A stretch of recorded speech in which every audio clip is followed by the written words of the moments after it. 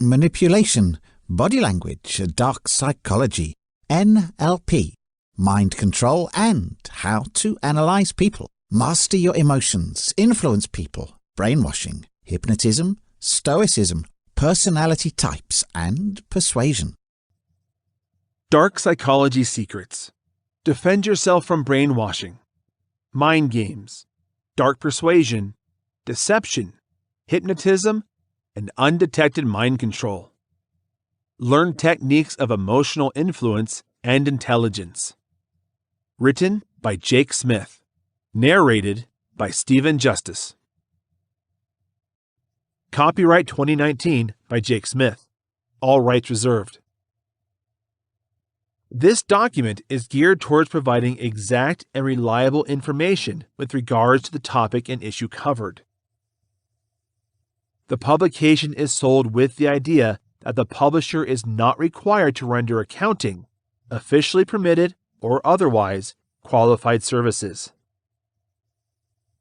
If advice is necessary, legal or professional, a practiced individual in the profession should be ordered from a declaration of principles which was accepted and approved equally by a committee of the American Bar Association and a committee of publishers and associations. In no way is it legal to reproduce, duplicate, or transmit any part of this document in either electronic means or in printed format. Recording of this publication is strictly prohibited, and any storage of this document is not allowed unless with written permission from the publisher. All rights reserved. The information provided herein is stated to be truthful and consistent, in that any liability, in terms of inattention or otherwise, by any usage or abuse of any policies, processes, or directions contained within is the solitary and utter responsibility of the recipient reader. Under no circumstances will any legal responsibility or blame be held against the publisher for any reparation, damages, or monetary loss due to the information herein, either directly or indirectly. Respective authors own all copyrights not held by the publisher. The information herein is offered for informational purposes solely, and is universal as so. The presentation of the information is without contract or any type of guarantee assurance. The trademarks that are used are without any consent, and the publication of the trademark is without permission or backing by the trademark owner.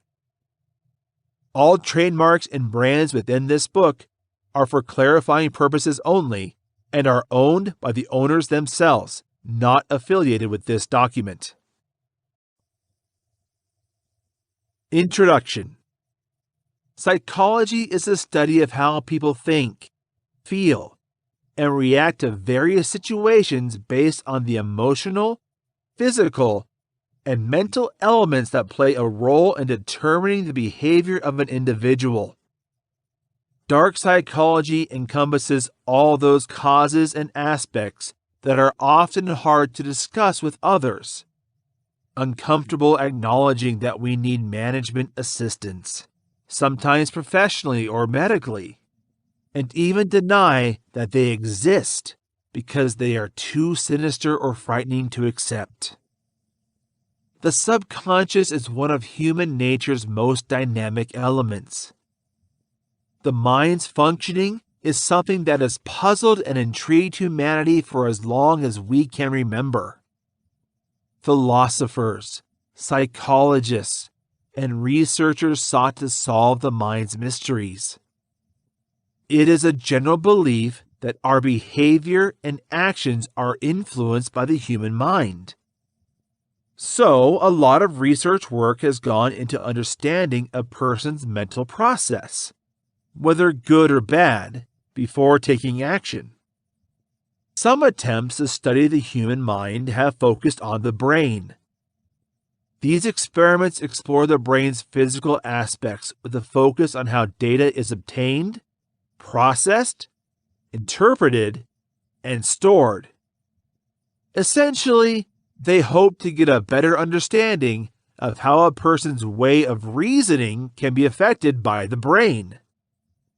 Such studies have paved the way for progress in managing weakening conditions such as Alzheimer's, perception problems, and even memory loss.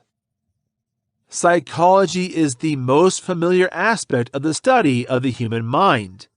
We either consulted a therapist at some point in our lives or knew someone to talk with to handle our toughest emotional fights. The experiences of our life wear us down many times in ways that we cannot repair on our own. The breakdown often stems from certain biological markers that we inherited from our ancestors. Our daily experiences are darkened by emotions such as depression, anxiety, and fear, making it difficult to thrive. We can protect ourselves from the darkness within with a combination of drugs and therapy. But what about other people's darkness? Everyone has the potential to do great good. They have the power to do great evil as well. Under emotions such as sadness, depression, joy, and happiness, there is a deep-seated desire that can lead us to deliberately harm others unless those urges are brought under control. These darker impulses are embedded in the more primitive instincts that encourage our survival, such as flight or fight response. Sometimes, only one word determines the human response to these dark emotions: evil.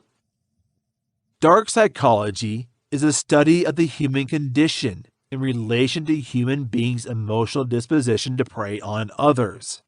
In layman terms, dark psychology examines the aspect of human nature which allows us to take actions that intentionally and knowingly injure our fellow human beings. In this sense, the use of prey does not necessarily translate into a person's physical damage, though a subset of dark psychology is completely devoted to this. We will briefly touch on these areas in the following chapters to gain a better understanding of the topic. You may have come across words or phrases in movies or books that refer to darkness within. It has even been referred to by some of the most famous philosophers. Christian's respected book talks about how man's heart is deeply sinful. We've all found that a person we've defined has unusually calm or relaxed in social settings to perpetrate an act so devious that we find it hard to connect with the individual in question. We're the person sometimes. It's not completely shocking, as surprising as it may seem. Just activated reactions to external circumstances are those events. So to say, the pot was stirred, and the dark feelings hiding beneath cooled to the surface. They usually retreat once control is exercised. If the right buttons are pushed, everyone has a latent tendency to be a bit naughty, or just plain evil. On the other hand, some other individuals have complete control over these dark emotions. They cultivate them, feed them, and they gladly unleash them at the detriment of another human when it serves their own purposes. Sometimes, from an early age, these feelings are groomed. A child learns that the adults in their lives hurry to do their bidding if they weep in a certain way. If the parents don't force the error of this on the child early enough, the child grows up believing that people in their lives can be manipulated to make their offering. The weeping would cease to be a tool as they grow, but their manipulative ways would continue. We use feelings where they don't use tears to threaten their victims. So what started as an innocent, childish behavior becomes a dark need to be controlled. The lengths to be exercised by this individual would define the intensity of their actions. Dark psychology is all about researching a person like this thinking process. It seeks to understand the motives behind these actions, the patterns shown to be followed from before these acts are performed, and sheds more light on how a person can voluntarily see those actions to conclude, knowing the hurt and pain that it may cause another person. Dark psychology illuminates human nature's dark side. The following chapters will address subjects related to dark psychology and manipulating people, such as the art of persuasion and the various forms of approaches that involve such as covert persuasion and dark persuasion strategies. The broad variety of psychological methods that operate in the world every day and how to identify them. Do you wonder how cults that seem so dangerous and daunting to be viewed from the outside continue to draw people to reinforce their convictions and their isolated community? Using psychological techniques like coercion, intimidation, and brainwashing is just a small part of how these forms of predators and master manipulators gain control over others and use them to further their own interests and improve their lifestyle. There is an enormous amount of information available to the point where finding your way through dark psychology and all the different areas of research included in the field can seem difficult. Deception is everywhere, but you're not always able to see it. That's why you can compare it to many different common behaviors we don't always know about. Manipulators act as spiders or insects that are vindictive, always lurking around, unknown to us. You don't always feel it when they bite, but you're sure to notice the wound long after the initial attack. We need to start becoming more aware of manipulation in order to live happily in our world. If you recognize that someone is trying to control you, staying out of their control grasp will be much easier. This book will take you through the process of returning to a place where you can make your own decisions consistently. If you begin to better identify manipulation, how it develops, how it affects your life, then navigating without it will only become easier. Interacting with others may include doing your best to safely avoid it. Stopping ourselves from being manipulated, however, is not the only important thing we are going to talk about. We're going to pay close attention to how you can make yourself a convincing human. And though you may have been affected by exploitation in the past, or even harmed your mental health by being yourself the manipulator, there is hope now that we can work for ourselves towards a better future. This is done by becoming a person that is inspiring and potentially influential. With the little we now understand about dark psychology, we know that certain personality traits linked to dark psychology are embedded in some of the most disturbing criminal offenses. But it's a bigger side effect. I want to bring you and me closer to home. How is this dark psychology influencing us? If it affects us at all. I can tell you that this issue has no ifs, and will explain how in a few short moments. Both the abuser and the survivor experience the effects of dark psychology. We need to discuss certain aspects of dark psychology in order to know the impacts. People who exhibit certain characteristics of personality that are considered mysterious, such as narcissism, psychopathy, and Machiavellianism are likely to experience problems in all facets of their relationships. They have a higher propensity to commit a crime if all three traits are present in one person. The three aforementioned personality traits have specific characteristics grouped under them. For example, narcissism is characterized by a sense of entitlement, emotions of superiority, intense jealousy of others' success, and exploitative behavior. Psychopathy has an absence of conscience, an absence of compassion, aggressive impulsive behavior, self-centeredness, and an inability to accept responsibility as some of the symptoms.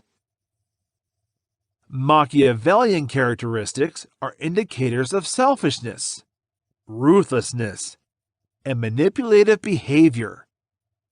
These traits are problematic separately, but they can be put together to spell trouble, especially in the relationship between a person and others. In the workplace, for instance, that person would underperform in the office even with the most mundane tasks, disrupt productivity because of their inability to get along with others, would be intensely disliked by others, and their impulsiveness would lead them to make questionable decisions that are not ethical. If they are put in an administrative capacity, they are more likely to commit white-collar crime. In their personal relationships, they are likely to face the following problems. Their constant need for attention and affirmation for their partner may be overwhelming, resulting in faster expiration dates on relationships that they turn to physical and emotional coercion to exploit their partners. If, on the other hand, you are the one who is experiencing this, receive the emotional assistance you need to change. No matter how deeply rooted these issues are, with the right form of therapy, you will change your actions and perceptions. The first step is to accept the situation for what it is. Recognize that you have a problem and immediately seek help. For the rest of us, it leaves us emotionally and mentally drained to deal with people who have the traits I mentioned above. The effect can be physical at times and fatal in extreme cases. The poor neighbor whose awful experience prompted me to write this book actually lost everything on this trip. His home, his career, his finances, but his loss was far deeper and greater than these. We have not had a friendship with the act's perpetrator, but we have also been witnesses. The defeats were not as severe as they were, but we also suffered losses. We missed our nice neighbor for the first time. She didn't die, but from the experience, she never recovered. We lost our ability to have confidence in strangers. Even our relationships seem to require an extra layer of confidence to thrive. The dark psychology's biggest impact on anyone is that it creates a deep sense of loss. We're losing our valuables. We're losing relationships. We're losing ourselves. I'm going to explain that in a bit. And losing their lives for those who are extremely unhappy. Given all aspects, it's safe to say this shadows effect is profound. If an individual displays one of the dark personality traits, according to psychologists, there is a very strong likelihood for the person to show the others. In general society, it is safe to say that the crime perpetration rates in that society would be significantly high if the larger members of society exhibit these traits. That is not to say that people are more criminally inclined to live in cities or countries with higher crimes. There are other factors that contribute to consideration. But neither can the prospect be completely excluded. However, the ripple effect of actions directly related to or as a result of dark personality traits is one thing that cannot be ruled out. There are certain negative habits that turn victims into abusers as well. And this cycle continues well into the future until somebody has the courage to break free and take the bold step. For example, children from abusive homes grow up to be abusers more often than not. In some cases, they find themselves trapped in equally abusive relationships in their attempt to break away from the parental mold, even though they are not the abusers themselves. It's almost like having a very strong gravitational pull toward the violent elements that dominated their home throughout their youth. For some, becoming victims can have such tremendous impact on their psyche as to cause something to snap inside them. I read that it may be temporary snapping.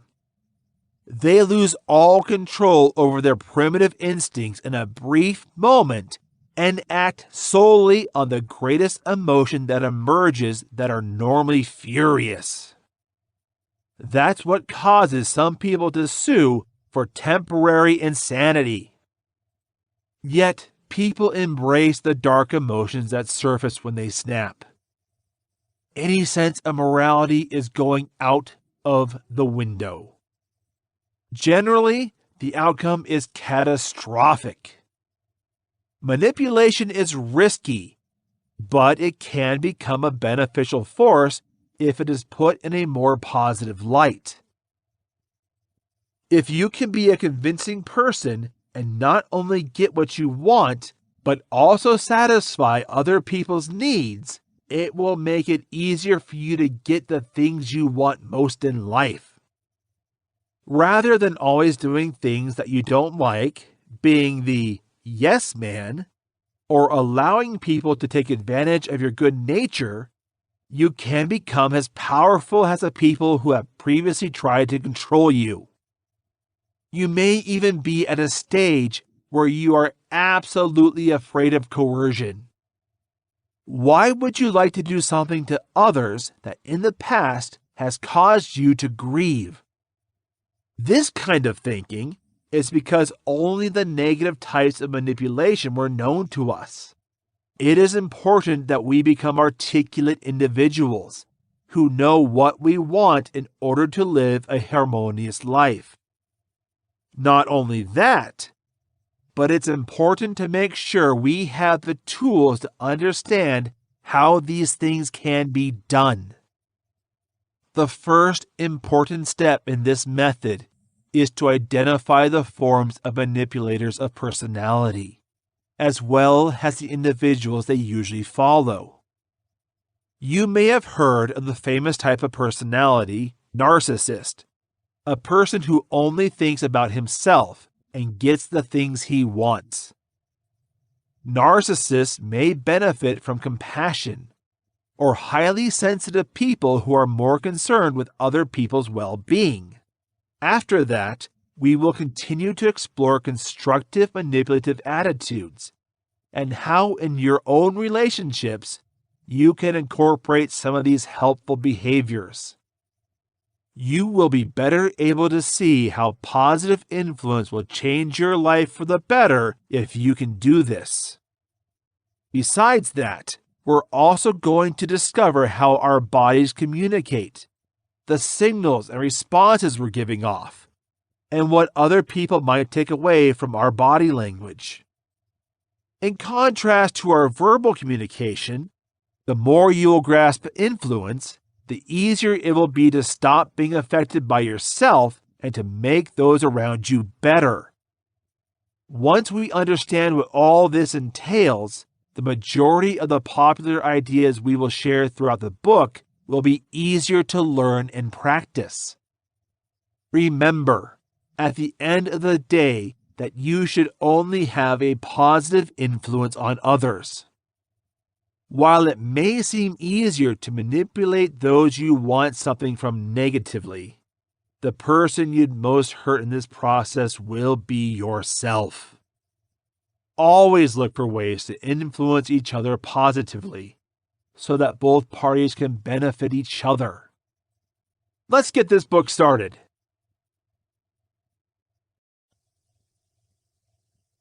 Chapter 1. What is dark psychology?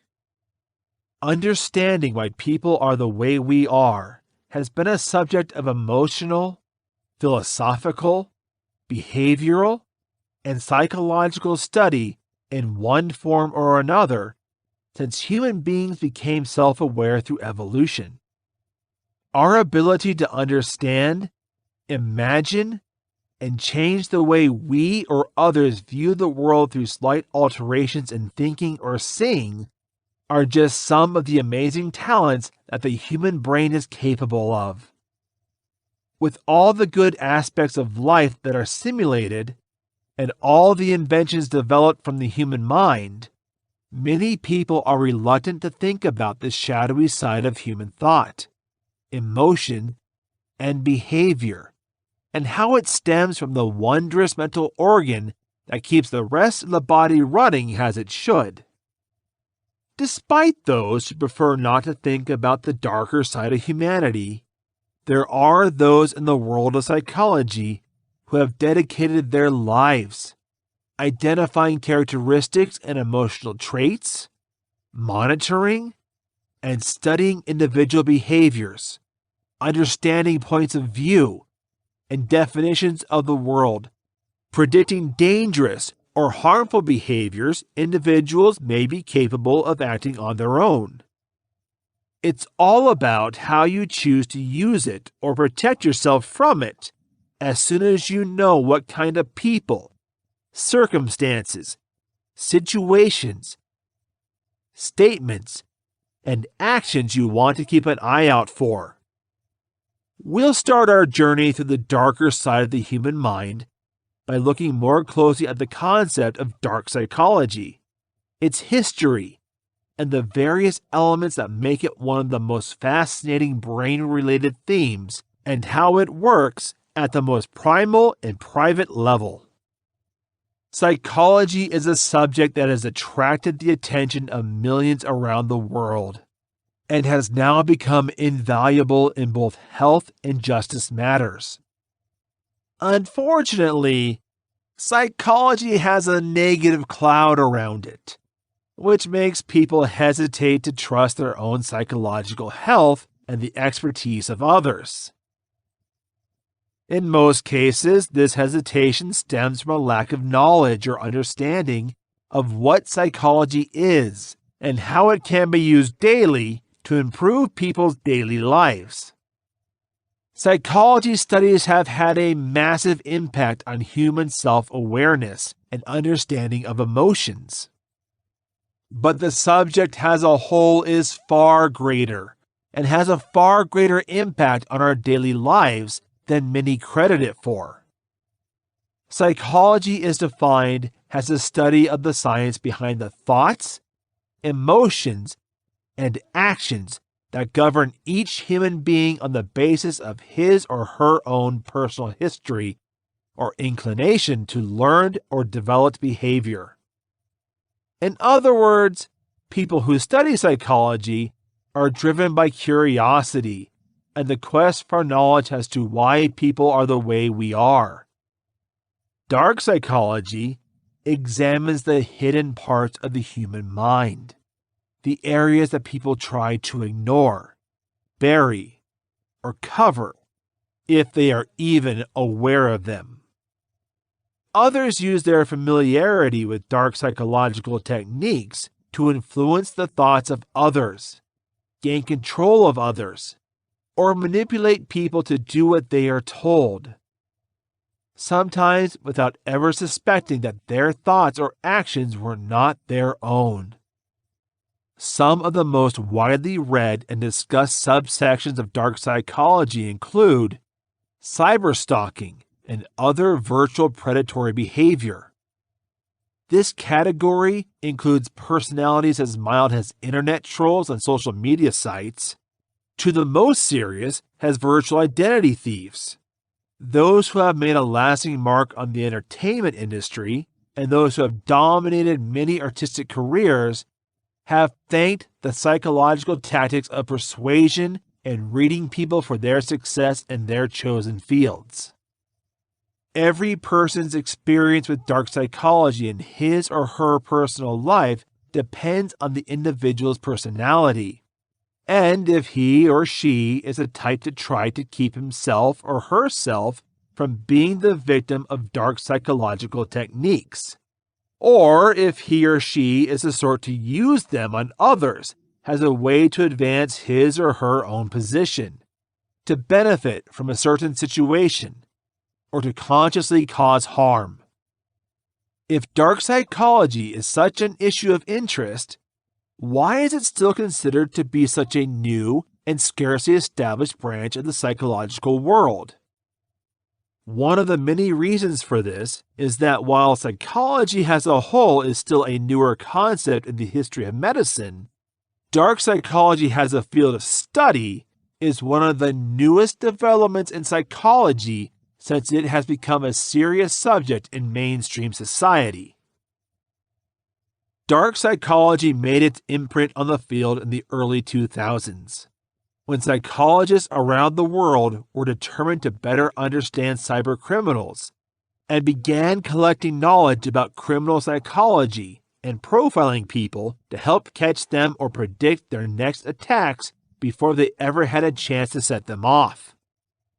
Research into the individual traits associated with dark psychology, known as the traits of malevolence, has been going on for decades, leading to some of the world's biggest developments in injustice in criminal law, such as criminal profiling and investigative services dedicated to its study and enhanced at government level. From county-level cops to international investigators. Numerous uses have been made for the entertainment business that continues to be explored, including high-quality and informative shows on real crimes against fictional criminals, and crime solvers with depth and humanizing qualities that have attracted the attention of people at all financial, professional, social, and class levels throughout the world. Further than anything else, dark psychology and its growing popularity have forced even those most denied the darker side of human nature to stand up and take notice. Accepting that there is a possibility of darker traits making themselves known, even to the happiest and most optimistic people.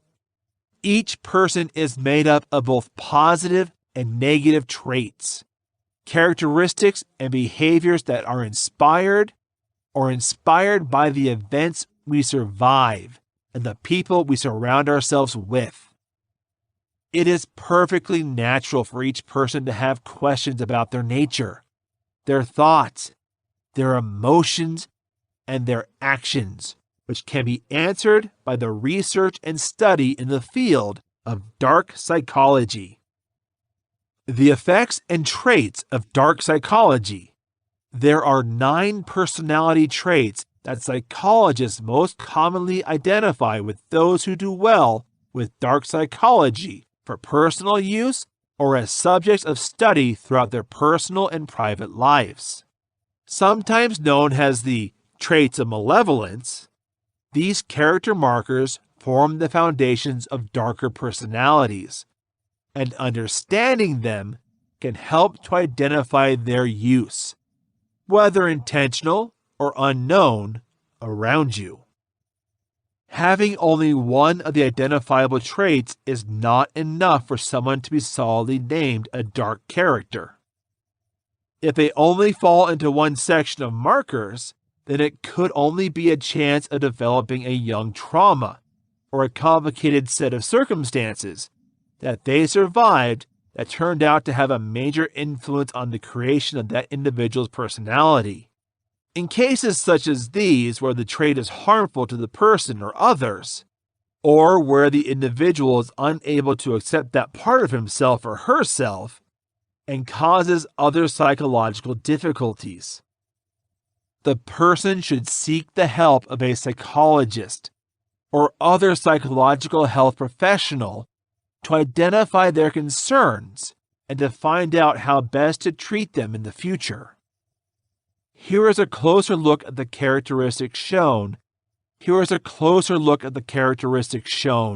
And identified in people with darker personalities who are driven by their own dark psychology. 1. Narcissism. Narcissists are individuals whose actions, thoughts, and concerns revolve around their own well-being and advancement before others, sometimes at the cost of others. This character trait is inspired by the Greek tale of Narcissus, a man who lost his life in love with his own reflection. Narcissists tend not to work well in groups and can easily be offended if others try to supervise them. Number 2. Excessively sensitive egos, also commonly referred to as egoists. People with overly sensitive egos that look like narcissists on paper, but they have a key difference. Like narcissists, people with overly susceptible egos are mostly focused on their own advancement and improvement in life. But unlike narcissists who have naturally high opinion of themselves, egoists and others who show this trait determine their self-worth on the basis of what others think of them. When others praise them, their self-worth increases, and they can perform in their environments without attracting too much attention, whether at work or at home. It is when egoists and those with overly sensitive egos are rebuked or criticized that their darker nature emerges, and it can manifest itself in a number of ways, such as lethargy or antisocial behavior. Number 3. Inflated self-interest. People with inflated self-interest are also focused on their own promotion and well-being, to the point of walking or abandoning others. This characteristic is often associated with a remarkable personal ambition and drive that makes them stand out among their peers.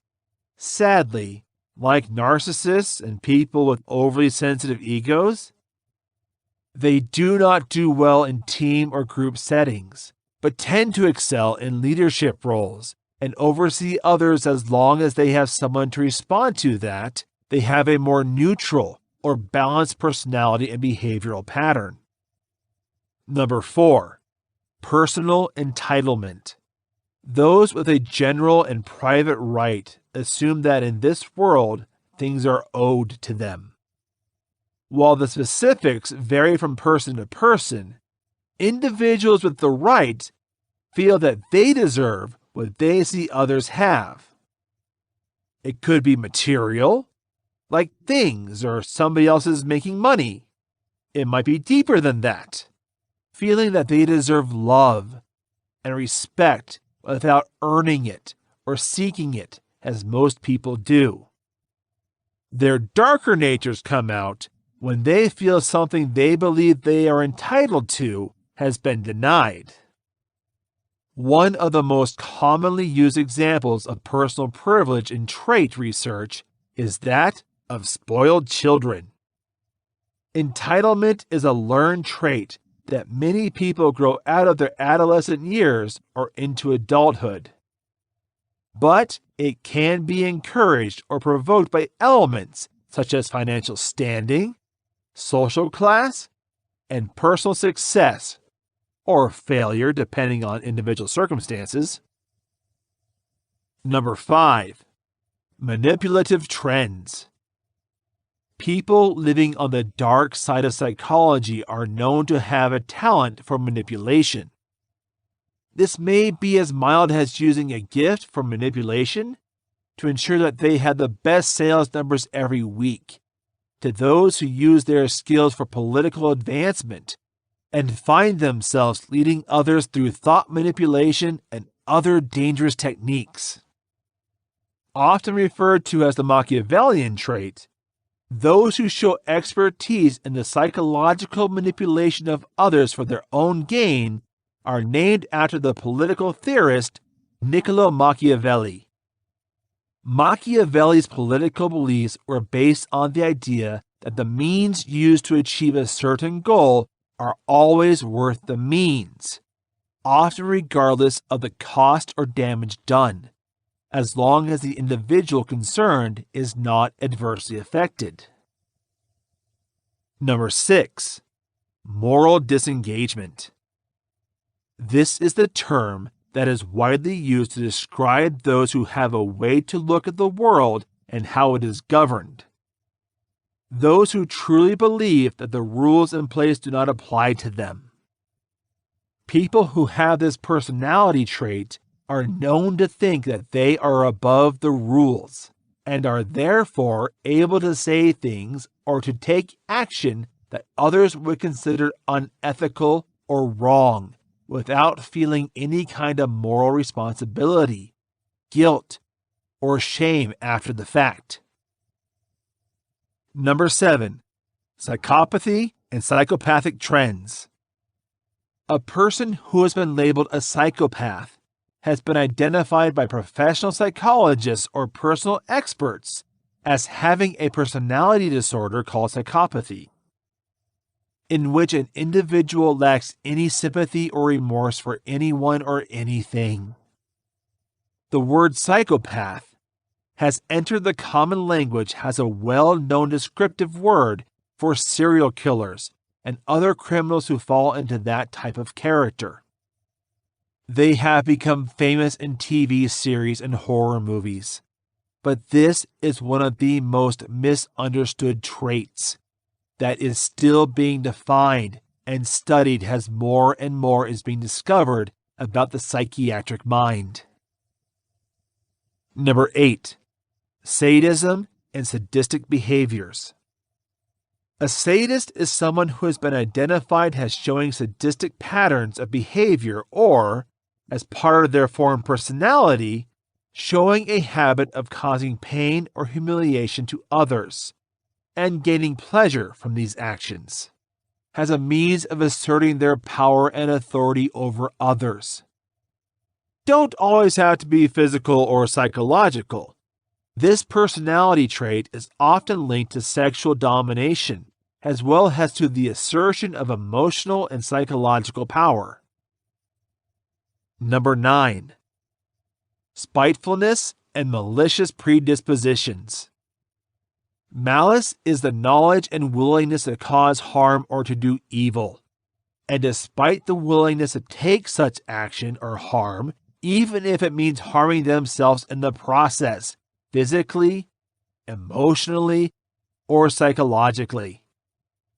These malicious provisions may manifest in any number of individual characteristics, but should be taken very seriously when they are encountered and handled with the greatest of care, as the risk of personal damage through interaction is high with those who have regular contact with malicious persons.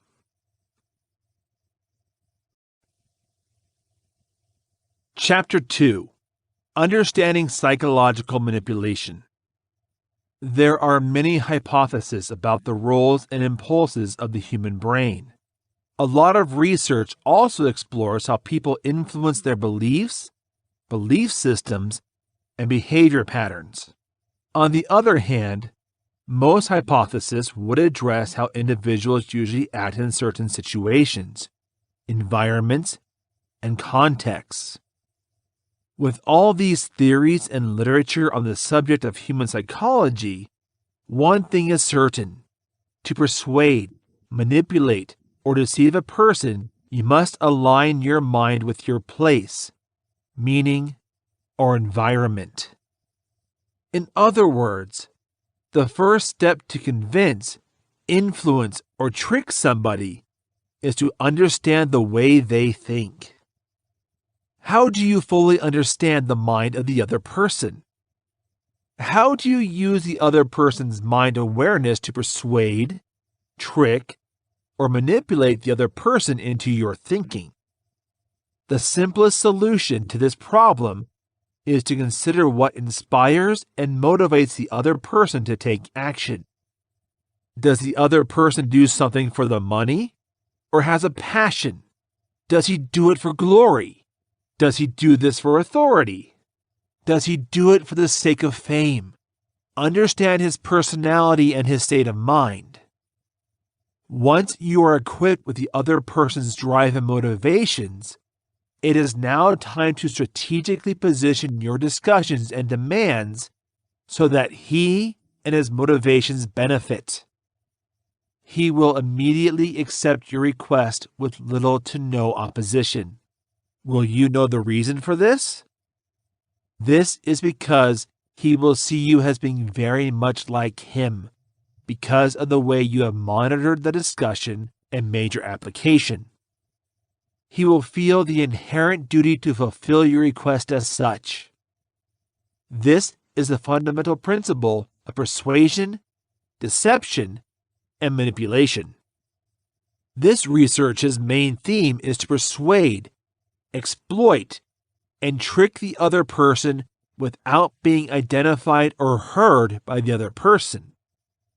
In other words, your goal is to hide, and hide from your goal your attempts and intentions. If you have ever studied the rules of logic, you would see that manipulating, deceiving, or persuading a person might put you in this rather absurd situation of making a mistake. Fallacies are in themselves absurdities, which means your argument may not always be true because it defies specific laws. If you want your point to always be true, and you want to influence the minds of others by the most rational means, then you might find that there are a lot of mistakes in psychology. There are arguments for argumentum ad baculum, argumentum as audacitem, argumentum ad verecundiam, and many other Latin words used for fraudulent appeals. Such mistakes are committed by people because, of course, they respond to impulses, authority, or turn of events they cannot foresee. That's the good part about the real world. Though not all people are convinced that the first visual claim is all that comes under good logic. A testable theory means that facts always transcend rational laws in this universe. Their law defiance, as people can see it, however, makes the world much more real. Often people try to predict the weather, which is completely unpredictable. Of course, there are forecasts that nail it, and in an unpredictable nature, there are those that will work out. While there are some books that would make you think the best way to influence people is to play with their heads according to the laws of logic, this book will teach you how to persuade others by putting yourself in their shoes. It's all about empathizing with others and then putting a credible and sound argument into their heads that works well for your benefit. That's because the real world's individuals are more likely to respond to what they believe and not to what the truth in their head says. There are many reasons why somebody else might want to manipulate, mislead, or persuade. Now the question is your ethical way of thinking manipulating, deceiving, and persuading another person? For the answer, it really depends on you. No one can decide if what you are doing is moral or not except you. Nonetheless, there are many social situations where you need to perform specific methods of bribery, deceit, and persuasion to achieve your goals. Let's assume you're the US president, and Russia is trying to engage you as an illustrative example in the global political arena in a nuclear arms race. Of course, you don't want to start another world war. The Russian leader is therefore your individual goal, and your aim or role is to prevent any conflict in the world and to preserve peace. In this case, it would be very effective to use techniques of persuasion, deception, and manipulation to foster your role of world peace and harmony. Of example, the target people are your clients and consumers if you're in the business sector. In fact, your goal is to get them to buy your products or use your services. If you're an environmental attorney, your target people are politicians, lobbyists, and the public. Furthermore, in protecting the environment, your intention is to persuade them to join your cause. When you look at the topic of mind control closely, it is undoubtedly, basically, a game of persuasion that is practiced every day. It would, of course, be up to you to consider the purpose of learning these tricks. As Machiavelli would say, everything becomes a tool for a particular purpose. Nevertheless, the art of mind manipulation does not mean that you refuse the use of free will to your goals. Rather, you give them something that they most definitely are searching for: a feeling of positive choice that acts as a guide to their behavior. Ultimately, the magnitude of your actions and your system of private beliefs will determine whether or not the tactics and strategies you use are ethical. Remember that the main objective of this chapter is to create a specific shift in the thinking of your target person without being aware of the changes in their thinking. If you're an entrepreneur, your customers are your target audience, and your position or purpose is to get them to buy your products or use your resources. In this regard, one of the most effective ways to change the way you think about your customers or your goal is to change your way of speaking. In other words, to create what you offer and what your customers want. You must use the right phrases. If you're watching commercial advertisements on TV and YouTube right now, you'll understand that short business clips are attractive because they use words or lingo to address the specific issues of their target people. Therefore, there is an emotional meaning that only the terminology used by the product or service producers knows the point of view, circumstances, or environment. Today, when you think about how ads show on TV, they all deliver two kinds of sensational pleasure and pain.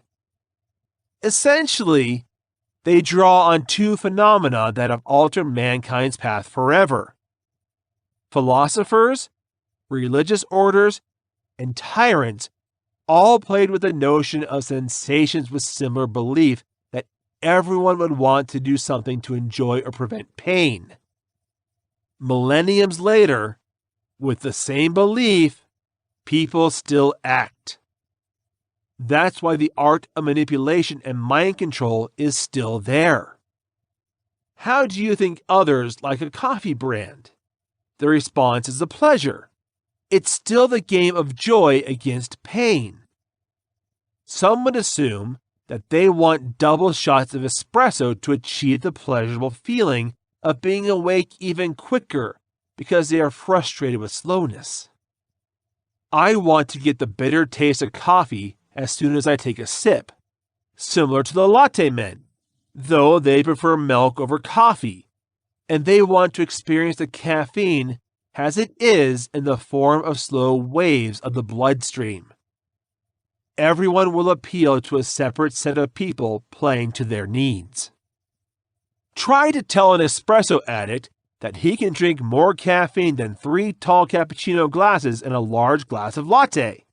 More often than not, this espresso lover would try to switch to latte the next morning because he is more likely to get quickly what he wants. At the end of this statement, people are not mostly worried about how to get what they want. They just want a strategy to bring them closer to their goals in a faster manner.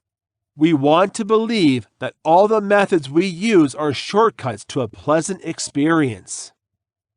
With that in mind, it is rather straightforward for individuals to adjust their belief systems if the move is to ensure achievement. Therefore, on the market out there are just too many products of the same type. Imagine the number of toothpaste brands. Spread the term, however, that one brand is likely to cause a person's teeth to fall off when he is in his 80s, it almost guaranteed that individuals who are that brand's diehard fans will change or do a rigorous review of their own use of that item. That's why when you're trying to learn how to influence the minds of people around you, always try to know how they feel about a brand and what it's doing to them. You buy a product, one way or the other, because you think you want it.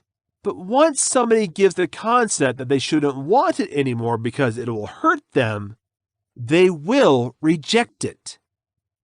However, they would rather look for a similar item, maybe 7 out of 10 times, than stop using it every day. If you can offer cigarettes that don't cause cancer problems and spoil the mouth, but still offer the same level of satisfaction as other brands, then you're almost guaranteed to get rich. People don't want cancer, but their cigarettes don't want to say no. Why is this the case? It's because they all want what they get used to. Now, change the perspective and offer a benefit. Offer something in the easy way to make your life better. They're going to risk their lives if they refuse to take something. The art of mind control is comparable. The unconscious would always say aims for going towards avoidance of pleasure and pain. Another basic principle for manipulating, deceiving, and persuading a target person is the authority declaration strategy. This means that a mere suggestion or claim by a power figure can often alter and modify a person's visual memory to create a distinct memory beneficial to the power figure. Keep in mind that each person's power figure is different. Many individuals will see a university professor as an illustrative authority figure, while some individuals will see a person who has learned from hard knocks as an authority figure. In other words, you must put yourself in a scenario in which you will understand the authority figure of your target person. You may think that there are people who don't believe in energy. Okay, you're right. So it's not going to be a common tactic to influence people. However, if you look at the history of this civilization, people have always been rooted in any kind of organization. People have always been searching for someone to send them the information they need to improve their lives, or has an inspiration they should look up to. While individuals may think it is possible to ignore and dismiss the significance of government, they will still be looking for a leader. You must either have a leader's characteristics or have your words come from an important person to be able to influence an individual. That way, those listening to the phrases you say wouldn't doubt.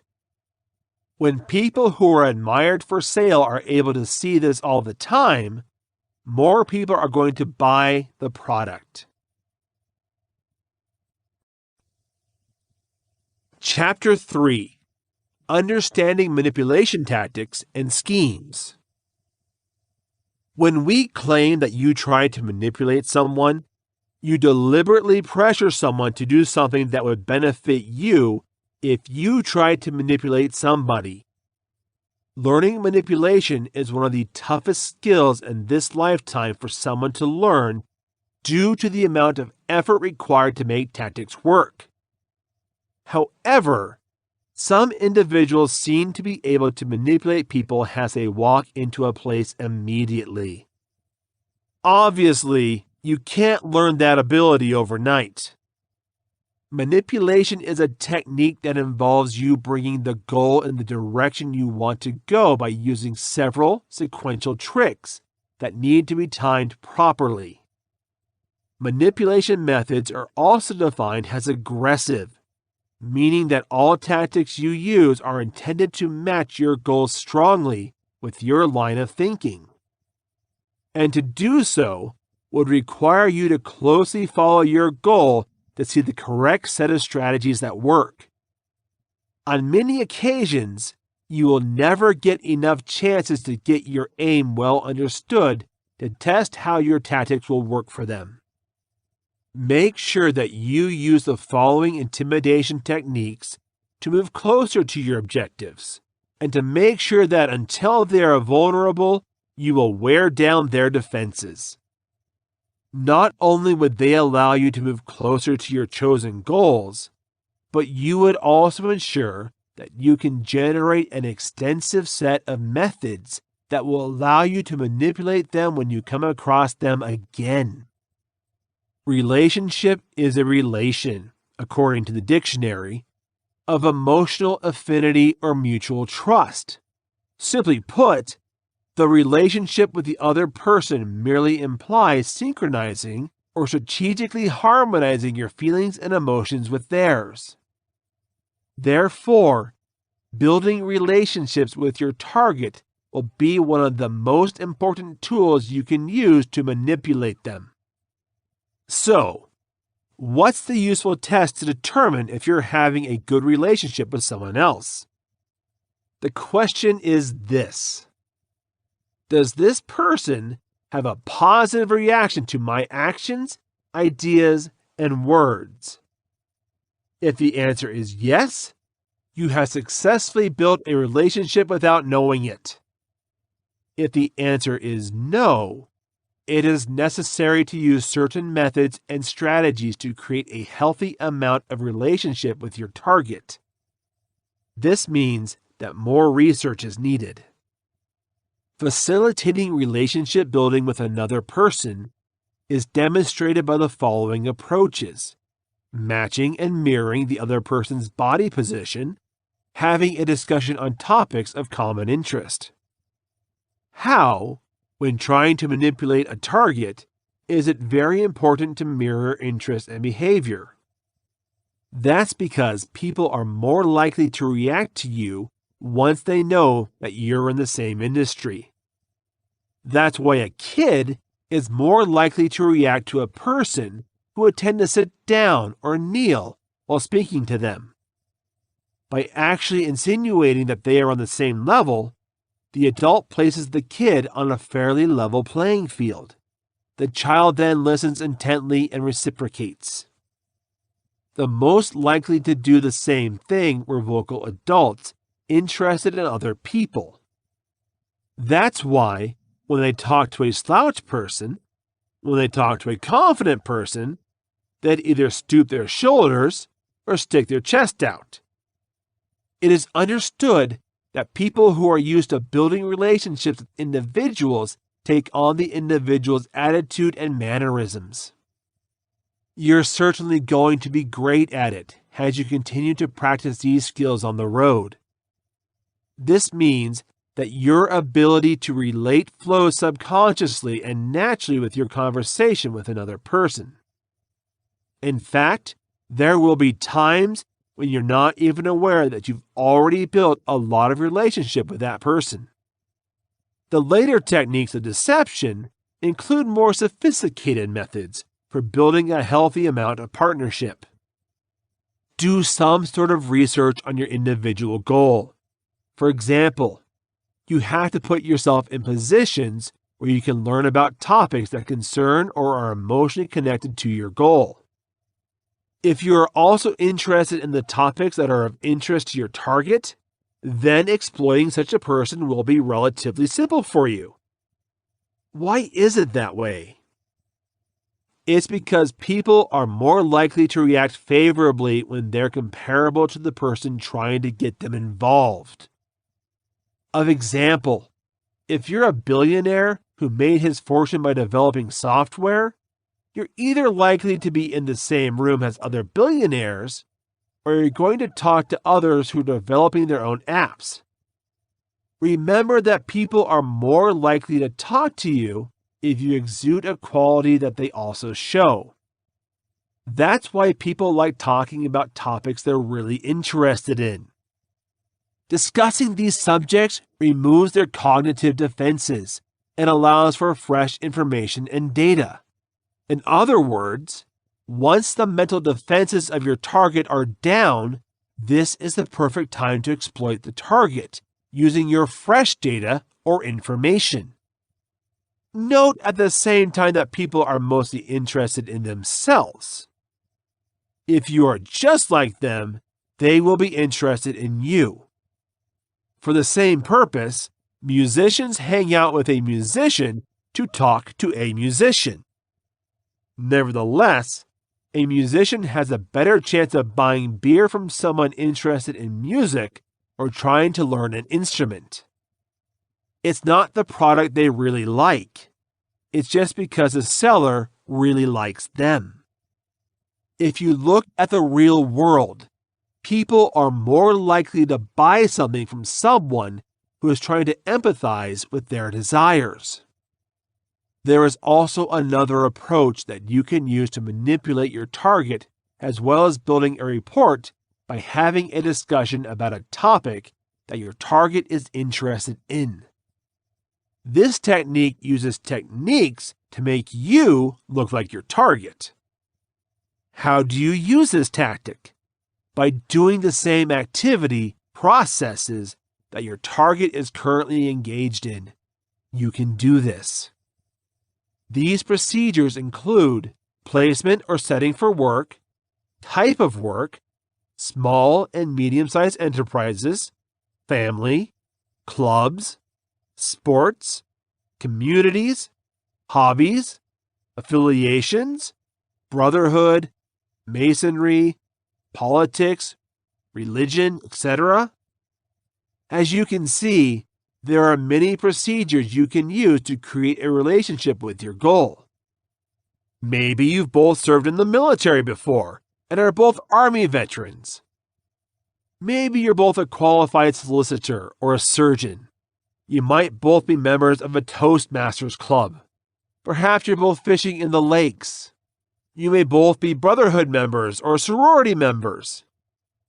Now, once you have a method that provides you with your target as a common ground, this common ground must be incorporated into your operations as a link point with your target.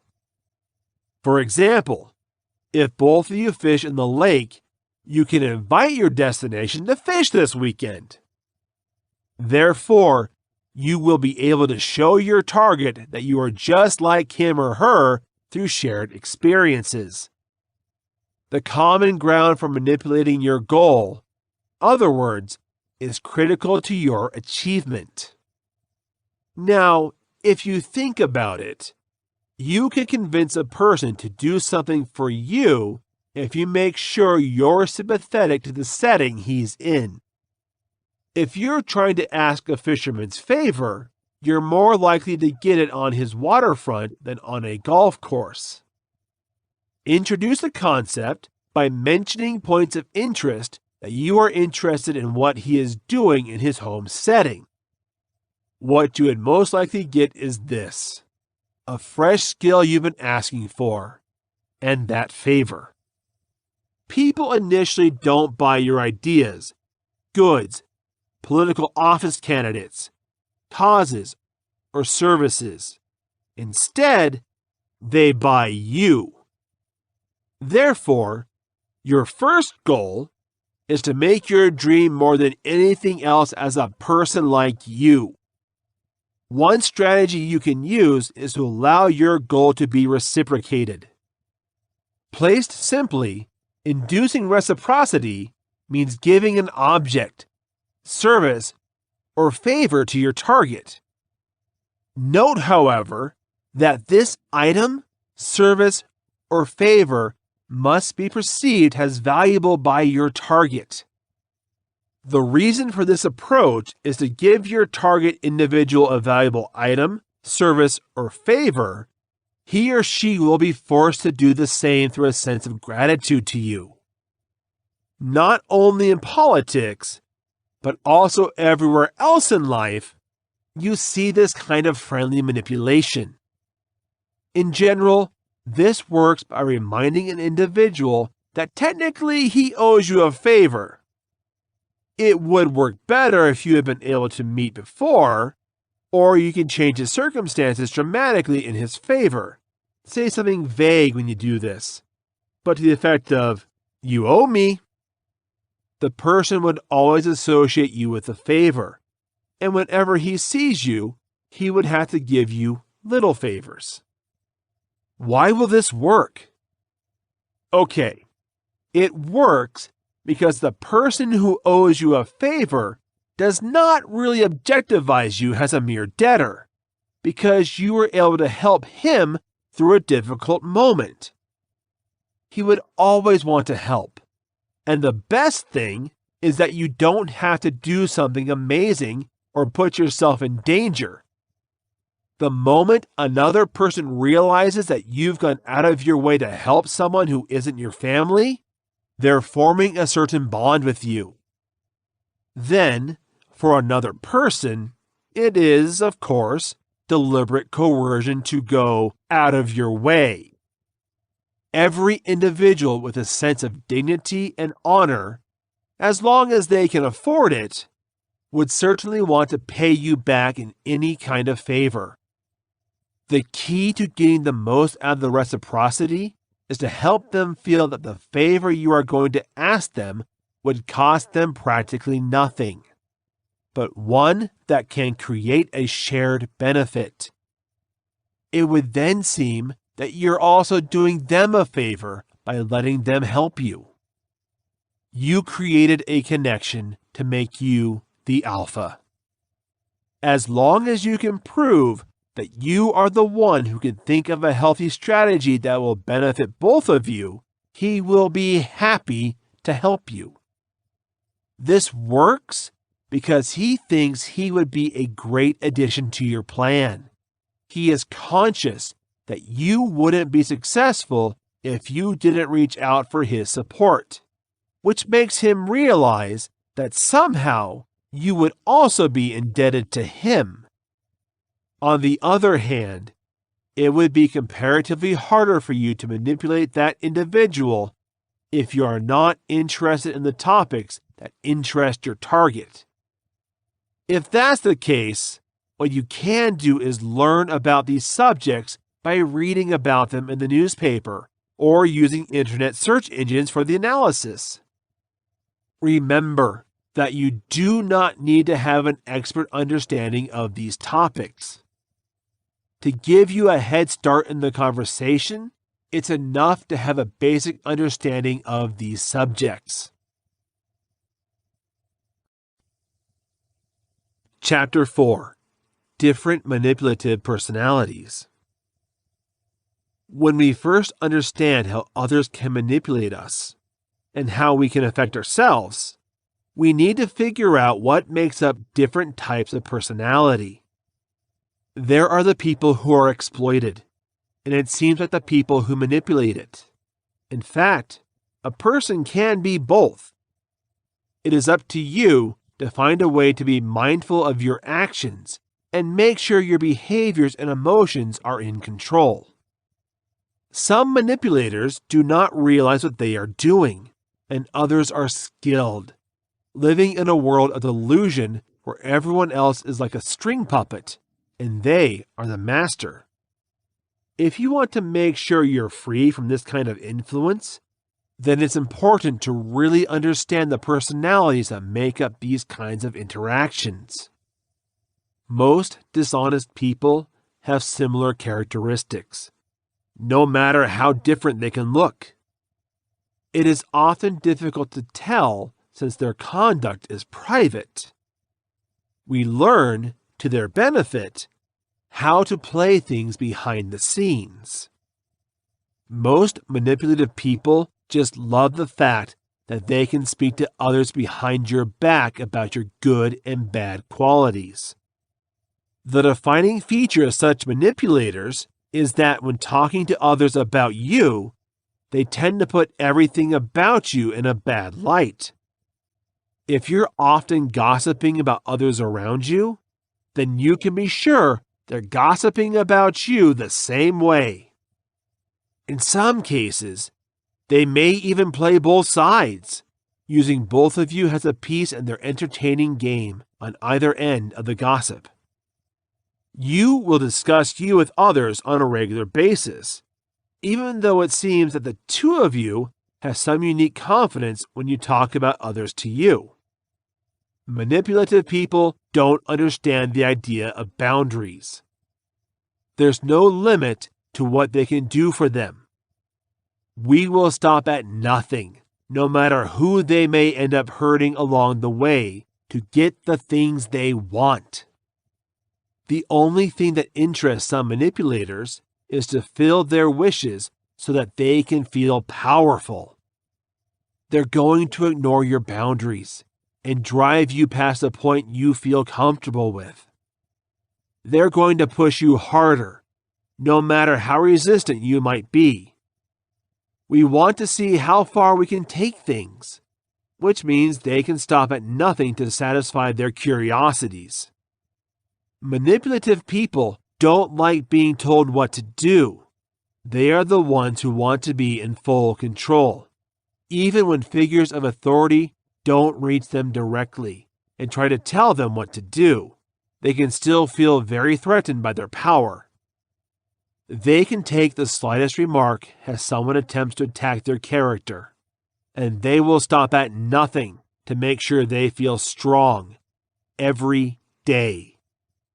They don't care who they've got to hurt to make sure they're not told what to do. It could trigger even a slight suggestion and finally set them off. Manipulative people will pretend to understand you, but they will never really. Some are skilled actors who make you think they are passionate beings. This can actually be their attempt to make you fall for them even deeper. They will make you feel like they want to interact with you, only to get closer and have a stronger grip. Manipulative people are going to want things they can't have, so sometimes it means pretending to be someone else. For the right setting, some people will put on different faces. Others will simply be able to manipulate the setting in order to align it with their current personality. They're going to pretend to listen to you, try to relate, and practice showing empathy, but deep down, they're not really who they are. You will end up being both manipulative and controlling, and at one point, might even be able to use some of the knowledge you share with you. These people may be narcissists, psychopaths, and other profoundly manipulative people who want to take power from you and keep it for themselves. There are 3 variables of manipulative behavior: dread, commitment, and blame. When someone manipulates you, you are actually mentally forced to do something you would probably prefer not to do. You may be reluctant to do it, committed to it, or guilty of not doing it. Some are excellent at bullying you when it comes to controlling people, while others may end up being the victim at the end. Someone who is more likely to control you will be scared, using animosity, threats, and other terror as a means of controlling you. You can even end up causing you to feel the responsibility for the problem while they do this. The controller may be the one who wants to be the victim in other situations. We may be upset by what you've said, raising their feelings to make you look like the bad guy. In reality, they are usually the ones that initially cause the problem. They become the person in charge by controlling the situation to suit their needs, easy manipulating the situation to suit their own needs. Common manipulators.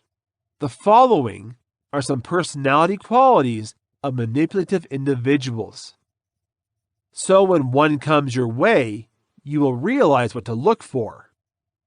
Learning these basic features will help prevent you from becoming fooled into a deceptive relationship. Remaining vigilant, keeping in touch with what you know, is a truth of yourself, not just a perspective. And knowing your worth will help you stay away from these people. Narcissists, psychopaths, and sociopaths are among the most common types of manipulators. The main difference between the three is how they choose to share their feelings with each other and the image they put up to protect who they are. Probably the most common of these kinds of people are narcissists. They're not going to be concerned about others, but only about defending themselves and their personalities. Rather than actually listening and thinking about who you are and what you might have said, they're going to do their best to ensure their needs are met instead. A psychopath is working a bit harder. They'll make sure you're under their full control. And they'll have a way to make you feel terrible about yourself while they're on their hands.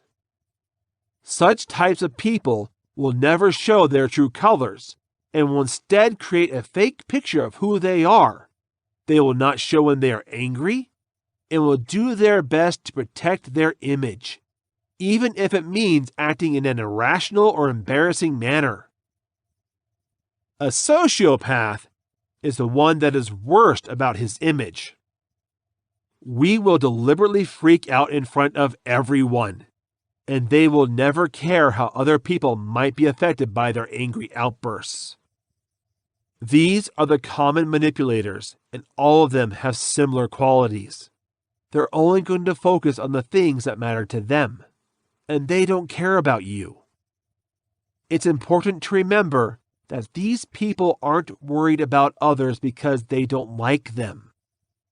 Your desires will not be dismissed by a narcissist because they hate you. We simply lack the necessary skills to understand what a person is actually going through. In the quest for what they need, they persevere and have little respect for those who get injured along the way.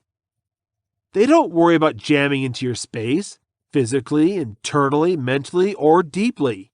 You can compare them to a parasite. This is an acceptable partnership on a regular basis in our country. But it's exhausting, crippling, and frustrating, and painful to profit from someone to their detriment. It's not so much that in any given relationship, dishonest people don't understand what their duty is. They do. A dishonest person merely discovers nothing wrong with shirking responsibility for their actions, even as they make sure you take responsibility for your actions. We sometimes impose double standards for this purpose, which can be frustrating, confusing, and exhausting. What is a good behavior for them? Is it unacceptable for you and vice versa? These types of individuals are almost impossible to reason with. Sensitive people. Manipulative people can pick the vulnerabilities readily. They'll see if you've got something that might annoy you, something that you like to avoid, or someplace that makes you uncomfortable. They will tap into your vulnerability to exploit this weakness and find a way to use it to their advantage.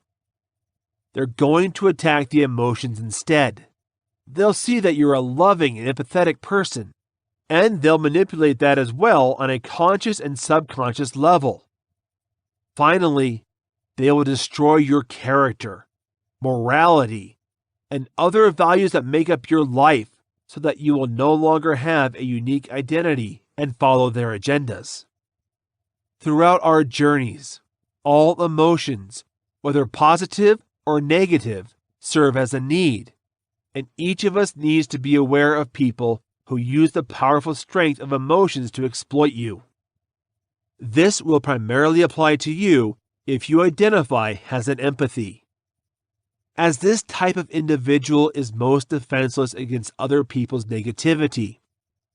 Next time you feel threatened, use the tips we have to defend yourself throughout this book. A highly sensitive person is known as one who can sense other people's emotions more easily, and who may feel more irritated when they hear other people feeling negative.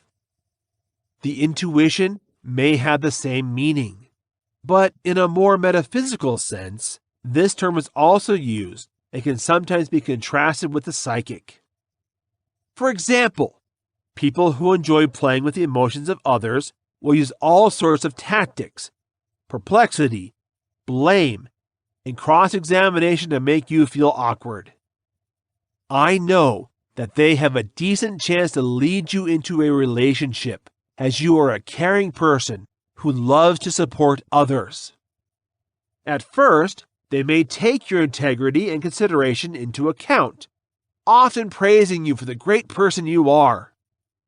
After a while, though, knowledge of these traits will be reduced as someone who doesn't care for you, what you do, or what happens to you is using you. They're just concerned about what you can do for them. Highly sensitive people are the ones who struggle most against manipulators, or those who can sometimes be referred to simply as empaths. It's almost as if manipulators see empathy and so much love that they're trying to heal their inner demons with it. They're just going about it in the worst way possible.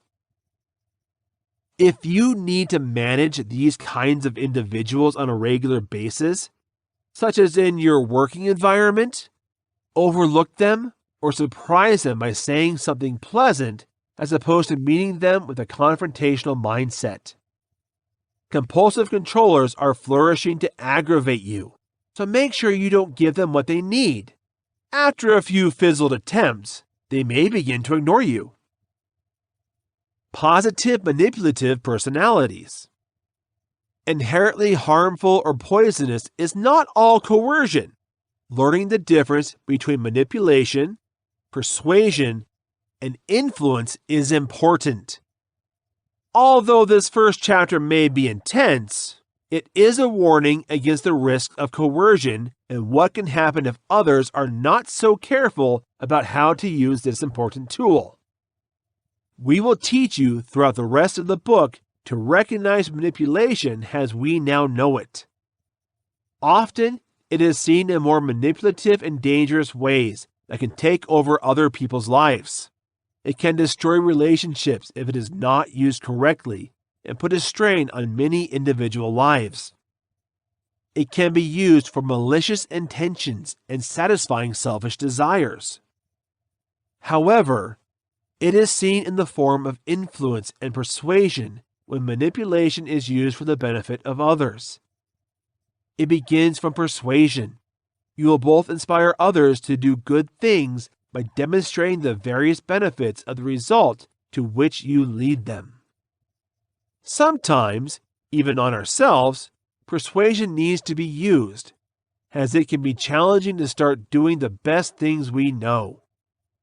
Once a person gains a high degree of conviction, they can become an influencer.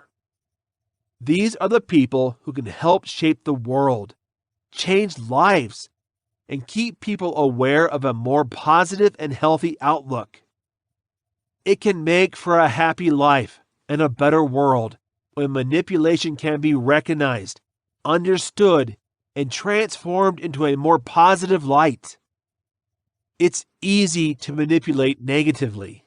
Often, our minds can even do that without knowing us. If someone gives you good news, but you respond badly because the good news could damage you, it could be very subtle deception against the other person. For instance, a mother hearing that her child has been accepted several states away from a university might react poorly because of her own emotion about missing her child. It's still good news, and rationally, the mother might know that. But then, the child sees that mom is not happy with this decision and will choose not to go to this school due to the negative emotional response of mom. Maybe the mother didn't intend to react like that and only based on emotion, but it was still something that had a negative impact on her daughter. There would be a more positive impact on that situation if the mother had told her daughter how happy she was for her, and later had a more serious discussion of the challenges that a first-year college student could face in living several states away from your mother.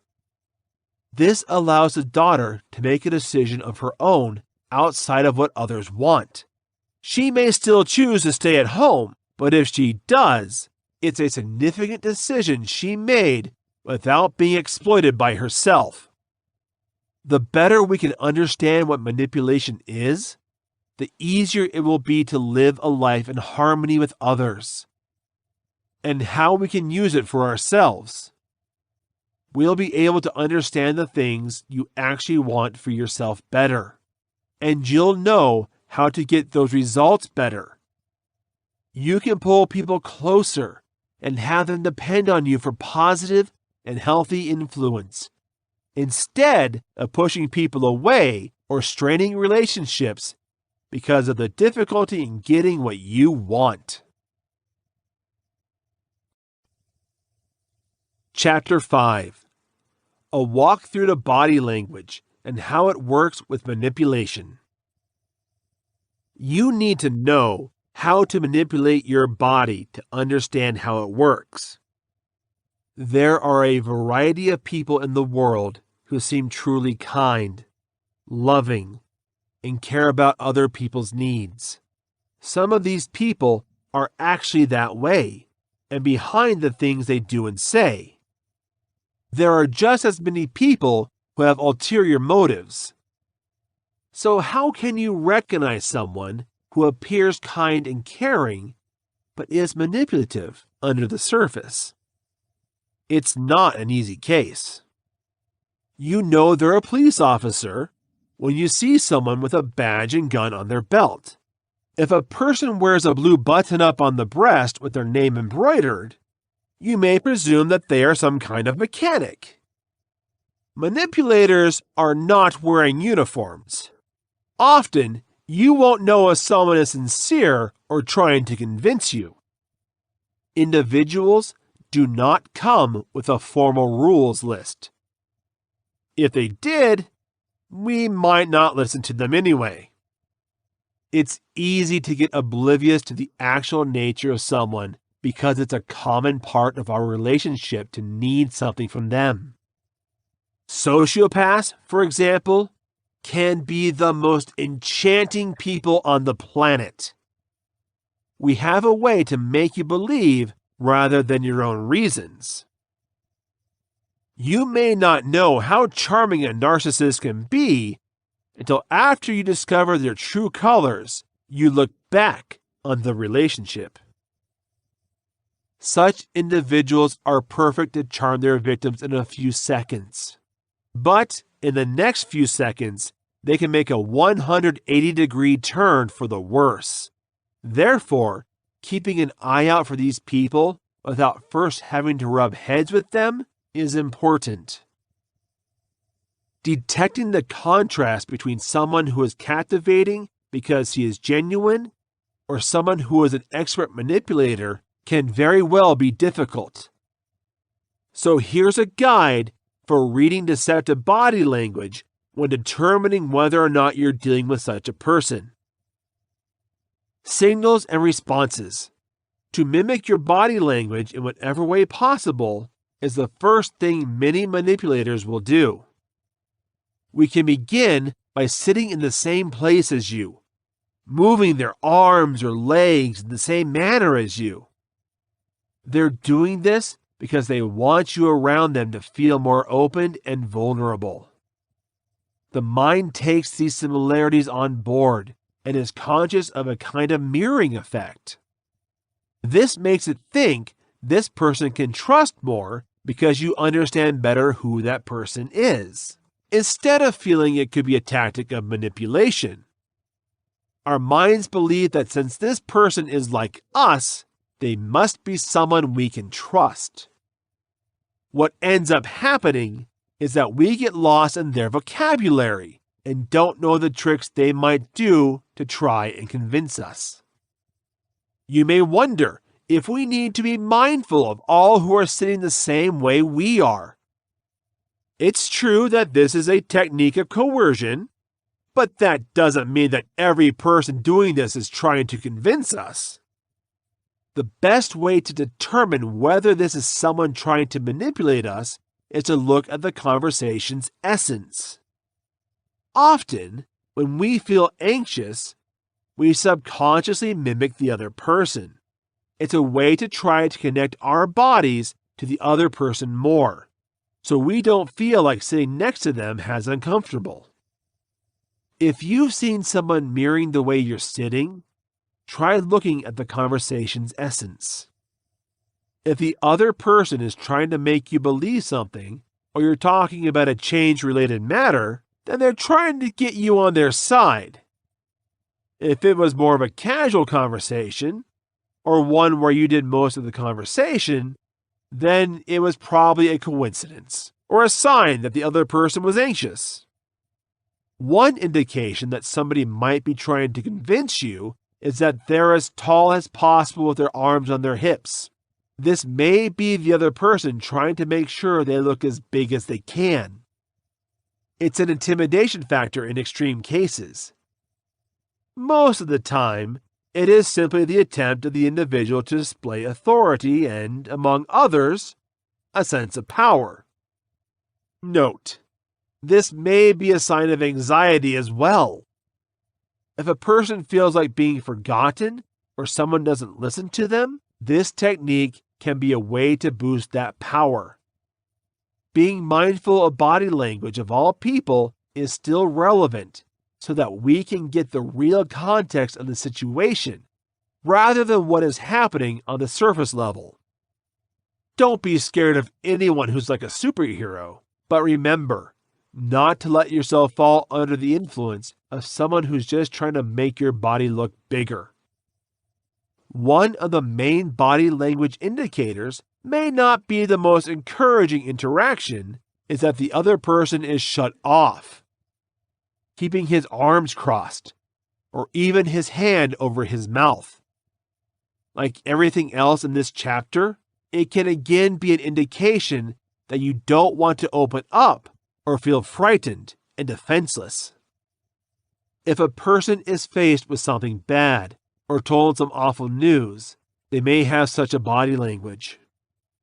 If the situation is one where you discuss yourself more openly and the other person is sitting like this, they may try to collect personal information against you that they may be able to use later. If the situation is one where you're both opening up and they're sitting like this, make sure you hold off on some of the juicy secrets until they're just as open up. Similarly, they may be more aggressive than this, and they may even give up their body language to be more convincing.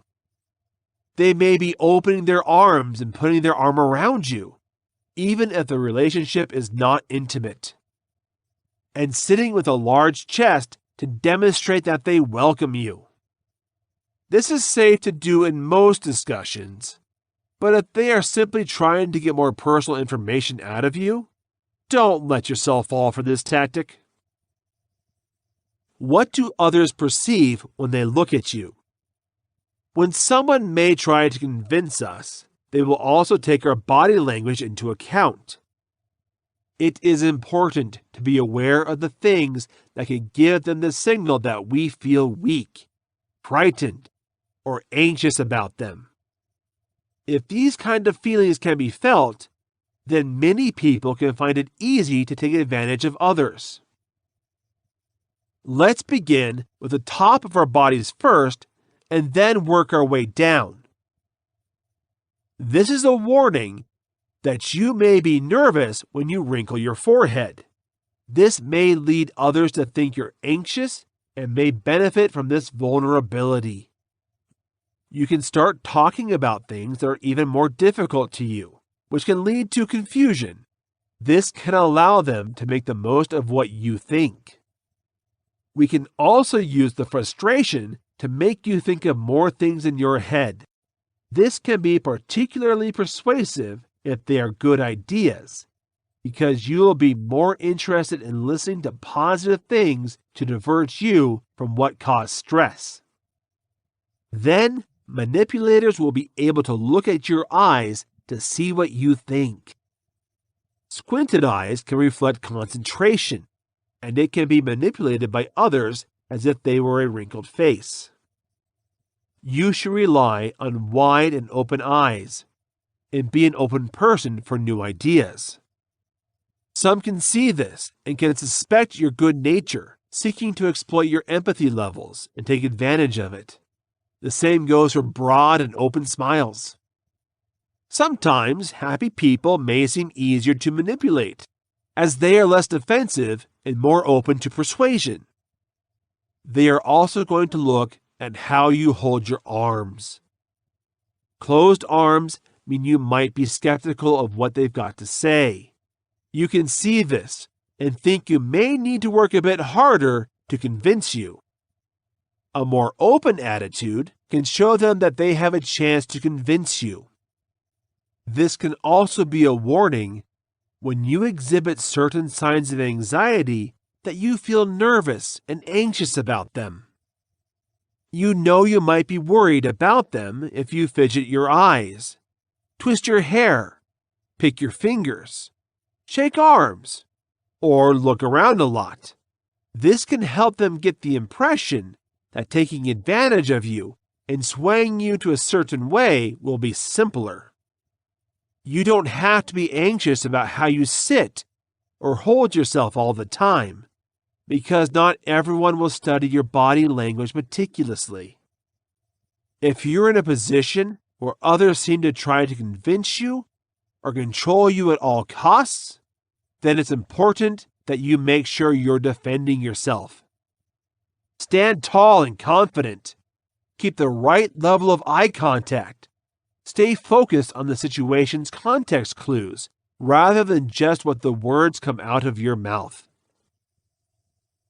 We're going to go over the other forms in the rest of the book that manipulators take advantage of you through their words, and the actions they take to try to keep you under their spell. Then, we'll give you the resources you need to find something optimistic and become yourself a convincing person. Chapter 6: Development Stages of Manipulation. If by their actions you can understand people, you will never be fooled by their words. Keep in mind that there are two separate things that an individual says and does. Because deceptive individuals will woo you with their kind words, make sure that they live up to their words and that a trap is not just an empty shell. We could be a trustworthy individual if a dishonest person puts as much energy into being a decent individual as they do in professing to be one. Note, although the messages we give throughout the novel, it's not always a bad thing to exploit. Don't miss the effort of somebody to affect favorably when they try to manipulate you. If we knew from the earliest point of departure that a person is not who they seem to be, it merely takes cover behind an exterior of what appears to be socially acceptable actions by all accounts, then we would be careful to interact with them at that point. Inspect what you are accepting constantly. We're not doing that enough. Our beliefs and frames of mind that changes as life progresses, and we need to know how these changing thoughts affect us.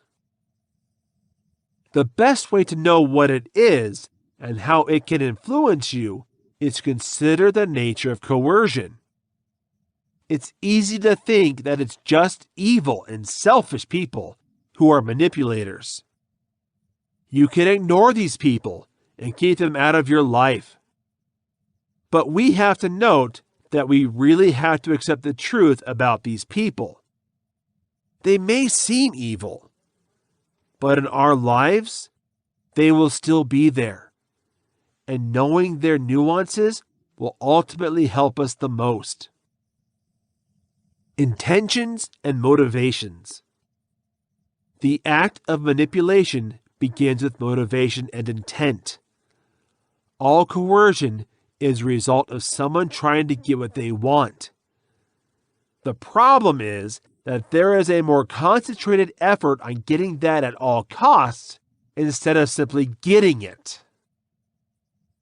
Sometimes we have a sense of urgency and believe that if we don't force people to give us what we want, our needs will not be met.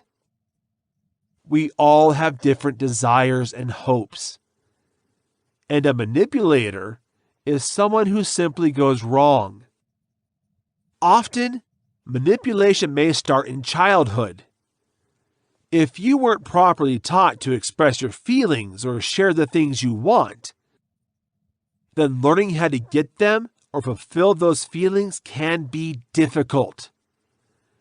Beginning from an early age, we will try to twist and mold reality to help us meet our needs. Sometimes, it's a quick fix to force someone else to do what you want instead of doing it yourself the hard way. By wanting to control them, we can confuse wanting to be close to someone. So we're going to take wrong actions trying to fulfill that inner need. There is an important distinction that we need to be mindful of between coercion, inspiration, and motivation. As someone on the road to becoming persuasive, it is important to understand the difference between the motives of those who try to persuade or influence and the motives of those who attempt to manipulate intentionally. Persuasive motivation happens when both an individual and the client are considerate about the work that needs to be done.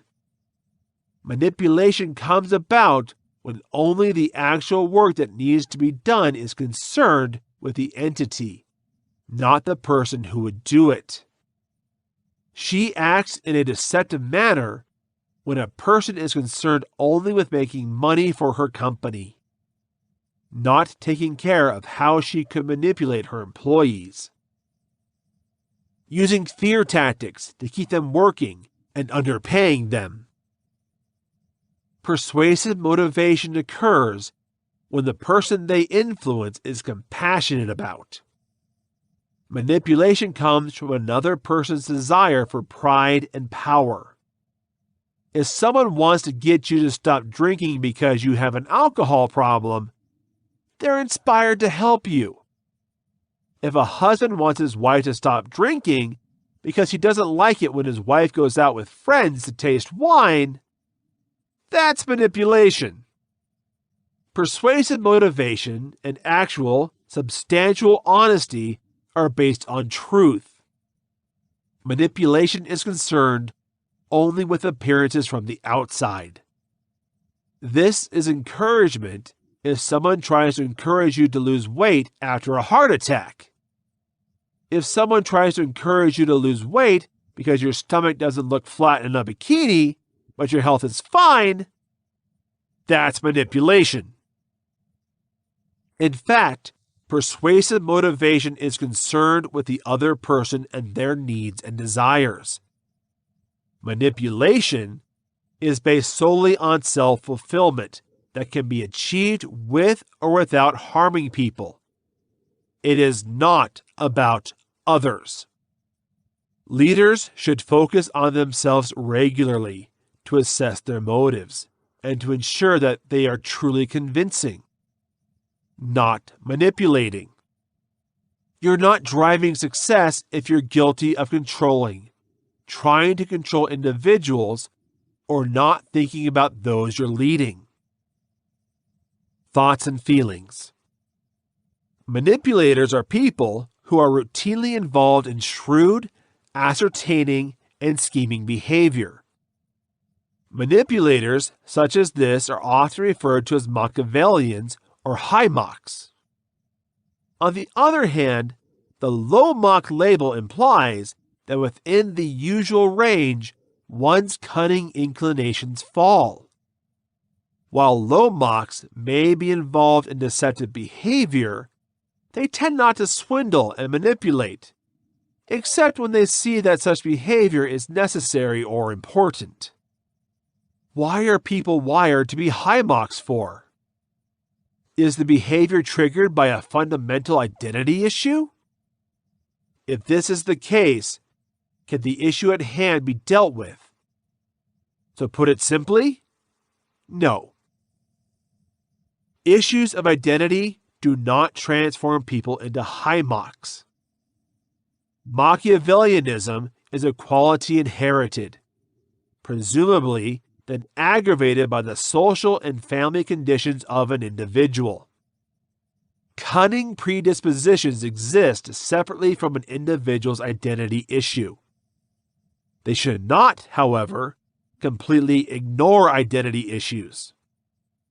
Different issues of identity can create tension, alarm, dejection, separation, craziness, happiness, and other mental states that can trigger aggressive responses. If someone regularly deludes and uses others to prove their own points, that person may establish a manipulator's label, self-assigned or otherwise. Being under constant stress from a question of identity does not give a free pass for terrible behavior. Before we act, we have a decision to make, and we are responsible for our behavior. Keeping this in mind, certain individuals with specific issues of identity may be likely to rely on manipulative behavior as a way to persevere and deal with stress. Apart from these underlying mental disorders, such as antisocial personality disorder, borderline personality disorder, bipolar disorder, and obsessive-compulsive disorder, there are some thoughts and feelings that usually drive someone to become a master manipulator. Fear is the first thing that can lead to manipulation. As soon as our brains feel that we may not get the exact thing we feel we need, we may eventually become heavily dependent on controlling others to fulfill that desire. The fear of being alone can lead someone to manipulate multiple people in their lives to make sure they stick around. It can cause us to cheat, often in the workplace, to get what we want, to make sure we stay in a higher position, when we are afraid to lose the things we have, such as money and material objects. The sense of uncertainty and the desperate desire to relieve that insecurity are reinforced by knowing that we are not good enough to get what we want alone.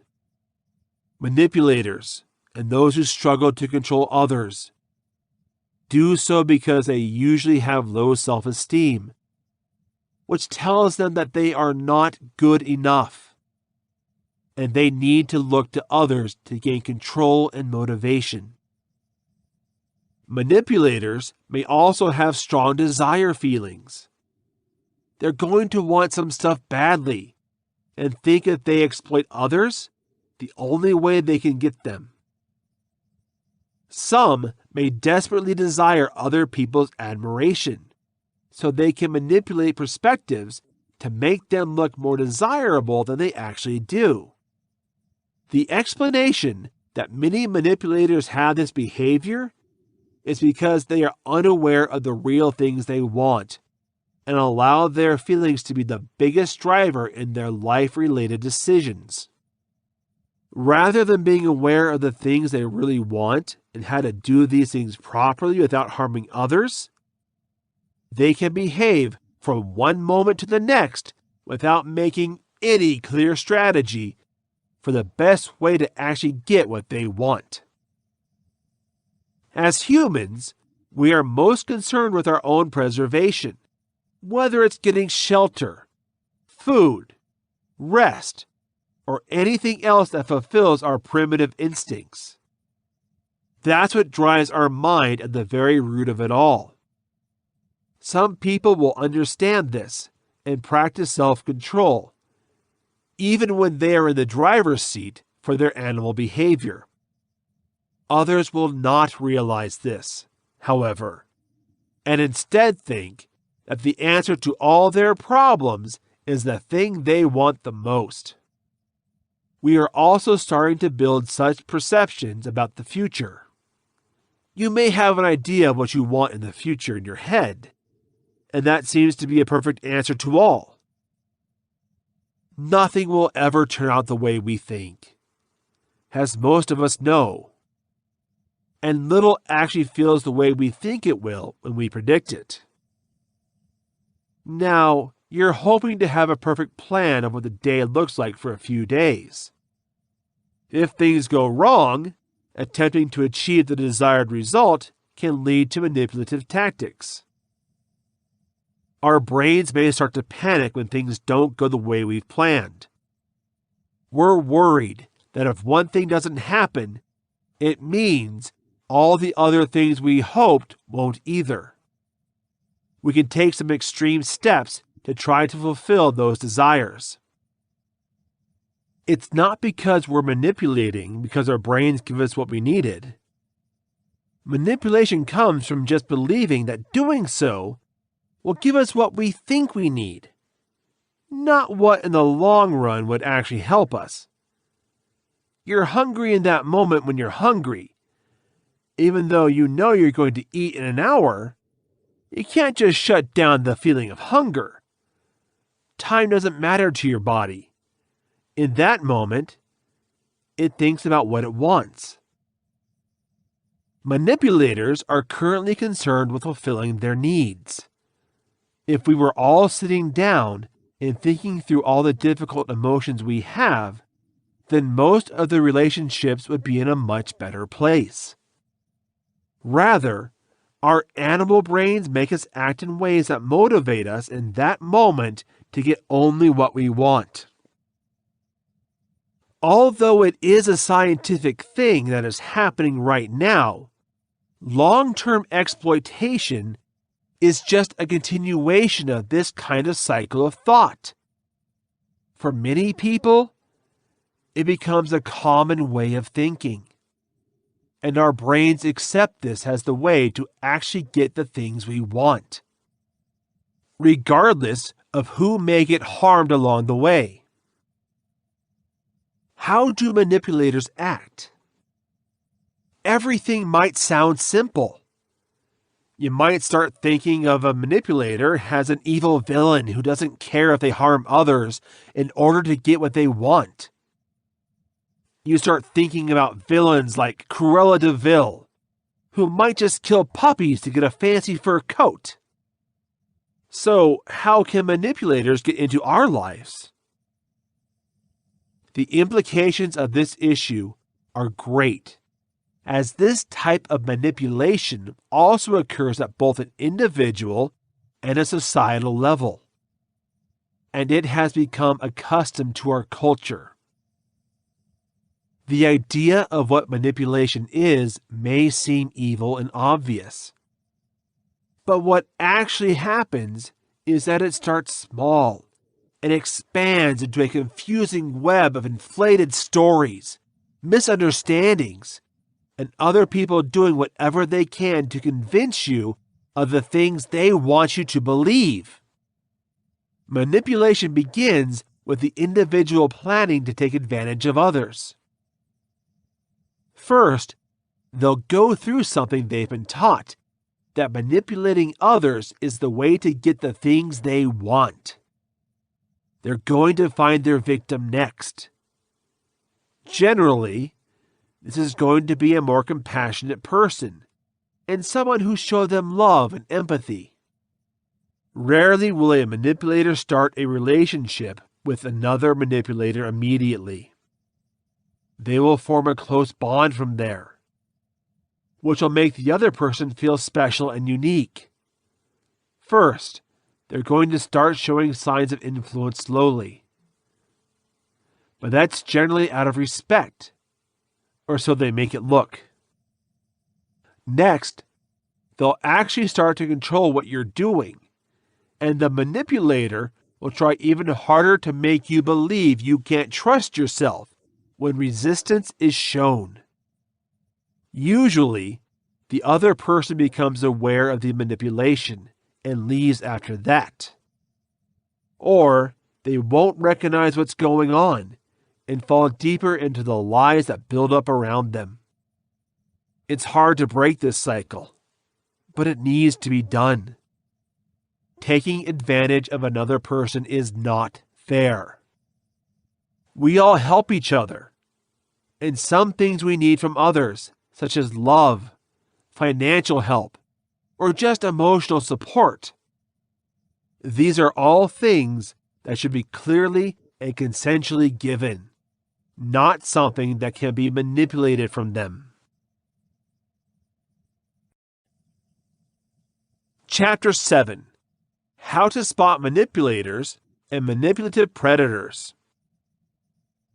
Once people hear the word predator, many automatically think of panthers chasing smaller animals. From a meat-eating dinosaur painting from their childhood museum memory trip, through trees or imagined lines of razor-sharp teeth. While it is true that the term is usually used for killing recognized species, the real predator meaning is more than animal instinct. Predators are defined as beings that, for their own benefit, naturally prey and exploit others. This is basically the definition of the circle of life, or the natural order of things in the case of animals. It is understandable that in order to survive, some species feed on other species. This concept becomes unsettling only when survival is removed from the equation, and the animal concerned, in the case of dark psychology and its studies, the human being, is preyed upon and exploited by others for its sake or for the sake of gluttony. A visible skill set for the art of deception is a common feature among predators, whose specifics will be covered in greater depth throughout this section. Predators are one of the most frequently found and most threatening, if left unmonitored, of all forms of personality described in the dark psychology research. Get to know the type of rapist, some of their most common day-to-day tactics, and how to defend yourself from them when they wheel their way into the area, or even into your confidence. Who is a predator? As logical and self-conscious human beings, most people understand and can see the difference that taking the prey to survival is the way of the world, but that taking advantage of the more vulnerable people or creatures when life is not on the line is wrong. Predators, regardless of which subsection of categorization they fall into, cannot make this distinction and are not concerned by the fact that they do not understand this as the average person does. A human predator is someone who uses their understanding of human desires, thinking manipulation, and the general mental state of each person they meet to always know how to control and take advantage of them when the time comes. Human predators do not interact with others unless there is a way to benefit from that interaction, either by achieving a specific goal or by obtaining something they want or need. There are a number of different types of human predators that have been identified, but there are several worldwide studies that aim to refine the meanings of predator classes and gain a better understanding of how predators can be handled or treated if therapy is not a choice. Researchers are also researching human nature and new findings that are each printed to recognize and describe certain possible predatory personalities, acts, or activities that might be used to deter or apprehend predators before they can cause irreversible harm to themselves and others. There are countless situations that can trigger people to react emotionally. Using years of psychology study in more specialized fields like dark psychology, researchers have devoted their lives and careers to answering questions as to whether it is possible to predict how people will react. The graph below shows a list of common human activities on the left and the most frequently reported responses in both live trials and extensive mental health surveys. While this may not always be the case, individual circumstances, the psychological state of a person, and general attitude all affect emotional reactions. It has been shown to be the most documented and understood among psychologists worldwide. Human predators are people who have no problem with making life difficult for others, morally, emotionally, or psychologically, especially when the results of the action make life easier in the process for themselves. Not every predator has the same purpose, drive, aim, or process. So it's important to know how to recognize some human predators' most prevalent forms, so you're ready no matter where or when you encounter these people. Social predator. A social predator is a person who is motivated by desire to overcome all obstacles and sees everything from a friendly catch game to a corporate sporting event as a critical competitive obstacle to their conquest. A need to win makes socializing difficult for them, and a fragile egos are easily bruised, particularly if they are challenged before their peers or others they see as inferior. One of the social predators' most commonly expressed personality traits is their innate desire to win overall. This could be in serious matters, such as setting dominance in a room full of coworkers, or in simple conversations, such as small elevator conversation. They are interested in their own progress in personal as well as professional matters, and see their path towards their goal as being accomplished by improving their social status or making important connections that could be relied upon in times of fight. Most people meet with social predators at the workplace, becoming victims of verbal and mental abuse at the office. While their determination and attention to detail make people who qualify as social predators potentially efficient and productive employees, they do not work well with others. making team projects or events impossible without considerable negotiation or behavioral monitoring by someone they recognize as superior. While less common, social predators can demonstrate violent behavioral changes and physical abuse in their personal, private, and romantic encounters. Sexual predator. Sexual predator is someone who, through sexual conquest, often by physically, mentally, or psychologically malevolent means, gains control over another person or their thoughts and actions. Most often, the term sexual predator is associated with adults targeting children, winning their respect, and then taking advantage of their immaturity and lack of worldly experience to take advantage of them for personal gain or gratification. Predators derive their name from their animalistic or inhuman actions and their fellow human beings' way of seeing them. How they choose their prey or hunting grounds is one of the recognizable features synonymous with predators. For example, social predators are able to use their carefully developed social skills in almost any setting to work their techniques. On the other hand, sexual predators are best able to take action in familiar and controlled environments, addressing a particular type of person or chain of events. The term was first used in mainstream culture in the mid-1980s and is typically saved for those who are not only known to sexually chase as predators, but have been recorded in the past as committing sexually violent acts. Cyber predator.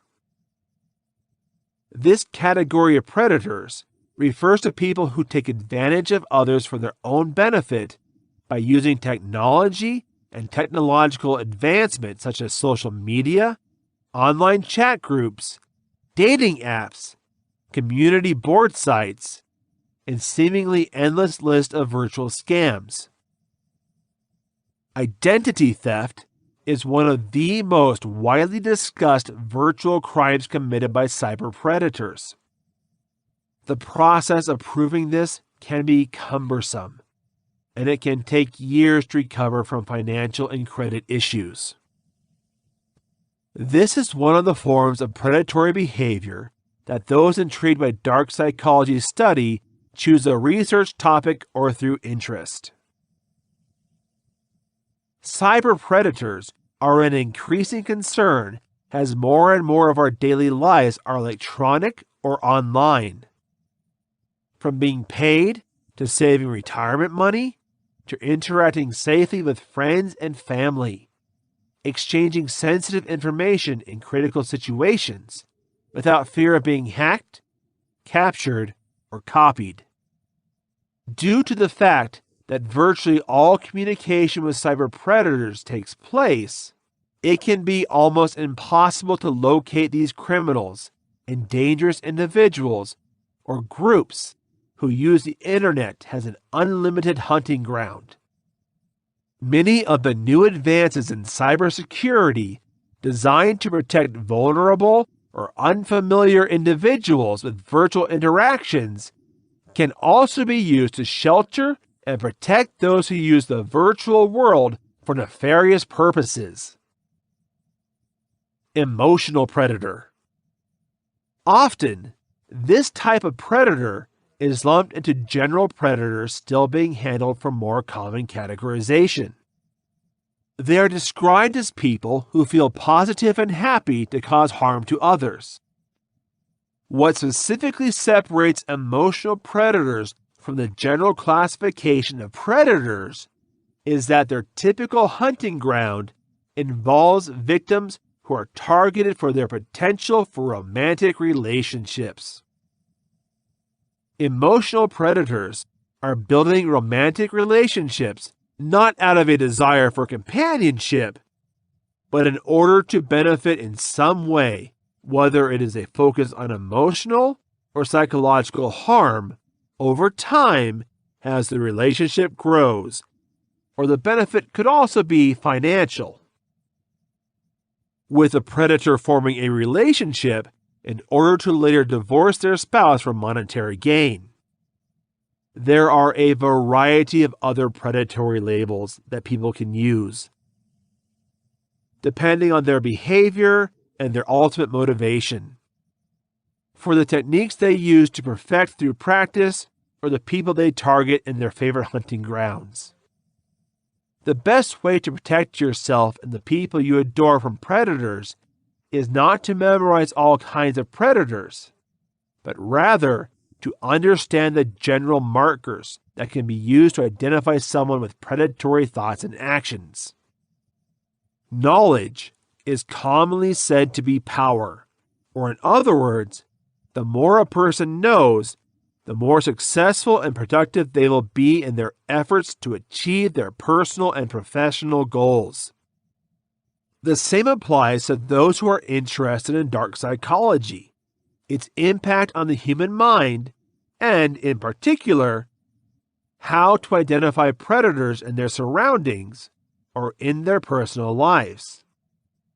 Some of the most prolific common traits of predatory people include an uncanny ability to fake their emotions, depending on their situation or audience. But no real sympathy or emotional connections are formed. They tend to embrace the victim's position in trouble or in a situation where negative attention is received. Playing the emotions of people by increasing the amount of empathy that someone feels for them, or the remorse of someone else to get upset with a manipulative individual, is the kind of emotional control that they try in their cultural, private, and work environments. We fail to take responsibility for their actions in terms of how we affect others. Depending on the situation, the survivor will be blamed by many abusers for their issues or negative emotional interactions, while enhancing their own reputation as the incident victim.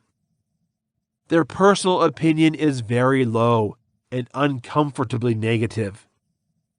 That's why predators are often known to hide behind carefully constructed psychological masks that show people that they interact with each other on a daily basis, or their victims if they hunt, so that people are often caught by surprise when they finally see the individual who and what they are.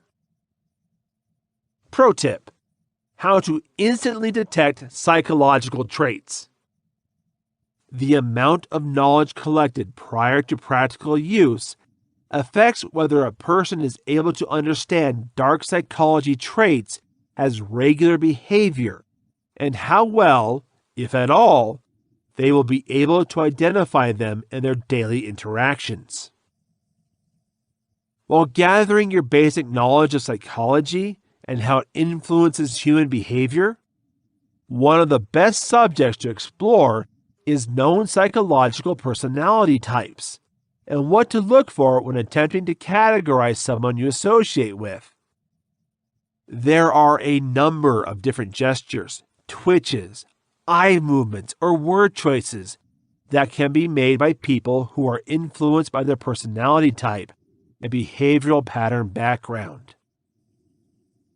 The more you learn how to recognize and interpret these physical and verbal abilities, the more you can read the people around you to understand their point of view or thought process under different circumstances and help predict their actions, specifically if the situation is serious or dangerous.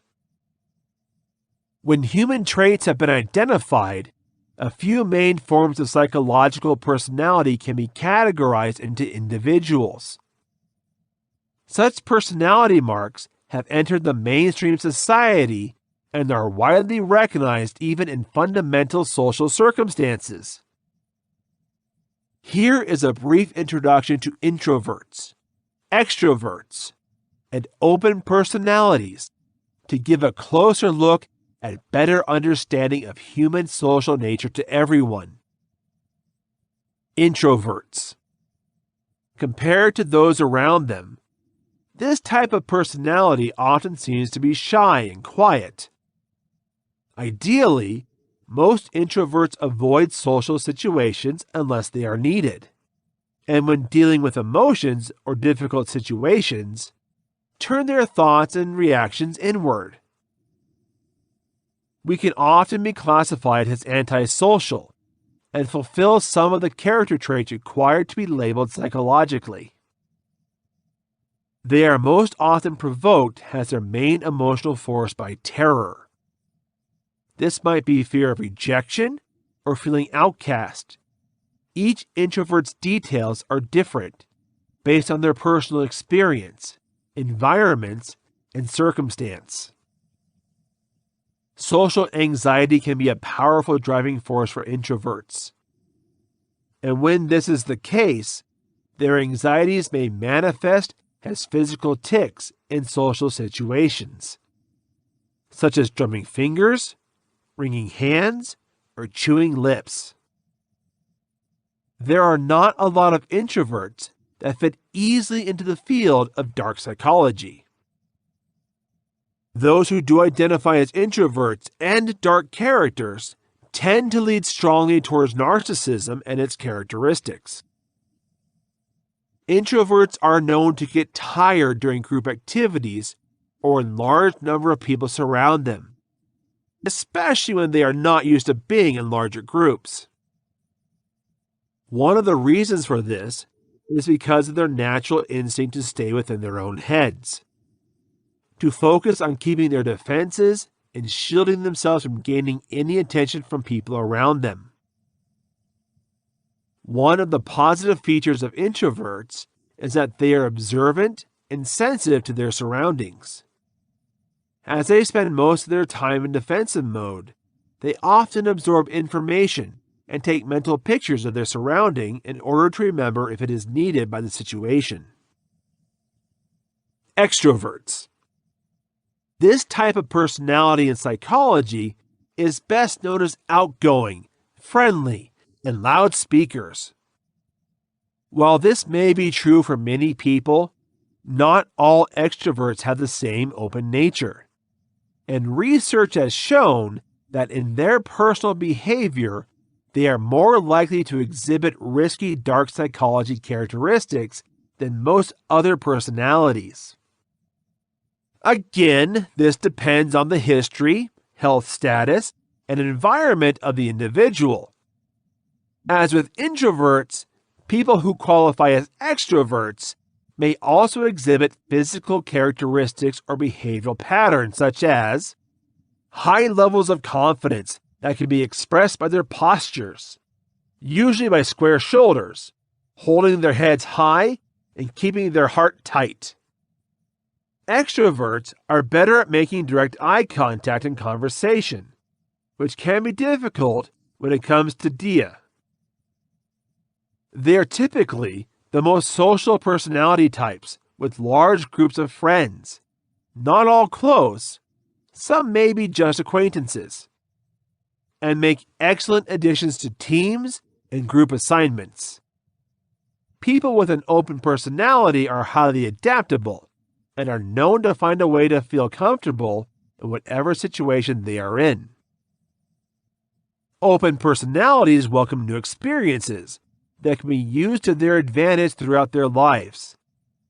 But at times, they can also find it difficult as their widespread interest can also be a form of distraction.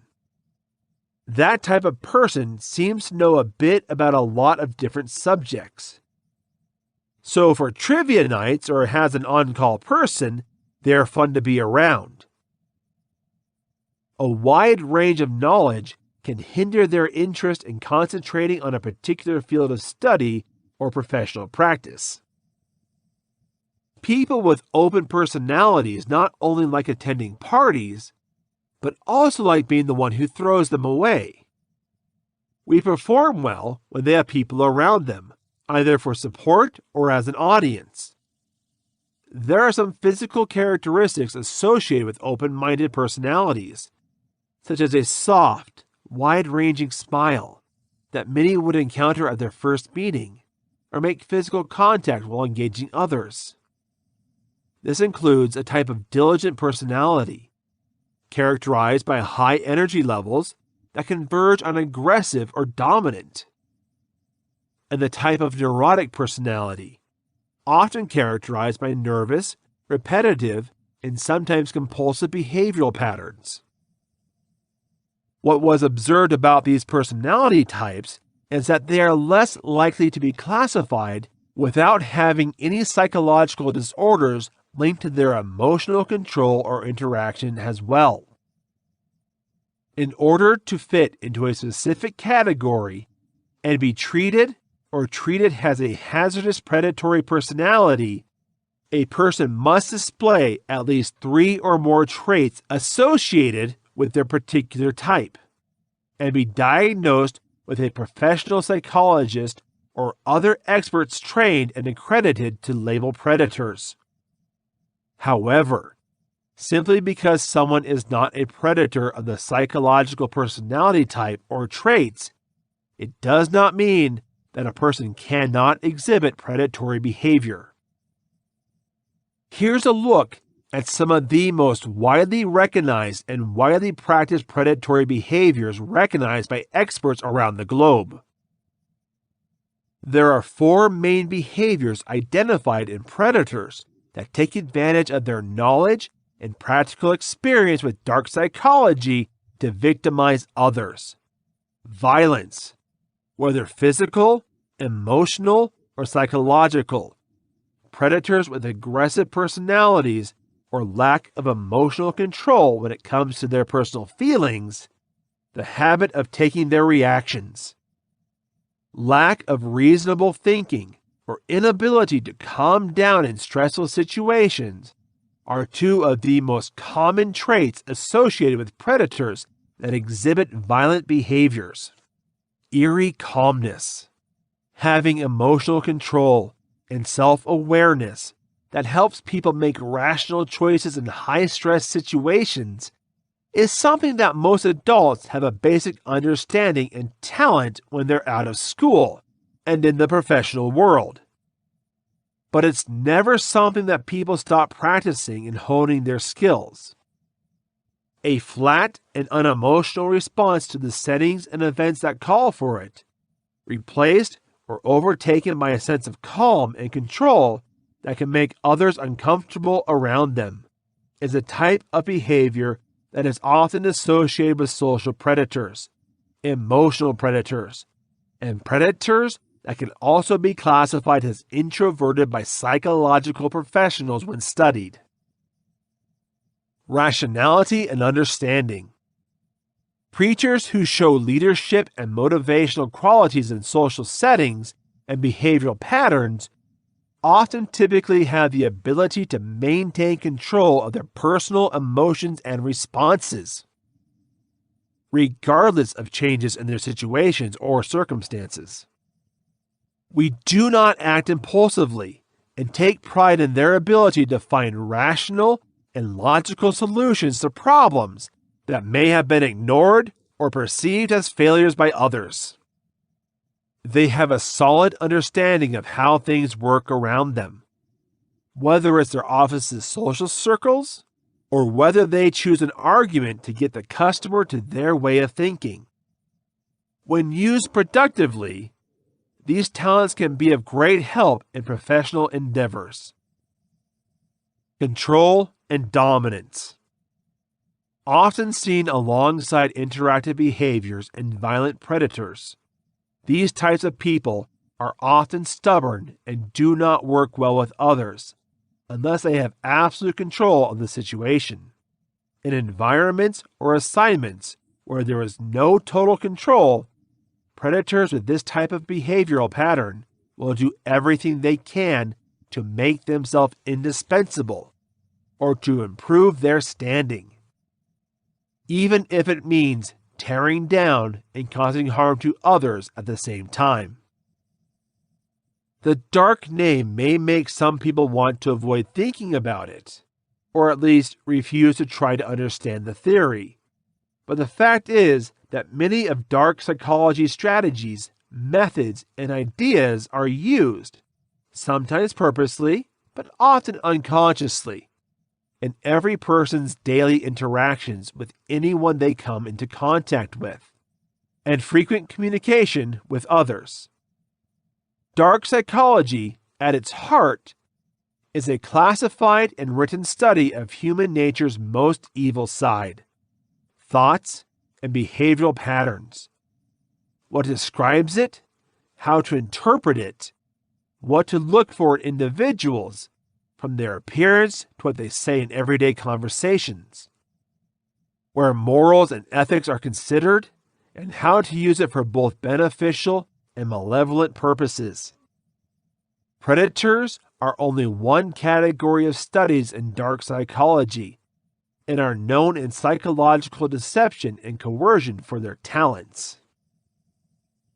Typically, the first course of action for predators, regardless of their specific subcategory or predatory characteristics, is to use popular methods of deception and gather as much information as possible about their potential victims before initial contact. Deception. Once they have chosen their target, the next move for them is to earn the trust of the victim and then use manipulative tactics to gain control of them in order to achieve their goal. Definitely, deception is the act of deceiving someone or making them believe or even support an untrue statement or other information. When it goes from being a simple action to being graded as art, somebody has practiced and improved their manipulative skills to the point where their action is smooth, watertight, and successful in achieving the goals they set out to achieve.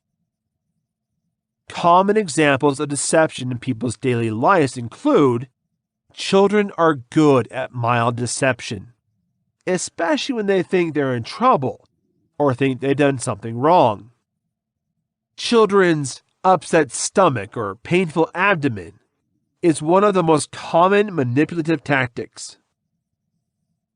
Through feigning a condition that's bad enough to keep them from doing or thinking about anything they're trying to avoid, they realize that as long as they don't have to say anything bad enough to need a doctor, they can use it as an effective means of manipulation for a variety of circumstances, assuming they're not caught. The ethics of medical studies and the use of placebos have been questioned as to whether it is correct or not, whether it is effective in obtaining reliable results, or a research method that should be considered due to the deceptive nature and potential effect on the results. A placebo is a sugar-based drug that is marked as another type of real medication being tested and given to half of the test subjects at the same medicated half level to see how the chemical composition of the actual medicine affects the human form compared to the results by those taking the placebo. Another common misleading tactic used by people for a variety of reasons is a little white lie. A little white lie is a claim that is false or misleading, but said to prevent a person from having a negative emotional or psychological consequences that the truth would have. Definitions of this include telling a coworker that you like the new outfit they wear as a way to boost their confidence, even though it may not be a style you like, or telling a customer that the ridiculous amount of detail work they had to do to close a sale was no problem, even though you had to put in 3 hours of overtime. Predators of any kind are dangerous, as their main purpose in life is to harm others for self-satisfaction, upliftment, or improvement. For those who see these habits or character-defining characteristics in their family, loved ones, or the people with whom they interact, The only way to make sure that you are free from a predator's reach and that you do not become a target is to isolate them or yourself from any closeness or intimacy. It can be harder than it sounds. Depending on how close you are to the individual or how constrained you are in actions, you can take control of the situation, but eventually, it is worth ensuring that your own personality, mental, and emotional state is maintained throughout the ups and downs of life. Ways to deception, quiet and observant. This is a shared quality of predators and those using the techniques of dark psychology to further their personal or professional standing. The main reason for this is that you need to have a good understanding of what is happening around you to identify flaws and shortcomings in individuals, projects, or circumstances. When the time comes, the more information a person can gather about their surroundings or the people they are involved with, the more they will have to use to their advantage. People who use blackmail as a way to get money or run disadvantages are known by those who knew them before or during their criminal acts to be good listeners and careful watchers. Because of their reserved nature, these types of people are often identified as introverts, but in reality fall more closely into the category of open personality, as they can move freely between introverts and extroverts depending on what their current needs are. The risk is in the details. Preachers concerned with inconvenience or social ruses such as robbery of planned activities rely on deceit and falsehoods to avoid being caught or hampered in their plans. Research carried out on an international scale and over a number of age groups indicate that one of the behavioral benefits of people who have developed their duplicity skills is that they put as few details as possible when they have to lie in order to achieve their goals.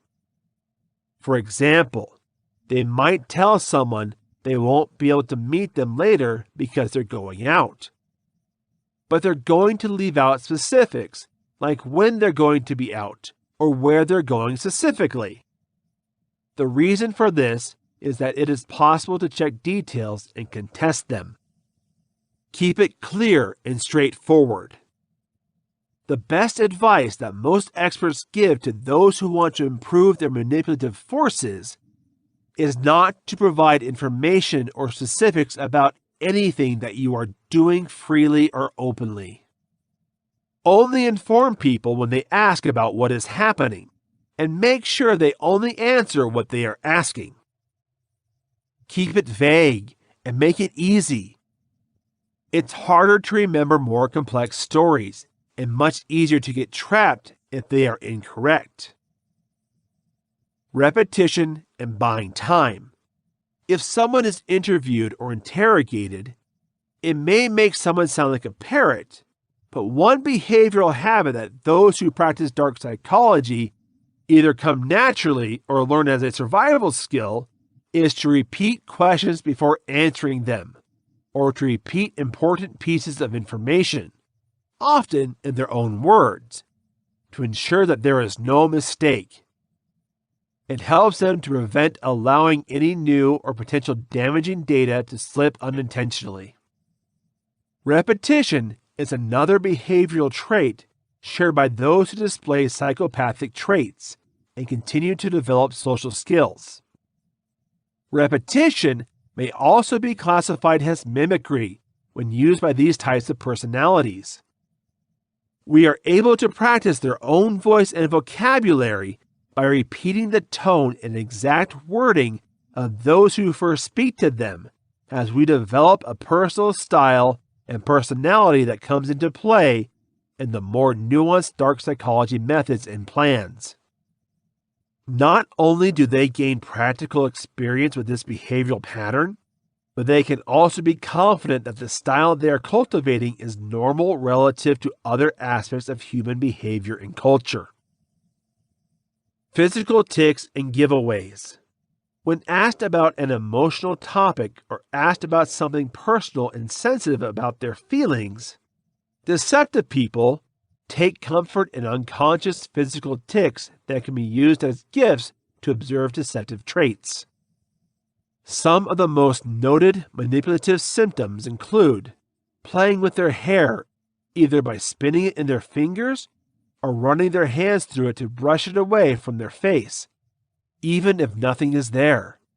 Increased heart rate and heavy breathing are also common signs of deception. Fiddling with buttons and pulling their clothing while concentrating, or listening carefully to what is disappearing. Keep reading to learn not only how to develop a variety of methods and behaviors, but also how to detect these tactics when used on you and how to protect yourself from becoming a target of predatory habit. Chapter 8. Identifying Manipulative Behaviors.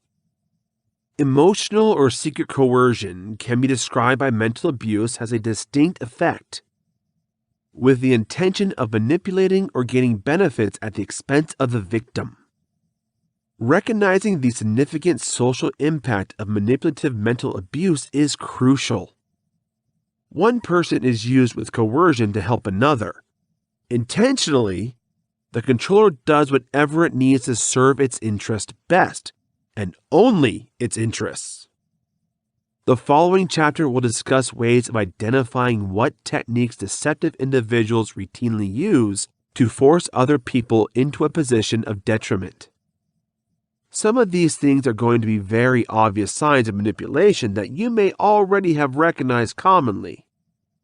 Others will be more subtle, and aspects we need to be mindful of when we talk to people that we would not necessarily consider coercion. Note that not everyone who behaves in accordance with these habits tries to exploit you knowingly. Nevertheless, perceiving such activities is crucial in situations where your rights, interests, and protection are at stake. Signs of manipulators of emotional manipulation will attempt to take you to their home turf, or at least to a place where they are comfortable. This will eventually make it easier for them to manipulate you.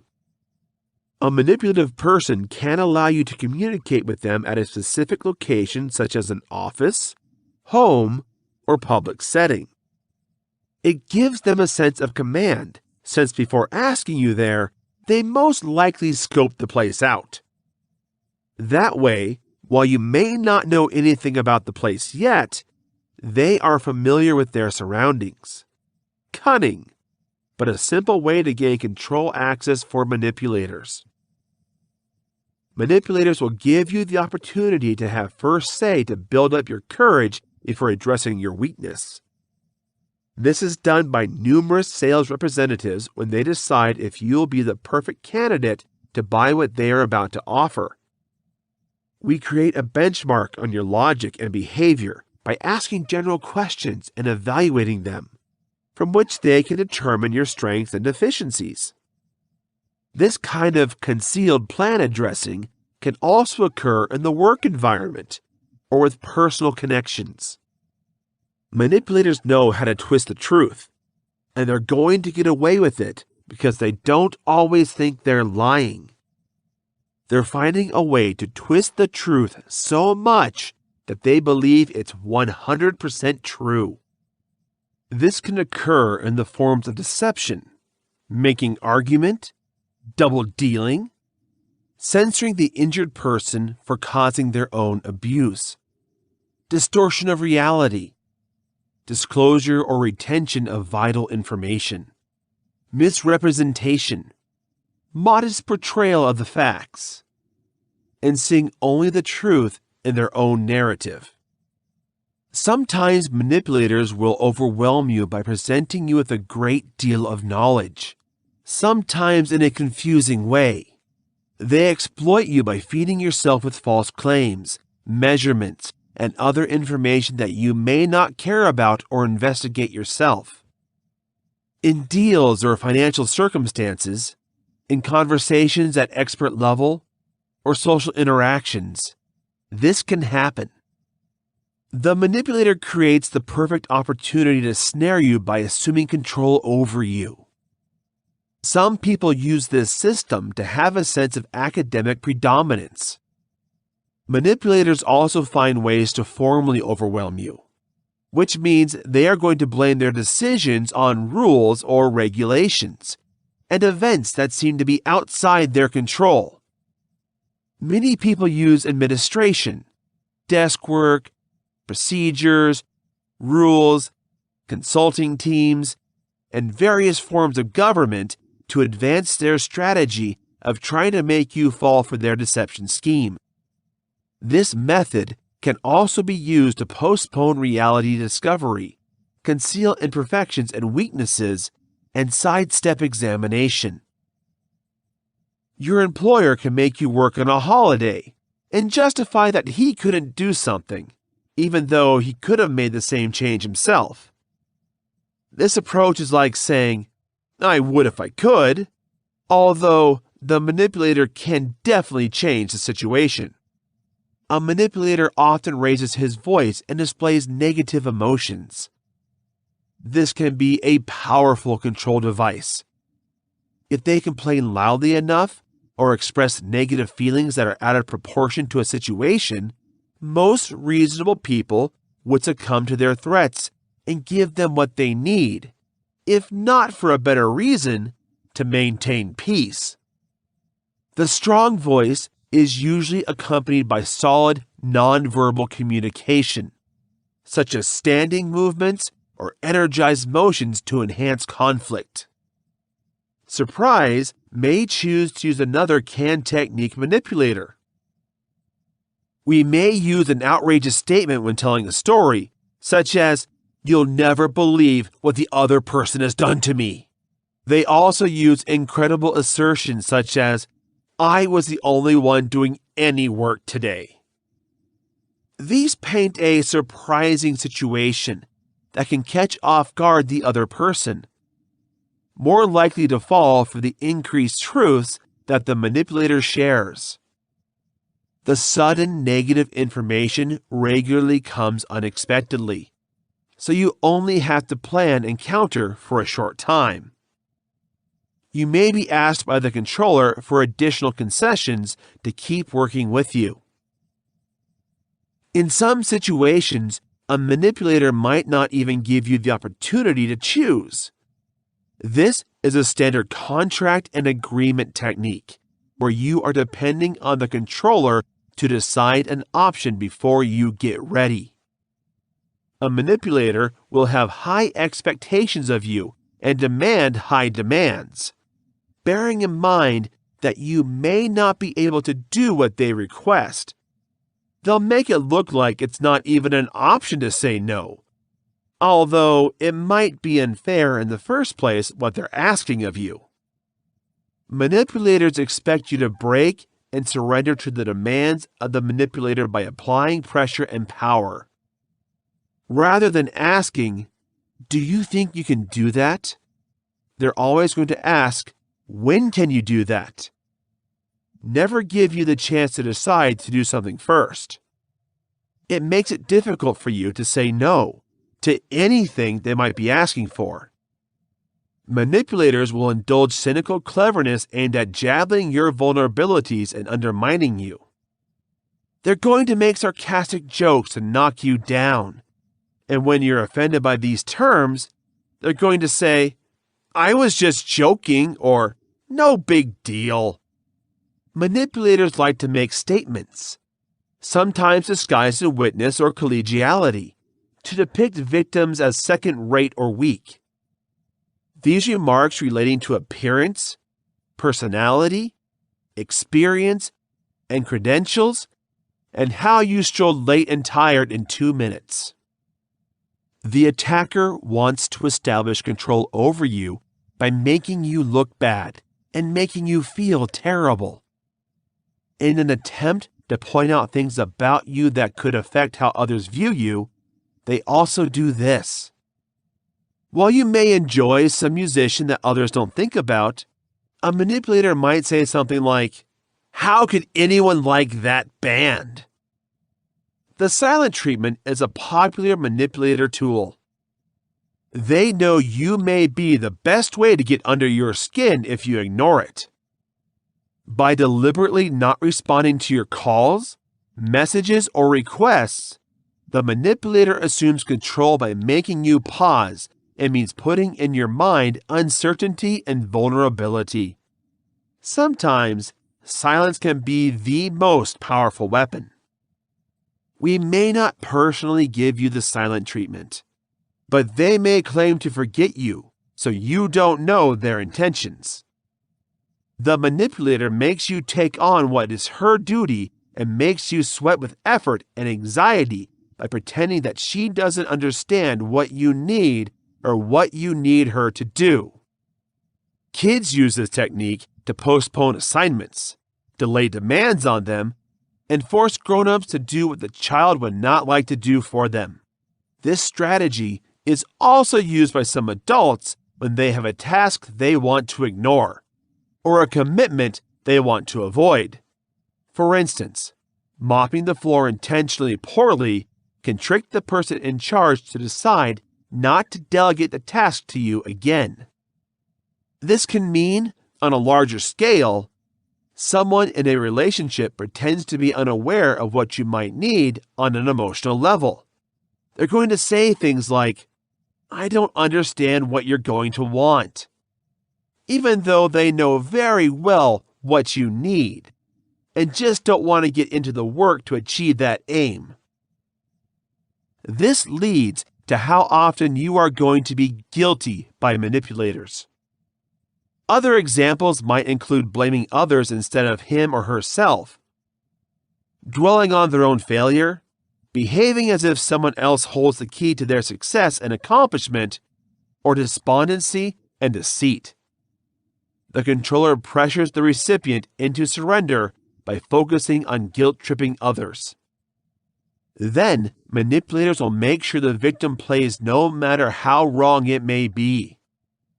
Some examples of this type of behavior include overrepresented or imagined individual issues, misrepresented or manufactured medical problems, reliance, codependency, conscious fragility to inspire compassion and support, and frail or weak playing.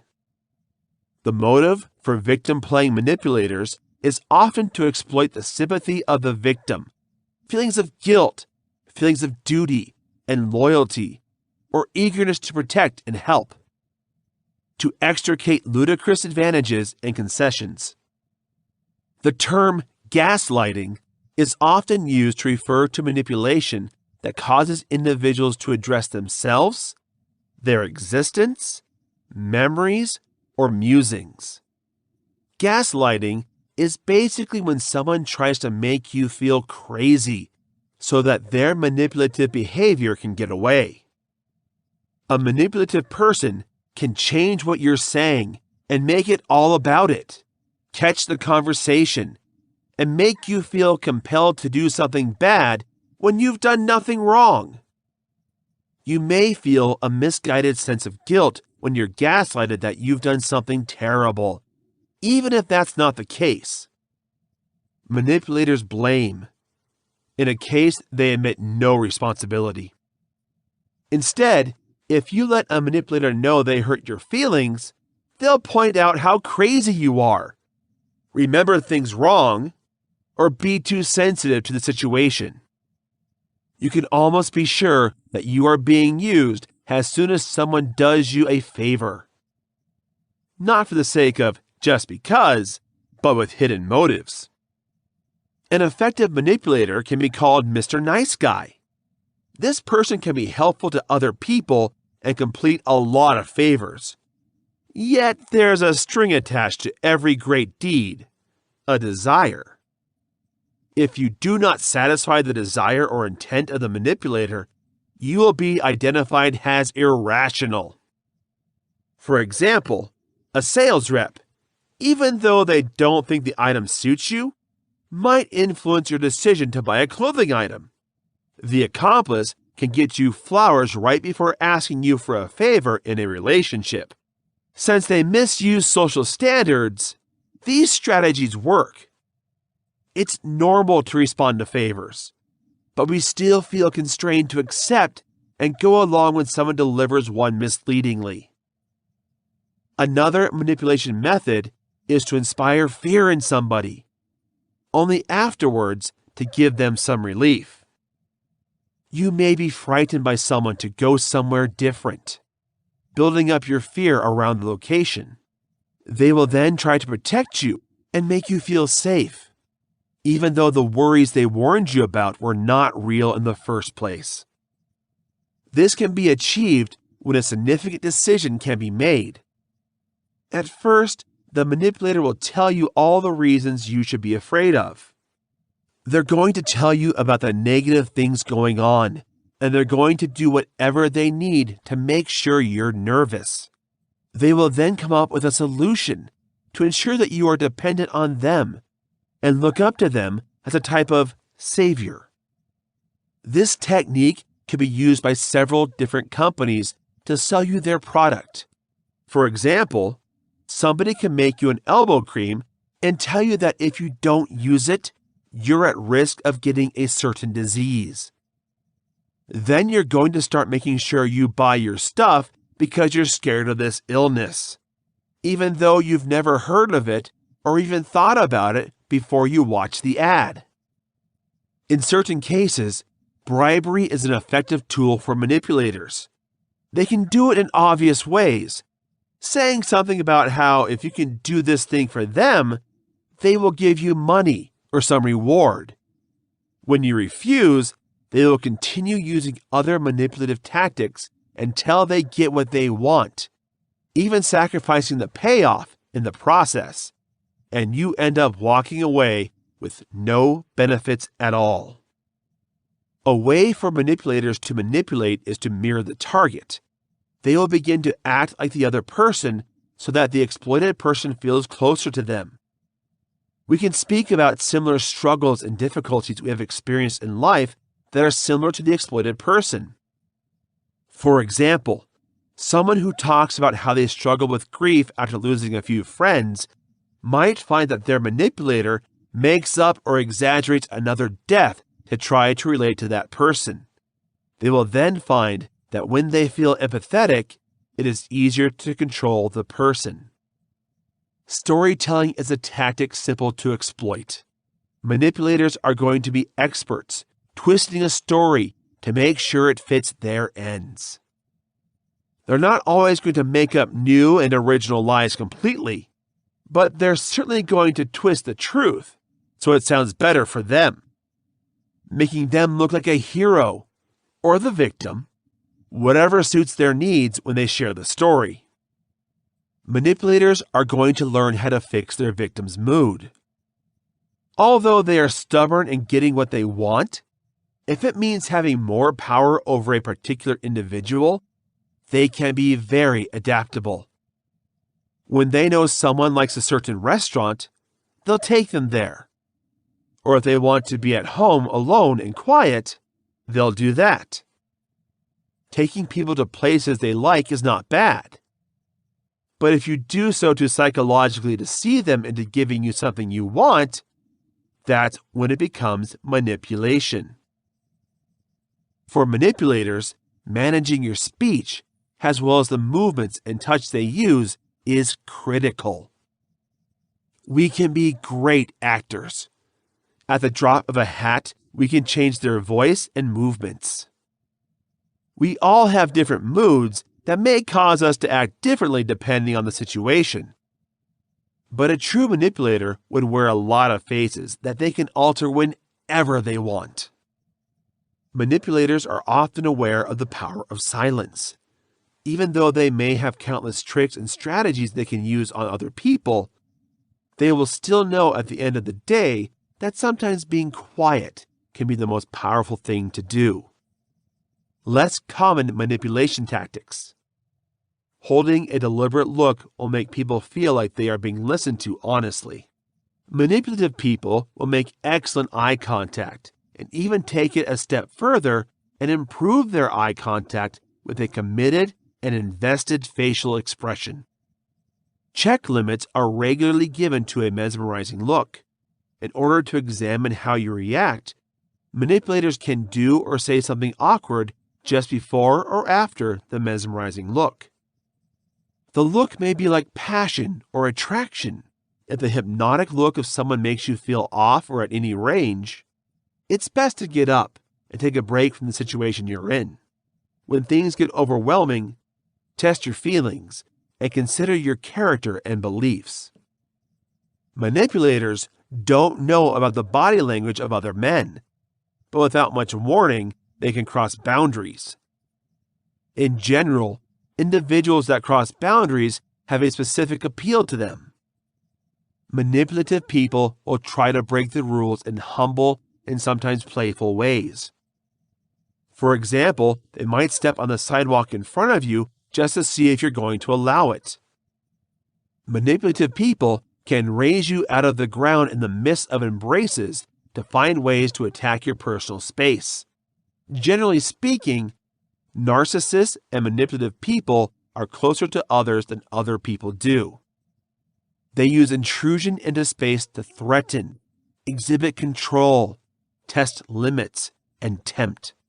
Manipulative people love to use this strategy to foster control over you and to motivate you to cede to their decisions or demands.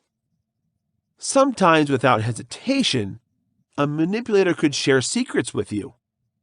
They're going to do this as a ploy to keep you interested in them and to make them look more available, relatable, and reliable. You may also do this because they want you to reciprocate and share secrets they can use against you.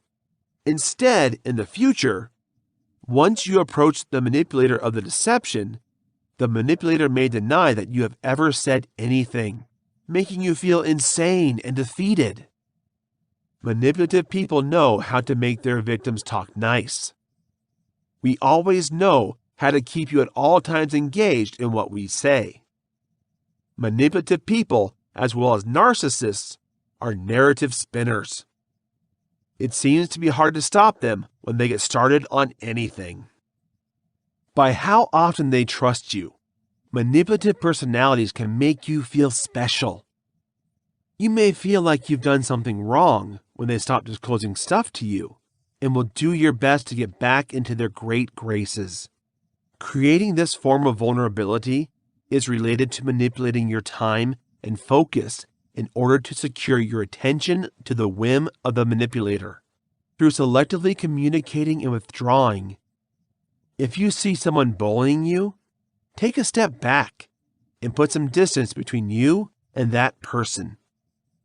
Manipulators sometimes use pet names instead of your actual name. When someone starts calling you by a pet name, it might seem nice.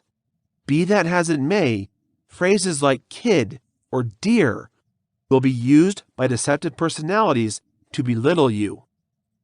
Then, when they stop calling you by the name of a dog, it can cause feelings of abandonment and leave you wondering what you have fouled up.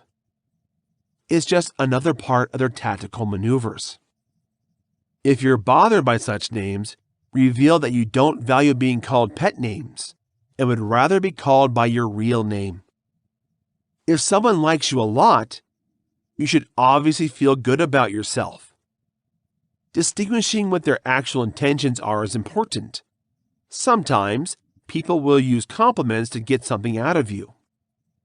If you have authority in your job, school, or other professional setting, people with less authority or a lower position than you can use compliments with advancement expectations. If the person who praises you is at the same stage, it could be a genuine compliment without misleading process of thought. Male-female relationships, of course, further complicate these problems, even in the work environment. A compliment could be used as a trick to further a social agenda in a situation between equals.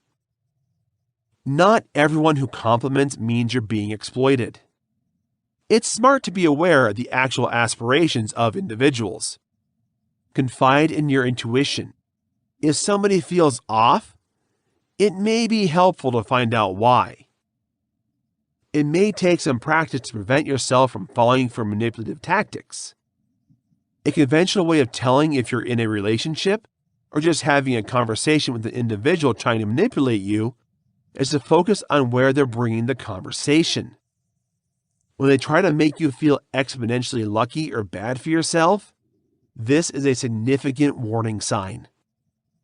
Nonetheless, it is important to note that the reasons above do not guarantee that you are dealing with a manipulative person. For example, using pet names does not mean that you or your partner is manipulative. To analyze manipulators, you need to take into account their entire character and not just their specific behavioral attributes. Chapter 9. Dealing with a manipulation in a relationship. The culture romanticizes deceptive relations so much when talking about love that it can be hard to recognize them for what they are. We have lots of literature suggesting that genuine relationships are about fixation, that pure love is all out, and that people who are infatuated have no boundaries or separate lives. While many people romanticize the concept of a deceptive relationship, we have to realize that it is not real love in fact. Sometimes it may trigger a dramatic storyline and tension that keeps the reader engaged. But there is no fun actually living through a deceptive relationship that is romantic. You may have been warned of manipulating people, and the fact that coercion and mistreatment are worrying. The facts are that being in a relationship of control and manipulation that never develops into ill treatment can also be terrifying and dangerous. Just because somebody doesn't harm you physically doesn't mean you can't feel pain from their actions yet. Being dominated or put down by a partner can damage our faith, make us feel fearful of relationships in the future, and leave us feeling lost rather than comforted, with a variety of mental and emotional injuries that we should not be burdened with. You may be familiar with symptoms of a negative relationship. You might have met a partner, for instance, who required you to wear only certain clothing items or didn't want you to visit your friends and family. This person might want to know where you're going, what you're doing, and why you're just a couple of minutes late. Manipulators are frequently very anxious people, allowing nervous thoughts to pass through their brains and control their actions. We channel their intense fear and anxiety into hallucinations about what you might do if you're not around them. They're going to think about their worst fears and what you can do to damage them. So they're going to assume you're doing these things when you're not around. This may hate them if you're not around. Sometimes it may seem flattering to have someone so concerned about you. You might think, it's so sweet that they always want to know where I am and I'm safe. But it's not their intention when someone is going to take great steps to control you. Unfortunately, they're not concerned about your well-being. Therefore, they're thinking, I need to make sure I know where this person is at all times so they don't do something that I don't approve of. Your presence is actually their assurance that you're not meeting their worst fears about the bad things that you're doing to them when you're not both of you together. In this case, they won't be addressing your needs. The manipulator behaves only to serve the interests of his own. A manipulator will never tell you that, but will only be worried with improving the way they look to you. They're always going to use this technique to make sure you feel guilty. They would make you feel guilty if you don't respond for 20 minutes. instead of admitting that it's totally acceptable for a person to not always write back immediately. We would view you as if you did something wrong or disrespectful to them, without considering the fact that at the time you are actually not around your phone or too busy to answer first. Marriage should feel better, not confining, scary, or distressing, and having an accomplice will make you happier, not more sorrowful. There will definitely be hard times in life. Your mate may not be understood, and they may not understand you. On the way to making you stronger, these challenges should be pure obstacles. There shouldn't be a healthy relationship that continuously drains you and tears you down, making you feel constantly exhausted. Signs of a manipulative relationship. Most of us have had terrible things happening in our lives. Enough terrible things that the prospect of a hero sweeping us off our feet and protecting us from any problems for whatever remains of our lives can sound extremely tempting. For this reason, we are sometimes looking in the wrong places for security, empathy, and care. Reconsider whether the support thoughts of your partner include stopping you from making your own decisions and living your own life. A partner who secures you by assuming responsibility for your maxed out accounts, or perhaps speaking to a partner you've been struggling with, doesn't pay special attention to you. They're trying to make you have no choice but to put all your faith in them and no one else. A true partner knows they can't protect you and what it holds from everyday life. They can just support when you need them. If you run into a money-related issue at some point, a trusted partner can help you pray an overabundance of unopened bills. Give help, but don't take control of the situation. They won't take your passwords or insist that only a small amount of money per month be allowed until you have paid off all of your current debt. A true partner is going to offer help yet realize you need to manage your own problems. One common manipulative technique of a relationship is to make us feel guilty when we see friends and family members. If we imagine someone trying to cut off their partner from their emotionally supportive network, we envision something similar to a contemptible husband in a movie made for TV that threatens his better half that she will never talk to her closest friend again. Nevertheless, deceptive spouses can also inconspicuously isolate you from your support network.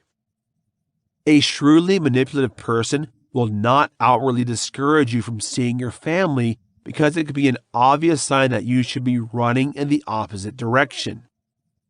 We will make the coercion more subtle, rather than slowly dragging you out of your life, rather than an outright ban.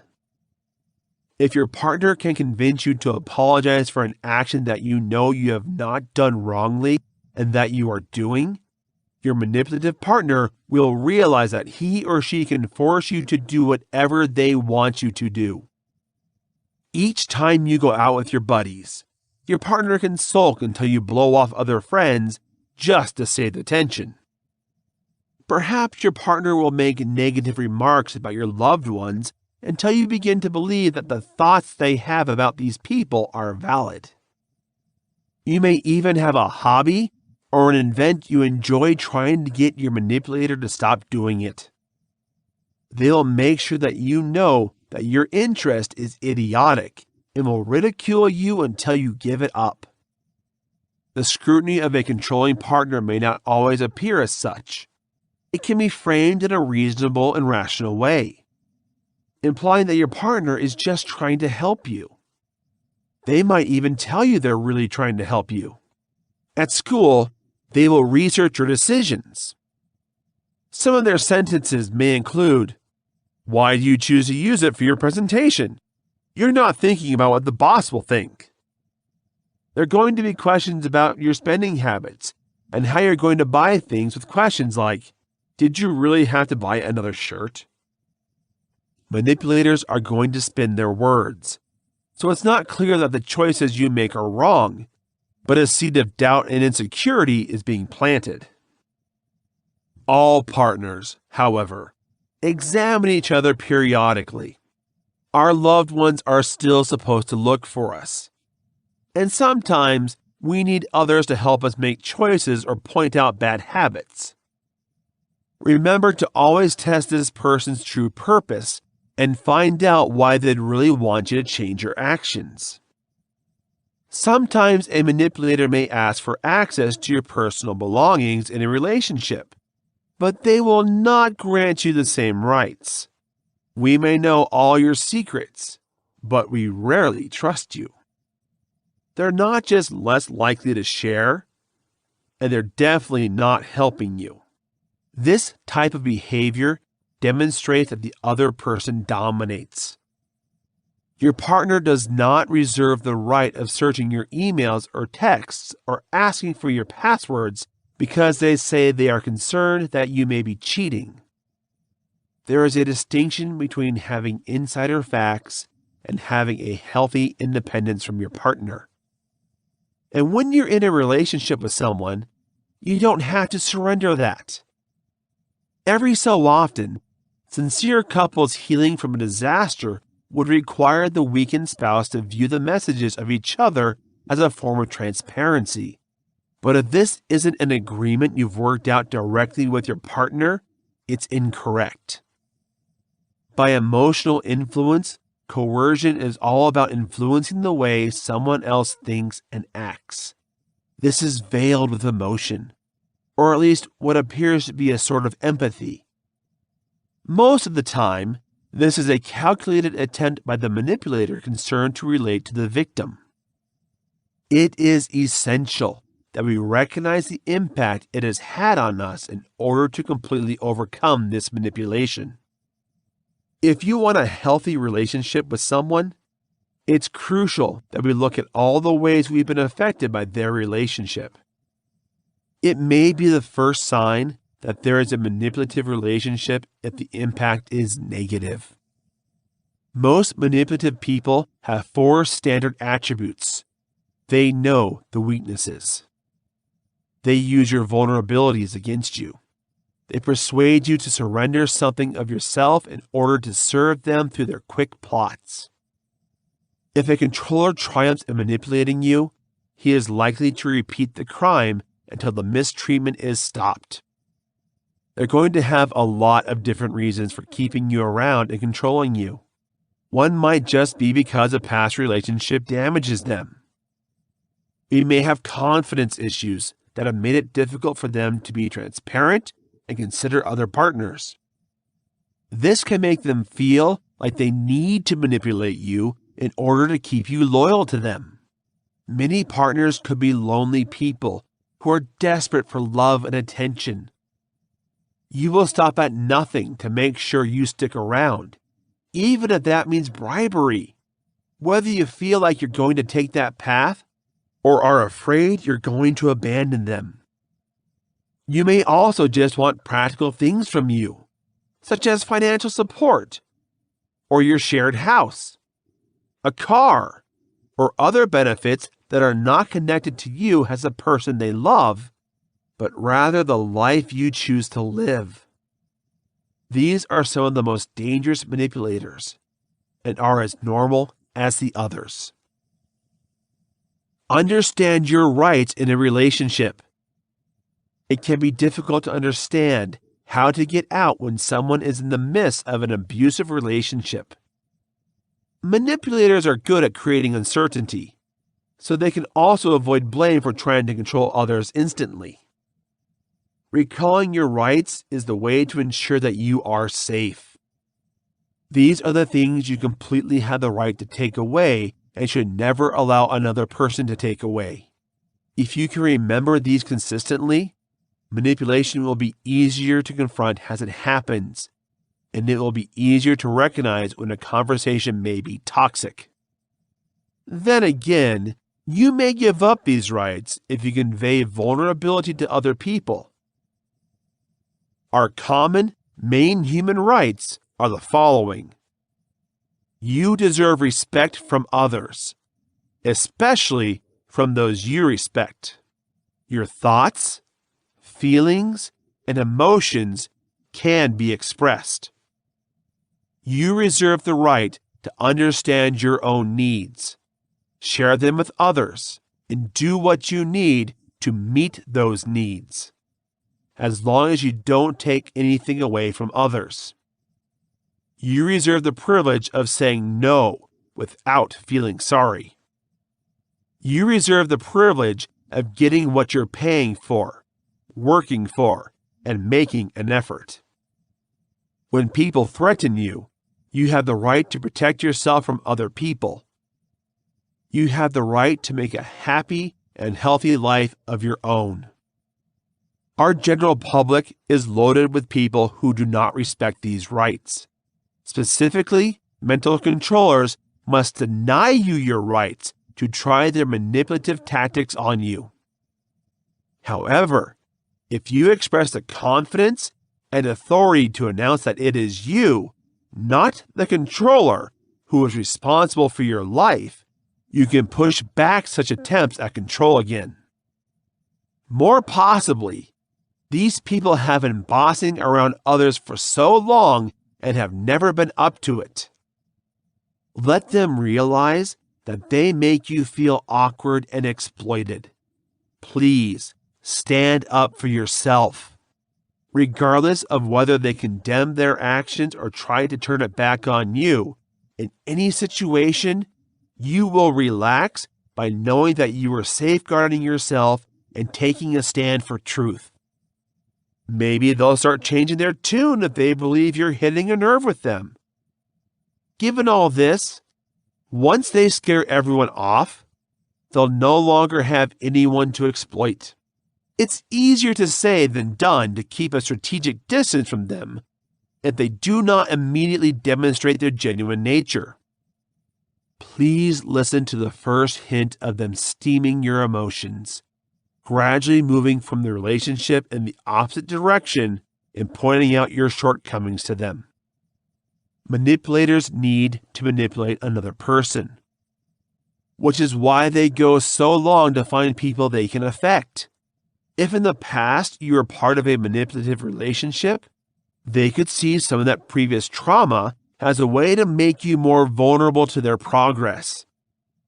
When you find that someone is still interested in your past and the negative experiences that you have encountered, consider looking for your flaws and causes. Some people may just want to connect to you on a more human level, but be mindful of the techniques used by manipulators to try to get better control over their victims. Some manipulators will routinely shift the person they can be from one situation to the next, being exceedingly courteous to one person and totally inconsiderate to another, or 1 minute completely defenseless, or the following wildly forceful. When you frequently see this type of behavior from a person, keep a healthy distance and refrain from engaging with the individual except for the most urgent needs. Whatever the demand, there are some manipulators who will try to use the time pressure and force you to make quick decisions so you don't really have a chance to really consider what they're asking for. Talk about using time to promote your well-being and detach yourself from this coercive hold on such occasions, rather than responding to the query of the controller immediately and making a simple statement like, "I'll consider it." You will exert control over the situation. Think about how incredible these few sentences can sound to a manipulator. You did not commit to their demands, but neither do you deny them. That gives a manipulator the sense that, although you know otherwise, they already have power over you. Take the time you need to assess a circumstance's advantages and disadvantages, and decide whether you need to devise a fairer game plan or taking control and put yourself in an ideal position. Your basic human rights include the privilege of defining your own desires, the privilege of saying no without shame, and the privilege of choosing what looks like a satisfying and healthy life. You can rehearse clear and assertive communication by practicing the act of saying no out loud, and then saying no to a manipulator. Doing so gently and immovably gives you a sense of self-control while holding the relationship's door open. A manipulator turns into a jerk of dominance when someone else is scared or damaged by the individual in question. Nothing can help to expose the motivations and emotions of a true manipulator more than when they are forced to examine themselves and look deeply into how they handle others. The most important thing to remember about ruthless jerks is that they appear to level out the people who seem likely to succumb to coercion. And if you remain confident, you're not going to fall as high on the prospect list of a manipulator as others may. Numerous harassers, however, are defeatists on the inside. The domineering bully will routinely retreat at the point where their victims start to demonstrate the power to stand up for themselves. This applies in both social and school situations and in terms of office. Research shows, on a humane level, that many harassers were themselves survivors of violence. Nonetheless, it should in no way justify abusive behavior. Understanding that harassers have been victimized can encourage you to think in a more empathetic way about the dominant jerk. Yet note that others shouldn't be hurting someone who is injured. Does that mean you're going to go and do the same to someone else after you've been manipulated? When facing attacks, make sure that you place your face on a brave face and stand your ground while other people are present to watch and stand with you when you need additional help. Don't be afraid to alert or contact available legal resources, law enforcement, and medical professionals in case of physical, emotional, or mental mistreatment. Getting an entourage with you, or even a police officer, may seem dramatic when doing something like picking up old things from the home of an ex-manipulator or meeting them. Nevertheless, preserving yourself is always worthwhile. Although we can predict some of the manipulator's thinking patterns, in any given situation, we can never really know how they will react. Don't give room for self-blame. Since the purpose of the abuser is to look for and exploit your vulnerabilities, it is understandable that you may feel inferior or even blame yourself for failing to comply with the motivations of the manipulator. Note that you are not the problem in these circumstances. You are being exploited to feel terrible for yourself, with the intention of surrendering your ability and rights. Think of your relationship with the controller and ask the following questions. Is this person considering my fundamental human rights? Is it rational, fair, and something I can do without harming myself what they ask me to do? Are they asking me for this because they can't or don't want to do it? Do both parties give in this relationship, or does it come only from one end?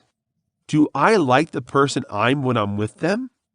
If they're around me, are they their best version? Your answers to these inquiries give you critical hints as to whether the issue in which you find yourself is the result of something you do or something your partner does. Putting a target on their back by asking questions is another thing you can do to defend yourself from manipulators. Let them always answer their own questions and pressure them to rely on their own behavior. Manipulators concentrate their manipulation attempts to get you to do the things you don't want to do. It's as easy as that. Such deals motivate you frequently to make a special effort to solve their problems.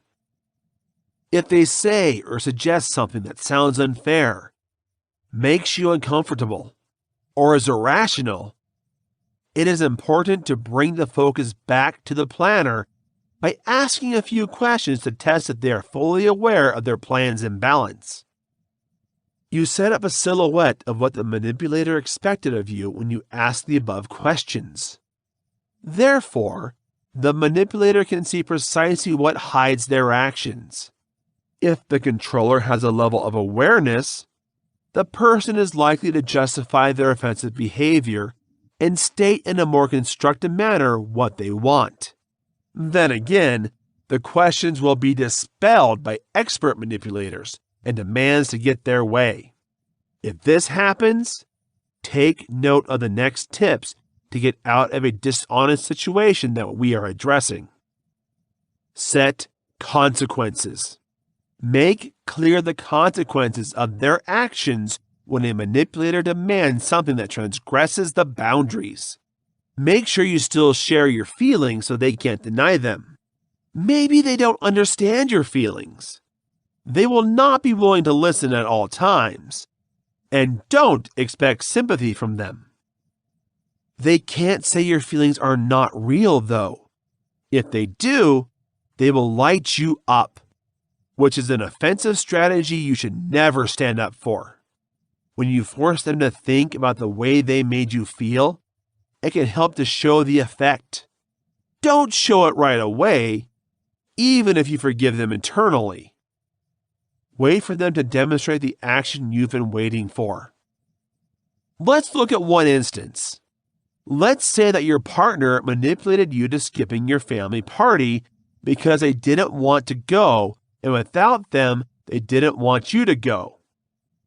Let them know that they're hurting your feelings and making you feel guilty about missing your parents. They might say, "I haven't done that," but they can't decide that. You can let them know you understand that they may not have been their goal, although it may have been, but that either way you were still hurt. If they aren't willing to accept this, why are you willing to accept that when you thought you could go to the party without them, they were hurt? Ask the question. Why should you be willing to listen to theirs if they are not willing to listen to your feelings? Don't give them up, no matter how hard they're trying, until they realize they're hurting your feelings. It's as simple as that. They may try to avoid it, make you laugh, or distract you so you don't get mad. But don't give up until they admit that they hurt you and apologize. One of the most critical skills you can use to work with a troubled individual is the ability to discern and predict consequences. A result is something that will hurt them, not you. Ask yourself what you can take from them to get them to really start thinking about you, not just about themselves in any given situation. Your friend could be another example of coercion, offering you the silent treatment after you ignore them for an hour. Let's say you've been at work and you've been busy, so you've skipped their message asking what you want to watch on television later that night. This is a very simple thing in a situation that is rational. You can't be expected to reply every minute of the day to your mobile, particularly when you appear to have commitments to work. Your companion will be locked in the bedroom when you get back, not talking to you at all. They ignore you, and they don't want to listen to you. It makes you feel bad. And if something is wrong with you, you start to wonder. If they're lying in bed, you think they've got to get angry all night, and you might start feeling really bad about whatever you've done, even though you've done nothing wrong. Instead of giving in to them and constantly apologizing, they really should be the one to apologize to you. You would sit down on the bed in this case and tell them you were busy at work, which is why you couldn't respond. Let them know that you'd still love to watch it. If they don't change their mood instantly and continue to throw themselves a pity party, just walk away. They're in search of an emotional response. They want to know you've been controlled successfully. Don't give this up. They need to reflect and realize that they themselves were the only person responsible for the bad mood. If they were legally worried about evolving with you, They would understand that you couldn't respond and speak to you about their feelings. The silent treatment is a deceptive technique to make you feel guilty, so you're going to be put under their influence. In this case, take control of your evening. Go watch a movie alone and let them be furious. Conclusion: how to use dark persuasion personally. Persuasion is defined as the intentional process of influencing others by providing information, creating a campaign or visual stimulant designed to change their minds and feelings, or by subtle coercion. The manipulation is subliminal in some situations, and it really has to be in order to be fully successful in persuasion. People can try to convince other individuals to be right or to know the best way to accomplish a mission. But convincing others, even with the help of evidence, experience, and knowledge, can lead to disagreements and resentment. The key to persuasion is to be able to persuade someone to use the arguments, information, or images that the person is trying to do the persuasive presented with. The agreement method is one of persuasion, dark, covert, or otherwise. This technique is at the very heart of psychological persuasion studies and is a good starting exercise to make a habit for those new to the art of persuasion. Essentially, once the target has been established, the goal has been set, and a plan has been put in place.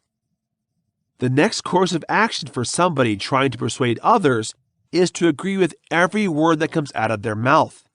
Even if getting them on your side is counterintuitive, consenting to people builds confidence, a critical element of successful persuasion. For those who want to start practicing this method, the most important rule is that the target is always correct. They're right, even if you know they're wrong. It may sound complex, but essentially what this means is that when you try to convince someone of something and they disagree with you or say something wrong, instead of challenging them or calling them out and asking them what's true or what you want them to believe, you can find a way to change their way of thinking first by agreeing with them and then using other subtle persuasions. The person who disagrees with the persuader or says something that opposes the ultimate goal of the plan of persuasion is a clear sign that the methods of persuasion used up to now have not been successful and may need to change the plan. Having a mental toolbox filled with tactics of persuasion is good, even crucial, for those who use it or want to begin to practice it in their own lives. For those who practice persuasive behavior, technological developments are of particular interest. The main reasons for this is that we are still surrounded by software, bought for personal or professional use. From cell phones in everybody's pockets or bags to wall-to-wall television in virtually every restaurant, waiting for an area or other space where people gather to spend time together or alone. This is also one of the reasons why the advertising industry is such a popular destination for those who know they have a convincing talent. Everything travels faster when it comes to sharing photos, pictures, or news clips than a funny commercial or celebrity endorsement shared on social media or sent as a private message to share with friends and family. Technology has opened the door to convince and all kinds of predators and made it easier for them to broaden their target audiences and general hunting grounds. The good news for potential victims is that to be prey on a larger collection of people means to win a more diverse and contradictory collection of people. This means persuasive people are faced with new challenges, not in actually reaching people, as this has become one of the easiest parts of any dark psychological control method, thanks to constant internet access and mobile technology, but in fact, winning people over as one campaign or argument may not connect with others. One of the most common covert persuasion techniques used in both personal and professional circles is the big picture concept. Regardless of the situation, the specifics, or the ultimate goal, understanding how the goal not only remembers their past experiences, but also foresees their future. The tactic is especially effective for those who have a target on the negative side of their argument and need to be persuaded to gain support or a close sale on the positive side. People are more likely to be open to persuasion and consider other information or behaviors as helpful if they believe they are understood by the person they are speaking to and treated as an entity rather than a target. Social skills, communication skills, compassion, and the ability to translate words and actions as the emotional responses of a person are all other basic human interaction skills that are useful to learn when trying to persuade others. Listen to the person's experience and background with the subject you're trying to persuade, then to empathize and find some common ground to win their confidence and make a personal connection. Also, ask them where they are standing and why they feel so about your subject before attempting any persuasion tactics. This is a way to create a baseline or a starting point to simplify building an effective plan of persuasion. Ask them how they see the situation or argument wrapping up once their position has been established. It helps you to know which potential future they are considering and how their ideal situation will end. Now that you have an understanding of their past and their vision of the future, as it relates to your topic, you can choose which tactics of more sophisticated, subtle, or darker persuasion will help you achieve your ultimate goals and solve the situation with the future you have hoped for. Pro tip: use the past to influence the future actions or decisions of an individual. The best example of this tip in action comes from the world of sporting events and competition. Some sporting events are split into two halves or have some combination of multiple sections which teams or individuals need to perform successfully in order to be declared the winner and defeat their rivals or rival teams. When a challenge's first half or first part doesn't go well, it doesn't automatically mean the entire game is lost. It's easy to get frustrated when things don't go as expected or when somebody doesn't perform as they wanted, particularly if they've been practicing for a while.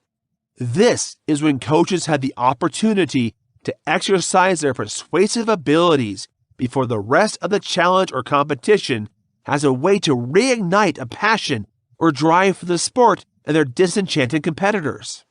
A common argument for this is that failure to perform well at the beginning should only serve as more motivation to improve one's strength and focus on the rest of the challenge more intensively. A renewed drive and renewed energy levels, from stretching out sore muscles, rehydration, or consuming some protein or other fuel, can make all the difference in someone's performance and depend on how far behind the person or team is, can be the determining factor in how to close the gap and then outdo their competitors in order to win the award or game. Where there is more than one potential outcome for the person to be persuaded, either by making a decision on a purchase, another person, or a course of action, and both of them are equally beneficial to themselves or to the persuader, depending on their motives and intention, one technique on which persuasive experience depends is to move the target's attention between options so that they do not support it. Even if there is no damage for the person irrespective of the decision they make, people tend to feel a sense of loss and regret that they may start questioning the decision they made and how they came to it. This is good for people who become self-conscious and see that they have been targets of a convincing strategy or project, but not suitable for those who practice and develop their methods of persuasion. This has been Dark Psychology Secrets. Defend yourself from brainwashing, mind games, dark persuasion, deception, hypnotism, and undetected mind control. Learn techniques of emotional influence and intelligence. Written by Jake Smith. Narrated by Stephen Justice. Copyright 2019 by Jake Smith. Production copyright by Jake Smith. Manipulation and NLP techniques. Learn the art of persuasion, influence and deception. Understand emotional intelligence, social influence, hypnosis and seduction techniques. By Jake Smith. Narrated by Jason Spire. Introduction. This book is an introduction in a short form to the concept known as neuro-linguistic programming. NLP is the science and art of excellence, based on the study of how top individuals achieve exceptional results in different areas. To enhance their personal and professional efficiency, anyone can learn these communication skills. This book discusses many of the excellent models of interaction, business, education and rehabilitation of NLP. The strategy is practical, results are achieved, and it is increasingly influential in many fields around the globe. NLP continues to grow and create fresh thoughts. On the other hand, we, the writers, know that books are static and fixed. Each book is a statement when it is written. It is the snapshot of the subject. But just because a man will be different tomorrow is no reason not to take a photo today.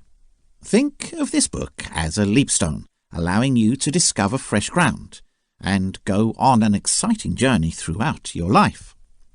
It reflects the writer's own knowledge of NLP and is not a formal or final version. A version like that will never exist by the very nature of the NLP.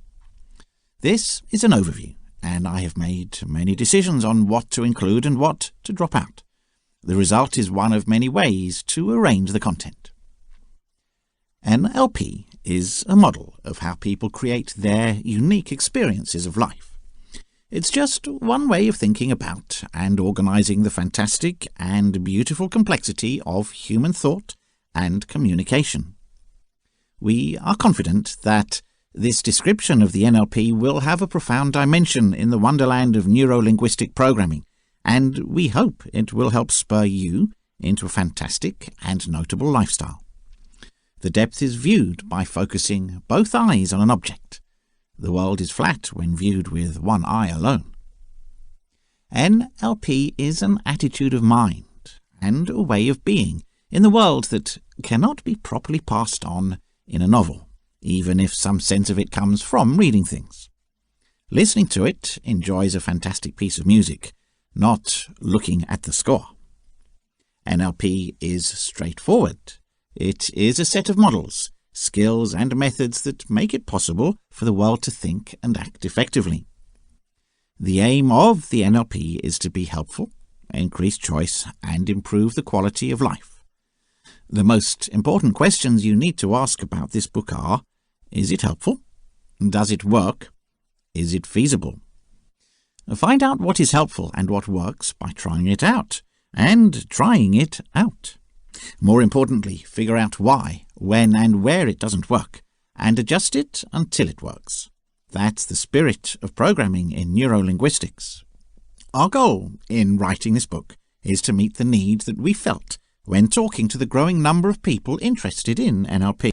It would share our enthusiasm for ideas about how people think and the possible changes. It would contain many of the most useful skills, patterns and methods in a way that makes them easily accessible for use as tools for change in a changing world. It would still be useful after a first reading as a reference book. It would provide practical advice when purchasing other NLP books to pursue specific interests and applications, and it would give advice in selecting NLP training classes. The objective was so daunting given the elusive obviousness of the NLP that none of us was prepared to tackle it on our own. It has given us the confidence to pool our resources. How successful we have been able to convince you with NLP depends on how helpful this book is to you. This book is an introduction to the field called neuro-linguistic programming, or NLP. NLP is the art and science of performance, originating from the research of how top individuals in different fields produce outstanding results. Anyone can develop these interpersonal skills to improve their personal and professional effectiveness.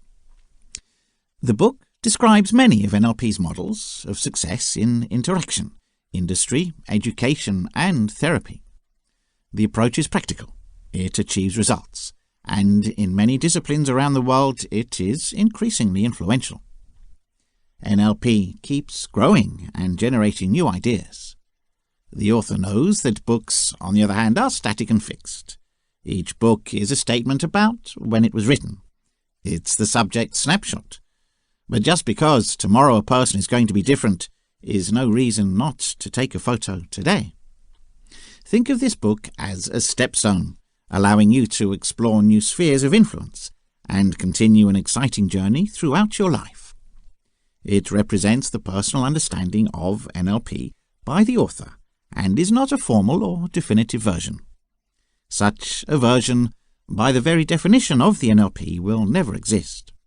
This is an introduction, and we made a lot of decisions about what to include and what to leave out. The result is one of many ways the book can be organized. NLP is a model of how people modify their unique life experiences. It's just one way to think about human nature and organize communications in a fantastic and beautiful nature. We hope that this NLP definition will have a depth aspect with two of us writing, which would not be the case if only one writer existed. By concentrating both eyes on an object, depth can be perceived. When seen with one eye alone, the world might seem flat. NLP is like a state of mind and a way of being in the world that cannot be passed on sufficiently in a novel, although some understanding of it will come from reading between the lines. A good piece of music is appreciated by listening to it, not by looking at the score. The NLP is handy. It is a set of skills, models and techniques that allow the world to think and act effectively. NLP's aim is to be useful, increase selection, and improve the quality of life. The most important questions you have to ask about this book are, is it useful? Does it work? When you try it out, find out what is helpful and what fails. Most specifically, figure out where it's not working and adjust it until it's finished. That's NLP's spirit. Our purpose in writing this book is to fulfill the need we perceived in conversing with the growing number of people interested in NLP. We set out to write a book to give a field overview. It would express our passion for the perspectives on how people think and the possible changes, in a way that makes them easily available for use as resources for change in a changing world. It would cover many of the most useful skills, patterns, and techniques. It would still be useful as a reference book after a first reading. It would provide realistic advice to pursue specific interests and needs when purchasing certain NLP books, and in selecting NLP training courses, it would offer guidance. Despite NLP's elusive obviousness, this goal was so overwhelming that none of us was prepared to tackle it on our own. It gave us the confidence to pool our resources. How far we've been good depends on how important this book is to you. In general, we would like to inspire you to explore further in the NLP sector and use these powerful ideas with integrity and respect for yourself and others to build more flexibility and fulfillment in your personal and professional life, as well as in others' lives. We originally planned a section of stories about how people were using it to explore NLP and their experiences.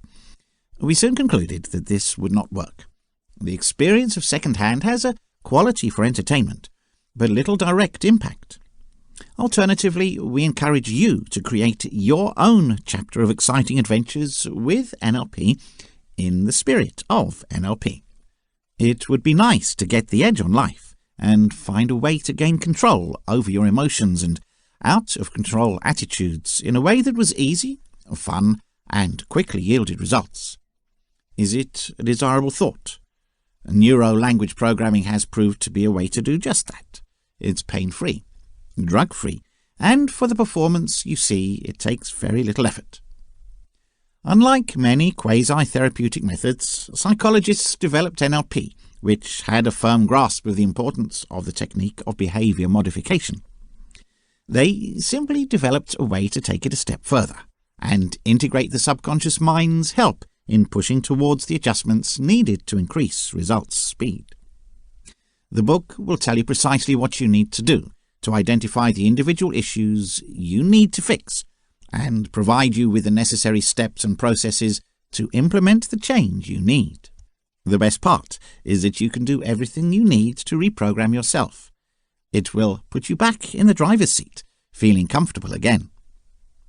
Neuro-language programming can help eliminate bad behaviors such as procrastination, cut the dependency chains, improve mood and emotional balance in general, stop the rides of the emotional roller coaster.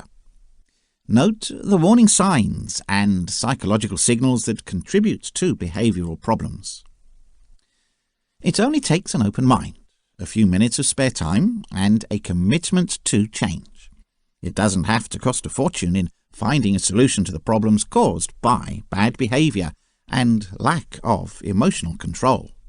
In general, we would like to urge you to further explore the NLP sector and use these strong thoughts with integrity and respect for yourself and others to build more flexibility and fulfillment in your private and professional life, as well as in the lives of others. It would be nice to get the edge on life and find a way to gain control over your feelings and out-of-control behaviors in a way that was simple, pleasant, and yielded results quickly. Is this a good idea? Neuro-language programming has proved to be a way of doing just that. It's pain-free, drug-free, and it takes very little effort to find out what you see. Psychologists who created NLP had a strong understanding of the meaning of the behavior modification method.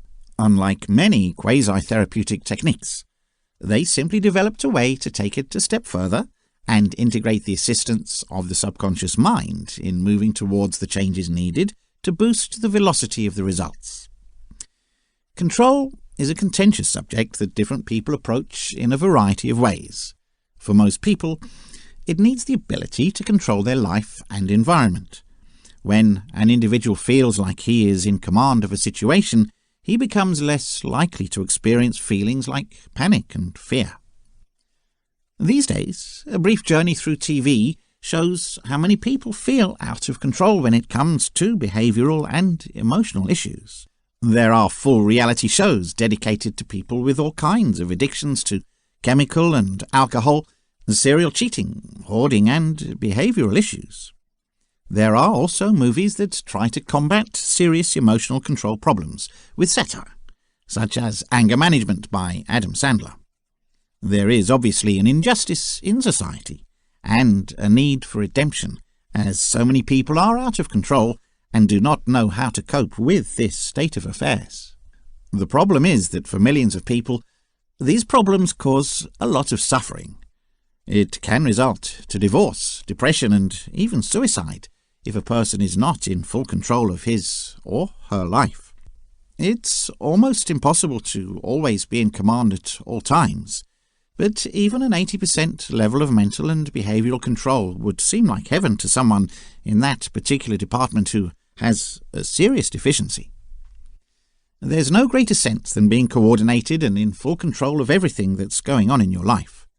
This allows one to live in peace when faced with specific difficulties and breathe a sigh of relief. However, life is not as easy as this sounds, and in many instances one can lose control. Debt and bankruptcy may result from the inability to regulate expenditure. Not being able to dial down the rage could lead to arguments or combat and legal issues. Chemical addictions can lead to loss of employment and health problems. Uncontrolled habits and addictions can have many bad consequences that weigh down your life in ways that you would never know until it's too late. There is no question that lack of control over your feelings and actions will make life difficult for you and those around you. Not only do nervous and anxious people boost stress in themselves, but it ramps up the atmosphere of anxiety for anyone around them. It's easy to say you don't worry about stuff, but putting it into practice isn't always easy. In reality, it's never simple to make a lifelong habit of worrying about anything and everything imaginable. In your life, you should give priority to gaining control. The problem of gaining control is the how to do so. The reason things seem to fall apart is that you may have tried several times, but you're not using the right tools and methods.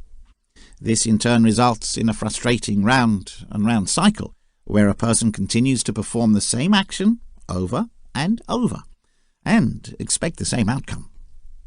Consequently, gaining control is all about modifying behavior, so you can see a marked difference in current conditions. Neuro-linguistic programming is a form of treatment for behavioral modification that can be done without a psychologist monitoring the procedure. There's no way to do it wrong and get hurt. If you're just practicing, and at worst you're making a wrong move, you probably won't see any results.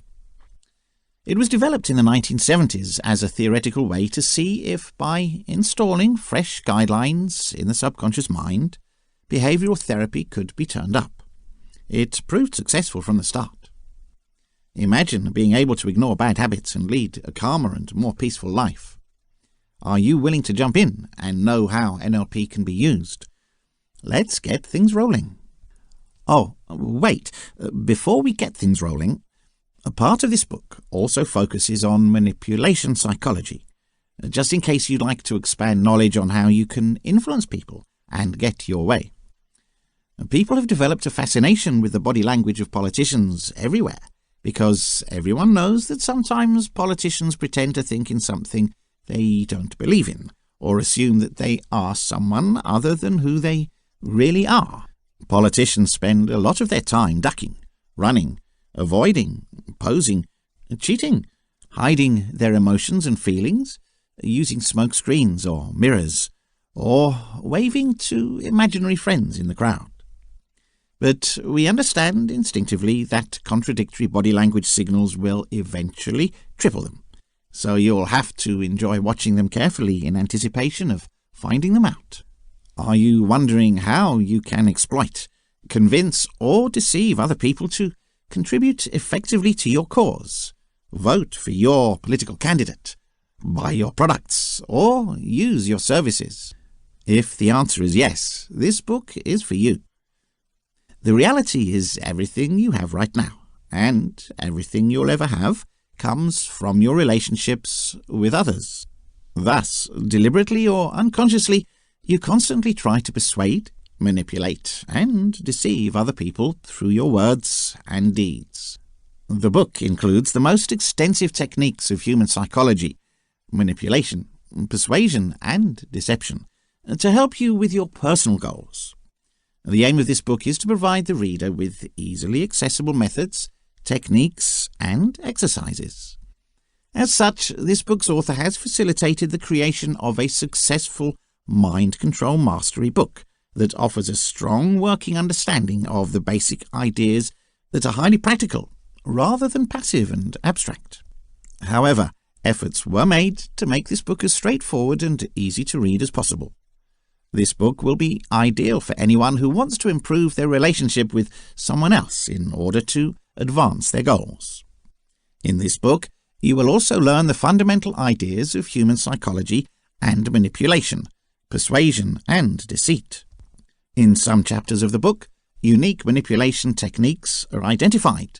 Common methods of persuasion are also discussed in certain chapters. Often listed are detailed methods of deception. You'll also learn about multiple apps for mental control, especially in sales and marketing, negotiation, and building reputation. Your capacity to exploit, convince, and deceive will be greatly enhanced at the end of the day. This will help you get more of what you want, and it's a very helpful tool for you to have in your career if you want it to be done. Once again, thank you for buying this book. I hope you'll enjoy and appreciate it. Chapter 1. Understanding the Basics of NLP. Neuro-linguistic programming is a technique of influencing brain behavior, the neuro part of the sentence, by using language, the linguistic part, and other types of communication to enable an individual to recode how the brain reacts to stimuli. That's programming, and experience fresh and better behaviors. Dr. Richard Bandler developed the term neuro-linguistic programming in the 1970s. He was recently asked to write the concept of neuro-linguistic programming in the Oxford English Dictionary. It suggests neuro-linguistic programming, a model of interpersonal communication that focuses on the connection between successful behavioral patterns and the subjective experiences, especially thought patterns that underlie them, and a system of alternative therapy based on this that seeks to teach individuals about self-awareness and effective communication, and to change their mentality. I also instructed the valet to take your emotional baggage as ordered. Will you need something else? Neuro-linguistic programming is like a user's handbook for the brain, and taking NLP instruction is like learning how to get fluent in your mind's language so that the ever-helpful server that is in your mind keeps working for you. NLP is an outstanding study of communication with both you and others. It was created through modelling outstanding communicators and therapists who, with their customers, had outcomes. NLP is a collection of instruments and methods, but much more. It's an attitude and methodology to know how to accomplish your objectives and attain outcomes. NLP is the practice of knowing how individuals organise their thinking, sensation, language and behaviour in order to generate their outcomes. NLP offers a methodology for individuals to model excellent performances accomplished in their field by geniuses and leaders. A main aspect of NLP is that we form our distinctive inner mental maps of the world as a result of how we filter and perceive data extracted from the environment around us through our 5 senses. Let's break the significance of the 3 phrases fused together. Neuro. Each person has set up their own distinctive mental filtering scheme to process the millions of pieces of information absorbed by the senses.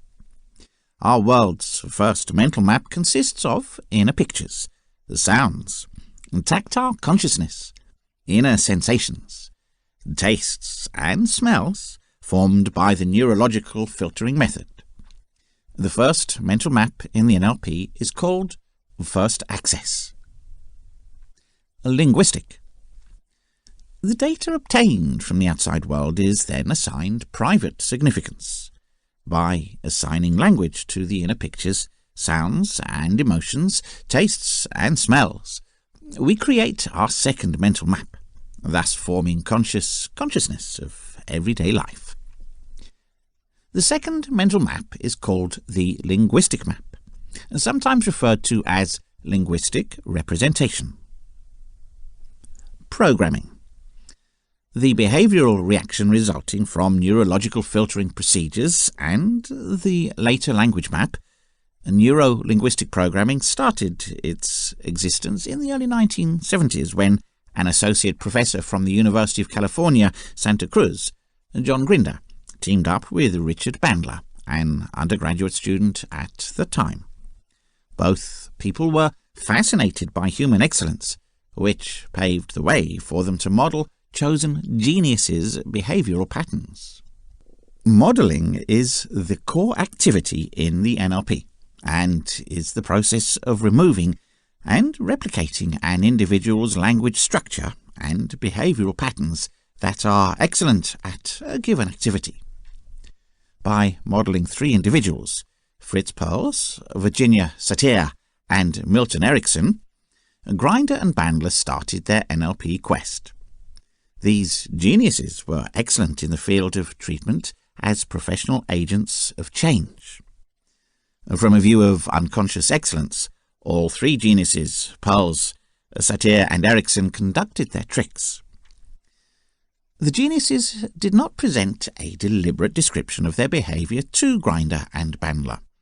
The modellers, Grinder and Bandler, unconsciously absorbed the genius pattern and then gave a description. With little direct knowledge of each of the geniuses' specialty and little knowledge of the psychotherapy field as a whole, Grinder and Bandler set out over a period of 2 years with fervent enthusiasm to explain selected portions of the behaviour of the geniuses. In language-based models, they coded the results of their work using transformative grammar patterns as descriptive vocabulary.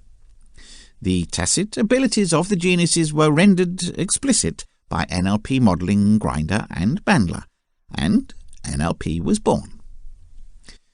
In those early days of the 1970s, the business that Grinder and Bandler kept was a melting pot of inquiring minds seeking research into human behaviour. Professor John Grinder was an associate professor at the University of California, Santa Cruz, and Richard Bandler was just a fourth-year undergraduate student at that time. Gregory Bateson, the world-renowned anthropologist, entered the faculty at Kresk College, and this was the interest of Bateson in the cooperation of Grinder and Bandler that he brought to Milton Erickson.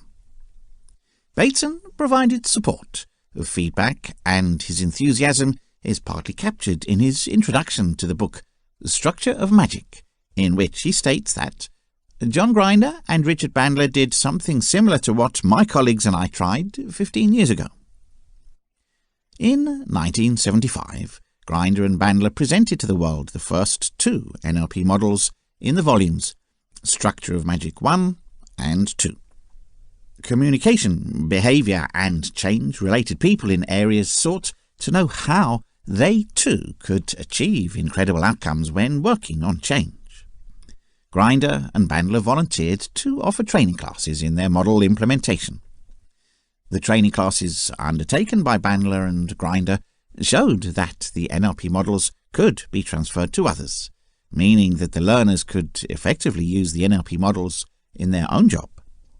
In order to make it simpler for individuals to alter their ideas and behaviour, NLP utilizes perceptual, cognitive and communication methods.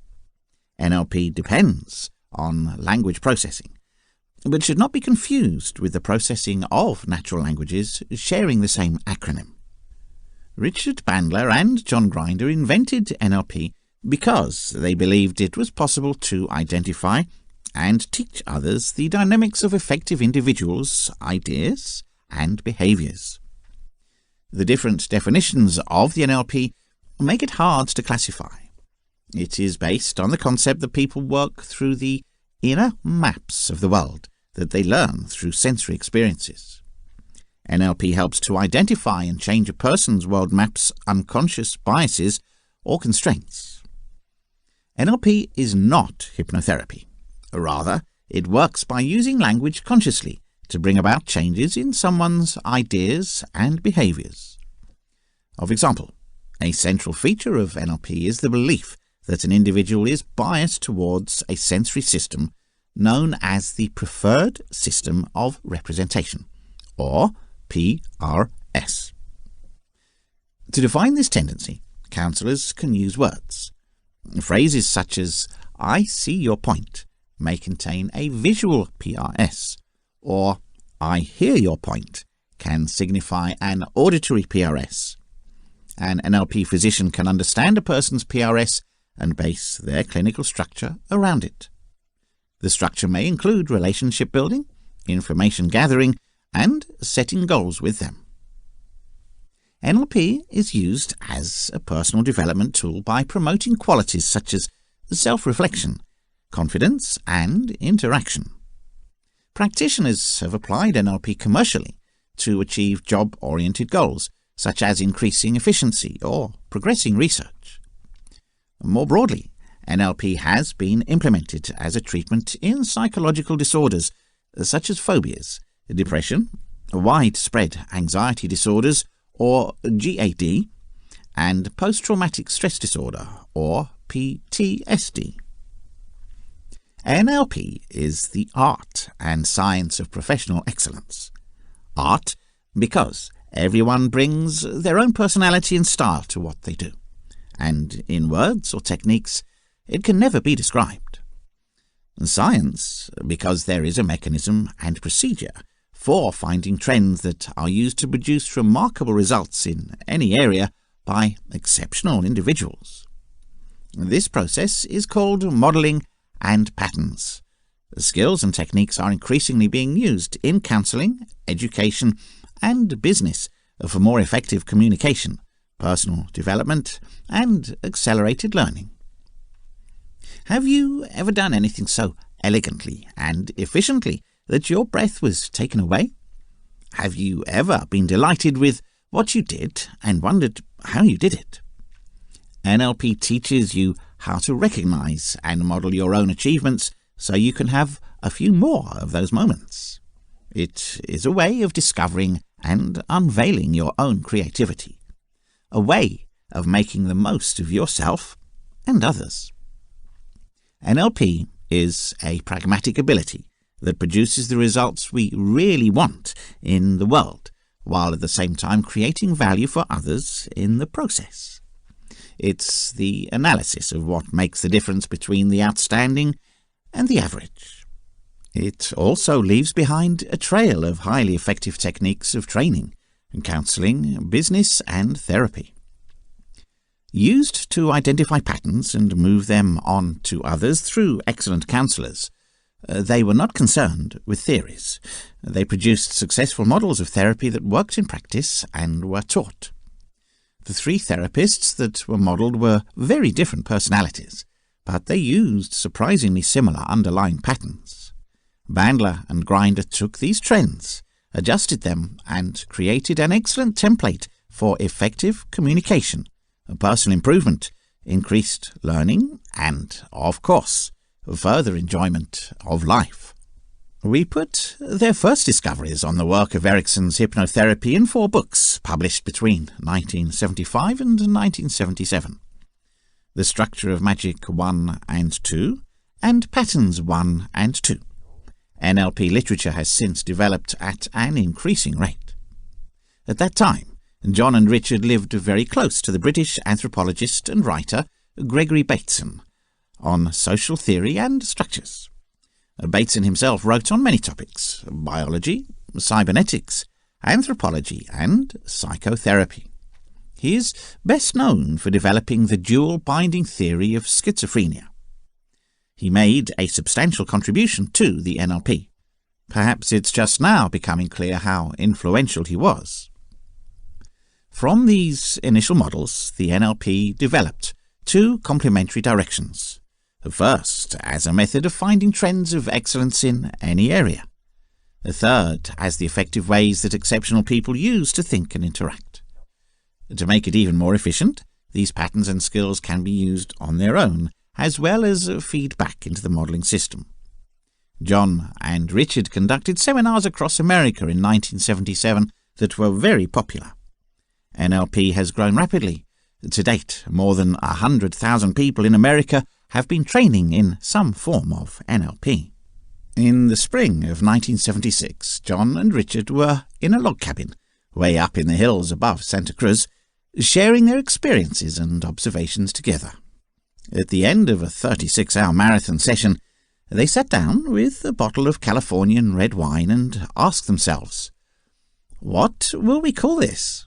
The result was neuro-linguistic programming, a complicated phrase that includes 3 simple concepts. The neuro aspect of the NLP acknowledges the basic idea that all action derives from our vision, hearing, smell, taste, touch, and feeling neurological processes. We experience the world through our 5 senses, make the information sense, and then act upon it. Our neurology covers not only our invisible thinking processes, but also our visible physiological reactions to concepts and events. Each simply reflects the other on the physical level. An inseparable unity is formed by body and mind, a human being. The linguistic part of the name indicates that we use language to direct and express our thoughts and behaviour with others. And programming refers to how we can organise our ideas and actions so that outcomes can be achieved. NLP deals with the framework of subjective human experience, how we arrange what we see and hear, and how we edit and interpret the outside world through our senses. It also discusses how we explain it in language, and how we behave to intentionally and unintendedly achieve results. Talk about how maps can help us make the world meaningful. Maps are selective, leave out and provide data, and are useful for exploring an impact sphere. Depending on what you see and where you want to go, the map you make. The map is not the described area. We deal with those facets of the planet that concern us and neglect others. The universe is always better than our feelings on it. The filters that we put on our perceptions define the type of world we live in. There's a story about a guy accosting Picasso, who asked him why he wasn't really drawing anything. It seemed confusing to Picasso. "I really don't know what you mean," he replied. The man created a photograph of his girlfriend. "Look," he said, "like that. That's exactly how it looks like my girlfriend." It looked suspicious to Picasso. "It's very small, isn't it? And it's a little flat." An artist, a lumberjack, and a botanist will have very different experiences walking through a wood, and they will notice very different stuff. If you're looking for excellence around the world, you're going to find excellence. If you go through the world in search of problems, you will find problems. Or, as the Arabic saying puts it, the presence of a piece of bread depends on whether or not you're hungry. Very limited views, desires and expectations can make the world bad, boring and dull. The same world can be vibrant and thrilling. The distinction is not the environment, but the filters which we view it with. We have a lot of natural, useful and necessary filters. For this, language is a filter. It is a map of our thoughts and experiences, another level removed from the real world. Think about what you mean by the word beauty for a while. There's no denying you've got memories and experiences, internal images, sounds and feelings that make the term meaningful. Likewise, someone else will have distinct memories and experiences and assume this word differently. Who is the right person? Each of you within your own reality. The word is not the experience it describes, yet people will fight and sometimes even die in the belief that the map is the territory. The values also serve as barriers, allowing us to act in some respects and to consider at the detriment of others certain issues. NLP provides a way of thinking about ourselves and the world. It's a filter itself.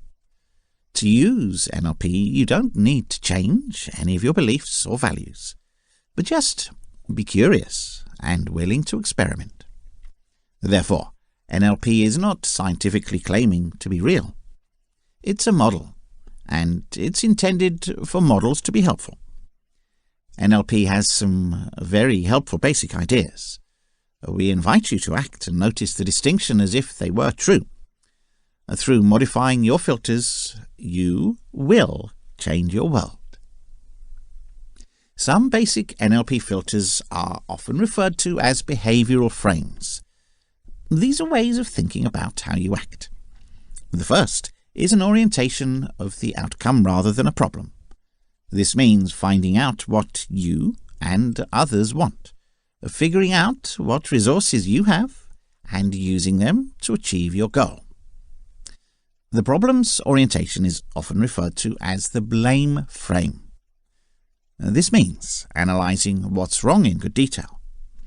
It implies asking questions like, why am I having this issue? How does it limit me? Whose fault is that? These kinds of issues do not generally lead to any useful place. Asking them will make you feel worse than you started, and will do nothing to solve the problem. The second frame is, as opposed to why, how to ask questions. How inquiries give you an idea of the structure of a problem. Why are questions likely to give you excuses and justifications without doing anything? The third frame is feedback versus failure. There is no failure, there are only results. They can be used as suggestions, constructive corrections, a good chance to learn something you haven't seen. Failure is simply a way of defining an unexpected outcome. Using the feedback you receive, you can redirect your attempts. Feedback is looking at the target. Failure is a dead end. Two very similar words, but they are two very distinct ways of thinking. The fourth element is to take possibilities rather than requirements into consideration. Again, this is a change of focus. Look at what you can do, what options are available instead of the limitations of a situation. Often the obstacles are less formidable than they appear. Finally, NLP takes an attitude of curiosity and fascination rather than making assumptions. This is a very simple concept with profound implications. Young children learn tremendously quickly and are curious about all they do. They don't know and don't know, so they don't worry about looking stupid when they ask. After all, everybody knew once in a while that the Earth was going around the Sun, that something heavier than air couldn't fly, and that running a mile in less than 4 minutes was physiologically impossible. And change is the only constant. Another useful concept is that we all have or can generate the internal resources we need to achieve our goals. You are more likely to be successful if you act as if this were true than if you do the opposite. Another useful concept is that we all have or are able to generate the internal resources that we need to achieve our goals. You're more likely to succeed if you act as if this were true than if you do the opposite. Learning, unlearning, and relearning. Although we can deliberately take in only a very small amount of information the world offers us, we notice and respond to much more without being aware of it. Our conscious mind is very limited and seems to be able to keep track of up to 7 factors or bits of data at any point. This concept was described by the American psychologist George Miller in 1956 in a classic document called The Magic Number 7, plus or minus 2. These data pieces have no set size. They can be anything from driving a vehicle to looking in the rearview mirror. One way we learn is by deliberately mastering and combining small parts of behavior into larger and larger chunks, making them habitual and unconscious. We build patterns so that we can see other issues. Therefore, our consciousness is limited to 7 plus or minus 2 bits of data, either from the inner universe of our thoughts or from the outside world. Or, on the other hand, our unconsciousness is all the life-giving procedures of our body, everything we have learned, our previous experiences, and everything we may notice at this moment, but not. The subconscious is a lot wiser than the conscious mind.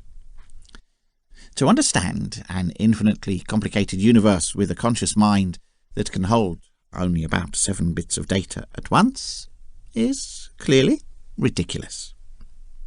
The concept of conscious and unconscious is centered on this model of how we learn. In the NLP, when there is awareness in the present moment, something is aware, as this phrase is right now. There's something unconscious in the present moment when there's no consciousness. You may have been unaware of the background noises you can hear until you hear this phrase. The memory of your first snow sight is almost certainly out of conscious perception. If you've ever helped a young kid learn how to ride a bike, you're going to know how unconscious that ability is in you. And the way your last meal is turned into hair and toenails is likely to remain forever unconscious. We live in a culture that thinks we're doing most of what we're doing deliberately. Yet, we do some of what we do instinctively, and what we do best. Traditionally, it's divided into 4 phases to learn a skill. First of all, incompetence is unconscious. You just don't know how to do something, but you don't even know you don't know. For instance, you don't know what it's like if you've never driven a car. So, you're beginning to learn. You will quickly discover your limitations. You have some classes, and you deliberately watch all the tools. Steer, coordinate the clutch, and watch the street. It takes all your energy. You are not yet eligible, and you are on the back roads. This is the stage of incompetence when grinding gears, oversteering, and giving cyclists heart attacks. Although this phase is uncomfortable, especially for cyclists, it is the phase where you learn the most. This brings you to the consciousness of competence. It's possible that you are able to drive a car, but it takes all your attention. You have learned the ability, but you have not yet mastered it. Finally, the goal of the endeavour is unconscious competence. All the little patterns that you have learned to mix so painfully into one unit of fluid behaviour. Then, you can listen to the radio, enjoy the countryside, and have a discussion at the same time. Your conscious mind lays down the outcome and encourages your unconscious mind to carry it out, opening your attention to other things. When you exercise anything long enough, you will attain this 4th stage and form activities. The ability at this stage has become unconscious. However, the attribution habits may not be the most efficient. Our filters may have led us to miss some important information on the path to unconscious ability. Suppose you're playing a tennis match and you want to get better. The coach would probably watch you perform, then change things like your footwork, how you hold the racket, and how you get the racket through the atmosphere. In other words, he would take what was a piece of behaviour for you, hitting a forehand drive, to break it down into some of its elements, components, and then rebuild it so that you would achieve a stronger forehand drive. Through the teaching phases, you would go back to conscious incompetence, and you would be unlearning before relearning. The only reason to do this is to create more efficient, fresh decision patterns. The same thing happens when researching NLP. We already have the communication and learning ability. NLP gives you the ability to refine your skills and give you more choice and flexibility. The 4 stages of training. 1. Incompetence unconscious. 2. Aware of incompetence. 3. Aware of competence. 4. Competency is subconscious. One way of thinking about progress in service, personal development and education as a path from a current state to a desired state. The difference between the two is a problem. In a sense, by setting out an outcome in the future, you have created a problem in the present, and vice versa. Any issue in the present can be transformed into an outcome. Your actions, ideas, and emotions will be different in the present state and in the desired state. To switch from one to the other, you need money. Motivation is the trip's fuel. The required state must be something we really want, or, of course, connected to something we really want. They also need to be committed to the outcome, Reservations often mean that environmental concerns have not been completely taken into account. In short, we need to build the trip and think the target is achievable and worthwhile. Skills, strategies, and resourceful states of mind are the means to achieve the goal. It may include our metabolism, nutrition, endurance, and resilience. The capacity of the NLP is a powerful way to overcome obstacles, opposition, and interference. Communication is a term that covers almost all communication with others: informal conversation, persuasion, reading, and negotiation. What does contact mean? The word is a fixed noun, but it is a sequence or loop that involves at least two individuals. You can't communicate with a waxwork dummy. What you're doing doesn't make sense. It doesn't give you an answer. When you communicate with another person, you interpret their reaction and respond with your own ideas and emotions. What you see and hear from your internal reactions determines your continued behavior.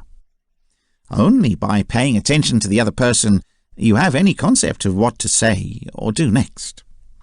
Your partner will react to your behavior in the same way. You interact with your sentences, the strength of your speech, and your body, postures, movements, expressions. You can't interact without it. Even if you don't say anything and keep quiet, some message will be passed on. Therefore, contact requires a message that goes from person to person. How do you know that the message you send is the message you receive? You've probably had the experience of making a neutral comment to someone and being surprised at the meaning they are reading into it. How can you be certain that the meaning that you intend to portray is the meaning that you get? An exciting exercise is being used in NLP training courses. For example, you choose a simple phrase, "Today is a good day," with which you want to express 3 basic emotional messages. You may choose to say that happily, threateningly, and sarcastically. In the 3 ways, you tell another person your word, without telling her the 3 messages that you want to send. She then tells you about the emotional messages she actually received from your word. Sometimes what you meant corresponds with what is interpreted. It's not frequent. You can then analyze what your tone and body language should do differently to ensure the messages you're receiving are the same as the messages you're sending. Our communication skills are constantly used to affect individuals. The ability to influence and communicate requires all treatment, leadership, and education. There is an irony that while no one would be interested in learning abilities that are not effective, efficient abilities can be denigrated and classified as exploitation. Manipulation has an adverse connotation that you force an individual to do something contrary to their long-term interests. In the case of NLP, it is not so. You don't need to coerce anyone to use NLP. NLP is neutral.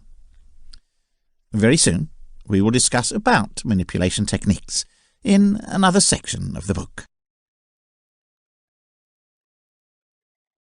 Chapter 2: NLP as an art and its emotional and psychological working methods. Neuro-linguistic programming aims at setting realistic targets and meeting them within a timeline you can follow. There is no excuse not to try progress every day, because it takes only a few minutes a day. It can be done at home or at the workplace, thereby having a schedule that is easy to maintain. When you make a very small change to check the list of convictions you've established and see if there's any that you haven't solved yet, it may be as easy as restricting conviction that the first time you have not gone through it. All you'll have to do is follow the cycle to gradually turn it into a better belief. To give your journey a true direction, you need to sit down and write a list of goals. The ultimate goal of the NLP is called the outcome. What are the behaviors that you want to change or the social rules that you want to set up? How do you think it's different and better in your life? A lot of unnecessary steps will be saved. It will help you focus your energies on what really matters. When you try to alter detrimental behaviors, you spend a lot of time discovering which feelings contribute to the habit. That many individuals who smoke battle is not just a physical addiction. It suggests that quitting smoking would be the desired outcome, but it will entail the first gripping of elevated anxiety and pressure concentrations. How do you balance your convictions with the outcome you need? You don't have to question your ability to reach your target. If you see any stumbling blocks, try taking care of them as quickly as possible. You may need to receive therapy and recovery support if you are battling depression. If you are trying to fight an addiction, it may take brief inpatient counseling to begin. You always have to make sure that you do things safely and use common sense. Give yourself every chance to succeed. Using the authority for visualization is an easy way to make sure you have everything you need on the list. Here, you start by picturing the final outcome of what you want to achieve and the joy you'll feel once it's done. The next thing you need to do is think of all the steps you need to take to achieve this end result. Through reviewing these steps, you will be able to produce a list of duties that need to be performed. It only makes sense to predispose you to lose your temper in certain circumstances if you are dealing with anger management. Many people call these pet peeves. It is necessary to learn how to avoid them as much as possible, or at least to restrict their impact in producing your emotional state. If you can recognize that you tend to control situations of all kinds, you will be much further ahead. You may not always have control, and you have to practice letting go. If you need to gain control over depression, you need to see where your mind tends to wander during periods of rest. Many depressed people worry about things that cannot be monitored, is very caught up. Feeling as if you don't have any authority in a given scenario can lead to severe bouts of depression. Concentrate on things about a scenario that you can regulate. If you have a difficult marriage, the day you appreciate, spend your time doing things. Every bit of temporary joy that you can add to your life will make it a bit more bearable for the rest. If you're worried, read a troubling newspaper. You should set aside a journal to take care of all your issues. It will encourage your mind to stay less distracted by elevated stress and emotions of anxiety causing disorders. Let your mind know that you're just going to look at it and worry about things later. It will create a state of relaxation and help regulate frequent and serious bouts of anxiety. NLP involves reprogramming your brain to achieve your goals. This is something new for many individuals, but so many motivational speakers are now doing their best to convey this form of success to people, as it has been seen to work very well to change behavior and emotions as well as the opinions of many people. There are a few steps you can take to successfully master the art of NLP, which in turn will help you achieve a lot of things in life. These steps are as follows. A. Knowing what you are about to start.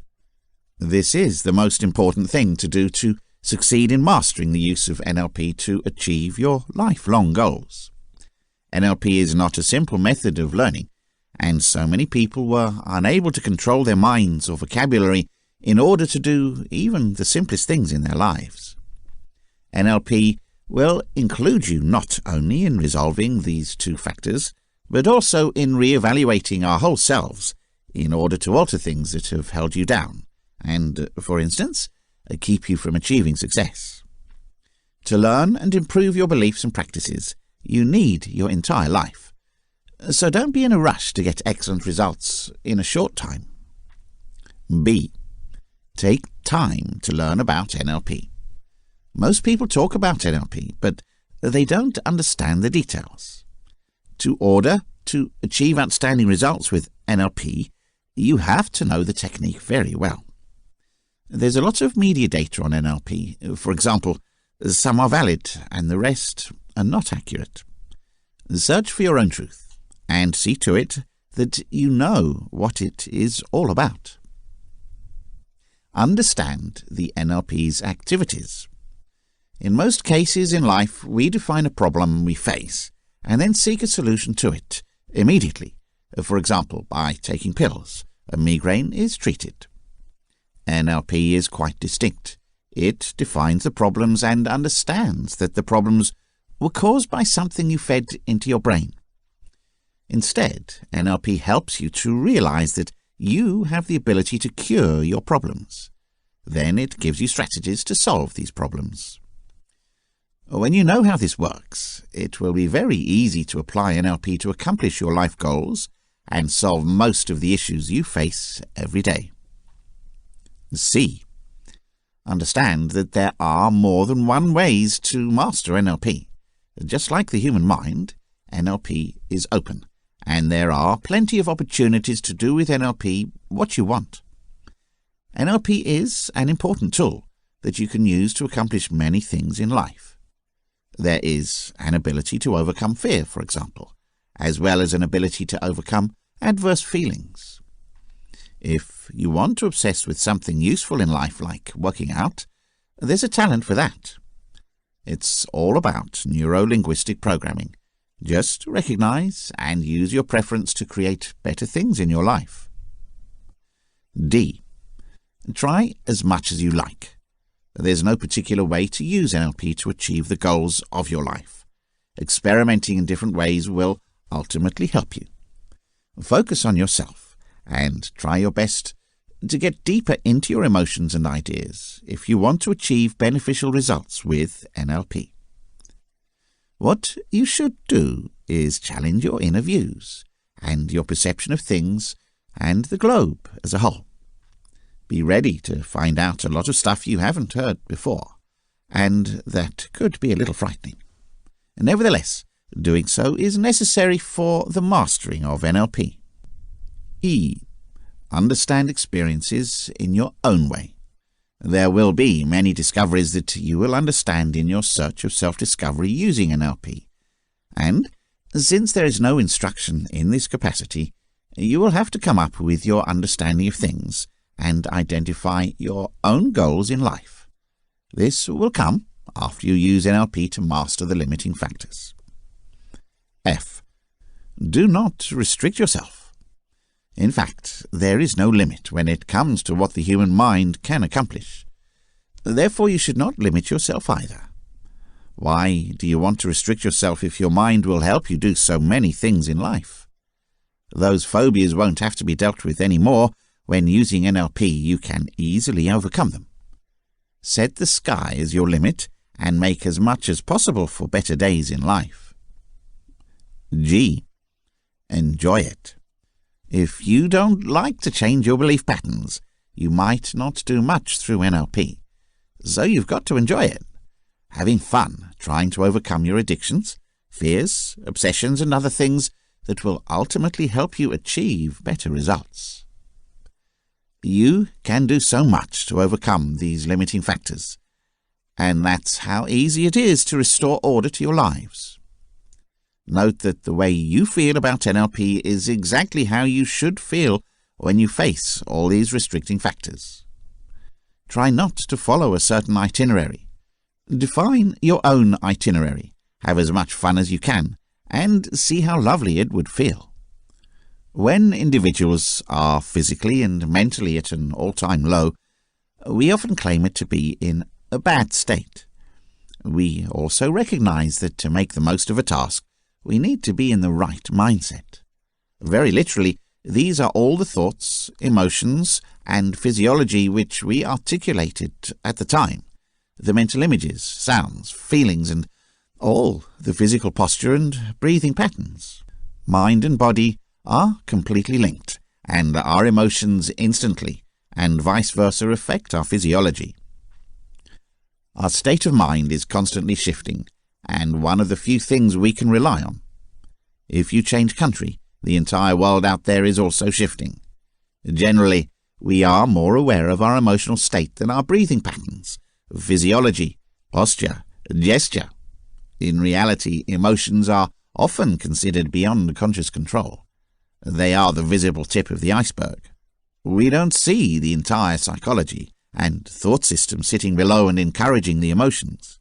These are the submerged 9/10 of the iceberg. Trying to influence the emotions without altering state is as pointless as trying to make the iceberg vanish by staring at the top off.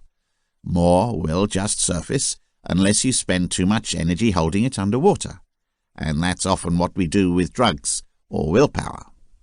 The mind leads us, and with obedience the body follows. Usual emotions can thus be stamped on a person's face and posture because the person does not notice how his or her physiology is shaped by the emotions. Try to experiment with it. Take a moment to think about an enjoyable experience, a time when you felt really good. Think back to that experience if you've been thinking about one. Spend as much as you can to re-experience it, a minute or two. Look around you. See what you see and hear as you relive this memory, as you enjoy these pleasant feelings. Recall how you felt. When you're prepared, go back to the present. Notice how your current state is affected by this, especially your posture and breathing. Past experiences don't go away forever. They can help you feel better in the present. Even though the past sights and sounds are gone, the actual feeling is as real and tangible as it was when we reconstruct them mentally. So just put yourself in a more resourceful state, or whatever you felt before you heard this paragraph. Today, on the other hand, think back to a somewhat painful past experience. If one comes to mind, imagine yourself in it again. Back in that situation, what do you see? What are you hearing? Note how you feel. Return to the present and see how this has affected you. Do not stay very long with this experience. Compare your feelings after this experience with how you felt after the previous experience. Note also the unique style of breathing and posture. Now, change your emotional state. Perform some kind of physical activity. Move your body to something completely different, and turn your attention from memory to something. Look out of the window, jump up and down, sprint across the hall, hit the wall, or bend and touch your feet. Look at the physical sensations of the action and what you experience here and now. This is known as altering or breaking state in terms of the NLP, and is worth doing if you feel pessimistic or unresourceful.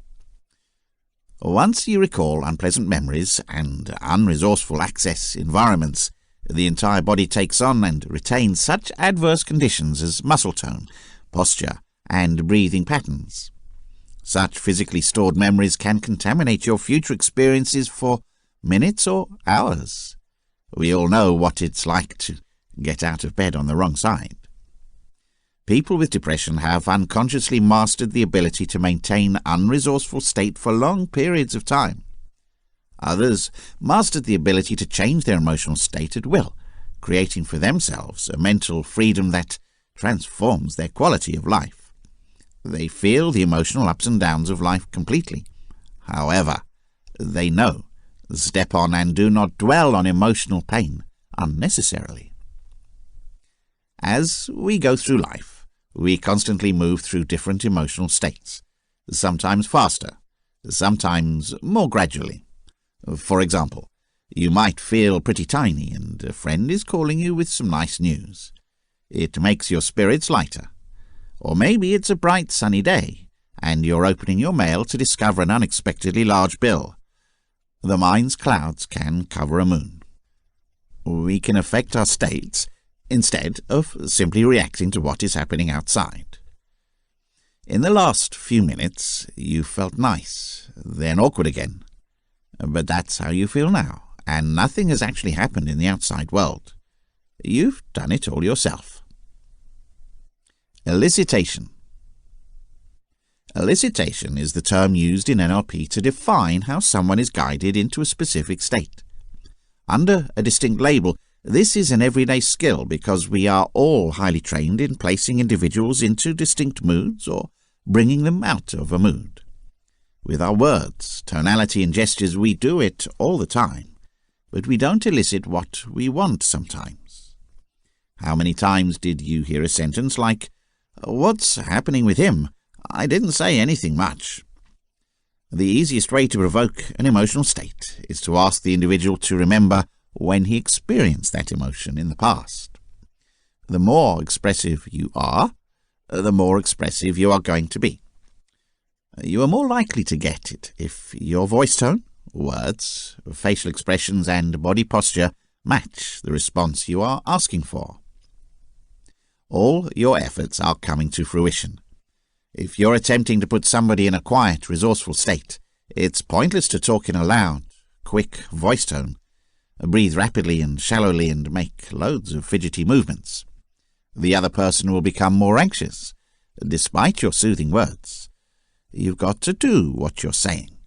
So, if you want to lead somebody into a state of confidence, you ask him to remember a certain time when he was confident. You speak clearly, breathe evenly, with your head up, and your posture upright in a confident tone of voice. You are acting with confidence. If your words do not match your body language and voice tone, the nonverbal message will tend to follow.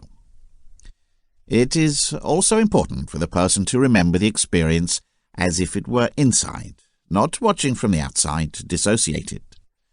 The association in the situation will more fully bring back the feelings. Imagine eating your favorite fruit, eating someone else. Now imagine eating the fruit for yourself. What's the most delicious experience? Put yourself back as fully and as vividly as possible in the experience to elicit your own statements. Calibration. Calibration is the NLP word for recognizing when people present in different states. This is a skill we all have and use in our daily lives, and one worth developing and improving. Subtly different expressions are distinguished as others experience different memories and different states. For example, when someone recalls a scary experience, his lips may become thinner, his skin pale, and his breathing shallower. While his lips are more likely to be fuller when he remembers a pleasurable experience, the skin color is more flushed and breathing deeper, with facial muscles softening. Often our calibration is so poor that when he starts crying is when we only notice someone is upset. We rely too much on people verbally telling us how they feel, rather than using our eyes and ears. We don't want to calibrate to know that a person is angry from a punch on the nose, nor do we want to hallucinate all kinds of possibilities from an eyebrow twitch. There's an exercise you might want to try with a friend in NLP training. Ask your friend to think about a person he loves a lot. Notice his eye position and head angle as he does this. Note his breathing as well. Is it deep or shallow, quick or slow, high or low? Notice also the variations in the shape of the facial muscle, skin color, lip size, and voice tone. Pay attention to these usually neglected subtle indications. They are the internal thought's outward manifestation. They are the physical dimension's thoughts. Now, ask your friend or someone he dislikes to think about. Notice the distinction in the indications. Ask your friend to think about one, then the other, until you are sure you can detect some physiological variations. In NLP terms, these two states of mind have now been calibrated.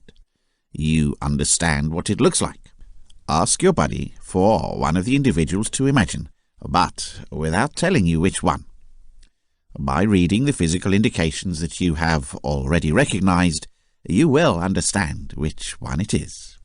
It seems like you're reading their mind. So, we can perfect our abilities. Mostly we unconsciously calibrate. For example, if you asked a loved one if he or she wants to go out for a meal, you will immediately know intuitively, before they open their mouths, what the answer is. The yes or no is the very last step in the process of thinking. We can't help but respond so deeply to the three connected with body, mind, and language. You may have had the experience of talking to somebody and getting the intuition that he or she was lying about. You had probably unconsciously calibrated this, and without knowing why, you got the feeling. The more calibration you practice, the better it will be. There will be some slight differences between some states, some unmistakable. Subtle changes will become easier to detect as you practice them. The changes were there at all times, no matter how small. You'll detect them as your senses become sharper, faster, and better. Chapter 3. NLP Anchors. Our emotional states impact our thoughts and actions strongly and omnipresently. How can we use them in the present to become more resourceful after these states have been produced and calibrated? We need some way of making them continually accessible and stabilizing them in the here and now. Imagine the effect of turning on your life at will on your high-performance states. At present, top performers need to be able to be resourceful in government, athletics, crafts, and industries. The actor must be prepared to commit to the role when the curtain comes up, not an hour before or halfway through the second act. This is the main point of professionalism. The ability to switch off is equally important. The actor must be ready to drop his role when the curtain falls. Many individuals in the company are extremely driven, doing excellent things, yet burning out and becoming dissatisfied, losing their family life, or, in extreme cases, suffering from a coronary. In order to manage our nations, we need balance and wisdom. We each have a rich personal history in different emotional states. To re-experience them, we need a trigger, some association in the present, to elicit the initial experience. Of course, our minds connect experiences. That's how we make sense of what we're doing. Sometimes these associations are very enjoyable. For example, a favorite piece of music that carries a pleasant memory back. Each time you hear that particular melody, it evokes those fun emotions, and every time it does that, it reinforces the relation. The anchor in NLP is called a stimulus, to which a physiological state is related and induces. Some examples of naturally occurring beneficial anchors would be favorite objects, evocative tastes, or a loved one's distinctive speech or voice tone. The anchors are usually external. There is a ringing alarm clock and it's time to get up. The bell of the class signals the start of the short break. These are anchors that are visible or warm. A red light indicates a stop. A nod to the head implies yes. These are the visual anchors, and the scent of freshly laid tar could bring you back to a scene of your childhood where you first smelled it. Advertisers are trying to create a connection for their brand name for a particular product. The anchor is anything that gets into a state of emotion, and it's so natural and normal that we hardly recognize it. How are you going to create anchors? One of two forms is there. First and foremost, by repeating. If you see frequent cases of red correlated with risk, it will get anchored. Learning is easy. Red is risky or dangerous. Additionally, and more importantly, if the emotion is high and the timing is right, in one example, anchors can be set. Repetition only takes place if there is no emotional involvement. Think back to when you were at college. It's a strong anchor in itself, and find it easy to know something exciting and interesting. You needed a lot of information that you didn't care for. The less emotionally engaged you are, the more the group needs to know about the repetitions. Most associations are extremely helpful. They shape habits, and we couldn't work without them. You already have a link, if you are a rider, between a green light turning to red and putting your feet on the pedals in some way. This is not an activity you want to have to think intensely about every moment, and if you don't establish the link, you are unlikely to survive long on the highways. Certain interactions, while beneficial, may be less friendly. In your rear-view driving mirror, the sight of a police car is likely to start questioning you about the state of your vehicle and the speed you're moving at. There are no other beneficial connections.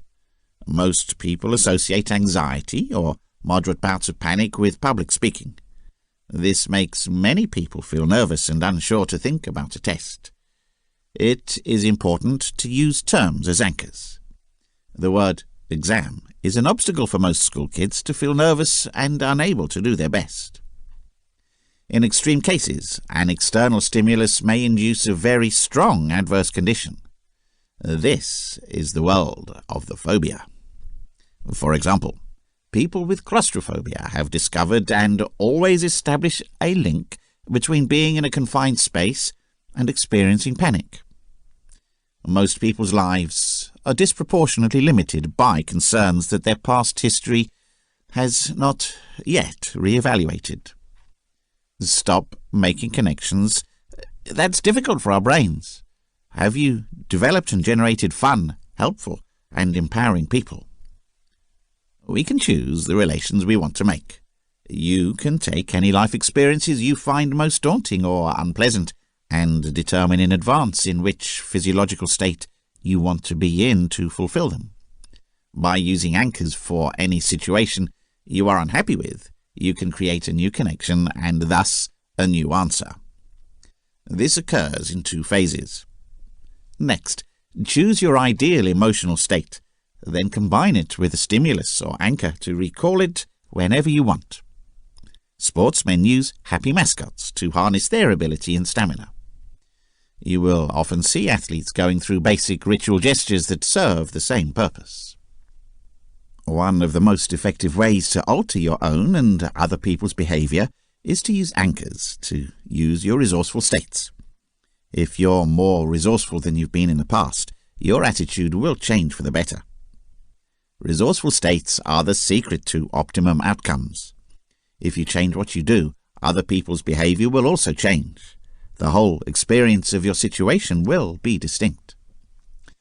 After a while, the signal itself will become a resourceful anchor for you, if you continue to use the anchor. The trigger that made you feel bad now is one that makes you feel powerful and resourceful. Following is a summary of the basic steps of the process.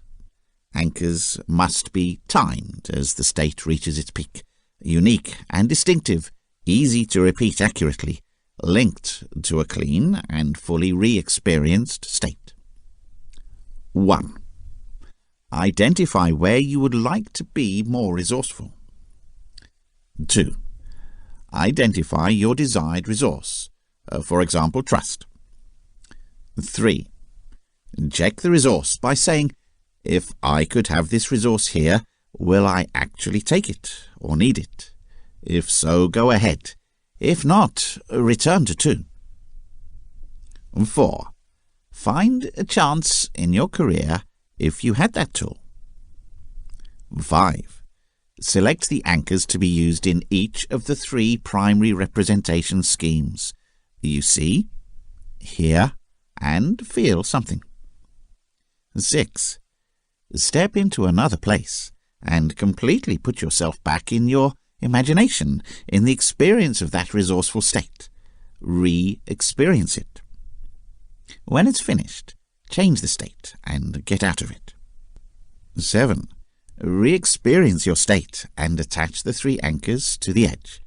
Keep the state as long as you like, and change the state afterwards. 8. Test the relation by shooting the anchors and verifying that you reach the state. If you are not happy, repeat step 7. 9.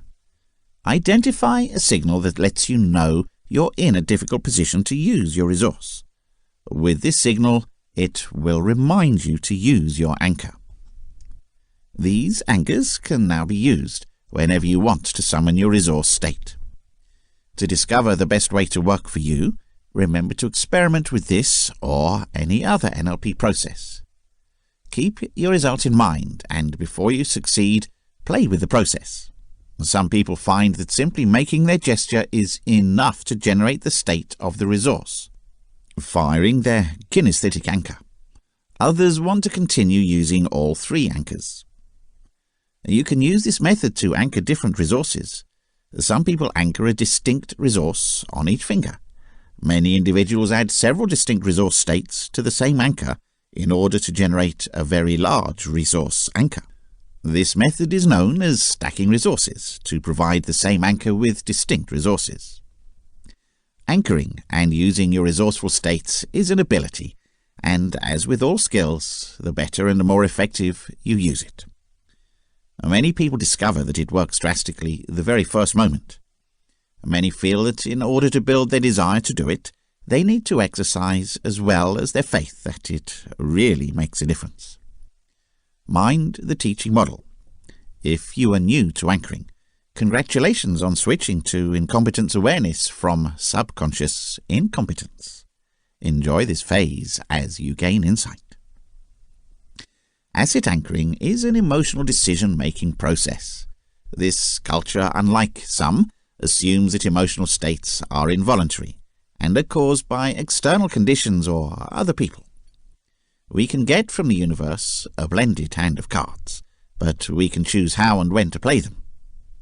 Experience is not what's going on with you, it's what you're doing with what's going on with you. Aldous Huxley. Chaining anchors. Anchors can be chained to connect one to the other. Each anchor provides a chain connection and causes the next one just as the electrical impulse flows from nerve to nerve throughout our body. In a sense, anchors are a mirror on the outside of how we create a new neural pathway in our nervous system between an initial stimulus and a new response. Chaining anchors helps us to pass through a set of separate states quickly and automatically. Chaining is particularly useful if the program state is strong and the resource state is too far away to reach in one stage. For starters, think of a situation where you feel frustrated. Can you determine the coherent signal that triggers this feeling? The tone of voice in your inner dialogue, a particular sensation. Do you see something? The universe can often seem to conspire against you, but how you react to the plot you may be able to regulate, and the sense of frustration is not going to change the outside world. Decide that condition if you have this inner signal you want to pass on, perhaps curiosity, and maybe inspiration from there. Think back to a moment when you were really curious, maybe kinesthetically, to set up your chain and anchor it with a touch on your hand. Break state. Then imagine yourself back to a moment when you were in a very creative state and anchor that, perhaps with a touch on your side at another spot. First, get back to a frustrating experience and contact your imagination anchor as soon as you get the frustration signal. Shoot your anchor for curiosity and maximum curiosity sensation. This produces a network of neural connections that move easily through excitement from agitation to imagination. Practice as many times as you want to automatically make the link. You have a tremendously powerful counseling and rehabilitation resource once you have distinct emotional states to evoke, calibrate, and anchor.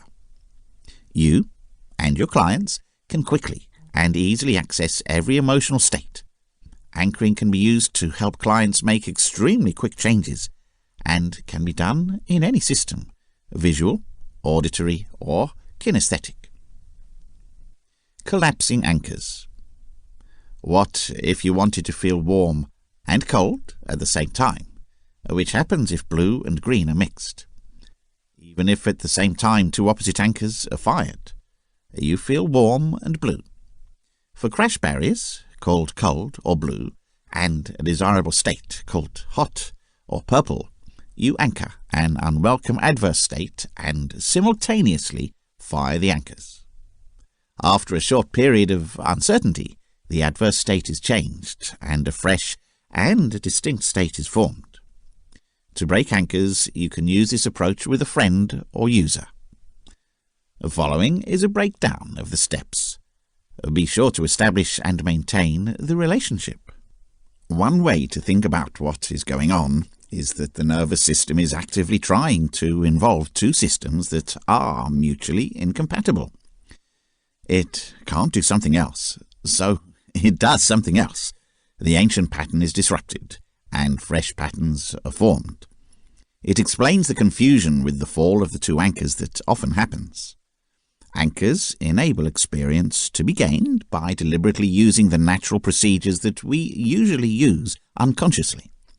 We anchor ourselves all the time, usually quite haphazardly. Instead, we can be much more selective about the anchors to which we respond. Future pacing. Future pacing is named in many NLP approaches to observe a situation in advance. You leap into the future with creativity and know in advance how you want it to be with the new resources you have. For example, the potential speed strategy of changing personal history is to ask the person the next time to envision a recurrence of the problem situation. As he does this, you calibrate yourself to see if there is any indication of a slip back into the adverse state. If so, you agree that more work needs to be done. If your strategy and techniques work, possible pacing checks, it is the closest you can get to the problem scenario. However, the real test of any change is the next time the person meets the real problem. Insights and changes can be easily anchored in the psychology consultation space. In the school, education is focused and the company plans for the boardroom. The real world is the real test. Secondly, a form of rehearsing the mind is future pacing. In all top performers, actors, musicians, salesmen and sportsmen in particular, mental training and exercise is a coherent pattern observed. All training programs are designed around this one aspect. Mental rehearsal is exercise in the imagination, and since the body and mind form one system, it prepares and makes the body first for the real scenario. Giving the brain powerful, favorable pictures of achievement programs makes believing in those terms more likely. Expectations are self-fulfilling prophecies. Such future pacing and cognitive training principles can be used to learn and construct fresh daily habits. Before going to sleep, you might want to take the next steps every night. Choose something that you did very well as something with which you are not so happy as you evaluate the day. Watch the two scenes. Rehear the sounds. Feel them again in a similar way.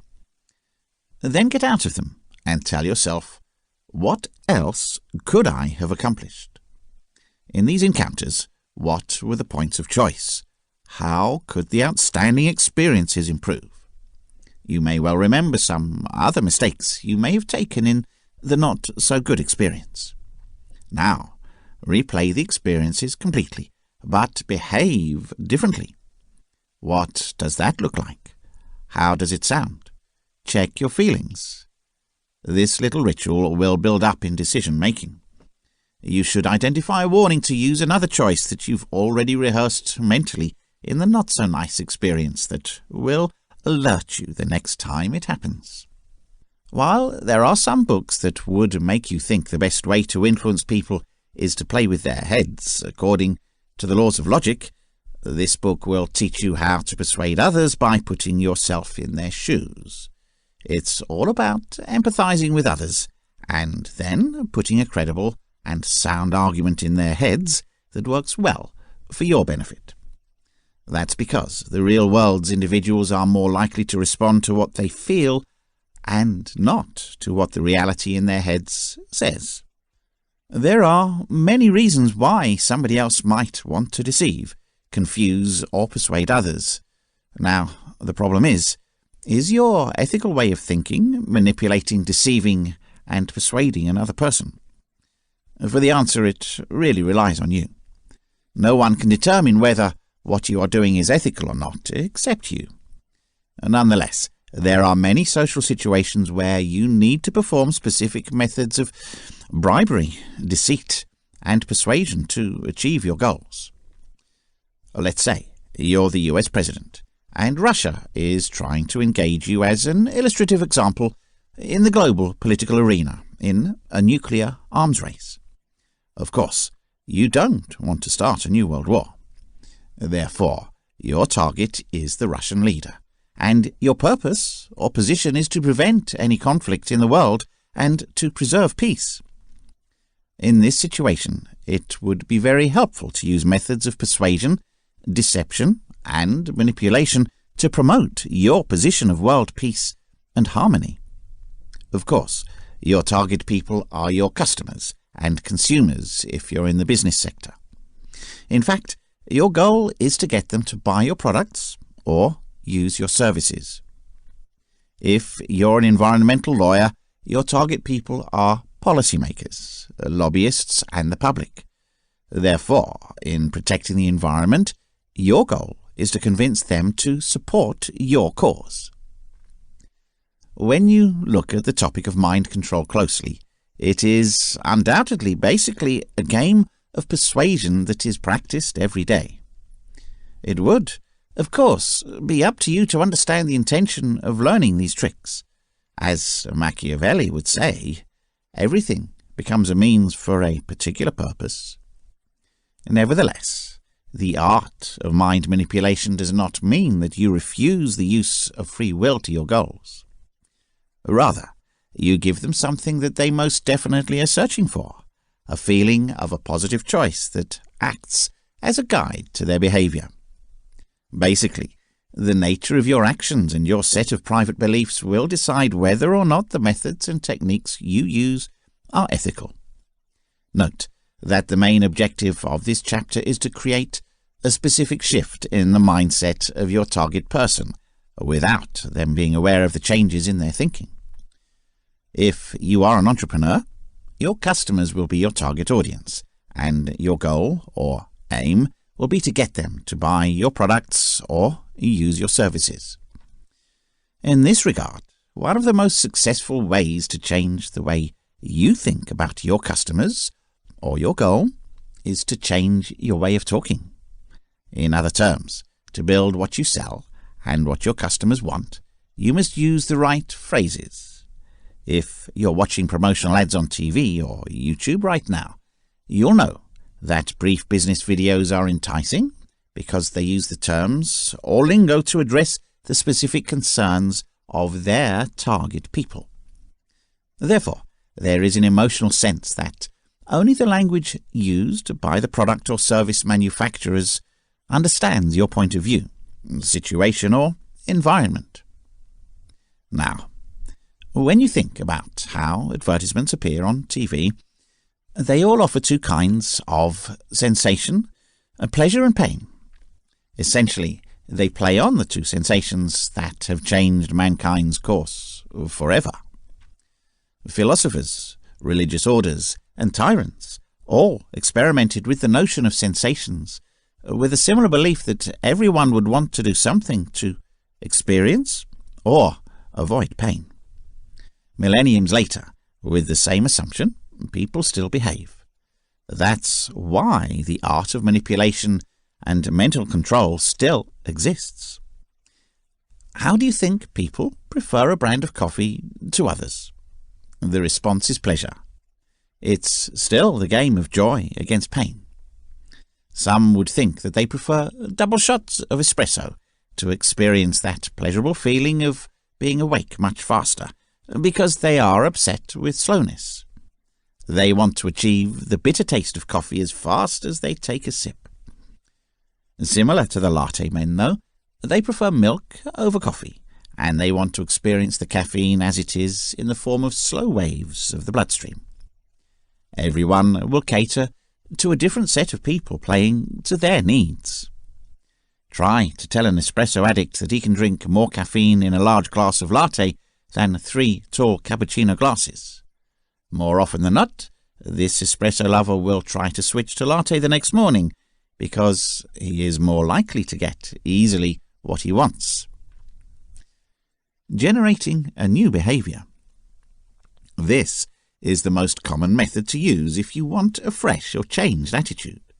For example, you may want to improve your favorite sport. Look at the way you want to act in your mind, for example, by hitting the right tennis strokes.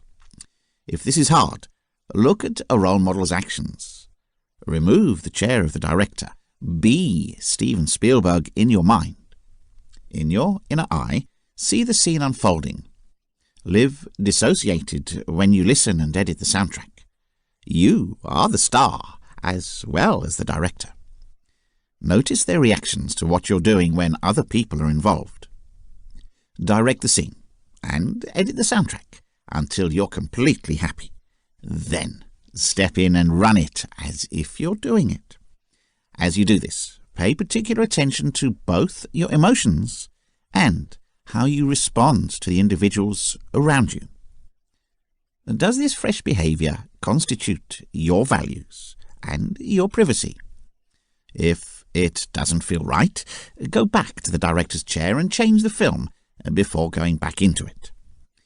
Identify an internal or external signal that you can use when you are satisfied with your expected results to trigger this behavior. Mentally rehearse the signal and go through the fresh action. A fresh behavior generator is a simple but effective tool to use in your private and professional development. Every experience becomes an opportunity for learning. The quicker you step to become the person you really want to be, the more you do this. Chapter 4. Applying NLP to real-life situations. Application of NLP in developing a healthy lifestyle and reducing anxiety. The health and well-being of a person should be the most important elements of his or her life, as it determines the quality of life. Recently, if you feel unwell, you can use some methods of NLP to drastically improve your health and promote your well-being. You must tackle multiple elements of well-being in this scenario, such as stress reduction, accessing and enhancing healing states, reducing anxieties, creating and maintaining the perfect weight, and so on. Reducing stress with NLP. In order to remain healthy, the body will only allow you to experience a little stress. But once you experience too much stress, it will cause chemicals in the body and interfere with brain function. NLP methods will help you cope with stress and let go of the excess stress that is harmful to your well-being and health. Following are some effective NLP exercises that can be used for stress reduction. Reframe the stress. You will need to find out the reason for the stress. Most of the time, we are aware of our stresses, so it should be very simple for you once the cause of stress is determined. You will need to find possible solutions to solve the problem without stress. For example, if you don't have enough cash to run a specific project, it's a nice stressor. What you need to do is to analyze the problem and find solutions that do not involve stress in any way. You can choose to go for loans, borrow money from friends, for example, or just put up with the amount of money you have. Using meta-mantras. In this method, you use some words to persuade yourself and make things feel better. For example, if you've been messing up at work and you don't know what will happen when your boss finds out what you've done, repeat phrases like, "So what?" If you're finding yourself wondering why, if you're asking questions, it's time to repeat the mantras to create better things in your mind. This will help to reduce a lot of stress. Relaxation and meditation. It takes a few minutes in a day to relax. During this time, close your eyes and let your mind wander. Talk about how great things would be if we had different scenarios and loved the experience. Keep your imagination as clear as possible and fantasize unlimitedly. In this example, relaxation is your primary focus, not the solutions to the problems you face. Once you're completely relaxed, the stress will disappear and you'll be ready to face another day. Concentrate on the present. Take off your busy schedule to live in the present time for just a few minutes. Experience the sounds, the sights you see, and the emotions you feel at the time, and try to relax. This is a sure way of pushing out the stress. This can take just 5 minutes, but it can help bring down the pressure to a manageable level. In this moment, try not to think of anything else but what you feel and what is happening around you. Forget about your concerns and stresses and enjoy the present. Finish your tasks. Always have a list of things to do when you leave the office the next day or at home. You need a notebook for this because you want these things in your mind as well. This can be a great way to avoid stresses and reduce stress. Change your mental picture. The pictures you make in your head are very different from those you create when you are depressed under normal circumstances. Take note of the images you create while depressed and produce images that can replace them. Through trying to reduce them as much as possible, pushing them back in your mind and removing them entirely, you can try to eliminate the pictures that are created when you are anxious. The pictures you choose to replace are supposed to be more soothing, large, vibrant, exciting, and so many other good things you can imagine will give relief to your mind. Change the tone of your inner voice. There is always an inner voice that speaks to us in different situations of our lives. When you're nervous, your inner voice will also sound anxious, and it can keep you in a tense mood for a moment. You have to make it a better sounding voice, maybe a funny voice to make you feel much better. The modified inner voice will take away your tension and fears, and the types of things it will convey to you are quite different from what you are worrying about. So, choose a better voice. Close things at the end of the day. A major stressor is the belief that you haven't fulfilled all the tasks that you've planned for that day. Once again, at work, end the day by checking out your to-do list for that day, opening and closing all the drawers just to make sure everything is in order, and shutting down the computer. Make sure that you are aware of all the tasks that you are performing as you close things off, so that you will be aware that everything has been done for that day. You can take the time to create a list of things to do the following day. The Worry Notebook. If you're concerned about something out there, you need a worry notebook, and make sure you bring it with you everywhere. Write it down, and then come up with options as soon as you consider something that scares you. If it is something that can be dealt with at the moment, don't push it aside, as you may later be stressed. If you can't take care of things, just take a few minutes in the evening, go through the worry pad list, and worry about those few minutes. This will make worrying anything difficult for you. Applications of NLP in academia. As one considers the purpose of NLP, which allows people to understand and regulate their ideas and emotions for beneficial change, it becomes apparent why NLP has such an important role to play in education. Understanding how to use NLP techniques while still being a student can have a very beneficial effect on how you conduct yourself in a company.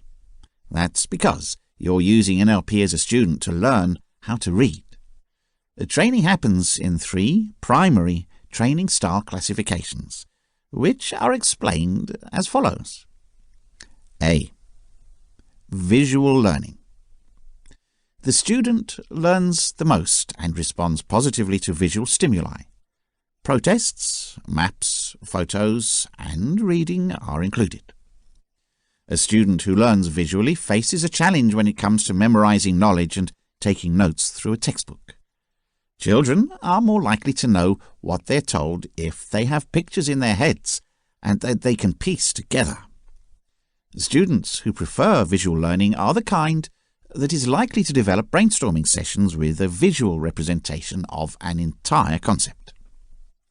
Visuals are good because they provide a fresh way to see things. Practice in imagination includes looking into the future and picturing an achieved goal. This method is also suitable for visual learning and can be a powerful substitute for restricting views of students. B. Auditory learning. In this type of learning, the student likes to learn by explaining things to them in detail. Once you return to interacting with students, it is important to be conscious of this concept because it can decide whether you have a leader or a follower in your class. Training by waiting for clarification is good for learners who need to know and understand step-by-step procedures. Such learners will remember everything they're taught because the scheme fits in with the way they interpret and assimilate information. For example, if these students are taught using visual aids for any reason, they may find it difficult to retain and follow the path to which they are guided by the knowledge. A follower should simply use this teaching method in this situation to receive instructions and then obey without a question. The explanation for this is that as long as the instructions are correctly followed, there can be no harmful or incorrect effects. The student would be free from mistakes. A leader would have a distinct outcome when using this method of teaching. After the terms are mentioned, a leader might choose to take possession of these phrases. If they were listed in the negative, they can be elevated as favourable.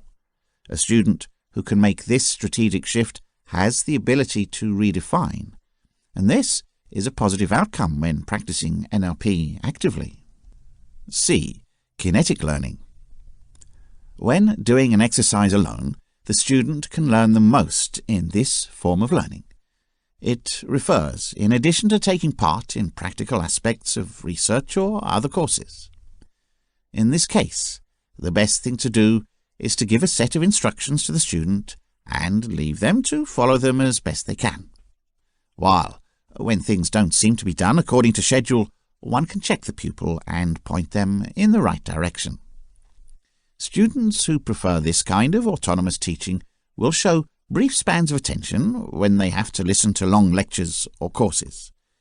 People prefer short, straightforward presentations of ideas, and they have the ability to implement these ideas on their own. To students, the above-mentioned learning style categories are fine. Nevertheless, NLP can also help teachers greatly.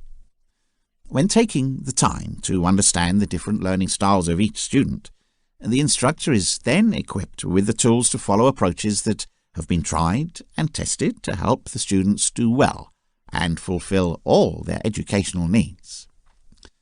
The section can also be used to attempt to understand how other individuals, such as clients, perceive things. With this experience, it will be much easier to handle them carefully. Application of NLP in getting rid of fear and other phobias in general. There are people living with various fears throughout the globe. Phobias can be called all-consuming and apparently out-of-control fears. There's a certain amount of good fear, and then there's fear that will generally stop you from functioning on a daily basis. NLP techniques will help you conquer this crippling fear effectively, so you never have to experience it again. Say you've got a phobia of public space. You have an excellent mind and you continue to start a business, but you can't, or because you might have to go out to public places. You find yourself stuck in your home, unable to go out into the world, wondering what to do and feeling a great deal of shame at your failure to get up and go. You may not even understand why you have this phobia. Perhaps you just remember that one day something happened, and since then public areas have been a no-go zone for you. By using phrases like, "not right now," and "I'm going to think about it," you may have become a natural deflection to get out of communicating or going to public places. The first step to overcoming phobias is to understand NLP's anchors. For fear of public places, here is a practical example. You would start by thinking about how to go to public places with a block. You're unmotivated and apprehensive, choosing not to be worth it. Create a vivid mental image of this scenario and feel the associated emotions, like your racing heart. Listen to the sounds, like your shallow breathing, and anchor it on any aspect of your body when it's crystal clear. The next thing you should do is think of all the frustration or desire that you felt when you didn't fulfill your goals and stack those anchors. Take the full weight of your position deep into your mind and recall a time when you were able to get everything you wanted. Recall what you saw, how you felt, and what you heard. Paint that moment's wide mental image. At the moment when it happened, it should feel as real as it did. Enable the feeling of satisfaction to fully wash over you, and then anchor it to another part of your body. Now, fire your first anchor and stuff all the while you've been a barrier for yourself. Then shoot the second anchor, both mentally, and then detach the first anchor. Repeat this process in your mind over and over until you feel encouraged to go out and take action. You need to reflect on all the emotions and experiences that you have lost as a result of your phobia, rather than focusing on all the negatives. This method is relatively time-consuming, and by using NLP you may be looking for a quick way to solve a phobia. So, this next method is fast and should help you see almost immediate outcomes. The instance is going to be the same as the previous strategy, which seeks to overcome fear of the public place. If you want to go to public places, think about what exactly happens when you experience a phobic reaction or an unpleasant memory. First, remember in particular a sense of security that you were safe before going out to government locations or coming back from public places. Imagine sitting in a movie theatre and watching yourself on a black and white screen, now that you know that you can be free. Imagine yourself in control of that image, and see yourself in the projection booth. See yourself sitting in the movie theatre. Watch the little film on the monitor. Your movie must start with a moment before you're afraid of public spaces, and you're supposed to play out the experience you've had before you got any fear. And keep up with this image until you feel completely free. When you feel totally secure, freeze the film and turn the screen white. Consider floating out of the screening room, then out of the chair, and at the end of the film, landing. Run the movie back in full Technicolor quickly, as if you were in it all the time, right back to the beginning, when you felt really safe. Note that the sense of security is all you need to do as you go into the future, and you'll find that you are better equipped to handle phobia. Applications of NLP in business. Companies around the world have started to adopt NLP approaches because they have tremendous benefits that can push the business to the next level. Using NLP methods will almost ensure the most fundamental level of revenue increases. Therefore, peer-to-peer communications will greatly improve. NLP is just what the entire round of a business needs. There are a number of business-related aspects to neuro-linguistic programming. These include motivation pattern management, cognitive change technology, conflict resolution, training and coaching, guidance, learning, and teaching. At some point, all these dimensions cope with feelings, and once they have been handled, these feelings are of great advantage. The following section aims to explore how NLP, by maximizing its overall efficiency, can create a business. NLP can make an amazing difference if people apply NLP methods in any sector. This is because, with a successful NLP practice, it is possible to change behavior in such a way that everyone is working towards doing it. To start with, there are 4 concepts that can direct any organization interested in succeeding. Work to achieve results. Positive use of NLP requires a person to set goals and work towards those goals. This refers in general to a business environment. Once you have an understanding of what your outcome is supposed to be, your mind is better prepared to handle the measures to be taken to help you to achieve that outcome. The trick is to be mindful of your actions, and NLP is successful here. Being aware can help your company stand out in the business world from a variety of other companies. Instead of working towards what they want, NLP-free businesses might work to avoid what they don't want. The problem with working with a negative outlook is that it will still attract a negative outlook. In other words, negative mindsets will cause negative outcomes. NLP places great emphasis on focusing on the outcome and focusing on it. It also preaches positivity and shows that even for negative actions, there may be positive intentions. In order to achieve these outcomes, it is necessary that they are expressed in positive terms. It ensures they should always be geared towards the bright side, instead of tasks that cannot be done.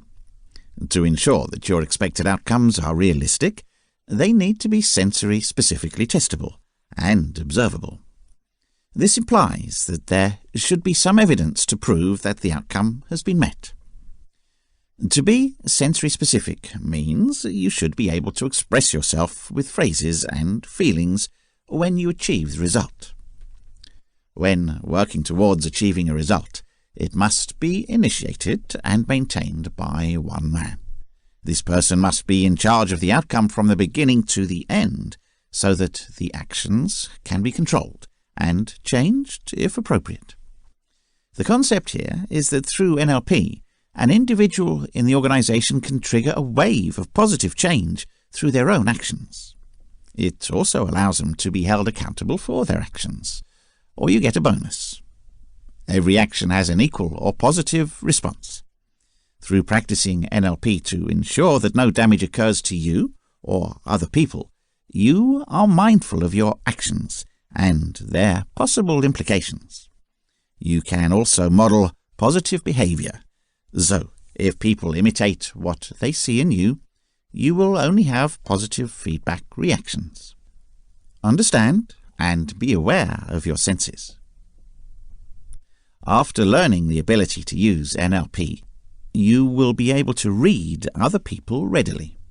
It includes all the nonverbal cues they use when consciously or unconsciously communicating with you. As you are more aware of them, you must increase your senses. Changes in skin color, blushing or pale, higher or lower breathing rates, and there should be visible muscle flexing. This skill can become essential when dealing with a client, as it makes it easier for the person practicing NLP to determine what kind of impact they have on other people. This will help the NLP therapist quit when the other person has achieved their desired outcome. For example, you're working in the sales department of a busy clothing store. A customer walks in and you notice that they have broken a little sweat, are a little out of breath, and keep looking at their watch even before they start shopping. If you've used the NLP methods, you may find the client is in a hurry and needs to be quickly served to make sure they make their next appointment. Therefore, it is possible to adjust the amount of service you offer accordingly. Change your behavior to ensure an outcome. It links directly to the first premise and discusses the essence of NLP, which is behavioral transformation. In a business environment, you need to be versatile enough to change gears when you know that the response you expect is not the one you get. This can only work effectively if you always have your end goal in mind. This is particularly true if you use the modelling authority and have a picture of the steps you need to take to achieve your goal. Tap your ability, as explained in the second principle, to measure the response. If you obtain the desired result, you must continue with your predetermined course of action.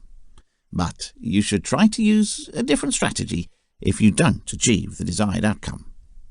You can potentially save stress and frustration if you spend time analysing and monitoring your actions by actually being mindful of the feelings and how you can cope with them.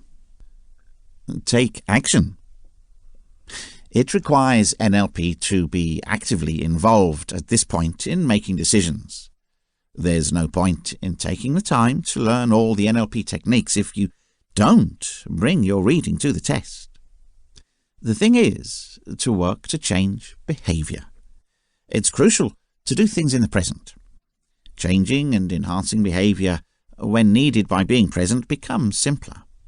Companies who send their workers to NLP skills training, particularly practitioner skills, will often focus solely on sending their leadership team on the expectation they would have learned a fresh skill that could then filter down to the rest of the team. NLP is not a resource that should be limited to the leadership of a company. Instead, it is a software that should be well versed by everyone in the company to ensure that the corporate objectives are properly achieved. Employees can use NLP methods to achieve optimum results or interact better with customers.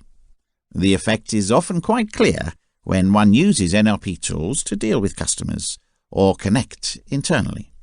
A percentage increase in consumer purchases or productivity of employees. When an employee is trained to learn NLP skills at any point, they are greatly motivated, which generally leads to their increased production. NLP should teach any worker anything that can be done on a mental map to create, understand, and apply. The points mentioned previously highlight the most common business challenges. The primary challenge is proper communication.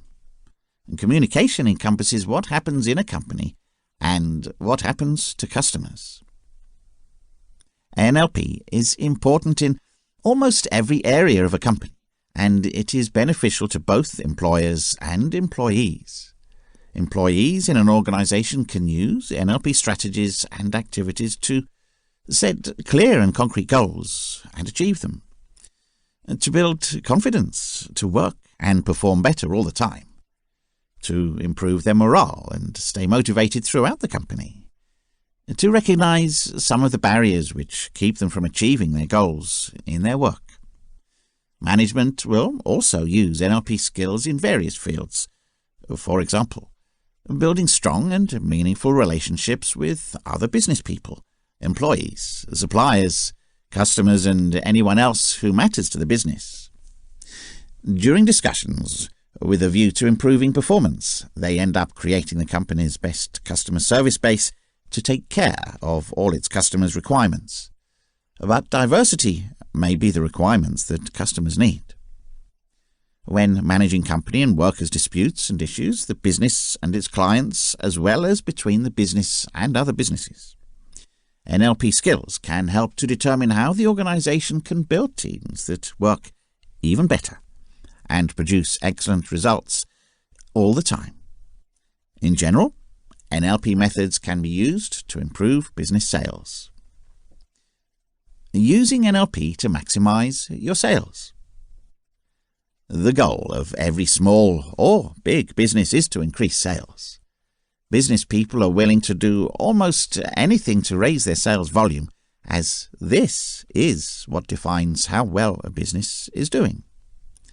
Salespeople, sales managers, business people, and entrepreneurs use NLP today to increase their sales volumes.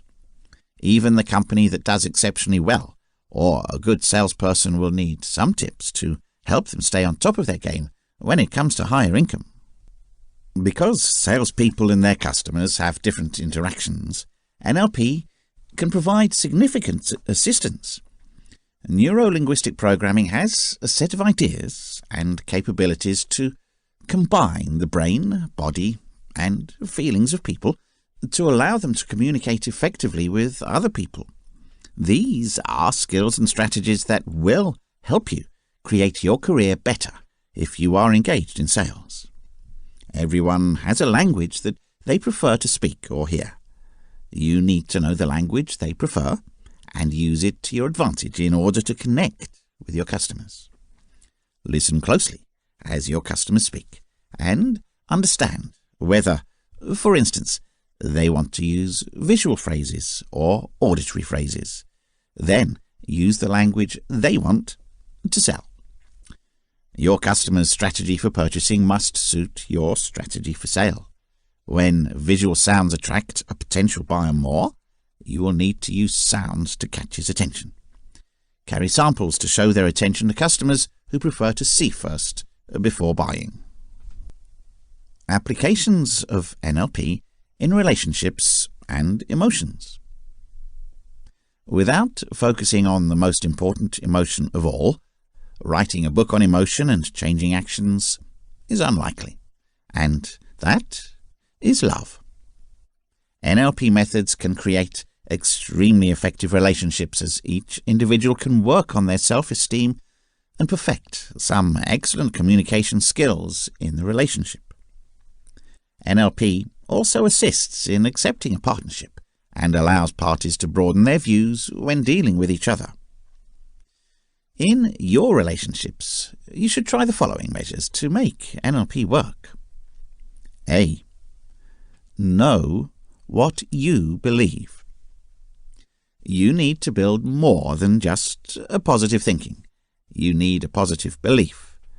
It means that you think you can have a great connection and find the right person for you. Only one output can produce positive thinking, which is a positive outcome. Belief will come with this as a reason for going out and searching for the relationship you need. That's if you're single. If you're in a partnership, you should be motivated to improve your relationship. B. Make a non-negotiable list. You should look for your partner's attributes and expectations for what is relevant to you. These are considered the non-negotiables, which means that if they are absent, you will seriously consider the viability of the union. Use NLP. You will decide which of the most important criteria for you. When talking to the person you need, you should mentally test if they follow the predetermined requirements. You should also seek to see them as they do, this from their own point of view. You may even find yourself changing your life as you go along. C. Communicate actively. One of the maxims of the NLP is that you cannot refuse to communicate. Therefore, be constructive and interact at the center of your focus with the one, taking the moment to know more about the other person, whether you choose to communicate by phone, email, or text messages. This should help to improve your motivation. D. Avoid arguments. Arguments and misunderstandings may be a breakdown, however healthy, of any relationship. Keeping NLP approaches in mind, avoiding disputes becomes much simpler when communicating with your partner. Pacing and guiding are the right methods to use. It applies specifically to how you react to your partner, and then how they choose to respond to a conflict. Listening must allow enough time to absorb what is being said, and leadership should steer the dialogue towards solving the problem. E. Set smart goals. NLP is about where you want to be in the future. Relationships should incorporate the same principles in order to make it easier for you to determine whether the relationship works. It is therefore important to set SMART goals. F. See the world through other people's eyes. People like to be correct about a variety of things, but this can become apparent, especially when dealing with their point of view. The great thing about NLP is that it makes us aware of all the filters that make it difficult to see a clear line. Such filters will retain the beliefs and aspirations that have been acquired over the years. Through knowing these barriers, it becomes much easier to deal with people's behavior. There is also an incredible amount of flexibility, as an NLP-free person may find that due to personality quirks, they may not be able to interact with everyone.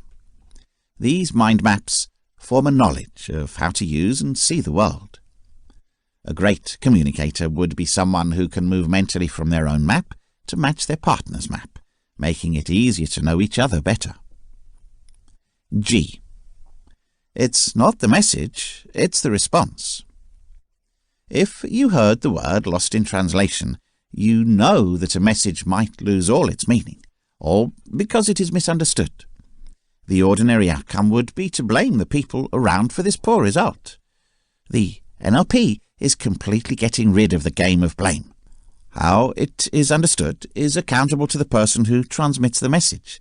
Therefore, if the message is not viable, the person listening will not be held responsible, while the person passing the message would have to repeat or improve what they're communicating. The NLP helps you to speak the other person's tongue as you communicate. This implies that there is enough versatility to improve communication. H. Do your best with what you have. The world is full of expectations about relationships. There are aspirations on both sides, combined with emotions. Use NLP is essential to know how people will act as they do, to look at their actions and to believe that there is always a good purpose. It's all about patiently changing your point of view and appreciating that with the available resources, your partner is doing the best they can at the time. Other NLP skills in relationships. A practical application of NLP in a relationship is the use of your auditory skills. That means you can listen to your partner, really. If you choose to listen actively, you will learn encouraging and amazing things about your partner. It also makes it easier for you to establish a relationship with them. By creating a powerful visual image of your partner, you can do wonders for your love life. This means seeing them as you want them, smiling, laughing, flirting, and being happy.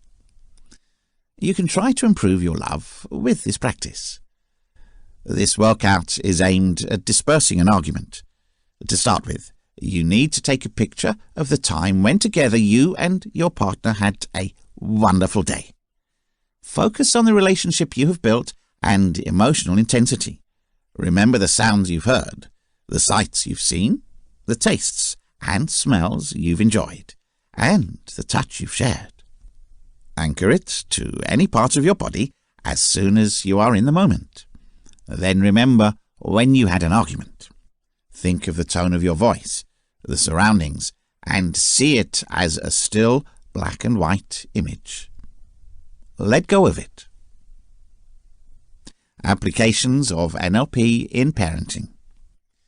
They are filled with joy and anticipation when someone becomes a parent, and as their child grows older, they start realizing something different, that they need to learn and understand the emotions and feelings of their child in such a way that they can have a positive impact on their growth. Some of the best ways to do this is to find a way through the child's eyes to see the world, connect more profoundly, and fulfill all the child's emotional needs. First of all, this chapter discusses NLP and 5 senses that constitute our intrinsic domain. These 5 senses are sight, hearing, smell, touch, and taste. All of these will be part of a memory. What happens to children is that they take this external sensation and give it an internal representation known as the map. Then, through this map, they see the entire world, creating filters through their experiences, beliefs, and values. These barriers and the children's own experiences are what makes them distinctive individuals. Parents can use the strategies and techniques of NLP to look at the globe through the eyes of their child. NLP lets a parent see what they are seeing, think what they are thinking, and hear what they're saying. To guide their children in the right direction, a parent is better equipped with this understanding. This skill can be practically implemented to help your child overcome fear. By seeing things from the perspective of the child, a parent can reduce their fear to nothing. NLP is a good choice to try if you're trying to improve your interaction with your child. By being optimistic with your kid and naturally interacting, you are likely to receive the same reactions from your child. In theory, they should mirror your actions and emotional state. Take a situation where, for example, you're trying to discipline a child. Your natural impulse would be to correct them, and don't throw away your toys with a positive, as it were. The likely result will be more toy-throwing events. If you use NLP techniques as a guidance instead of speaking in the negative, you will discipline your child from a positive angle. So, you're more likely to say, be careful about making the kid more cautious and trying to keep their toys safe. When they build their world map, you can also teach your child to use some NLP skills to build trust. To be successful at school, you can start by teaching your kids how to visualize. Choosing a favorable outcome could enable them to concentrate more on being in the classroom. You might also be able to slowly teach them how to use NLP methods to manage difficult situations. Through taking the benefits of NLP strategies to your children, you help them gain good habits, acquire excellent communication skills, and build their own high level of trust. This will support them greatly as they move into the future. Communication is key when parenting, as mentioned earlier, and you can't interact with NLP methods. NLP needs you to be mindful of your nonverbal communication just as much as your verbal communication. It means that you don't send messages to your child which contradict, because what you're saying doesn't suit your acts. Conflicting actions can occur when you tell your child, "I love you," but your facial expressions are irritated or your teeth are clenched. It means that the kid receives a positive message, yet is busy communicating a negative message using the body language. NLP calls for one to stay present, stopping a parent from reacting to a child's previous behavior or a recollection of something that the child has done. As parents, as a human being, you may cry out loud at your child as the rage has gathered in you, because the kid may not be able to see right before them. They may react to a previous case that can lead to confusion, misunderstanding, or unhappiness. And knowing the voice tone, the speed, and the actions you're doing is important. Remember, you can perceive the sense of your conversation by watching your kid respond. You need to modify your message if you can see that your message is misunderstood or lost in translation. NLP will open these doors for you, exposing the capacity for improved interaction. You may have a kid learning visually, so using pictures or other visual aids will make communicating with them easier. Eventually, there is no question that children will try to push the boundaries. Some kids will use poor or negative behavior, such as being rude, violent, and lashing out, in an effort to get a parent's attention. As a parent, it is possible to use NLP methods to regulate how to respond to these circumstances. Responding as favorably as possible is the concept here. Therefore, by responding positively to a negative attitude, give a favorable response when confronted with a rude kid, which is called a pattern interruption. Your child will also feel the need to regulate their responses by responding favorably and spreading the scenario. Applications of NLP in other spheres of life. Better speaking. Most people will never really know what they're thinking or feeling right now. That's because before they actually say something, they're always wondering what to say. It turns the unconscious features of language production, grammar, and word selection into conscious activities, which means that a message can be changed and inauthenticity can result. It's time for people to chat, just like when they're on the line. We can send organized phrases without spending time worrying how to relay a message. Using NLP, you can just start speaking in any scenario. The idea here is to submit an end goal in your conversation and work towards achieving this end goal. It is essential to stop worrying about looking stupid or making a mistake, as this leads to the overthrow of communication. There is an unconscious mind that is very powerful. The unconscious mind will find the sentences and words in line with the goal set once a target has been set mentally. This NLP method is an excellent reference to teaching action, where the fastest way to learn anything is to do it actively. Modeling successful people. This method of NLP is very efficient and is used mainly in sports and business. A prototype is chosen in this approach, showing the actions you need, and you should observe it to learn from it in practice. For instance, if you want to imitate someone in the company who finishes deals effectively, someone who is confident, smart, and always driven to do business, you have to watch this individual do their thing, and maybe learn from their body language, the tone of speech as they speak, body posture, among other things. Modeling is not done once, but several times before it becomes a practice. When your turn comes to do it, you will have no problem presenting yourself, just like your good model. Empowering questions. In this method, you come up with questions that will focus on where you want it to be in order to change the thinking patterns of yourself or another person. This is a method used in business to persuade customers of what is best for them with their products or services. For example, if you want to leave a poor habit, you can ask yourself direct questions to persuade you how bad that habit is. If you want to start something new, you can use questions to convince your mind that it's the correct thing to do. You may, for instance, come up with a list of advantages that you will enjoy when you start to work out through a number of important issues. Creating better communication.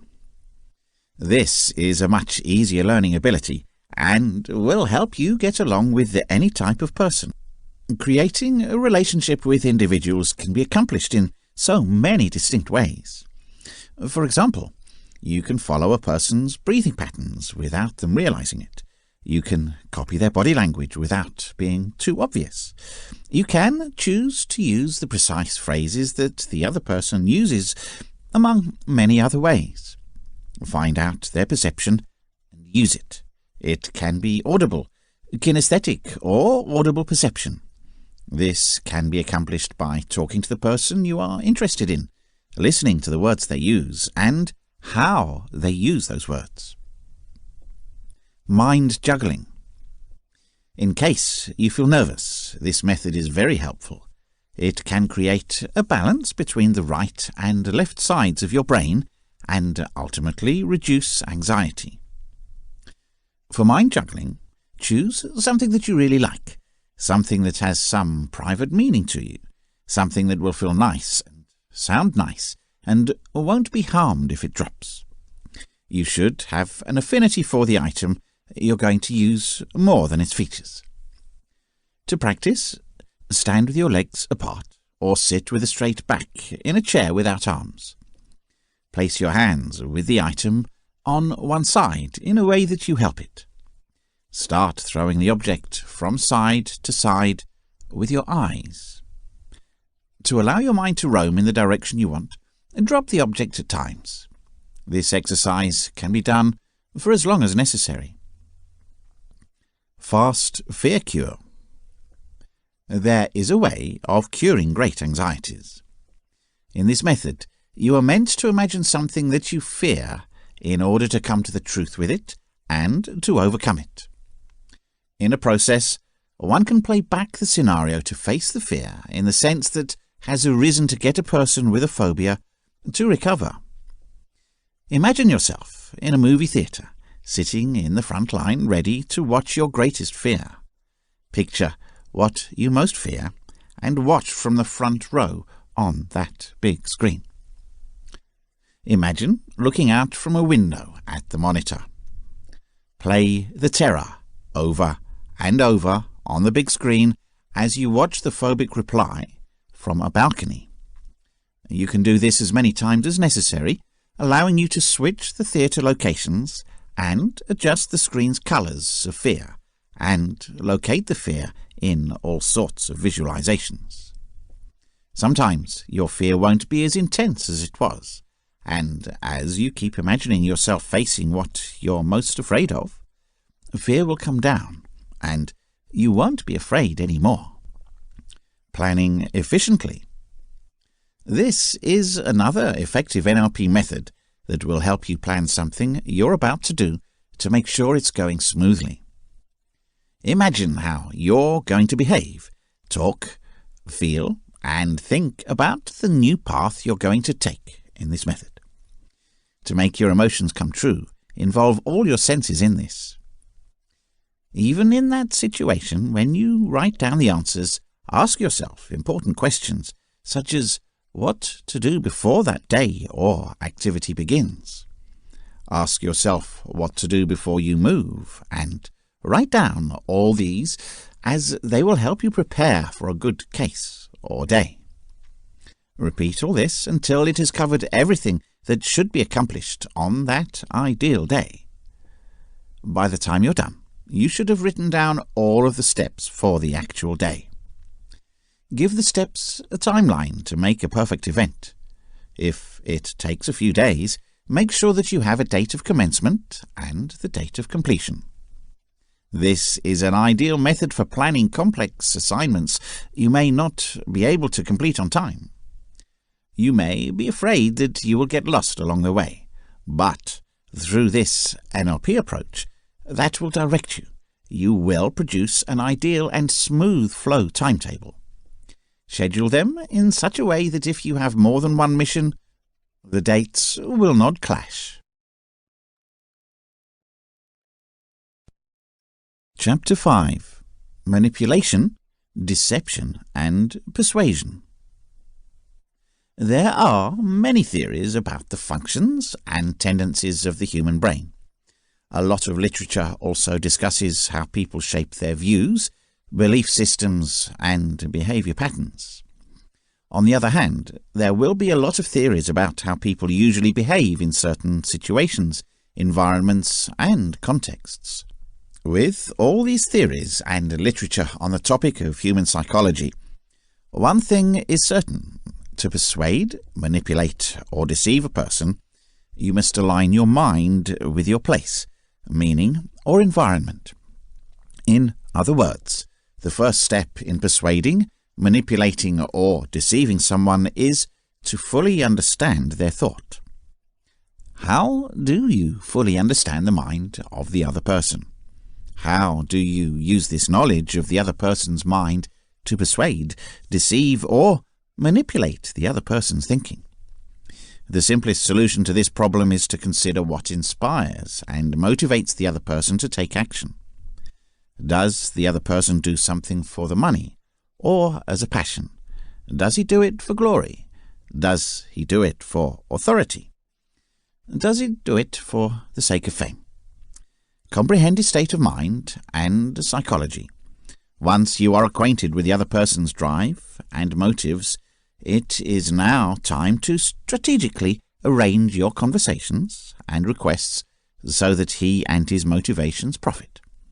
He will immediately accept your request with little to no opposition. Do you know the reason for this? This is because he can see you as being very much like him because of the way you have handled the conversation and made your submission. He must have the intrinsic obligation to satisfy your demand as such. This is the fundamental principle of persuasion, deception, and manipulation. This research's main theme is to persuade, exploit, and trick the other person without being identified or heard by the other person. In other words, your goal is to conceal and shield from your target your attempts and intentions. If you ever learned the rules of logic, you would see that manipulating, deceiving, or persuading a person could place you in this rather absurd situation of making a mistake. Fallacies are, in themselves, absurdities, which means your argument may not always be true because it defies specific laws. If you want your point to always be true, and you want to influence the minds of others by the most rational means, then you might find that there are a lot of mistakes in psychology. There are arguments for argumentum ad baculum, argumentum as edicitum, argumentum ad verecundium, and many other Latin terms available for fake appeals. These errors are committed by people because, of course, they appeal to emotions, authority, or turn of events they cannot predict. That's the good part about the real world, though not all people are convinced that the visual claim is all that comes under good logic. A testable theory suggests that there are truths in this world that really defy logical rules. Their law, defiance, as people can see it, however, makes the world much more real. Often people try to predict the climate, which is completely unpredictable, of course. There are predictions that nail it, and in an unpredictable nature, there are those that will work out. While there are some books that would make you think the best way to influence people is to play with their heads according to the laws of logic, this book will teach you how to persuade others by putting yourself in their shoes. It's all about empathizing with others, and then putting a credible and sound argument in their heads that works well for your benefit.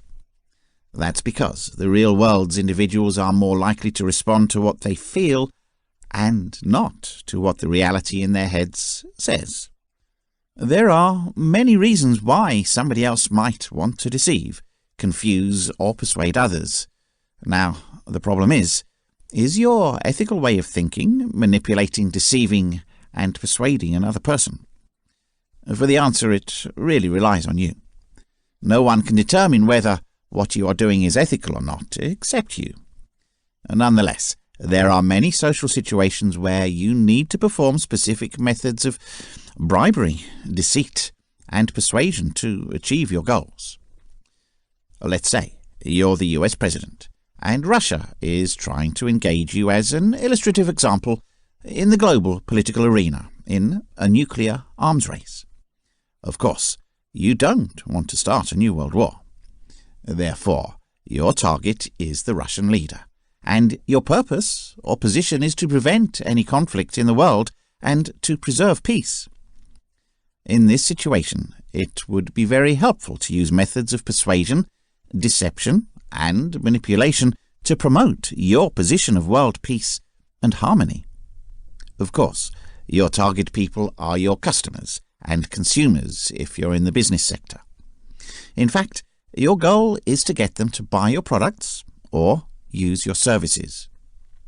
If you're an environmental lawyer, your target people are policymakers, lobbyists, and the public. Therefore, in protecting the environment, your goal is to convince them to support your cause. When you look at the topic of mind control closely, it is undoubtedly basically a game of persuasion that is practiced every day. It would, of course, be up to you to understand the intention of learning these tricks. As Machiavelli would say, everything becomes a means for a particular purpose. Nevertheless, the art of mind manipulation does not mean that you refuse the use of free will to your goals. Rather, you give them something that they most definitely are searching for, a feeling of a positive choice that acts as a guide to their behavior. Basically, the nature of your actions and your set of private beliefs will decide whether or not the methods and techniques you use are ethical. Note that the main objective of this chapter is to create a specific shift in the mindset of your target person, without them being aware of the changes in their thinking. If you are an entrepreneur, your customers will be your target audience, and your goal or aim will be to get them to buy your products or use your services.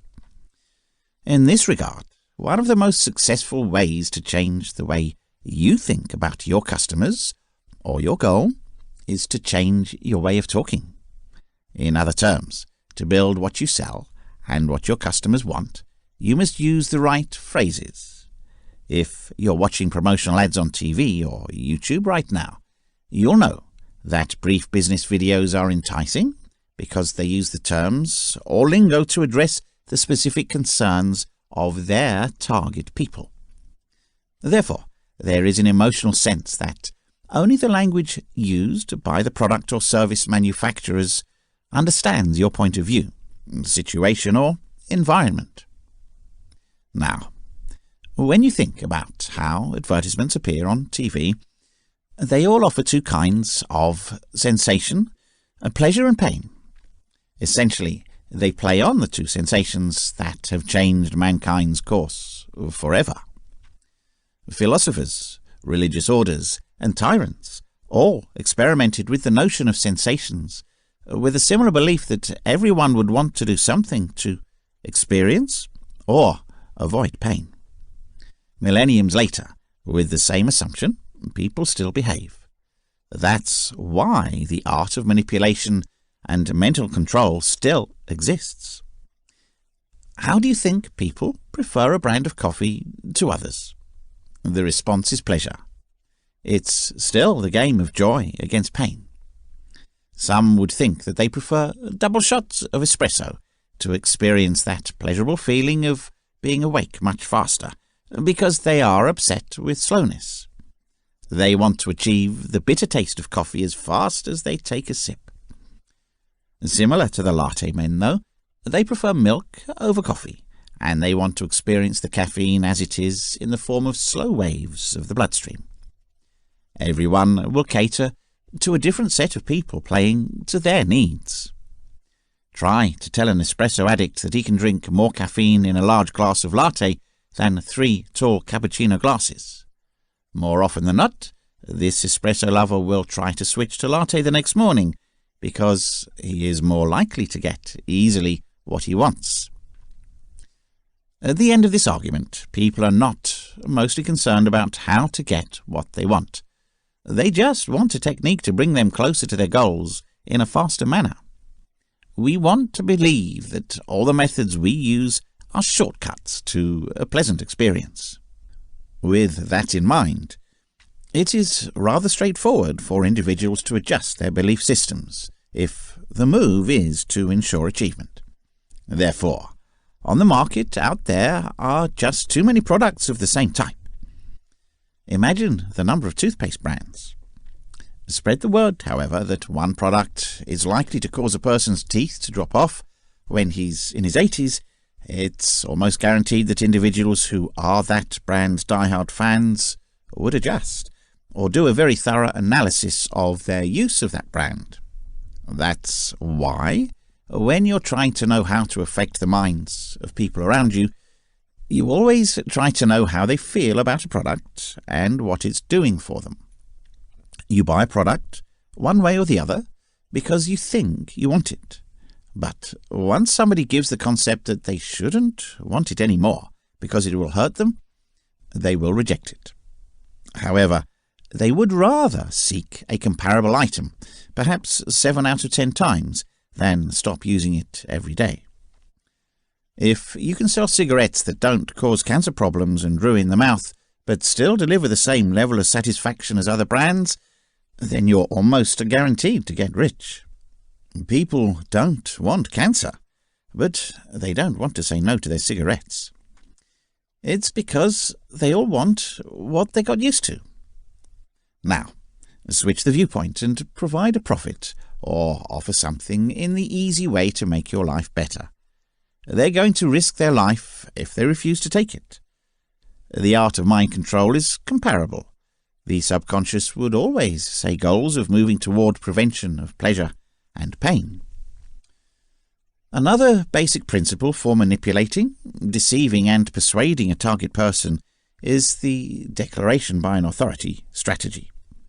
This means that a mere proposal or statement by a power figure can often transform and change a person's visual memory to create a distinct memory favourable to the power figure.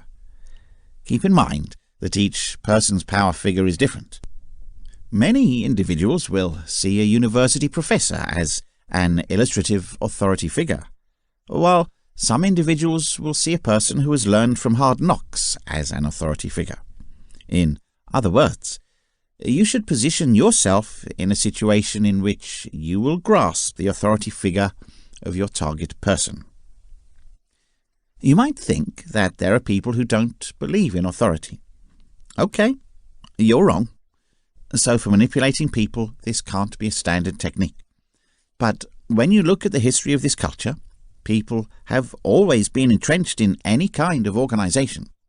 People have always been looking for someone to give them the information they need to improve their lives, or as an example they can look up to.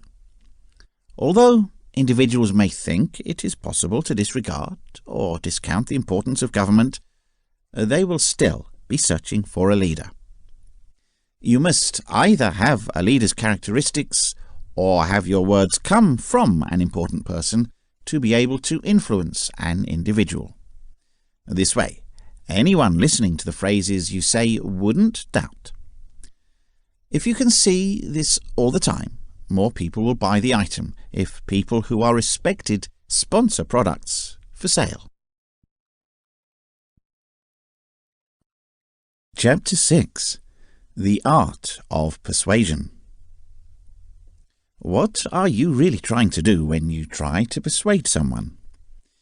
In its very nature, persuasion is the ability that allows you to influence your goal in allowing a new belief in your system. You do this by making sure the belief you instill in your target fits the way he thinks. You also do this by challenging the authorities he listens to and assuming that you are the authority of the new belief that you want him to acquire. There are many ways you can convince engineers, and 5 of them will be learned in this section. You can even design your own tactics based on your target's character, but you need to create them so that you can go back to what persuasion really is.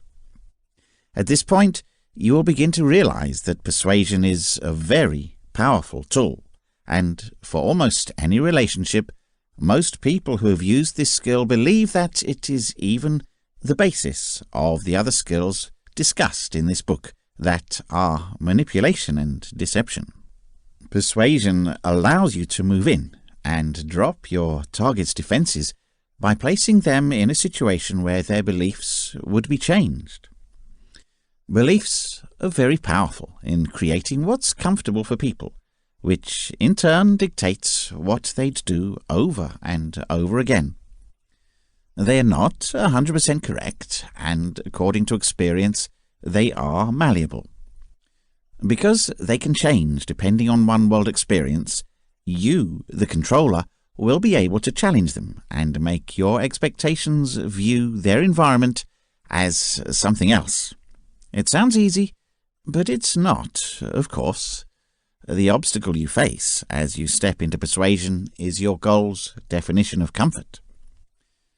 People would always want to believe what makes sense to them, such as their religion, their choice of products, and their entire lifestyle. We don't care about anything else. Now, you should dispute the notion and offer damning evidence that some or all of your convictions may be incorrect. How are you doing this? You need to find a way to get them to listen and make sure you're on the same page and get them to accept that you make sense. You should step in for the kill when that happens. One of the most effective ways to convince the target is by admitting a weakness, a downside, a detriment, or disadvantage before the other person does. For hundreds of years, this principle has been known, understood, and applied. The reason you admit a flaw in your case or your statement is that you seem to be more truthful to the other party and your target by doing so. For today's society, where everyone is cynical, this will be useful. By being skeptical, it is meant that people in today's society will usually not believe a case or claim if the only advantages, benefits and other arguments are admitted in their favour. As such, usually expect people to be on the lookout for a capture. In other words, you will be automatically regarded as an honest and trustworthy person by accepting a negative, fault or drawback of your argument, idea or case at the outset. This strategy is one of the most people who sell their proposals or services using the best tactics. This works well because the dealer would always give a personal brand testimony by making his current experience so much better than his previous life. The comparison makes the objective more conscious of what he wants. He never wants to experience the trouble you've been through, and anything you've tried and used personally will save him the trouble. Why is this tactic going to work? This makes them know that you can make mistakes, that make them feel you don't have your defences all the time, and you can relax in front of them. Moreover, your target will feel more comfortable with your presence because you don't seem too enthusiastic about persuading him or her to buy your claim, proposal or case. Instead, you're providing them with an opening they can test. So, which makes the entire statement a very exciting proposition, it becomes something very fascinating about which they would like to find out more. As such, the moment you are trustworthy in the eyes of your target is the moment to strike perfectly. You can better convince your target if you've done something that's going to be in his or her favour. For example, by helping him or her with a problem, you can show your trust to your target. In other words, put yourself in a situation where, in any way, you can help him or her. For example, if your goal is to sell real estate, stocks or insurance, you can call a personal friend about the products that your goal is trying to sell. If, on the other hand, your goal is a businessman, offer your friends and acquaintances to distribute their business cards. If your aim has to be presented to a politician or policymaker because he or she wants such a politician or policymaker to support a cause for environmental or health care, introduce the two people to each other by all means. It means, more than anything else, that you will share with your goal a portion of your time and effort. Offer your assistance. Any form of help is appreciated. He or she will be more comfortable with you in this way. The target will also have a certain relation to you, implying that he sees you just like him or her. Once your goal becomes comfortable with you, your mental defences will be lowered. This is the perfect time to convince him or her in your plan, statement or case at the end of the day, when he or she lowers his or her mental defences. Here's what a lot of self-help gurus would do. They're giving themselves a little background, and that'd always be about the time they weren't successful. Once they find an easy way to change their lives, they turn up and tell you. They'd tell you their methods worked because they were trying the hard way to do things. They're willing, however, to show you how to do things that would make your life tremendously better, just the way you want it, the easy way. The technique appeals to many people because these accomplished people are willing to share what they have been through and are willing to share the secret without the recipient having to go through the bad experiences in order to gain the information. It would also be advisable to point out that you are like your target as well, and offer your claim because you think you are very similar. By making people think that people with the same rank can easily exchange experiences, you can always persuade people. Now they'd find they could relate to an expert like you. Knocking off the socks of your target means you're giving it a pleasant surprise. How are you going to do this? Blow off your goal with an amazing fact or an amazing statement or just something that only a few people would learn. Make a claim, case or suggestion that you can make. Or There's something you can teach him or her that's never been done before. This can also be something that can change the way the idea or statement is perceived.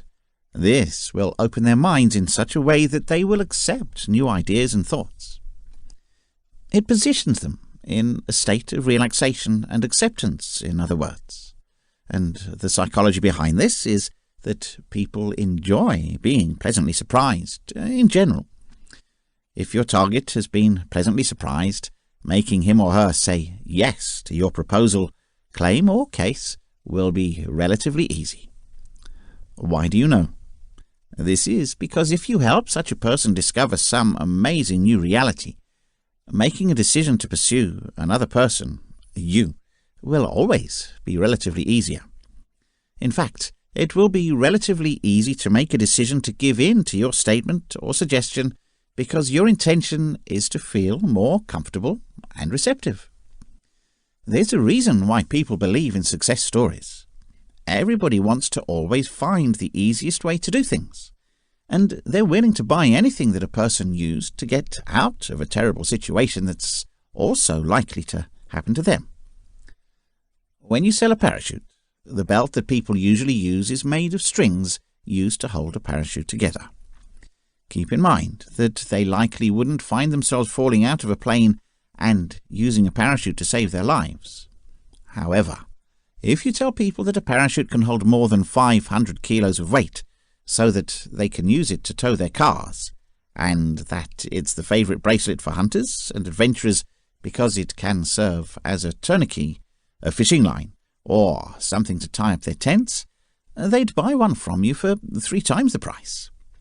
That's because these are the information that would make you think the service is much more important than it appears.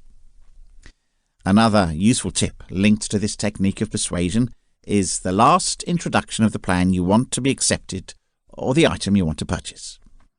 This indicates that you have spent a considerable amount of time asking for approval of a plan or to buy an item from your target.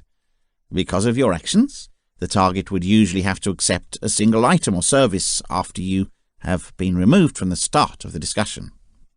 As such, placing your most important proposal or product at the end of the presentation or conversation would be strategically advantageous. Be precise. You should be precise and specific in specifying details to your target audience if you want to add an element of credibility to your statements. The explanation for this is that if your words contain clear and detailed information, it means you know how they affect other things. When you understand how certain issues can be influenced by your plan, argument, or event, your claims are more difficult to attack. Moreover, most people unconsciously feel better when very specific and accurate information is given to them. Why are figures and percentages of all sorts convincing people? It's because they get a sense of security from specific numbers. Of course, people don't think that 100% of the time something would work. They want something that's almost foolproof, because the almost perfect object they might get is even better than all the other products they've tried.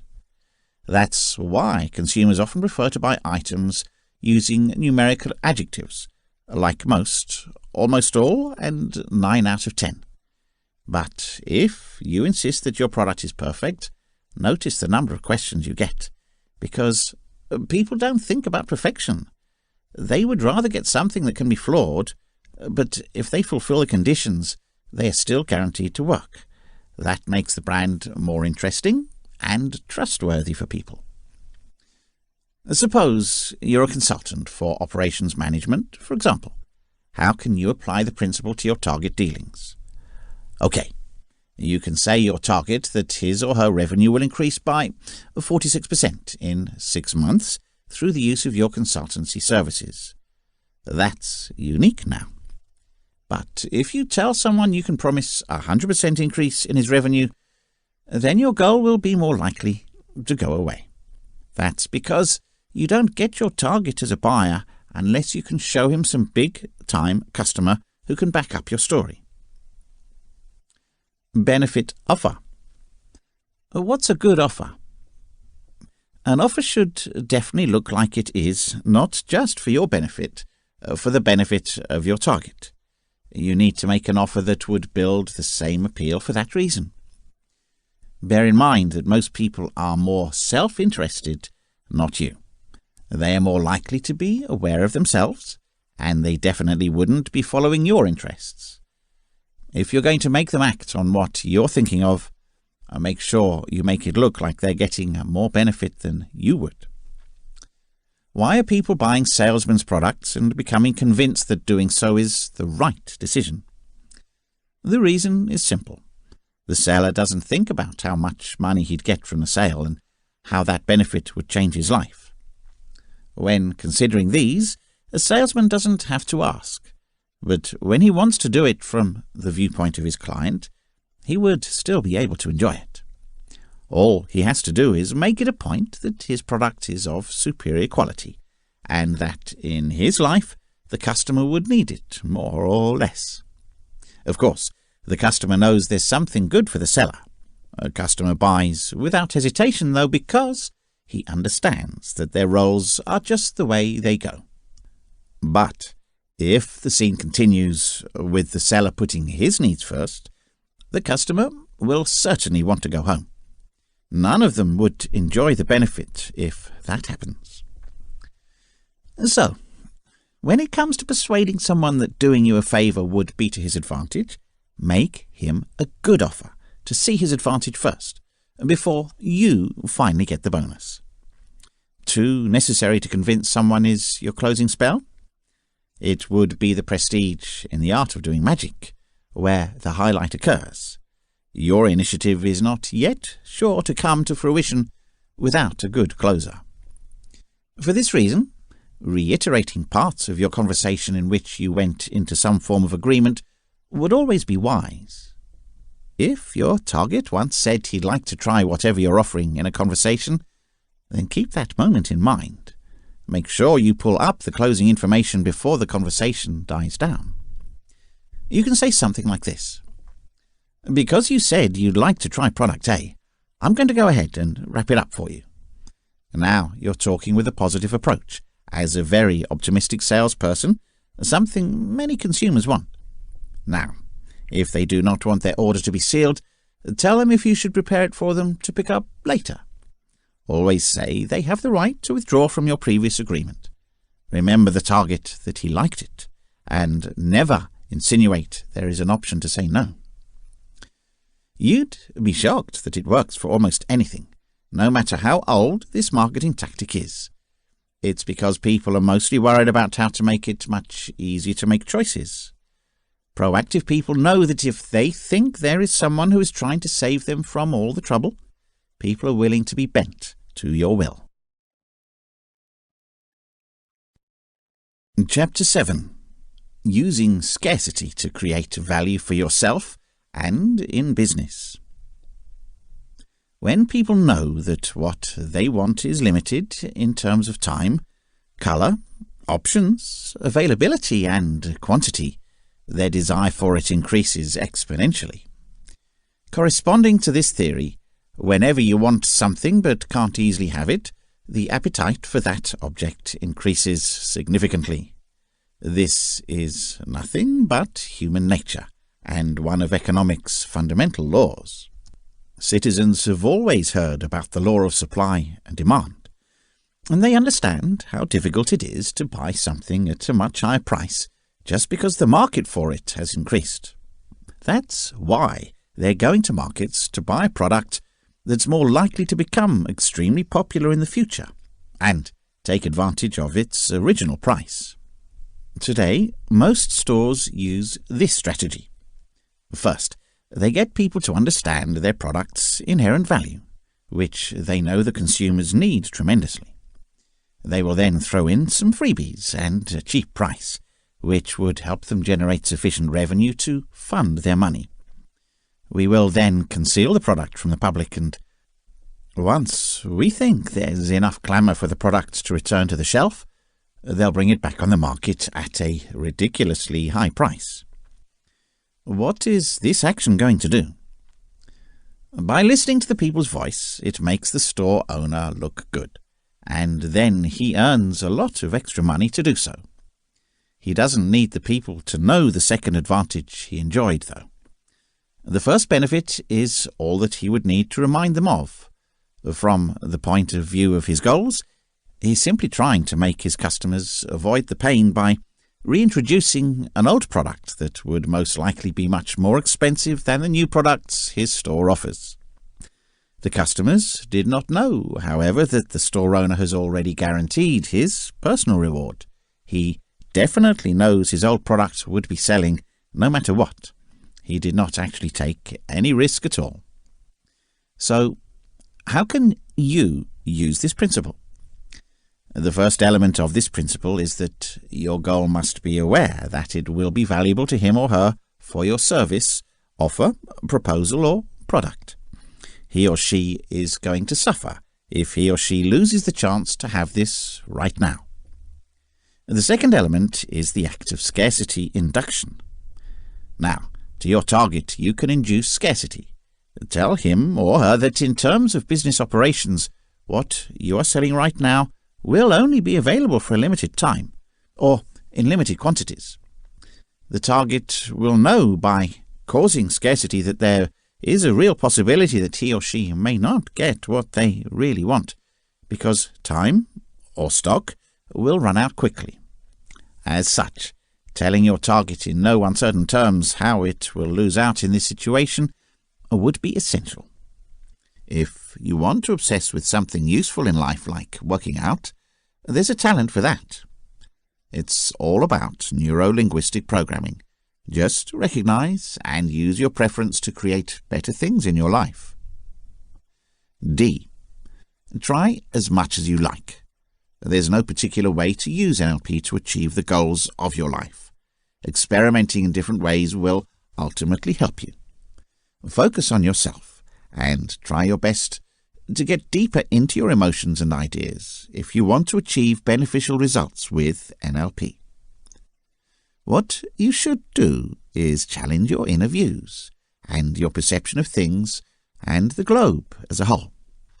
Be ready to find out a lot of stuff you haven't heard before, and that could be a little frightening. Nevertheless, doing so is necessary for the mastering of NLP. E. Understand experiences in your own way. There will be many discoveries that you will understand in your search of self-discovery using NLP, and since there is no instruction in this capacity, you will have to come up with your understanding of things and identify your own goals in life. This will come after you use NLP to master the limiting factors. F. Do not restrict yourself. In fact, there is no limit when it comes to what the human mind can accomplish. Therefore, you should not limit yourself either. Why do you want to restrict yourself if your mind will help you do so many things in life? Those phobias won't have to be dealt with anymore. When using NLP, you can easily overcome them. Set the sky as your limit and make as much as possible for better days in life. G. Enjoy it. If you don't like to change your belief patterns, you might not do much through NLP. So you've got to enjoy it. Having fun trying to overcome your addictions, fears, obsessions, and other things that will ultimately help you achieve better results. You can do so much to overcome these limiting factors, and that's how easy it is to restore order to your lives. Note that the way you feel about NLP is exactly how you should feel when you face all these restricting factors. Try not to follow a certain itinerary.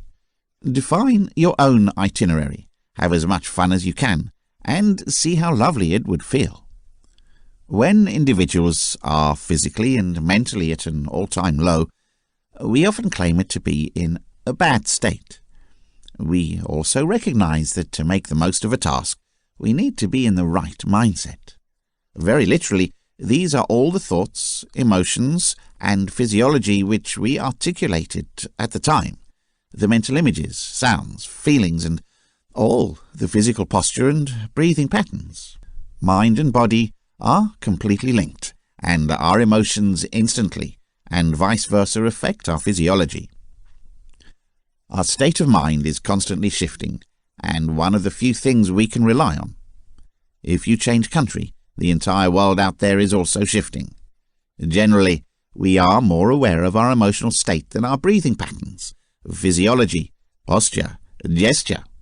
In reality, emotions are often considered beyond conscious control. They are the visible tip of the iceberg. We don't see the entire psychology and thought system sitting below and encouraging the emotions. These are the submerged 9/10 of the iceberg.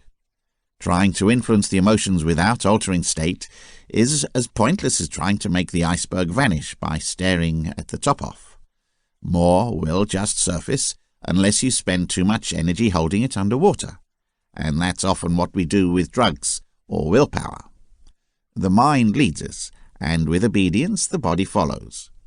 Usual emotions can thus be stamped on a person's face and posture because the person does not notice how his or her physiology is shaped by the emotions. Try to experiment with it.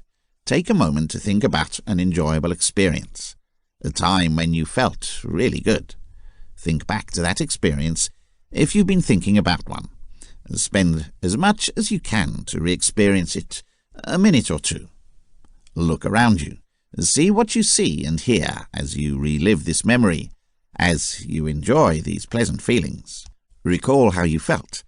When you're prepared, go back to the present. Notice how your current state is affected by this, especially your posture and breathing. Past experiences don't go away forever. They can help you feel better in the present.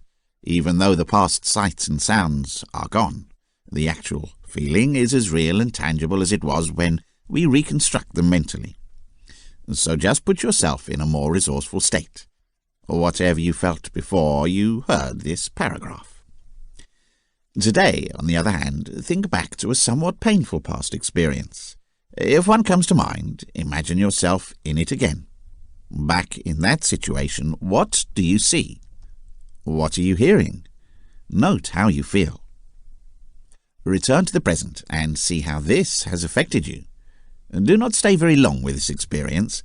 Compare your feelings after this experience with how you felt after the previous experience. Note also the unique style of breathing and posture. Now, change your emotional state. Perform some kind of physical activity. Move your body to something completely different, and turn your attention from memory to something.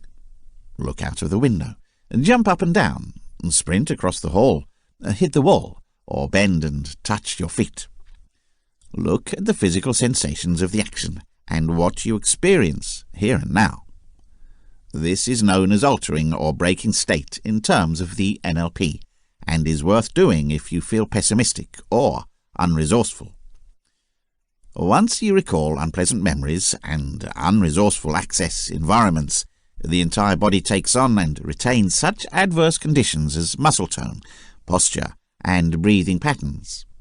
Such physically stored memories can contaminate your future experiences for minutes or hours. We all know what it's like to get out of bed on the wrong side. People with depression have unconsciously mastered the ability to maintain unresourceful state for long periods of time. Others mastered the ability to change their emotional state at will, creating for themselves a mental freedom that transforms their quality of life. They feel the emotional ups and downs of life completely. However, they know, step on and do not dwell on emotional pain unnecessarily. As we go through life, we constantly move through different emotional states, sometimes faster, sometimes more gradually. For example, you might feel pretty tiny and a friend is calling you with some nice news. It makes your spirits lighter.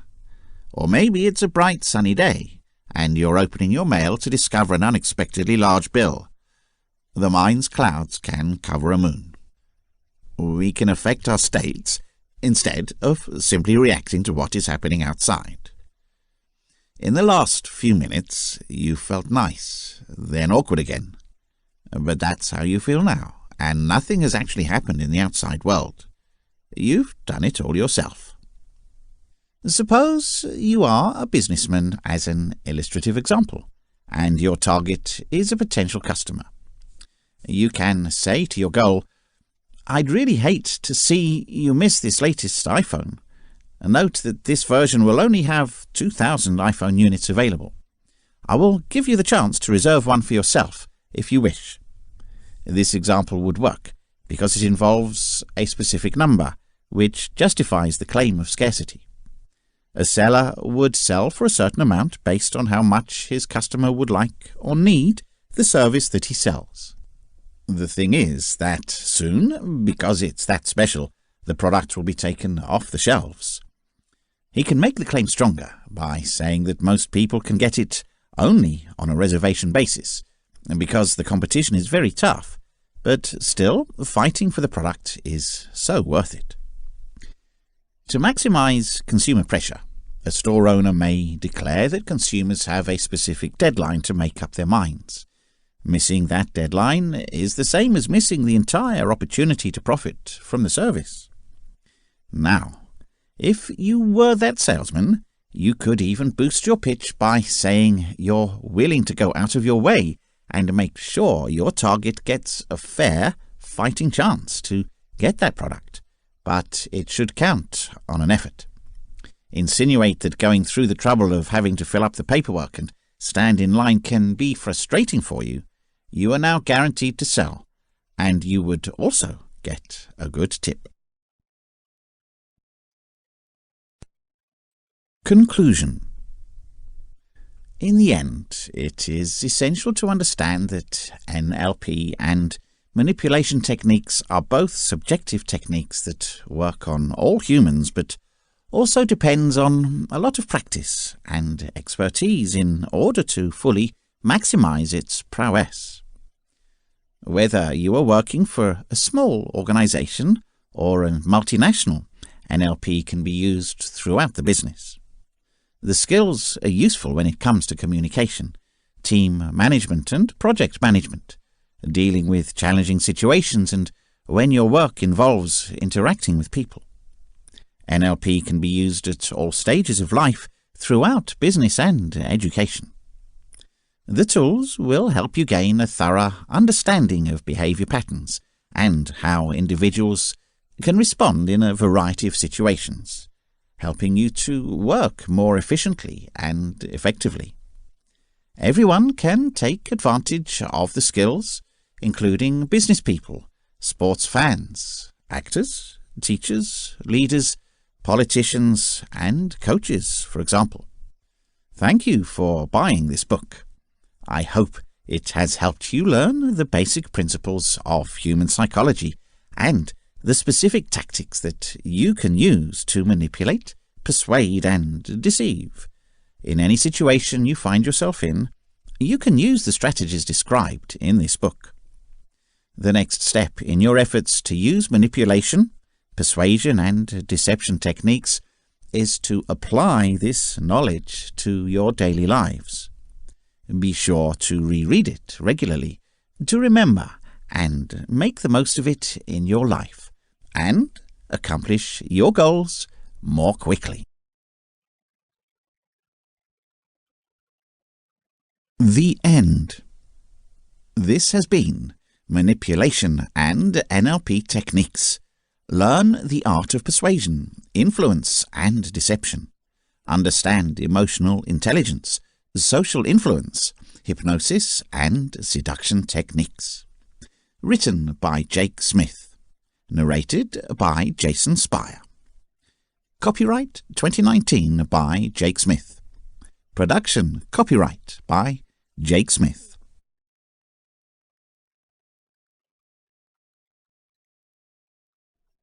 Body Language Secrets and How to Analyze People. 2 books in 1.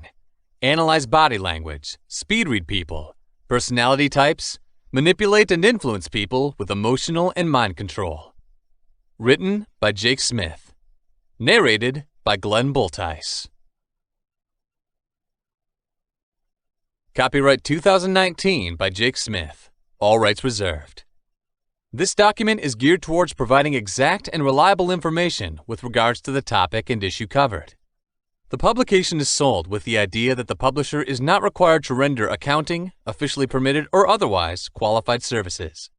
If advice is necessary, legal or professional, a practiced individual in the profession should be ordered. From a declaration of principles which was accepted and approved equally by a committee of the American Bar Association and a committee of publishers and associations. In no way is it legal to reproduce, duplicate, or transmit any part of this document in either electronic means or in printed format. Recording of this publication is strictly prohibited, and any storage of this document is not allowed unless with written permission from the publisher. All rights reserved. The information provided herein is stated to be truthful and consistent in that any liability, in terms of inattention or otherwise, by any usage or abuse of any policies, processes, or directions contained within, is the solitary and utter responsibility of the recipient reader. Under no circumstances will any legal responsibility or blame be held against the publisher for any reparation, damages, or monetary loss due to the information herein, either directly or indirectly. Respective authors own all copyrights not held by the publisher. The information herein is for informational purposes only and is universal as so. The presentation of the information is without contract or any type of guarantee assurance. The trademarks that are used are without any consent, and the publication of the trademark is without permission or backing by the trademark owner. All trademarks and brands within this book are for clarifying purposes only and are owned by the owners themselves, not affiliated with this document. Introduction. The human body operates like a computer, constantly processing information and giving out information in form of body language. We all understand what it is, but most of us don't know exactly how it works. That's because, without our conscious awareness, the process of obtaining and decoding nonverbal communication is often completed. It's just true. Human beings are genetically programmed to scan and quickly understand their significance for facial and behavioral signals. We see somebody's movement and determine the meaning of that gesture automatically. And for a long time, we've been doing this. As a culture, we knew how to win friends and influence people long before we learned how to use words, or avoid, place, or confront people we couldn't be friends with. Our ancestors made decisions on survival based solely on complex bits of visual information which they obtained from others. And they've done that early. Throughout our prehistory, it was often a matter of life or death to decide quickly whether a circumstance or individual was risky.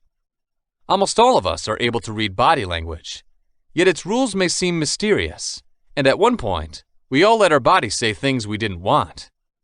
Even without being aware of it, you're going to know that sometimes a meeting or transaction is going very well, and sometimes it goes terribly, even without changing a lot about your conversation. The explanation this often occurs is in the culture of the body that you or they used. You said the right thing with your face and the reciprocated person with a positive atmosphere. Or, on the other hand, you might have had a rough day and another person could only read your anger from the way you stood. Flimsy body language may cause real problems for many of us. Sometimes we may seem upset when we're not. Sometimes people may not take us seriously, or they may feel we're insincere. In many situations, fake body language is also important. At one time or another, we have to sell something, whether it's thoughts, ideas, or used cars, and we're not going to believe in what we sell. Nevertheless, we need to say that we are doing by our body language. Luckily, you can change the way you use body language, and just be mindful of what hand gesture means what, and what your eyebrow twitch can say. You can start saying what you mean in both your words and your body.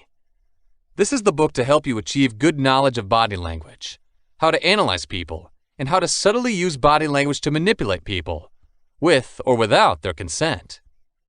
Consider these two near-identical scenarios. Both start with you sitting at your favorite restaurant table. It's a busy night, and you luckily got there just in time to avoid having to tip the busboy to skip the queue. And you're on the tail end of your main course in deep discussion with your buddy about ordering dessert or not. It's a night of pleasure. Why not? So the waitress comes here, she looks down at your table and asks, "Are you finished?" Scenario 1. With her hands on her hips, she asks this question, stood up straight, her lips slightly pursed, and she speaks really quickly without waiting to see if you are ready to answer. Scenario 2. She's bent over slightly to make better eye contact. She's waiting for you to finish speaking before answering. Her hands are waiting by her side, or maybe even giving your shoulder a gentle brush. And she's asking her voice with a soft inflection because it's really a question and not a sarcastic motion. Through experience and just reading these two fictional stories, you can see exactly what was going on and what these two waitresses were really doing with their bodies. In the case, one of the somewhat villainous waitress was saying, "Hurry up because someone else needs this seat." She wanted you to quit in the second scenario, but she didn't want you to feel under pressure. After all, you might still want dessert. Body language is the means by which we interact with our bodies in a nonverbal manner. This description may be deceptive because, generally speaking, body language is not considered to include open hand movements, such as raising a thumb or fingers, or using sign language. These kinds of body gestures are still verbal and explicit in some type of way. Body language is commonly regarded as the subtle, accidental, and implicit ways of interacting with our body. Even just a middle finger can be viewed as playful given the right kind of grimace. In reality, in the same domain as body language, even some verbal communication is considered because how we make comments is just as essential as what we do to show what we mean. There, of course, is a middle ground. Pointing the finger is a clear form of interaction, but it can also be automatic, and finding out what our hands are doing is certainly central to understanding the language of the body. Body language is the analysis of our facial expressions, gestures, mannerisms, and how we move around to decide how to translate what we say, and sometimes, when we don't speak, to understand what a person might think or feel. It's good not to be anxious at an interview in your voice, but if you're sweating like you're going through a tough time, people already know you're putting it on. The question of whether body language is deliberate or accidental is a very difficult question to answer. There are only a few rare occasions to ruminate or witness what's happening not just in the discussion, but what's happening outside and around you.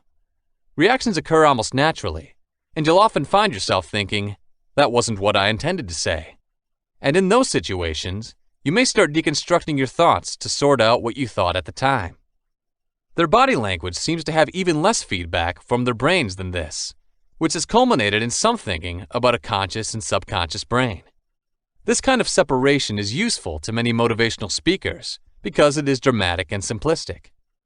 The body seems to be working on its own behalf, exposing your inner urges. It would be some sort of hidden secret to command.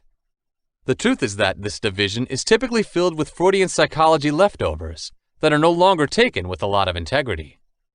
For simplicity's sake, it's best to think of the brain as having the parts you're paying attention to at the moment. And next to that, there's a lot of background details and systems working behind the scenes, but you can easily concentrate on them and change them at your own will. The way a machine works is a perfect analogy. You can normally run just a few programs at a time. Some people would like you to believe that while you're busy, your old emails and solitaire plot something against you, but that's not the case. Body language functions as part of your conscious mind, as all you're doing at the moment does, but it also operates on some instinctual levels and mechanisms that we don't fully understand, just yet. We also hear talk about how much of our interaction depends on body language. Some figures suggest that 55% of what we say is in the regions around our nose and eyes. One famous figure indicates that only 7% of our communication is speech. While these statistics vary greatly from source to source, and it is not always clear what these numbers mean even in real terms, it is sufficient to know that a significant amount of daily communication is almost impossible without some form of NVC, nonverbal communication. Remember how we act through text messages or online chat systems. Since so much of what we say can seem deceptive or angry without a mouth or face behind it, it can almost seem appropriate to use smiley faces and emoticons. A simple question like, "Come to the dinner party?" without a polite smile next to it, it can sound accusatory. Note also how what we say is completely context-related. It's difficult even to think of a word that can be said outside a situation. Take a simple word like thank you. It could be interpreted as sarcastic, disingenuous, friendly, or if followed by a hug or tears, it could be viewed as something highly sincere. We intuitively assume that the best measure of how someone feels is reflected in their face after the words they say. But a recent study indicates this is not the case. The study suggests that humans are not skilled in recognizing the subtleties of feelings and facial expressions, and it is exceedingly difficult for people to determine the strength of an emotion correctly from the face alone. Just by analyzing facial images in a Princeton report, it was discovered that without being able to look at the rest of the body, only 50% of the time, people were able to perceive an emotional state correctly. The more we know about the language of the body, the more we understand how complex it is and how that body is used. Body language. Is it not interesting stuff? Our perception of body language and our comprehension of it seems to be both an innate ability and something gained by experience. If you spend enough time with children, you'll know they can judge what your face says or communicates from very early on. Research on blind people from birth shows that there are some highly inherent body language characteristics, like dramatic movements like raising your fists into the air when you're celebrating an activity. They also learn from studying people living with NVC, such as those diagnosed with autism, that our ability to visually process information is crucial to understanding the language of the body. Tests at one of the leading universities suggest that people with autism may fail to quickly interpret visual acuity, including predicting directions that people may move in. And this relates to their ability to match physical movement with mental states of people.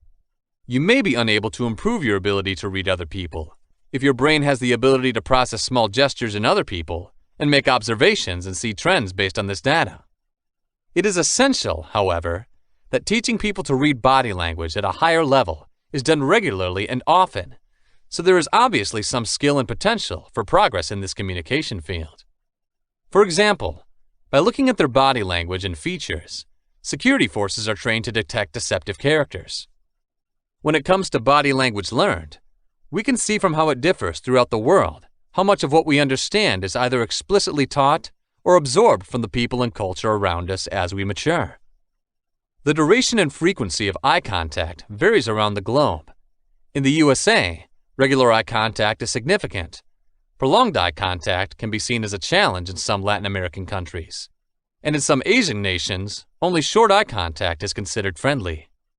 Even something like a smile isn't as cross-cultural as it might seem. It's a symbol of joy in many cultures. In others, it's used more as a display of compatibility. But, although these gaps exist, you still have the knowledge of communicating with people from abroad, and you manage to do it reasonably well, perhaps without even speaking a word in their language. Tests carried out in the 1970s showed that isolated tribes in Papua New Guinea's forests could easily read American faces from photos without any awareness of American cultural norms. Nevertheless, what makes all of this even more difficult is that body language differs not only in terms of nationality or territory, but also in race, profession, and even individually. The language of everybody's body is different, and the more time you spend with someone, the more you can see their subtleties. If you ever find yourself talking to a loved one, why do you make that face? You know just how precise their expressions can be. Like with any kind of language, you are developing a personal idiocy, and you are developing unique ways to communicate with your family and friends that others fail to understand. This is basically jokes, stories, and secrets that would only be known by those close to you. Think of how a mother knows that a particular signal from her daughter means that she wants her favorite toy, or how a group of friends might have a dumb facial expression that they all find hilarious, which would seem to others to be extremely disrespectful. There is enough mutual ground to make studying body language a worthwhile endeavor for almost everyone. But keep in mind that if you want to develop your work-related nonverbal communication, you'll have to account for what you're doing in your own environment. When you lead a team of developers, for instance, the language they speak with their bodies will be different from the language of office workers. In reality, body language is more complex than implied, but don't be afraid. Based on your community, context, and personal history, it not only varies, but it also changes based on who you are speaking to. You may find that when you speak to your near-deaf grandmother with your eyes, or when you speak to someone you are drawn to, you adopt a soldier straight back. One of the most relevant lessons to learn about nonverbal communication is how quickly a message can be conveyed. We make judgments almost instantly about a person, their mood, their goals, their interests and personality. Think about how to smell a salesperson before they even reveal their true intentions. We can make these decisions about an individual and how they think from just over a sneak peek. Studies suggest that it may take as little as a second, or as little as 30 seconds, to make a decision about what's going on with someone else. You might be left to wonder after all these variables, how much of my body language can I control? You've come this far, living mostly in the moment, doing whatever your body feels like to convey its internal feelings. So how can you make changes realistically? A combination of positive and negative is the solution to that. There's a context in which the way you respond to a situation without much preparation or psychological reprogramming is incredibly difficult to change. You can learn what all the various expressions and facial features mean, but if you're mad, the illusion that you're not might be hard to give. Even having good control of your emotions is part of using the body language well. This is the big trap, often not discussed with others reading these kinds of books, which is that paying too much attention to the language of the body could actually make you worse using it. Body language is so innate that it can be thrown out of control by focusing on it. Similar to how concentrating on how you breathe and walk can make you forget how to do it for a couple of seconds automatically. There is hope, however, because the relationship between your mind and your body is important. The body reflects how you feel inside, but it can also make your body function in the opposite direction. When you take on the look of someone who is happy, smiling or dancing, or the attitude of someone who is optimistic, relaxing and growing big, then your subconscious will believe in what your body is saying, and you will begin to feel happier or more comfortable. For 20 seconds, you can make a very easy smiling experiment, even though it's the biggest, worst, and most artificial smile you've ever made. You'll notice a change in your attitude and feelings. You will note an even greater change if you do it correctly and honestly. Or you can go the other way around. Change your physiology so that when you're very tired, bored, and lazy, it's in a state of slumber. Slump down, hang your head, lean back, drop your weight, and look down to the ground. You can try this and sense the body's changes immediately. This functions in a positive feedback loop to regulate your body language, even a little bit. You begin to flex your muscles in the mirror and look like a powerful person, so you begin to act like a powerful person, and your body begins to do all the poses of a Superman. Substantial evidence indicates that just adopting a strong person's attitude for a couple of minutes could alter your mentality. That's why few therapists strongly recommend violent or aggressive vindication as a way to calm down. And it makes sense with some honest reflection. Why wouldn't you break a plate to make yourself feel less upset? So, when you know how body language functions and spend some time paying attention to what you are doing, you can change how others respond to you and how you think about yourself. Through actively modifying your actions, it is also possible to alter how you think, feel, and behave. Just as after you've been driving for a while, all the elements of driving a car come together as a second nature. So adopting a positive body language in response to different circumstances could affect how we instinctively behave. The brain works by constructing neural pathways. The quicker and more mindlessly it can be achieved, the more you do a certain action. You may need to learn self-discipline, or even switch to meditation or consciousness to better control yourself. But this lasting change will occur when you start to do so.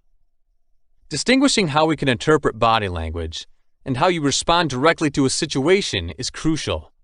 Researchers can test and research how people react to photos and situations, and get a good picture of what the average American or average person will do when they're happy, frightened, tired, nervous, etc. It would then seem intuitively that if you could understand how the language of the body functions, you might not be able to change this, and therefore it may not be worth studying. If you're a boss and everyone hates you because you're always upset, it might mean you're going to have to take anger management classes, because the problem isn't your body language. It's just that your voice echoes an angry person's thoughts. The problem is that you're getting angry inappropriately. The story given from a body language research, however, offers a more detailed picture than this. Body language in the human body can cause a demonstrable chemical reaction. What does that mean? In experiments of high power or low power postures, high power meaning you make yourself look big and confident, and low power meaning you make yourself look small or timid, it was found that just having a high power pose could elevate your testosterone, while a low-power pose could elevate cortisol levels. When tested by low levels of cortisol, testosterone is a hormone which drives you to take greater chances and project more strength. Cortisol is a hormone released when your body is under pressure, so that certain types of body functions are put on the back burner so that your body can cope with the crisis at hand. Across similar tests with other body language styles, such as laughing, it was found that happy chemicals, such as serotonin, were released only by happy acting. In response to artificial gestures, these are not synthetic reactions. They are real body reactions that will make you happier or more anxious or more tentative. You've probably heard some of this before, but what's important to understand here is that with practice and attention, you will alter your attitude, and this change in behavior can influence how you feel. You can also learn to read body language on a smaller level to analyze different situations in your life, which will allow you to have better strategies to connect with people and understand people at times when you can become blind to body language. We now have a general idea of how body language works, what we talk about when we talk about body language, and how body language research can make us feel better about ourselves and communicate better and build better relationships with those around us. Once we discuss more thoroughly how the body works, though, it should be remembered what you should take away from learning body language and how it should actually be applied. Especially in the US, there is an obsession with being optimistic, extroverted, and almost having a salesman's characteristics in all we do in life. Whether we're on a date, trying to get our child into a school, or, I dare to say it, being a businessman or saleswoman, or trying to sell anything. A lot of body language talk is sold as a way to become some form of hyper-confident, happy person, as a way to drop a meeker or softer personality that is often considered to be a weaker way to live. It's important to keep in mind that there are loud and quiet ways to be strong, happy, or optimistic. And it's important to remember that when you're thinking about interaction, no pun intended, there's no right way to do things. You shouldn't try to use body language to become a Hollywood picture of what a successful person is. Rather, you should try to become an efficient version of who you really are. In some language circles of the body, you may be advised to fake it until you make it, or fake it until you become it. So, for instance, if you have to give a speech, you'll behave as a confident person for body language. Then you will eventually become a confident person. That's great advice, but you can't forget that building trust isn't as good as having a reason to trust. In order to stick to the example of speech, it is most important to work out some excellent content for your speech and deliver it in a way that suits your personality. Becoming optimistic will help you make this dream a reality, but you shouldn't try to act like a finger-snapping motivational speaker, like Tony Robbins or Les Brown, if that's not how you'd speak in public, of course. In certain situations, such as job interviews, we can become so spellbound by the thought of using things like body language to do well that we fail to actually work on a successful curriculum vitae and figure out what we want to express in the interview. Positive body language is the product of a positive mind, and you can use your body language knowledge to help make the case. But you can't indeed be confident if you have no reason to be confident. At the same time, you don't have to be afraid that developing your understanding of body language will make you more artificial. On the contrary, you will be able to express yourself better by having stronger body language skills. Chapter 1. How does our body communicate? You will be given a guide of your body in this chapter and how each part of it expresses different feelings or thoughts to other people, from your toes to your eyes. It is possible to use this knowledge to understand other people, but keep in mind that other people sometimes lie about their bodies, often without realizing that they do it, and different things can likely mean the same word. Tears are a classic example of a kind of body language that can mean a lot of different things, although a person can still have the same glossy cheeks and stuffy nose. Try to consider how your own body language functions as you read through this section, and begin to take note of it and learn how other people behave. If you have a lot of self-awareness, then maybe you should try seeing your body in motion.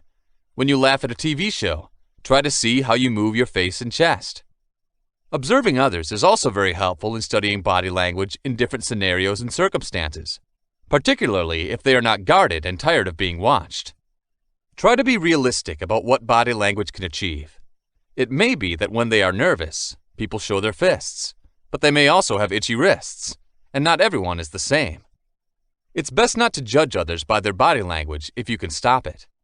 If someone in their face and shoulders is clearly annoyed with you, so they say they can't be partisan, appreciate what they're trying to do and try to find a solution to the source of their frustration rather than a conflict.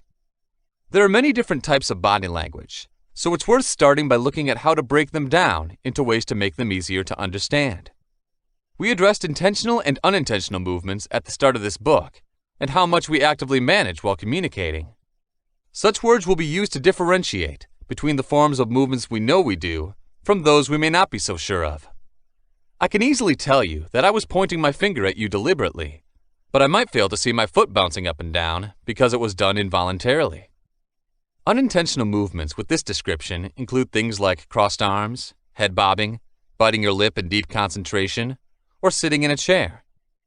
These can of course be controlled actions, but when we concentrate more on some other activity or action, we actually want to think of them as being out of control in a natural state. Intentional movements of the body can be seen as an open palm that tells us to stop, or 3 fingers that signify 3 minutes, signs that can easily be converted into words. For closer examination, these movements can be further broken down. We have release signals that are often seen in things like fidgeting and shaky knees that seek to release or relieve some sort of feeling. As they try to remember, you often see people tap their fingers together. Another example is the microgesture. These movements are the minute and delicate details that can be very hard to see. The way an eyebrow rests on your head, or in the wrinkles between your eyes, a slight ripple of frustration. Another distinct gesture is the gestures of support. These are the movements that are made very specifically to support what you say. It goes from simple gestures such as holding hands apart to signify size, or it could be a general hand waving to show excitement or strength. Often people wave their hands just because it helps people think about various neural pathways and stimulates them in a strange way. It takes us to personal gestures, gestures that will or will not be unique to that person that one individual will have. Personal gestures could be stuff like slicking a person's hair back when they're anxious. False gestures are one of the trickier types. Not all gestures mean what they seem to mean. A smile can mean, "Please hurry up and go," as easily as, "I'm glad you're here." The last form of gesture is non-body gestures. It involves gestures you are doing, as well as gestures you are not doing. Personal space is an essential gesture, for instance, but it needs very little movement. Other examples of non-body gestures are the way you speak, or even what you may look at. The feet, leg, and posture. We're going to start with your personal pillars, the things that hold you standing up and automatically bring you into your stance and what it tells the world. Such body parts are essential to reading body language because people don't often regulate them. Apart from being often told to stand straight as a child, people are not quite aware of how to stand or how to protect their feelings by adopting a specific stance that is more normal with hands and face. But when you're wearing a uniform, suit, dress, or when you're at an important event, just think about how we pose or where we put our legs a bit. You may even be a sign of lack of control or depression when you appear sunken or locked in it. People walking faster than they usually do are one of the common symptoms of depression. When one's posture, a physical appearance reflects itself, you know that the person normally feels a strong feeling. If someone has started pushing the floor like a maniac, you can interpret stress and rage built up as someone who is trying to scare you or someone who is releasing. Furthermore, the happy and relaxed slouch is closely related to the sad slouch. Spotting the difference from the person's general energy is simple. If the shoulders are pushed back and the mouth is closed, somebody's happy about it. If you're struggling to see their eyes, they're probably sad. When you feel sad, you can go some way to counteract it by consciously breathing deeply and softly and attempting to dissolve your anger by looking outside of yourself and adopting a stance that opens your heart to the world and makes you stand taller. It can convey a lot whether a person is just standing or sitting. Standing implies that a person is active and willing to start thinking or walking. When you first sit down, you rarely start something energetic. This is useful to remember if you're meeting someone and trying to make a good impression. If you're standing up, if you're open to playing around with personal space and touch, and if you're sitting down, it helps you to use more powerful body language. Walking is a good way to use the vibrancy of standing and stimulates fast thinking in some, and often makes the other person relaxed by preventing direct contact with the eyes. It's also an excellent way to mimic someone else, build relationships, and exchange energy because you have to stick to a similar pace to walk with someone else. Sitting, though, is still a standard requirement in existence, so you need to be mindful of what it's all about. While seated, it's possible to become too comfortable, which could show to others that you're exhausted or unenthusiastic, by flopping your arms around and tilting your head back. If people are in this country, you may need to approach them first because they most probably won't be disturbed. Power poses often come into play when you're sitting. The same inward slouching is often a symbol of depression and powerlessness. And something like rubbing your neck serves as diversion and appears to others to be particularly weak. Contrary to that, it seems easier to stand up straight and spread yourself out. Often the more comfortable you feel, the more confident you look. It is often used by politicians and leaders like Obama when you sit with knees crossed so that one foot hangs in the sky. It can often be seen as a reflective pose in the right environment. Whether sitting or standing, it's a good sign that you're interested in moving towards someone, and the reverse means that you're not. Something like a shrug, particularly if you are dismissive or deliberately uncommunicative, can seem very soft and flippant. But as with plenty of body language, just because something may seem differential or soft doesn't mean it doesn't have other benefits. A shrug can be a friendly and open way to say, "I don't know," and it helps someone else to feel comfortable taking over. The trick is to use a happy face and transparency to grin, flung away from the body with open palms. The arms and hands. Hands are among the most effective communication resources you have. Whole languages consist of simply different hand signals. The weapons are also critical because they can bring people in or act as a barrier around you. The weapons are the normal object to use when defending yourself. If confronted by a loud noise, you naturally bring them to your head, and therefore people will see you as defensive when you adopt similar kinds of arm placements. Obviously, hugging yourself is a sign of insecurity, and crossing your arms is something that should almost always be avoided because people could find it cold or even violent. It's often used to stay warm or because it's comfortable crossing your hands, but it can also indicate you're not ready to help. An alternative is the arms crossing where the thumb is pointed and the hands are slotted under the ring. This can also be seen as a dominant stance, almost as if you were punishing others. It can be quite difficult to learn to stop closing your arms, particularly if you are used to holding your hands in your pockets or crossed arm walking. Start carrying things. Hold a glass at a picnic, holding an umbrella, or keeping a pen at a meeting. But don't fidget. It's also helpful to wear layers in the winter.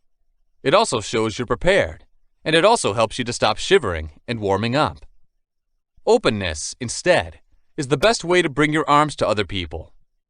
Opening your hands before you demonstrates that you're transparent and you don't have anything to conceal.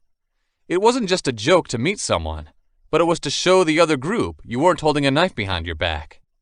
If you can, try talking with your hands. You don't have to start making jazz hands, but miming quietly what you're saying with your hands is often well received by others. Be vigilant when you're at your side with your feet. Stop slouching, and if possible, drag them around. Connecting with someone, or breaking contact if done poorly, is one of the best ways to do so. In particular, a region with all but family and friends is prohibited in areas such as Eastern countries and some parts of Europe, touching outside of a quick handshake. Nonetheless, you can include some touch elements to improve certain common touch styles. For example, a touch of closeness can be produced with the handshake on the shoulder or closing in with the other hand. There's a lot of discussion about rough and soft handshakes, but a strong but polite double pump shake with touching your hands' webs is perfect in general. Nonetheless, one thing to consider when touching others is how the superiority would work, and this is not always a desirable quality. After a handshake, touching someone on the back may seem very corporate or cold if it's a more relaxed setting, or among people who aren't familiar with such posturing. That is why it is really important to analyze the audience. The problem is that it can seem to be measuring and look as if you are attempting to create a relation artificially. If you're with someone new and you're not sure how such a touch will be handled, it's best to avoid reaching for touches. It's something you have to learn with time to master the friendly shoulder pat with a colleague. You don't want to have a reputation for being touchy-feely, and there may be legal ramifications in such settings. Touching also suggests a kind of leadership or superiority that may not be accepted when you try to make friends with someone. Now, let's look at the feet. The open palm and open wrists are a direct invitation. With their palms and arms open over their head, more dramatic styles may enter a room. It may seem over the top, but it's appealing right away as well. With your palms down pointing to someone like a healer or a witch, it may seem like a sign of hostility or superiority. The point of the finger and repetitive rubbing of the hands are things to avoid. A fast touch or clap of the hands is great for anticipation, but don't go too far. Closing or locking your fingertips together often has an aura of villainy around it, and placing your hands before you, as in prayer, can give you a sense of urgency. Try to understand the audience when it comes to using your hands to express things. Lots of handshaking and clapping will not work for a nervous or early morning crowd, but in a tense talk, they can be powerful energizers. Signals such as OK with your finger and thumb can sound a little cheesy, and thumbs up can sound childish or patronizing. Try to be sensible and use your hands to express your message. But if you are a seasoned hand waver, don't sacrifice your personality. The head. The head is one of the most important characteristics because when we look at another human, it is one of the focus of attention. It's quite amazing how we make eye contact with people immediately. A little experiment you can do personally is to quickly glance at a light so that while you're in a crowded area, you have the imprint of light in your vision. Please be careful not to gaze too long. But what you will find is that when you look at people, you are attracted to their eyes like a magnet. The head itself is a significant place to make movements. It's probably next to your hands, the main physical tool you've got to show things. The condition of droopiness in your head is an indicator of many things. When you're depressed or contemplative, you're going to arch your neck down and gaze at the floor, looking up and eagle-eyed, giving you a sense of power. Look up too far or too far in your face with your head pointing up, and others may think you're arrogant. Thrust it further and your head becomes a gun, showing people that you are angry and confrontational. The neck extension indicates that you concentrate on a target, and it could be an aggressive and threatening move. Looking back and forth can be a strong message of obedience to the speaker or man. It's a look associated with kids and even worried dogs. It's a gesture that's used a lot when you're told off, and is never a successful way to engage with others, unless you use it deliberately to try to massage their ego. When people age, it can almost appear disrespectful to use the submissive head bow, signaling to the other individual that they are too harsh, or that you will not engage them on an equal level. Telling someone off is one of the most powerful things that the head can do. A slight head bow or a side incline along with large eyebrows that indicate disappointment. When you deliberately avoid looking at someone when they make a suggestion, it's also a strong indication that you're not in agreement with them. Turning away is also a way to put a wall between you and someone else. It can either be offensive or deferent to someone else. The shake of the head is another way to communicate intensely.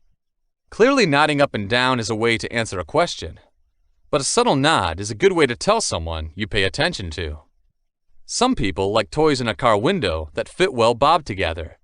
A very fast-paced nod may be an indicator that you want the speaker to hurry up and agree with what they're saying.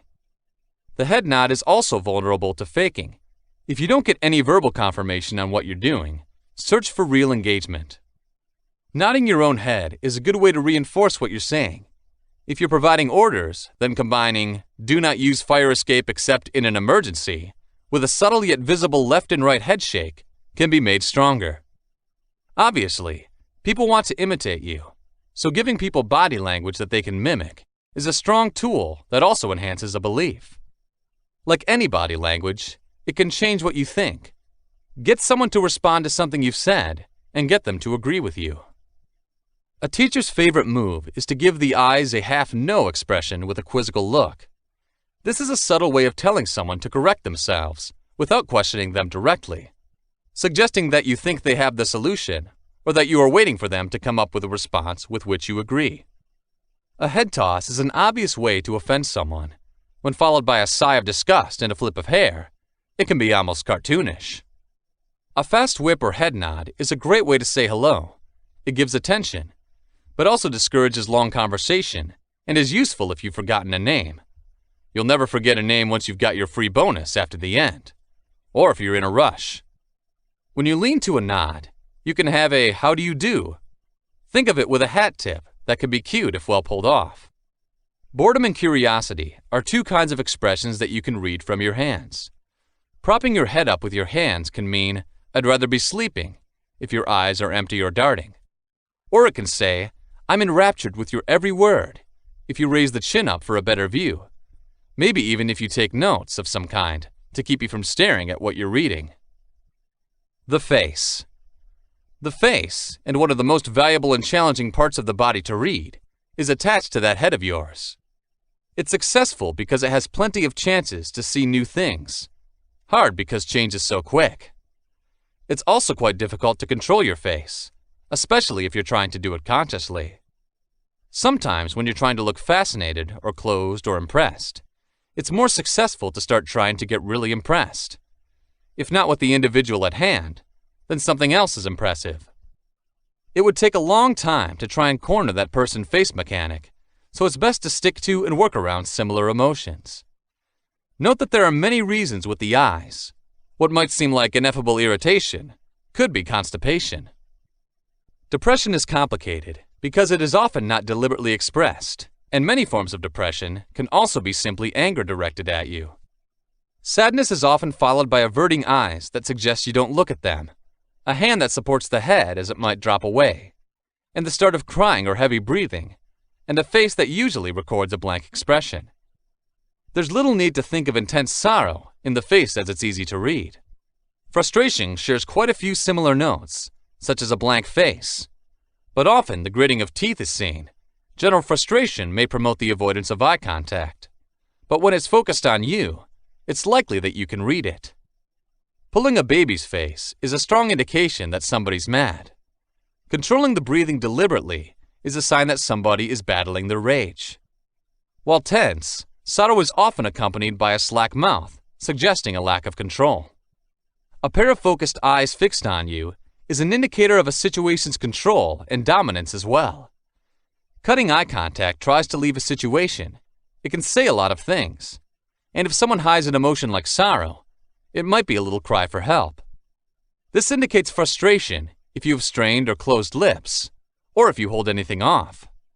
It's not always a bad thing to be nervous, though. If you see a pout, somebody will probably be quite angry with you. Pursed lips can mean someone is slightly annoyed, or maybe just deep in thought. It's good to look at the eyebrows. A pursed lip is usually more likely to be angry when directed at you. However, relaxed and vacant eyebrows may be due to concentration. Happiness is one of the easiest and safest feelings to recognize. At least someone is still a little happier if you get it right. The difference between a real smile and a fake smile is more difficult to spot, but you can feel the difference in your face just by making yourself laugh and then giving a fake smile. Real smiles are not often as extreme or toothy, and in the jaw and back of the throat, natural smiles are felt more. The eyes are also important, because if someone is really happy or not, you can see in a bored expression. Also, a fake smile can cause the eyes to squint more because the muscles are controlled instead of falling into place naturally. But don't look too much down on a fake smile, as it shows willingness to do so. Some may not regard attraction as an emotion on their own, but it is an important element of reading a face, and most people are interested in it. When someone is very interested in you, or something, their eyes will be wide open, almost as if they were an excited cat. They will lean their head towards a person, and they will not be forced or shy. Pupils may also expand, and if so, there is definitely some sort of fascination or evidence of recent use of drugs. A long fixated gaze suggests interest, and if you notice contact with your eyes, that means contact with your eyes was most likely intentionally made. Some people prefer a more subtle side look that indicates that you're going to have to approach the guy. Nevertheless, a side look can also be a sign that they don't pay attention. Making eye contact regularly is an obvious sign of attraction. For many people, eye contact is very important. Many studies show that it is crucial in many Western nations to build trust and attraction. But don't be too quick to start looking down at people if it makes you uncomfortable. It's not always better to look nervous and anxious. Blinking a lot is usually a sign of nervousness, but it also indicates more focus. People are struggling to tell the difference between real eye contact and someone staring at the front. So if you think you need to pay more attention, then feel free to look at it instead. A slightly open mouth may also indicate interaction with someone else. The kind of smile you got can be significant. If it's too bright, tight, or mild, then it can be seen as a gentle letdown. A slightly lower jawline and open mouth is a public smile that invites others to agree with something. In terms of sly flirtation, the side view is matched only by the side smile. Faking body language. A common question is it possible to falsify the language of your own body? The general answer to this question is no, due to the lack of continuity that is likely to occur in the use of the main movements, the microsignals of the body, and the words spoken. For example, open palms are synonymous with sincerity, but his microgestures give him away when the faker holds out his palms and smiles at you as he tells a lie. His pupils may contract, an eyebrow may raise, or his mouth's corners may twitch, and the open palm gesture and the genuine smile contradict these signals. As a consequence, the receiver does not tend to believe what he says. The human mind tends to have a fail-safe system that tracks tilt when it receives a set of nonverbal signals that are incongruent. Nonetheless, there are some instances where body language is intentionally distorted to reap any benefits. Take the Miss World and Miss Universe competition, for example, where each contestant uses practiced body movements to give the impression of warmth and sincerity. To the degree that each contestant can transmit these signals, the judges can score points. But even the experts will only be able to fake body language for a short period of time, and inevitably, the body must produce signals that are independent of conscious actions. Most politicians are experts at faking body language to get people to believe what they're doing. And it's said that the politician who can do this successfully has charisma. The head is more often used to cover up deception than any other part of the body. In an attempt to cover up, we use smiles, nods, and winks. But sadly for us, our body signals tell the truth, and our body movements and facial signals lack congruence. Face signals analysis is an art in itself. In this book, little room is dedicated to it, and I recommend Robert L. Whiteside's Face Language for more information about it. To sum up, it's difficult to falsify body language for a long time, but as we're going to discuss, it's good to learn and use constructive, transparent gestures to interact with others, and avoid movements that could be negative signals. This can make being with people more relaxed, and make you more attractive to them. How to tell lies. Successfully lying's challenge is that the subconscious mind works unconsciously and independently of our verbal deception, and our body language gives us away. That's why people who never tell lies are caught easily, no matter how convincing they can sound. The moment they start to lie, the body sends out conflicting signals, which gives us the impression that they don't tell the truth. The subconscious mind sends out nervous energy during the lie, which appears as a gesture capable of contradicting what the individual has said. Many people whose jobs include lying, such as politicians, attorneys, actors, and television marketers, have perfected their body movements to the point where it's hard to tell the deception, and people fall for it, hook, line, and sinker. In one of two forms, they refine their movements. First, once they say the lie, they practice what they think like the right movements. But this is only effective when they have practiced for long periods of time telling other lies. Second, most movements can be omitted, so that they do not use any positive or negative gestures when lying. But this is also very hard to do. When an opportunity presents itself, try this simple test. Tell your friend a deliberate lie, and make a conscious effort to hide all body movements when your body sees the other person in full view. Most microgestures will still be transmitted, even when the major body movements are deliberately blocked. These include facial muscle twitching, pupil expansion and contraction, brow sweating, cheek flushing, increased eye blinking rate, and many other minute movements indicating deception. Studies using slow-motion cameras reveals that these microgestures can happen within a split second, and it is only people like trained interviewers, salespeople, and those we consider perceptive who are able to see them clearly during a conversation or negotiation. Those who acquire the subconscious ability to read the microgestures during face-to-face experiences are the best interviewers and salespeople. It is clear, though, that you must have your body concealed or out of view in order to be able to lie effectively. That's why police interrogation means putting the suspect in the open on a chair and placing him under the lights with his face in full view of the interrogators. His lies are much easier to see in such situations. It's easier to tell lies, of course, if you're sitting behind a desk where your face is partly concealed, or peering over a wall or a closed door. Over the phone is the best way to lie. Chapter 2. The Basics of Body Language. There are those of us who raise their hands in fear and argue that studying body language is just another form of using scientific knowledge by interpreting their secrets or thoughts to manipulate or control others. This book aims to give the reader more insight into connecting with his fellow human beings so that he can have a better understanding of other people and thus of himself. Learning how something works makes it easier to deal with, while lack of knowledge and ignorance fosters mistrust and superstition and makes us more critical of others. A birdwatcher is not observing birds so that they can be shot down and kept as trophies.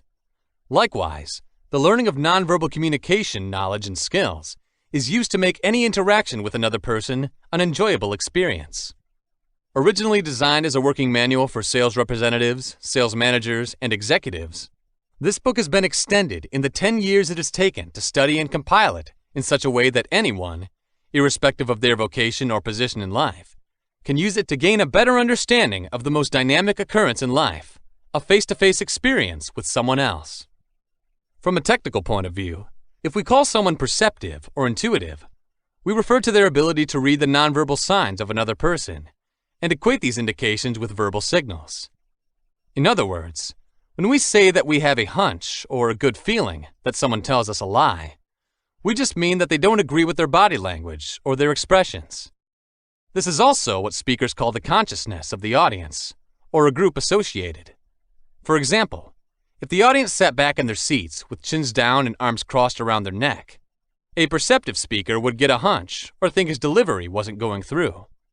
He would become conscious that to achieve the attention of the audience, he had to take a different approach. Furthermore, a speaker who is not perceptive would irrelevantly blunder. Women are generally more perceptive than men, and this has resulted in what is commonly called women's intuition. Women have an inherent ability to capture and interpret nonverbal cues and have a keen eye for small details. That's why few husbands can lie and get away with their wives, and why, conversely, most women can pull the wool over the eyes of a person without knowing it. For women who have brought up young children, this feminine instinct is particularly evident. The mother relies solely on the nonverbal medium to connect with the baby for the first few years, and this is believed to be the reason why women often become more perceptive negotiators than men. Most of the basic signs for human communication are the same throughout the world. We smile when people are happy. We smile or scowl when they're sad or angry. Nodding the head is used to signify yes or affirmation almost universally. This appears to be a form of head lowering and is likely an inborn movement, as deaf and blind people also use it. It is also common to turn the head from side to side to signify no or negation, and may well be a movement learned in childhood. He turns his head from side to side when a baby has had enough milk to refuse the breast of his mother. When the young child has enough to eat, he shakes his head from side to side to avoid the effort by his parent to feed him with spoon, and thus quickly learns to use the motion of head shaking to indicate disapproval or a negative attitude. Many movements may trace the evolutionary roots to our primitive animal history. Baring the teeth is derived from the attacking act, and is still being used in the form of a sneer or other such offensive movements by modern man, even though he will not strike his teeth. Smiling was originally a sign of threat, but it is done today to show joy in tandem with non-threatening gestures. The shoulder shrug is also a good example of a common gesture used to demonstrate that a person doesn't know what you're talking about or understand.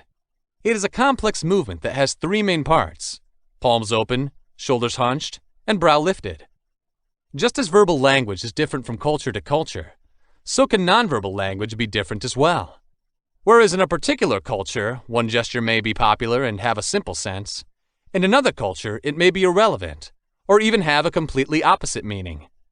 Take the social meanings and consequences, for example, of 3 specific hand gestures: the ring gesture, the thumbs up, and the V symbol. In helping us to shape fast impressions, nonverbal signals play a key role. The ability to do this is one of the basic instincts for survival. But not all our first experiences are correct, as inherent as this skill may be. While our brains are hardwired to respond instantly to certain nonverbal signals, the circuitry was set up long ago, when our ancient ancestors faced threats and obstacles that were very different from those we face in modern society today. Today, life is more dynamic, with social constraint layers and ambiguous interpretations contributing to the intricacies of our interpersonal relationships. This is particularly true in organizational environments, where corporate culture adds its own complexities, a unique array of behavioral limitations and guidelines. While first impressions may not always be correct, by filtering your impressions through the 5 C's – context, clusters, congruence, continuity, and culture, you may enhance your ability to read someone's body language. Understanding the context of a situation. Picture this scene. It's a cold, free winter night with a light snowfall and a blowing north wind. You see a woman sitting on a bench at a bus stop. You know she's a coworker. Her head is down, her eyes tightly closed, and she's hunched over, slightly shivering and embracing. Now the scene is changing. In the same physical position, it's the same girl. But instead of sitting on a bench outside, she is seated in the office next to yours behind a chair. The expression of her body is the same: head down, eyes closed, slumped over, shivering, and cuddling herself. The nonverbal signals are the same, but the interpretation of those signals has been altered by the new setting. She left to tell you in a flash, "I am cold," to say, "I am in pain." As the context shifts, the sense of nonverbal interaction varies. Place counts, just like in real estate. Without considering the circumstances under which the conduct happened, we cannot begin to understand someone's actions. The message sent by the body language of that woman changed dramatically, as shown by our example, depending on whether she was sitting outside in the cold or alone in her office. And some situations require more formal actions that in any other environment could be interpreted very differently. As people interact, much of the context is dictated by their relationship. With each one, the same man talking to a customer, his supervisor, or a subordinate may show very different body language. Time of day, assumptions based on past experiences, and whether communication happens in a public or private setting. All these variables form the context in which body language occurs and need to be taken into account when assessing meaning. The aim is to assess the appropriateness of nonverbal actions to the context in which they occur. Understanding clusters or closeness. Nonverbal signals are found in a cluster of gestures, a collection of expressions, postures, and behaviors that illustrate a common point. A single gesture can have multiple meanings or mean nothing at all. Sometimes a cigar is just a cigar. But the meaning becomes clearer when you pair the single gesture with other nonverbal signals. For any number of reasons, a man might cross his arms, but when the gesture is combined with a scowl, a head shake, and legs turned away from you, you've got a composite picture and encouragement to infer he's resistant to anything you've just suggested. Please try to check for conduct clusters. The cumulative action of an individual is far more telling than a single independently perceived gesture. A smart director I know starts every meeting of staff by taking off his jacket and selects a chair at the middle of the conference table, not at the head. Such actions alone would send an informal message, but the rest of his movements bring home the point. The director leans forward with an expression of interest in his face whenever someone talks in the session, nods approvingly, and gives the speaker full eye contact. Symbolically, this cluster of movements sets the stage for just what he intends to be the meeting, a rank-free exchange of ideas and questions. Understanding congruence, harmony, or agreement. A classic study by Dr. Albert Mehrabian at the University of California in Los Angeles found that the overall impact of a text is focused on 7% of words used, 38% tone of voice, and 55% facial expressions, hand gestures, body position, and other types of nonverbal communication. You can't, of course, watch a person speaking in a foreign language and understand 93% of what's being communicated. Mehrabian studied only the communication of feelings, particularly feelings of like and dislike. However, you can bet that when the verbal and nonverbal communication channels are out of sync, People, especially women, tend to rely on nonverbal message and neglect the verbal material. You see it corroborated in their body language when thoughts and words are in tune, that is, when people believe what they say. Their movements and actions correspond with what is being said. You can also see incongruence, where movements contradict words, a side-to-side headshake when saying yes, or someone frowns and looks at the floor while telling you that she is happy. Incongruence is not a sign of deliberate deception, but of an inner conflict between what someone feels and what they say. Understanding how consistency works with body language. You need to know the basic actions of a person under relaxed and relatively stress-free circumstances so that you can contrast it with the expressions of movements that occur when stressed. What is his usual way to look around, sit down, stand when he's relaxed? When discussing a non-threatening subject, how does he respond? Understanding the pattern of somebody's behavior increases the ability to spot significant variations. One of the techniques used for detecting dishonesty by seasoned police interrogators is to pose a series of non-threatening questions when watching how the subject behaves when there is no reason to lie. The officers then look for changes in nonverbal actions that suggest deceit at key points when the more complicated issues are addressed. We're always running into problems trying to assess the reliability of someone we've met. The following is an example of what happened to me a couple of years ago. I gave a presentation to a financial services company's chief executive officer, CEO, describing a speech I was expected to deliver the next day to his leadership team, and that didn't go well. Our meeting lasted nearly an hour, and the CEO sat closely crossed his arms at the conference table throughout the entire time. Of encouragement, he didn't smile or nod once. He said "thank you" without eye contact when I finished and left the room. Since I am a specialist in body language, I am sure that his nonverbal contact was telling me that my dedication to communicating would be canceled. But when I walked up to the elevator, the assistant to the CEO came up to tell me how pleased my presentation was with her boss. I was shocked and asked how if he didn't like it, he would have responded.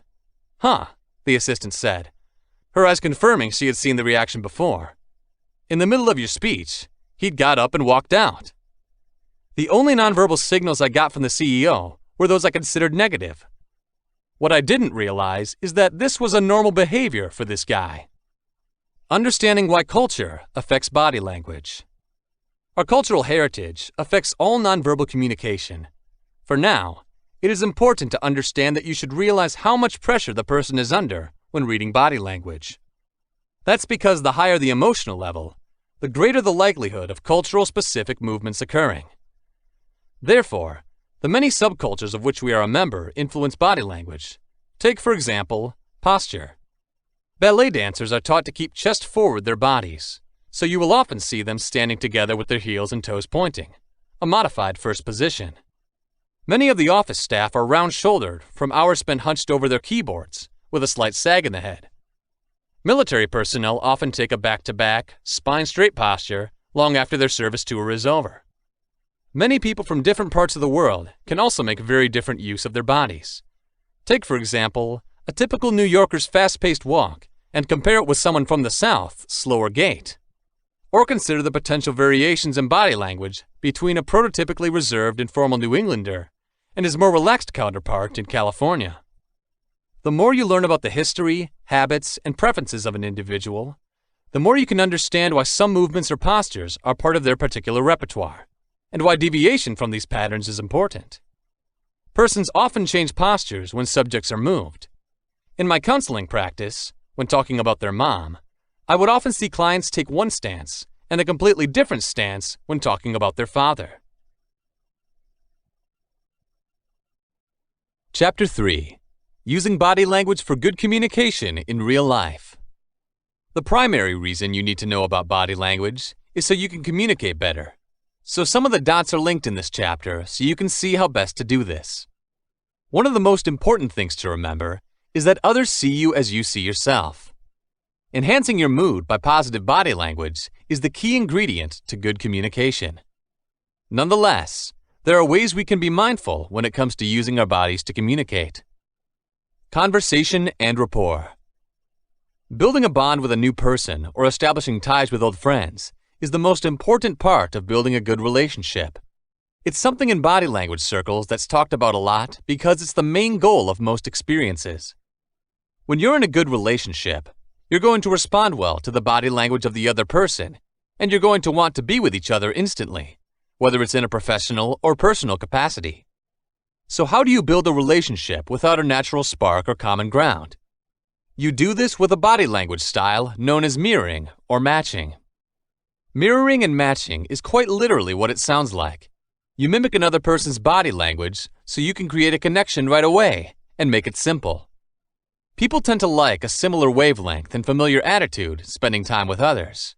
This will obviously be created by keeping the bodies in harmony. You need to look at how an individual behaves and acts in order to do this. Are they closed? Open? Should they talk quickly or slowly? What are the styles of hand gestures they use? Seek even to see how easily they breathe and what kind of personal body space they prefer. Then you can try to copy it. Don't try to mimic some kind of Groucho Marx, but just take a similar pose naturally so you're as comfortable or on the edge as they are. If they use big arm motions, then try to do the same thing. Do try to match the pace and tone they speak. Don't try to match their accent, but stop using fancy words if they don't use them. For example, if the other party is using the word fascinating, don't start using marvelous to explain the same thing. Just use fascinating and it will make the other party feel like you're closer to them. You will find that you can actually start leading by doing this, so that after a short amount of time, they start copying you. There are things about which you must be vigilant here. If someone else is slouching and gloomy, then copying might not benefit them absolutely. Instead, you should take a similar approach so that they can begin to act more like you. Then open it up and try to smile. Similarly, if they seem hostile or antagonistic towards you, then strive not to imitate them, but also avoid attempting to antagonize them by taking the higher road with a more uplifting body language form. By being cool and not manipulating or feeding another's rage, a good understanding of body language would actually allow you to disperse such a situation. It is also important to remember that it is only a small part of the battle to imitate their body.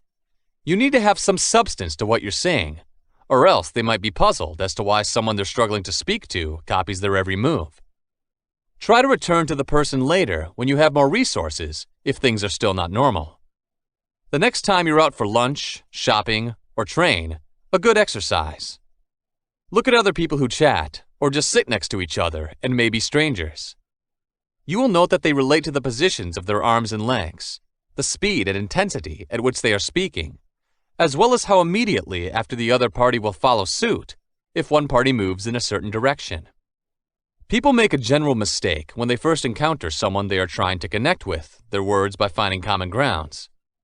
Only after this initial connection is established through verbal communication can people then get in touch on a nonverbal level. The key is to build relationships first through body language on a nonverbal level, and then move through verbal communication into building relationships. Another great exercise to do the next time you speak to someone, whether they're someone you've known for a long time or just met. Note the body language of each other, and you will note whether or not you are in a relationship. Usually after 5 to 10 minutes of conversation, some sort of nonverbal relationship will be formed. If you do, you will start leading in the mirroring and matching, or as they call it, entrainment. What this means is that you can move your arm or leg in a certain position or movement and continue with the conversation as soon as you realize that the other party has unintentionally changed into the same gesture or posture. This is relationship strength. Breathing in harmony with the other party is the best mirror that can build relationships. In a business or social setting, this may be much harder to do, but it is the most effective and discreet move to imitate. With your significant other, this is only used for the bathroom. Check it out and thank me later. Breathing in unison doesn't just mean the same number of breaths, but also where the other person breathes in the body, whether shallow breathing to the chest or deep breathing to the abdomen. Should they breathe through the mouth or through the nose? In what way do they inhale or exhale? Another important factor to consider is proximity. Each has different levels of comfort depending on how near or distant others are in contact with each other. We all know the one person who loves to stand up in our face and spit on us literally as they speak. But there are others who are more comfortable talking at a distance, where we can barely touch them with our hands. Physical touch is the second strongest way to build relationships, which can build more relationships than anything you've ever written. Nonetheless, this is more difficult to apply in a job environment. You might want to save this for later until you are more suited and confident to use it in social settings. If you're on the phone a lot, then you're going to want to concentrate more on the auditory elements, including voice tone, speed, rhythm, volume, jargon, and keywords. Dating and relationship. Reporting in a date is vital, but it's also crucial that you don't live in your head and just copy your friend. Mirroring is best done when something doesn't fit well and you note that you're out of sync physically, but don't necessarily test their actions and mirror everything they do. You can try to be yourself as much as you can, because it's nice to have plenty of give and take in a relationship. You don't just want to imitate them. A strong communication, however, will ensure that things go smoothly. If it's good to look for encouraging signs on a date, and if things feel like they're going well, then go on the same path. But don't just repeat yourself, or you risk alienating or upsetting the person you're with. One of the most dangerous considerations in evaluating a date is that many of the positive behaviors, like playing with hair or shyness, can also be indicators of discomfort or dissatisfaction. You should be able to pick out whether these things are good or bad, depending on whether they are geared towards or away from you, and whether there is power and joy that reciprocates them. Like with many of these guidelines on body language, it's best to focus on yourself when you feel a lot of disconnect, and then take further steps to reflect and observe. Once people connect, synchronization is very normal, so don't feel like it has to happen if it isn't. When you try so hard to connect with someone, maybe it wasn't meant to be. In business and job interviews. Good practice in business meetings and job interviews follows many of the trends discussed here already, such as good eye contact, good standing or sitting posture, and not rubbing your eyes or fidgeting. Nonetheless, when actually in an interview, there is a deliberate power play to bear in mind. You need power and confidence to plan, but you also need to stroke your colleagues' and potential employers' ego. When going to the meeting, when walking up to the building, keep a good posture, and when sitting down, take up more space than normal, without being annoying, and maintain an upright posture. It is very good to take on power positions. Research has shown that performing power poses with testosterone and cortisol for a few minutes at a time produces biological effects at a hormonal level. Increasing the latter and arising from bad poses, and increasing the former from power poses leading to greater confidence. When you're in the interviewer's house, make sure you're reading how they're doing. In reality, most interviewers feel very nervous and are happy that you are taking charge of the discussions and directing them in the right direction. That's not always the case, but don't always presume that they're in charge and don't want you to be in the role. Whether or not you're expected to mimic in this situation can be difficult to judge because you want to build a good level of partnership, because you definitely don't want to look weak or disrespectful when they're confident and assertive. Yet you don't want to announce that you're fair if they don't think that's the case yet. And just because they're comfortable doesn't mean you're supposed to be the same. The most important thing to remember is to keep constant contact with the face and eyes without scaring the other person, and keep a good stance on the ground with your feet attached. Hold your breathing steady and let your hands talk a lot, as long as they don't shake like wind leaves. Whatever you do, remember to schedule the interview correctly and maintain a good degree of charm and language of the body throughout the interview. Chapter 4. Communicating with Passion and Excitement. So many business thinkers pride themselves on the virtues of working day with a sense of high energy, optimism, and a fire in your heart for the job you're doing. And great business minds, for example, investor Warren Buffett, listed by Forbes in 2008 as the world's richest individual, says of the perfect colleague or employee, "I'm looking for a person who's excited about the work, strong communicators." It's easy for many people to get enthusiastic about their sports team. It's easier for even more people to get passionate about music, and it's hard for a relationship. Some people just love the food and drink they eat every day. Eventually, though, most of us spend most of our time at work, and you may be passionless for much of that time. If you want to be successful and powerful, enthusiasm will be one of the key ways to get everyone on board inspired and actively involved in the work you need to do to help build your inspiring vision. In presenting motivated, trustworthy, and enthusiastic business body language, you will need to be able to enroll others in your winning dream. We need to introduce you to passion right now by introducing you to the passion plane, a horizontal plane of gestures that lifts you to a degree of inspiration while you talk to an audience by bringing out the flame in the hearts of other people. You know, you may be trustworthy and so trustworthy, and you may be driven and inspiring, but that doesn't mean that anyone does anything for you. If you want to be able to motivate others into action, you need to be enthusiastic about what you are saying. This theory explains why you can be on target in a workplace, on a campaign, or during a sales call, but you don't get any results, because the message itself isn't enough to generate action, to make us move. We have to be inspired to a desire. Create your excitement, and you can create a strong sense of motivation for practice. And you will know that this is a thought, not a mental state, for those of you who have ever desired anything in your life. Not wanted or needed, but desired. And this desire is generated by the enthusiasm that you, the speaker, convey in the audience. Let's look at this feeling of emotion first of all, and find out exactly what it is, understand how and why it happens, and learn what it feels like so we can replicate it on our own. We need to explore enthusiasm so that we can appreciate the advantages and disadvantages of stirring it up, and learn how to harness it within ourselves, using it most efficiently to encourage others to share in our joy and inspire them in the most professional way. Passion. The word passion is most likely derived from the Latin pati, which means to suffer, as seen, for example, in the Christian Church, where the story of the crucifixion of Jesus is known as the Passion.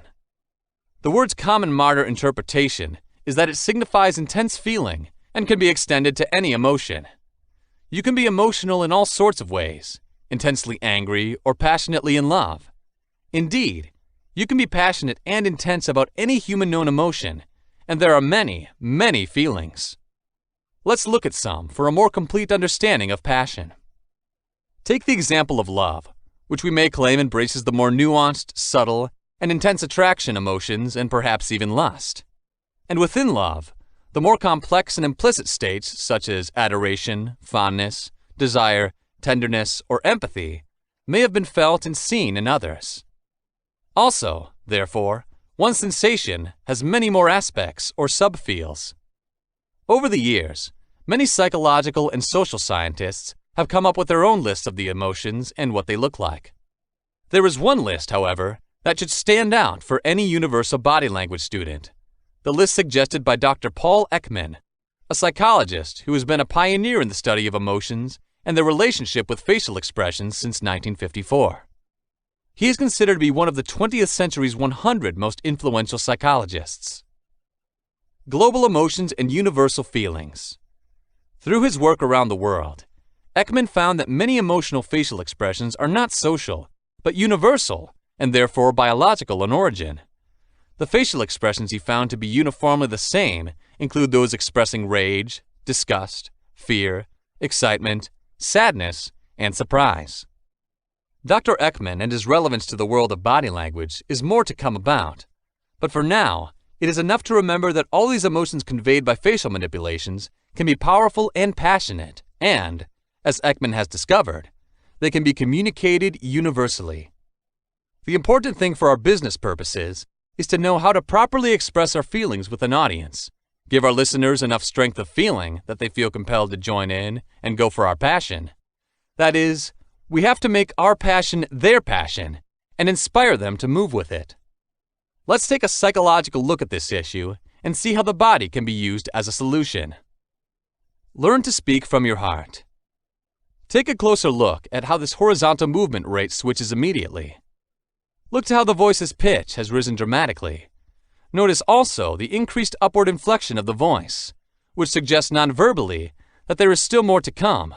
This creates tension and suspense, allowing an audience to be drawn into the sound to hear it, to be completed with a downward tonality. It's over. You instigate the audience members to demand the completion of the musical cadence by using this intonation, and they will be hooked until they are fulfilled.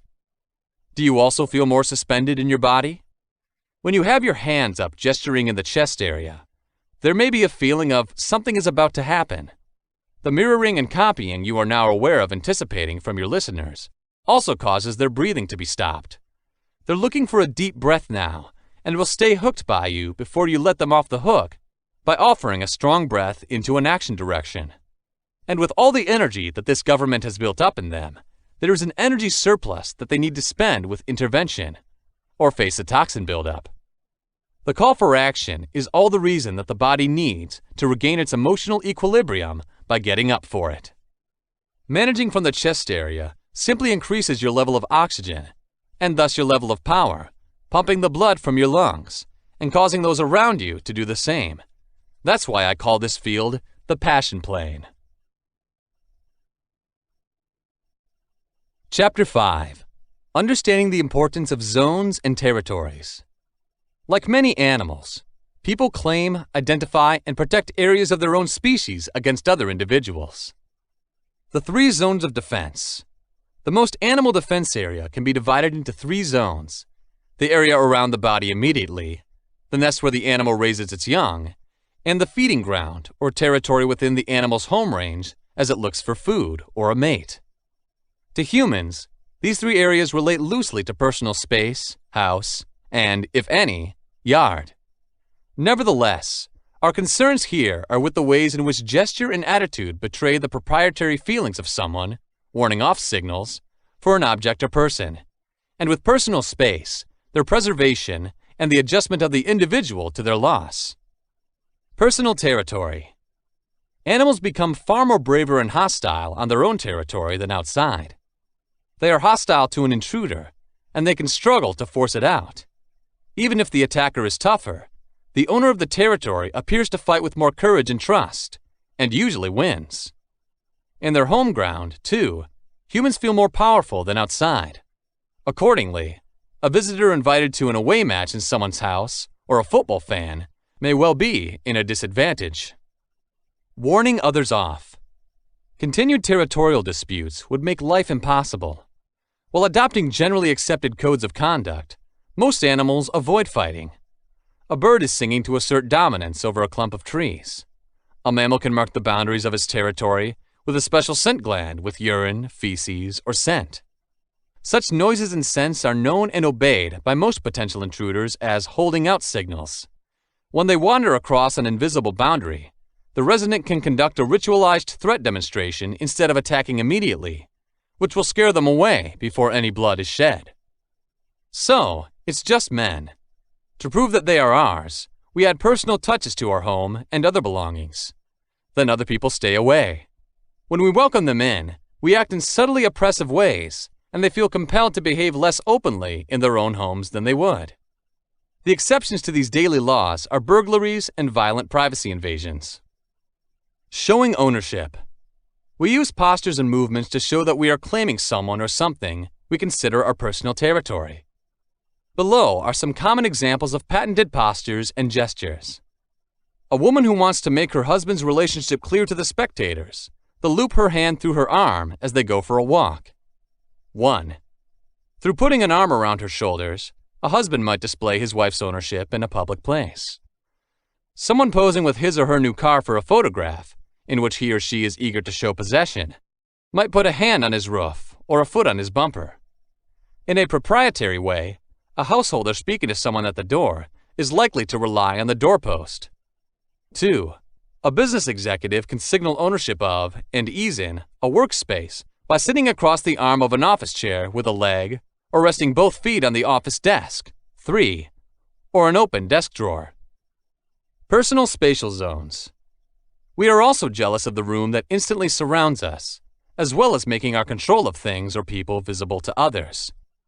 Everyone is trying to keep an invisible space bubble or space zone around us. In neutral ground, many people respect the private zones of each other and take care to stay out of them, even though we are sociable creatures. The 5 spatial zones. 5 localized spatial zones influencing behavior have been identified by human behavior students: the near, intimate, private, social, and public areas. The zone extent given here represents studies conducted in the world's largely urban English-speaking regions. 1. Close intimate zone, 0 to 6 inches. Typically, a person allows only a partner or close friend or relative to come this close to him or her, and then only because they are about to contact him or her. When someone who doesn't like or doesn't know the intimate area invades very well, the emotional reactions of the individual may be amplified. 2. Intimate zone, 6 inches to 1 foot 6 inches. An individual voluntarily allows a partner or near friend or relative to pursue this. Yet keeping this space free of strangers is typically key to the comfort and safety feeling of an individual. If someone is unfamiliar with him or her, or does not like moving within the personal area, he or she may feel stressed. The body can undergo changes automatically, ready to deal with an unwanted sexual experience or physical attack. 3. Personal zone, 1 foot 6 inches to 4 feet. This is how the majority of Westerners like to stand apart when speaking to each other at an office party or some other social event. A. Among new acquaintances, standing any closer would seem unduly friendly. B. But standing any farther apart would also seem wrong. C. Because while an individual may subconsciously feel threatened if someone is too close to him or her, if they are too far away, the person may also feel rejected. It represents the competitive and sociable nature of human beings. 4. Social area, 4 to 12 feet. This area is farther from the body, despite its name, than the private zone, used by people chatting at a party. When clients or customers speak to shop assistants or tradespeople, the social area can be seen working in stores, on the road, or at home. If some kind of business-based contact takes place, the social area tends to be adopted. 5. Public zone, 12 plus feet. When a person speaks to a large audience, he or she appears to be at least so far from the front line. Cultural differences. The amount of personal space we need also varies with the part of the world we are brought up into. People from different cultural backgrounds, when they speak, tend to stand at different distances. Below are some examples of these variations. If two North Americans or Western Europeans chat, one might touch the other with an outstretched arm's fingertips. If two Russians talk, one might contact the other with an extended arm's wrist. If two Latin Americans, Italians, or Arabs talk, with an elbow, one might strike the other. English-speaking people, Japan, and Northern Europe tend to avoid casual contact. In particular, people from China, France, India, and Ireland embrace some casual touching. Men in Latin America, the Caribbean, the Middle East, Russia, and parts of Asia prefer to practice casual contact openly. As some of these examples of potential scenarios demonstrate, when people from two cultures interact, their different spatial needs and perceptions may cause some embarrassment. Chatting distances. At international meetings of scholars, entrepreneurs, or diplomats, uncomfortable situations can occur when someone from a culture of wrist length has a conversation with a person from a culture of arm length. If the individual's closer touch moves closer, the other person will feel threatened and draw back from intrusion to protect his or her personal space. This invasion and retreat can continue until a wall or other barrier prevents the retreating person from moving back, or until the interaction ends. Greetings. A Latin American can greet with a hug a foreign business colleague to the confusion of that person if he or she comes from North America. Friendly intentions. If a new and friendly Arab business friend chooses to take his hand as they walk down a road, a European businessman visiting an Arab country may be alarmed. Shaking hands. A Korean businessman, conditioned to avoid touching or eye contact, would probably feel awkward if his Western counterpart were to grab the Korean firmly by the hand and look straight into his or her face. Maintaining personal space. Once people start gathering in a band, they usually have to change their expectations about how much space they need to hold when strangers crowd in around them. Note how human behavior is affected by this system in everyday situations, like those provided below. At a hairdresser's shop, a hairdresser has a line of waiting customer seats. If the first customer is sitting at one end of the row, it is possible that the next customer will sit halfway. Therefore, the second person does not feel uncomfortably close to the first person, but far enough off to not feel isolated and look standoff. If a third customer sits at the other end, A fourth is likely to sit halfway between the middle customer and one of the ends. As more people come in, the consumer differences continue to shrink until some are forced to sit next to each other.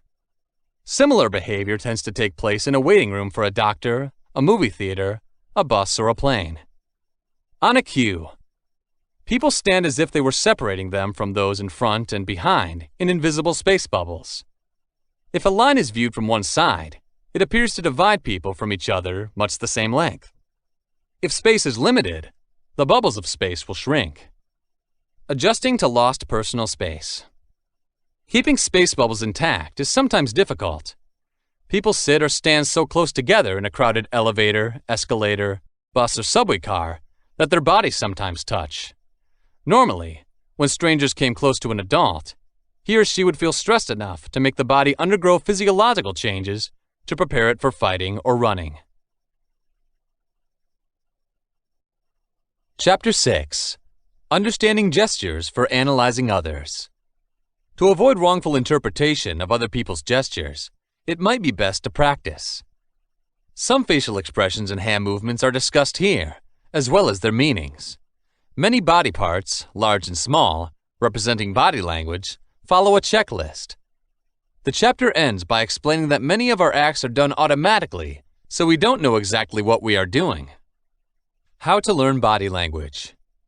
Set aside at least 15 minutes a day to learn and read other people's gestures, as well as to become mindful of your own gestures.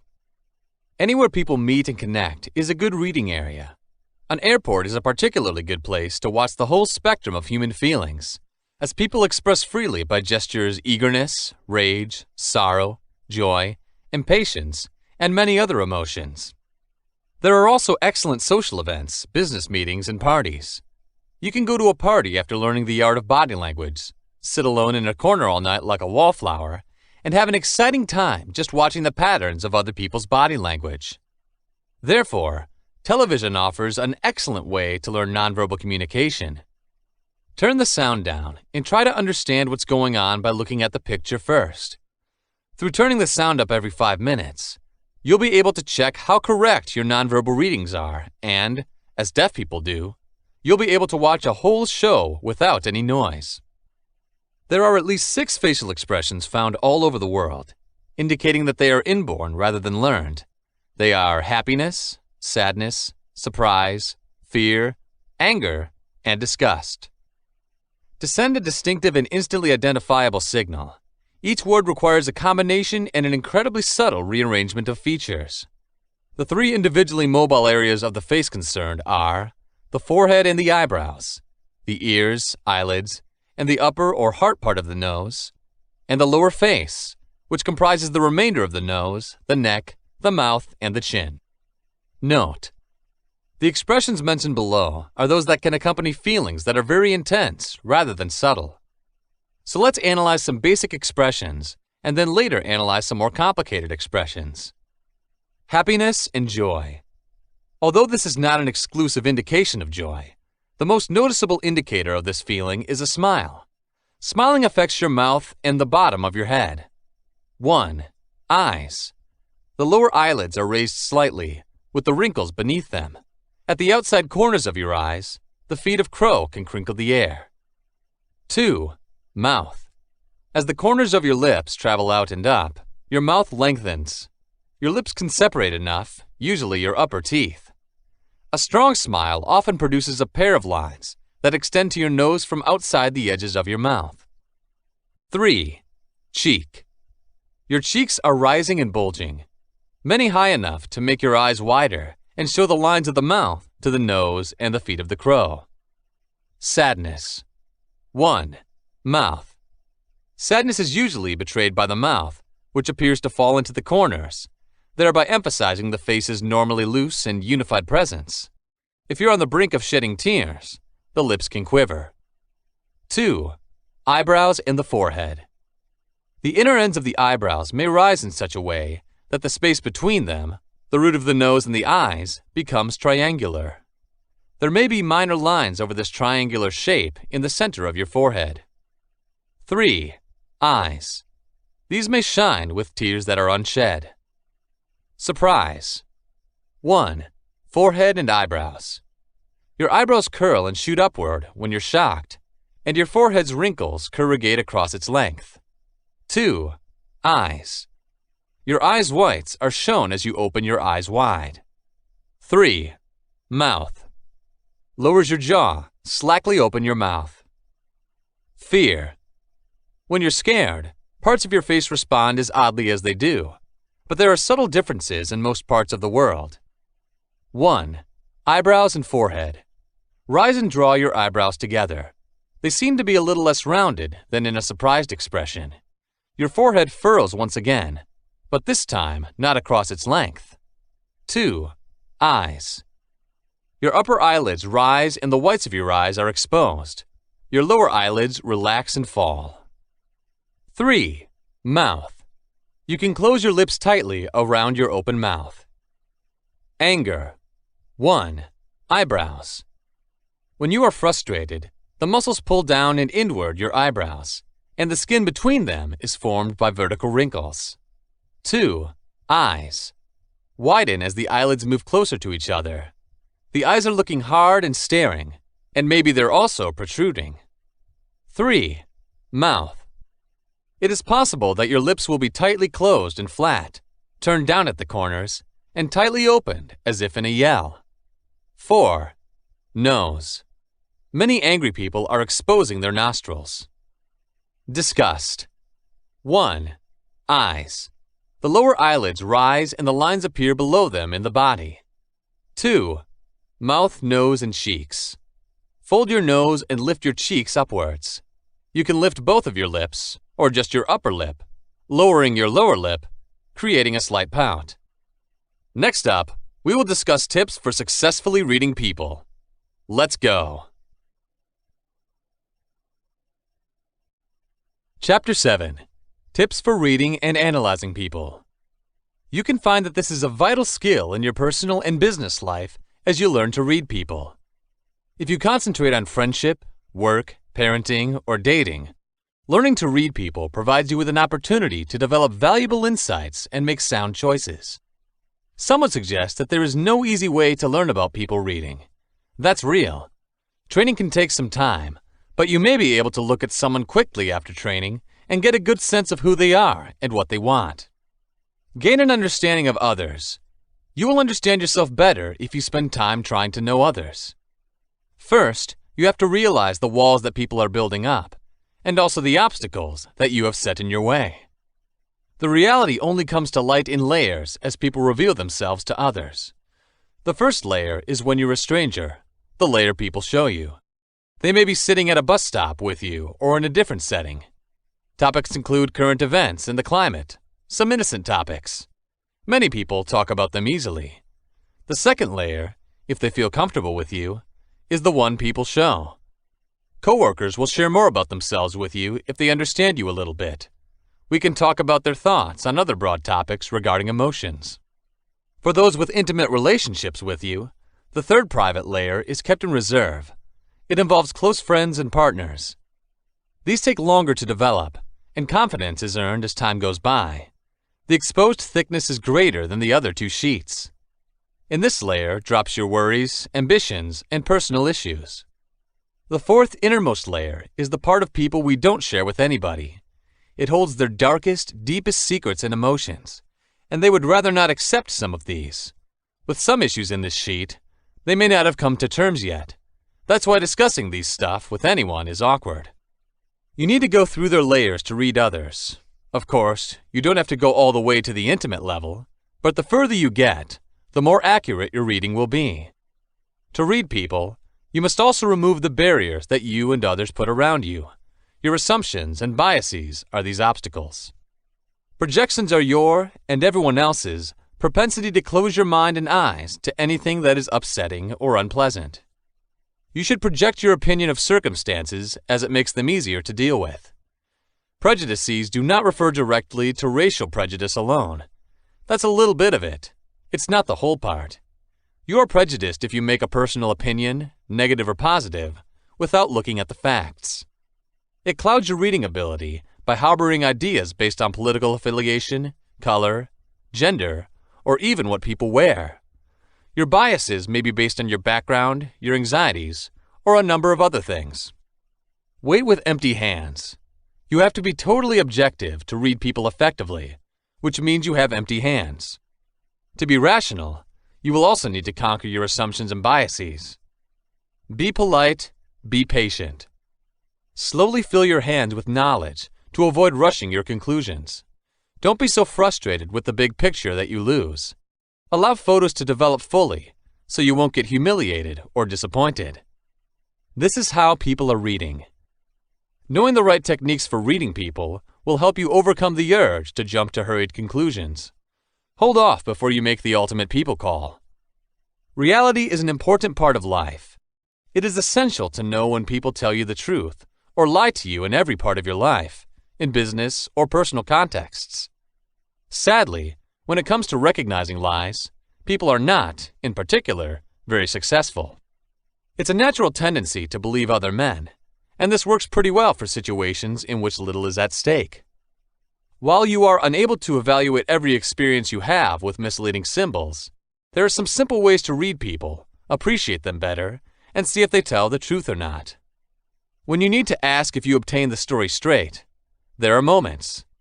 It is important to know what people are telling you, as critical agreements rely on you, verbally and otherwise. Understanding whether people have a history of lying or being honest is also useful. Actually, reading people correctly is not a gift. Instead, if you pay attention to the right signals, it is an ability you can master. Nearly every aspect of our lives is lubricated by the need for trust, from personal to business. Accurately reading people is an integral part of understanding lies' reality. These are more difficult to detect when lies are told on television or on a website. If you become a good reader of men, when you're in a face-to-face situation, they won't fool you as easily. Having your own decisions is sometimes better than relying on others to know who is lying to you and who is telling the truth. Psychologists who have researched deceit caution that people are not being read foolproof, but if you practice, you can become pretty accurate. You will not always use your ability to read people to spot deception, but this is one of the most common things to find. Not all symptoms indicate deception. Lying is a common system with always different behavioral markers. They're hard to read when liars don't care about the truth. But if you learn to read sweating, fidgeting, and other habits, these may often suggest deceit, but not always. We might also mean the anxiety of the individual. Police and prosecutors use many questioning techniques that you can follow to improve your chances of detecting disappointment. You're going to learn to listen and watch for anxious signals and pay more attention to what people are doing. People who are good at deceiving others may well have strengthened their abilities and will not be easy to catch in the act. The more often they are interrogated, the more suspects get better at lying. For most people, when we want to read them, we don't have to think about criminal masterminds. You should even be careful not to contradict yourself. Believing people and avoiding the truth, particularly if it is painful, is normal. It makes it easier for the deceiving. Once you are able to read the signs that are almost always there, you can understand what you are looking for and the significance of certain movements. There is no 100% way to understand what a person is thinking, but if you really succeed at it, you can read people correctly up to 80% or so. 1. Ask yourself, who are you as an individual? This can be the hardest part of learning how to read other people. First, you have to know yourself. Keep in mind your emotions and understand why you're like that. Everyone is different, but all of us also have similarities. We are all members of society. We all have basic needs that are identical. 2. What does the observe person say? What's your buddy talking about? Be alert. When one person, we'll call him John Doe, talks about how he's helping people, and also about his latest athletic achievements, and another, Jane Doe, talks about helping children and the new activities she's done for them, reading these two people is relatively easy. All people enjoy supporting individuals, but for social status, John's in it, and Jane's in it because she cares deeply. What's missing from John? Why is he going to want the spotlight? Jane has a deep love for people and helps out with a sense of empathy. This is the essence of the individuals you seek to examine. You can read it more quickly after you understand the basic needs of an individual. Look out for his behavior. 3. When you know what people usually look like and behave like, it will be easier to distinguish between their talking and things they do naturally. When talking, it's natural for people to move their bodies. True speech can involve moving forward and leaning backward. When conversing, most people are upright, but liars prefer to freeze their movements to prevent spilling any emotional gestures. You will find that a lack of body movement is a sign of deception as a warning people reader. Shoulders say a great deal about the speaker. When the speaker is exasperated, they drop, and when he is uncomfortable, they hunch up. Shrugs can mean "I'm not interested" or "I don't know." Partial shrugs can suggest a deception attempt. Hands are body parts that are very expressive. Note his illustrators when you speak to someone, which means that he uses his hands to emphasize and accentuate speech. Check for people embellishing their stories or not using their hands and voice. These may be indicators of not being interested in what they're doing. Check for more unusual gestures as well, such as crossed palms and clenched fists. These are signs that speakers are reluctant to say anything. Check out the muscles, too, when someone talks. Underuse may be a sign of dishonesty. Arms crossing is defensive, and in that position, often people even lock them up. An open arm stance with palms out is an open, honest position. Arms crossed suggest a closed position. 4. You may make general assumptions based on the nature of the person. When you talk to someone, what's in the nature of the person? Were they involved in the greater good?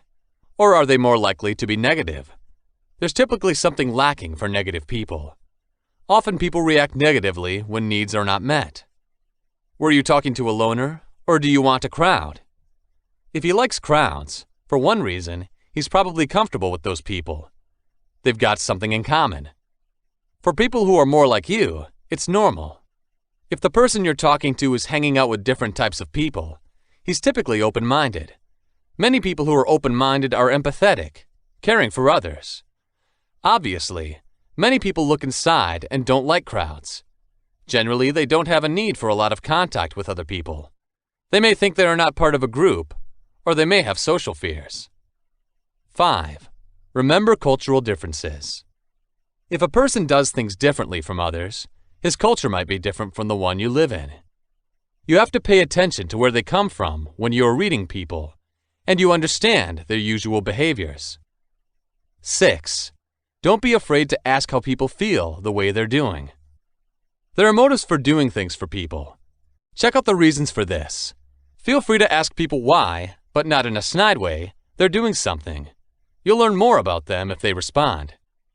If someone, like John above, is searching for social status, why is that? Didn't he have any standing in his youth? When he lacks status, if he thinks that an outsider threatens the status, he may react negatively. Typically, it triggers frustration. Once you've asked why people are doing what they're doing, the rest of what your eyes said will be put together, and you can make a valid conclusion about their motives and character. It makes reading them easier. Note, without judging, their shortcomings. Keep your mind open when reading people. Everyone has shortcomings and weaknesses. 7. You can examine the behavior of people to some degree. Quickly checking the face of someone when you first meet will tell you a little bit more about him. Some of this is common sense, but it's not just one or two facets of their appearance that you have to do a test. Was he suited to his clothes? If they are, he probably has cash. It's not good or bad. It's merely an observation. Is his hair wet? He's just a very busy person who is just getting out of the shower and going to work. Is this always precise? Yes, but that's it most times. 8. Without prompting or intervening, listen to what people say. This involves managing the conversation to make the subjects interesting for the person you're talking to. He's going to reveal more about himself as he talks. You can read, or take them at face value, what may be behind his words. You will also allow yourself enough time to read his facial expression and movements. 9. Watch what all kinds of people are doing. People may tell you lots of things they're feeling and thinking about, but they may be kidding you, and even themselves. Search for inconsistencies in their vocabulary and the language and gestures of their body. Maybe a person expresses feelings for someone else, but when he does, he shakes his head. He may be showing you something else if he's telling you he's smiling, but he's frowning. Before you gather a little more data, don't believe what people say is true. The person he loves may not love him back. He may not be happy, but he's afraid to lose what he feels makes him happy. Once you listen to the whole thing, you won't know. 10. That's wrong. There will be different people to read directly and indirectly. Direct people have more power and control over people or situations which they try to exercise. They may get on pretty strongly, make good first impressions, and make quick decisions. But they're fast-paced, so they take risks and may become frustrated with people who don't follow them. We seem to be strong and confident, and we speak a lot. Indirect individuals are on the opposite end of the spectrum. They give you the impression of being calm and quiet. In order to avoid risks, they seem to be easygoing and supportive and meditative with decisions. They listen more than they talk. They hold their views in reserve and only make tentative statements. 11. Let your mind fuse with your mind. Real facial expressions and body language reflect the way you feel, but by adopting other facial expressions and posture, this can be changed, indeed changed. In fact, 30 seconds of smiling, false, can make you feel happier. Sitting in a confident, open way can raise the levels of testosterone for men, making them feel more confident than they did at the beginning. Have you noticed that you and someone else will unconsciously and naturally mirror the posture and expressions of each other when you see eye to eye? Try to adopt the expressions and posture of someone to build relationships and see how they make you feel. This will help you feel the way you might actually feel. You can read people much easier with some practice, especially if you can feel your own emotions. 12. There is no compassion or empathy in the area. When people are showing a lack of compassion and empathy, they may show their character. An empathetic person can be easily identified. They're not caring when they refocus the debate on themselves. 13. That's wrong. Through watching children and what they look like when they try to tell one of those little white lies, you will improve your sign spotting technique. Professional poker players also say that they look for kids to help gather data and make it easier for people to learn. Adults say white lies in social situations, but that skill has not yet been mastered by children. They're not good at lying because they magnify their message because they're lying bad. Many people are naturally better at lying than others. If someone you're talking to isn't a good liar, they will show some of the same signs of lying that children do.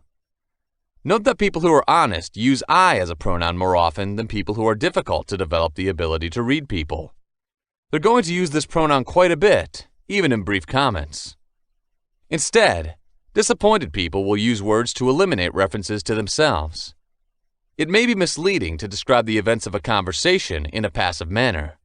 We would say the door was unlocked, even if I left the door unlocked would be the correct statement. 14. Those who are dishonest often blame things on others. If you're on a date with a new acquaintance and he's thinking about his previous relationships, he might have nothing good to say about his old partners, and he might even blame them for breaking up. 15. Deception may be used by people who want to cover themselves up. Usually, honest people can only use deceit as an answer or defensive mechanism to cope with it. It may or may not be viewed as dishonesty, but for their acts, people cover up. Deceit is used in this case to cover up some poor results. Employees may be forgiving, to some degree, towards coworkers who only cover their backsides. Their lies may not contain malice, and they only spoke what was an honest mistake to avoid getting into trouble. These are usually overlooked as long as they don't concern someone else. 16. That's wrong. Several people blame their errors on the system.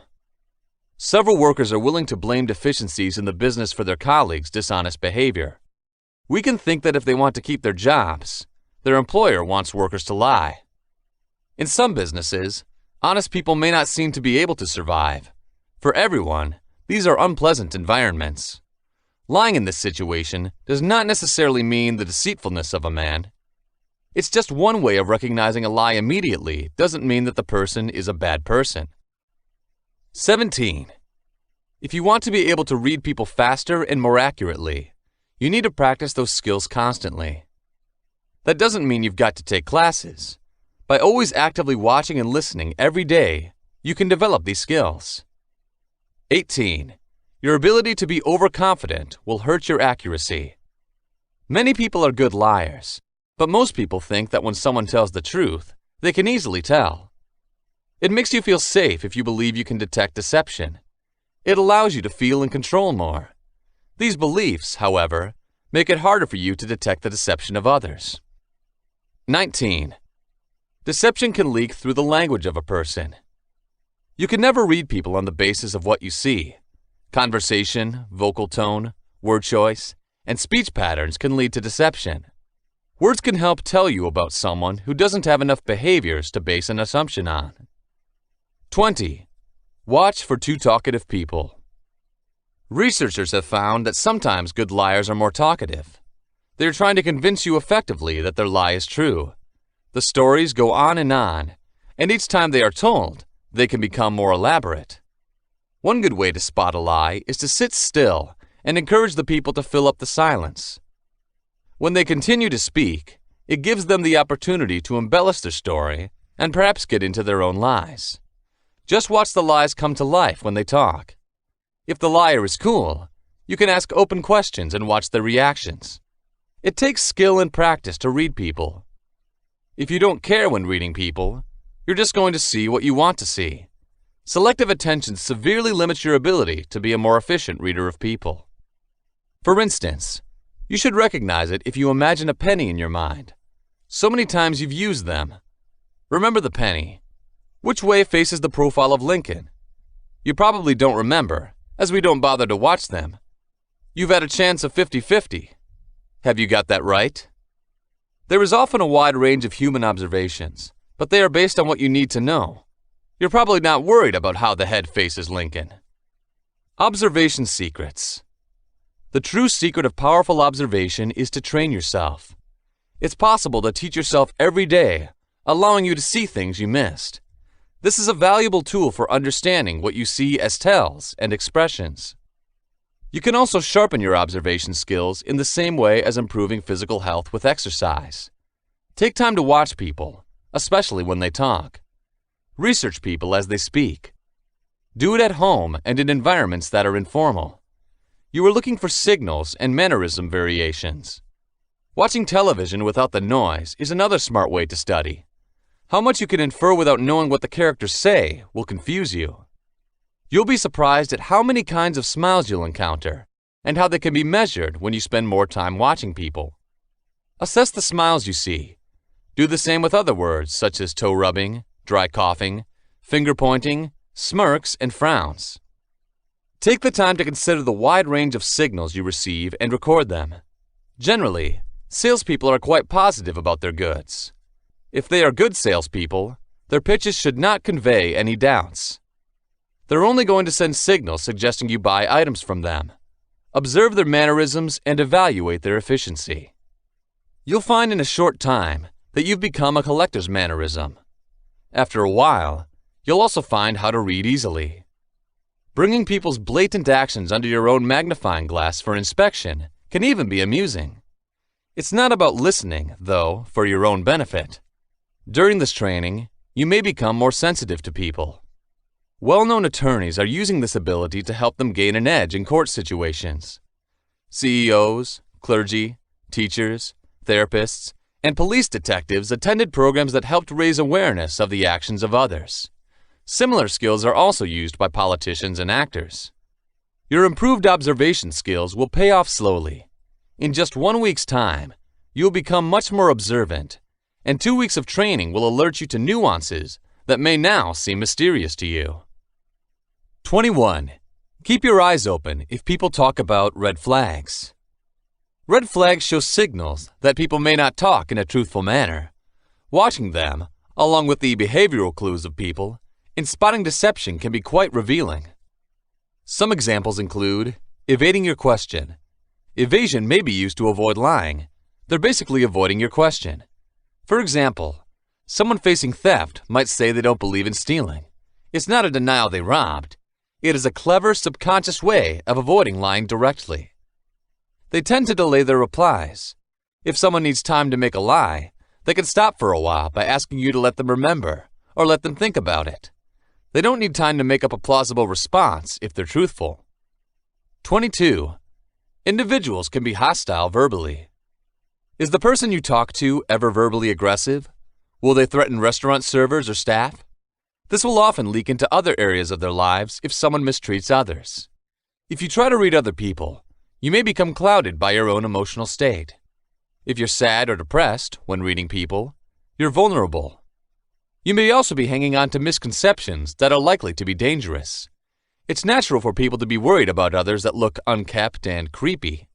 But you may overlook people who look like everyone else, but who are actually dangerous.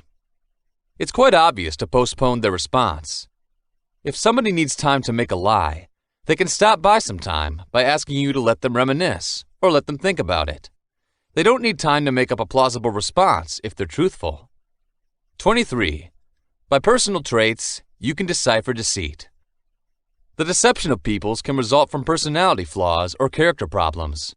Some may show avoiding communication styles and use white lies to stop people from getting upset or looking bad. This kind of deception is unfortunate, but it can sometimes be considered inevitable. Some people may be sly, dishonest, or lazy, with weak morals by their traits. When assessing deceptive personal traits, people can disregard the business climate in which they operate, and instead concentrate on providing personal lies. If you have jobs that connect, you should avoid unnecessary interaction with these people and struggle to work with them. In about 20% of their experiences, average people commit some kind of deceit. These can cause them to be disregarded or still recognized, depending on the understanding of their deceit by other people. One study suggested that many people see deceit as an unavoidable feature of relationships. Yet lies about maliciously targeting people are seen as more of a problem. Peer deception can cause serious problems if it hinders people's ability to do their job effectively. You can help minimize deception if you work for an organization. There are a number of ways to do this. Employees will need less deception to cover their asses if they are not attacked in any way when admitting errors. If supervisors communicate with their employees openly and effectively, workers may feel more free to seek help with troubleshooting without fear of potential repercussions. Open lines of communication between staff and people in general can prevent errors from becoming large problems. Most people feel that coworkers' deceit is due to survival of the most appropriate style of behavior that makes them feel it is necessary to outperform others for promotions or commissions. 24. People who lie can get angrier faster. In some cases, people who have short fuses usually have them in certain circumstances. When you meet someone who shows road rage, even when they're not in the car, they are likely to have anger problems as well. You're likely to mitigate your life's danger. Most people do. Ignoring or rationalizing such behavior patterns makes it easy for you to postpone further action. The other may want to leave in a relationship where one person is a bully, but be afraid of it. These bullies always have signs to tell you what they really are like. Individuals who are threatened may also underestimate the aggressor's inherent danger. Employees may blame their employers by creating an environment that encourages dishonest people. It can kill employee trust and hinder productivity. Organization leaders may help coworkers avoid fraud by creating an environment that rewards everyone for well-functioning work. 25. People who are dishonest can attempt to lower their heart rate. Maybe when he talks to you, you've seen a man put a hand on his head. This is a clever way of trying to reduce one's heart rate. If for any reason you have ever had to take a polygraph test, these devices will be one of their markers in the heart rate. Polygraphs usually read the pulse, breathing rate, suddenness, and blood pressure of somebody. Some of these devices often track arms and leg motion. The questioner will ask multiple questions, creating an answer to the baseline. Then the questions of investigation will be answered. The person being examined has his or her signals registered on the chart throughout the questioning. This is a more advanced, accurate way to do what you can do for yourself: read people. Polygraph examiners watch their charts for vital sign shifts to be noticed. Any support from any computer, you can read some of the same symbols. Significant changes in suddenness, blood pressure, and heart rate can indicate the deceitfulness of an individual. For a variety of reasons, people are dishonest. It is often a defense mechanism that is used with an authority figure to try to avoid any trouble. Sometimes you can tell, but not always, when a person is lying. The more you practice, the better you are going to be. 26. Emphasis beyond the most superficial qualities. You can focus on superficial types of characteristics that won't tell you much when you try to determine if someone is potentially a threat or a good person. People typically offer a certain amount of credibility to others, and you can believe they're going to work every day and keeping a clean house. You may also assume that when you're around someone who's dangerous, your body will warn you. You're going to experience feelings of fear and know that staying away from that person is safer. However, you can feel comfortable with dangerous people with skills. We should make the right eye contact and be friendly and courteous. Sometimes criminals, like everyday people, can come across on the surface. The better you are at reading people, the less likely that someone who doesn't seem to be what he is can pull you in. The fact that you may not be a good listener complicates your ability to read other people accurately. Behavior analysis should be used in people reading, as well as listening to what they say. You will miss details you would otherwise learn when you talk a lot of time. 27. Dear brothers and sisters, in a person's speech, a wavering voice may imply deception. You should listen to vocal signs to say if a person with you is honest. You should listen for the volume, time, and duration of vocal signals without actually knowing it. Time among deceitful speakers is a major factor. We have shorter emails, longer response times, less articulate response times, and a faster rhythm than people who tell the truth. Individuals who are frustrated often show less good vocal quality, decreased frequency range, and increased pitch variations. 28. Many deceitful people who appear to be regular people are not what they seem to be. If your new neighbor has children, is married, goes every day to work in a suit, has a clean home and a lawn, and is polite and friendly, you might presume he's a kind and caring person. This description was actually from a sex sadist who used a trailer to hold people and torture them. You're probably never going to run into such a dangerous person, but it gives you an idea of how to manipulate the signals. 29. Excessive fidgeting or blinking may be signs of deception, but panic may also be indicated. Once upon a time, it was thought that you would never be looked directly at by someone trying to deceive you. Now it's understood that some experienced deceivers can look and lie to you in the eye. The movements of the eye of people may show whether or not they are real, but it's not foolproof, even though it tends to be on popular television shows. Detectives in real life are not always able to deduce whether a person is honest or dishonest just by seeing if they look right or left when speaking. In the real world, making snap judgments like this without further investigation is foolish, but in some cases, the technique may be quite accurate. Liars tend to blink faster when they speak untruths, but the blinking slows down after they say their lie or listen to you. It will also reinforce the notion of being honest when speaking. We worry you won't believe them, so you might notice them using phrases like, "You won't believe this," and "honestly." Lies spotting is a fascinating and useful tool, but don't jump to any hurried conclusions. The skills can be difficult to learn, but they are extremely helpful in some circumstances once you have them down. 30. Check for people to completely close their eyes, as if in deep thinking, or ask you to answer questions. This is a stalling tactic that gives them time to think about doing it. Deceptive people can play dumb and ask for more details, particularly if you haven't put a direct question to them. If you can, eliminating any ambiguity about the subject matter and being honest and upfront will remove the opportunity for the liar to use this tactic of stalling. You may also be fooled by people who are trying to trick you. It happens when you ask a simple question and the person answers with, "I can't believe you'd ask me that." This is another common trick used to buy them to pause for a few more seconds, allowing them to take charge of your conversation. The key is to keep them focused on answering your question. Don't let the tricky person sidetrack you. A third way for dishonest people to stop the time is to change the subject. They can give you a complex answer to your question to hide the fact that they don't really answer that question. If you've heard politicians talk, they've perfected that tactic.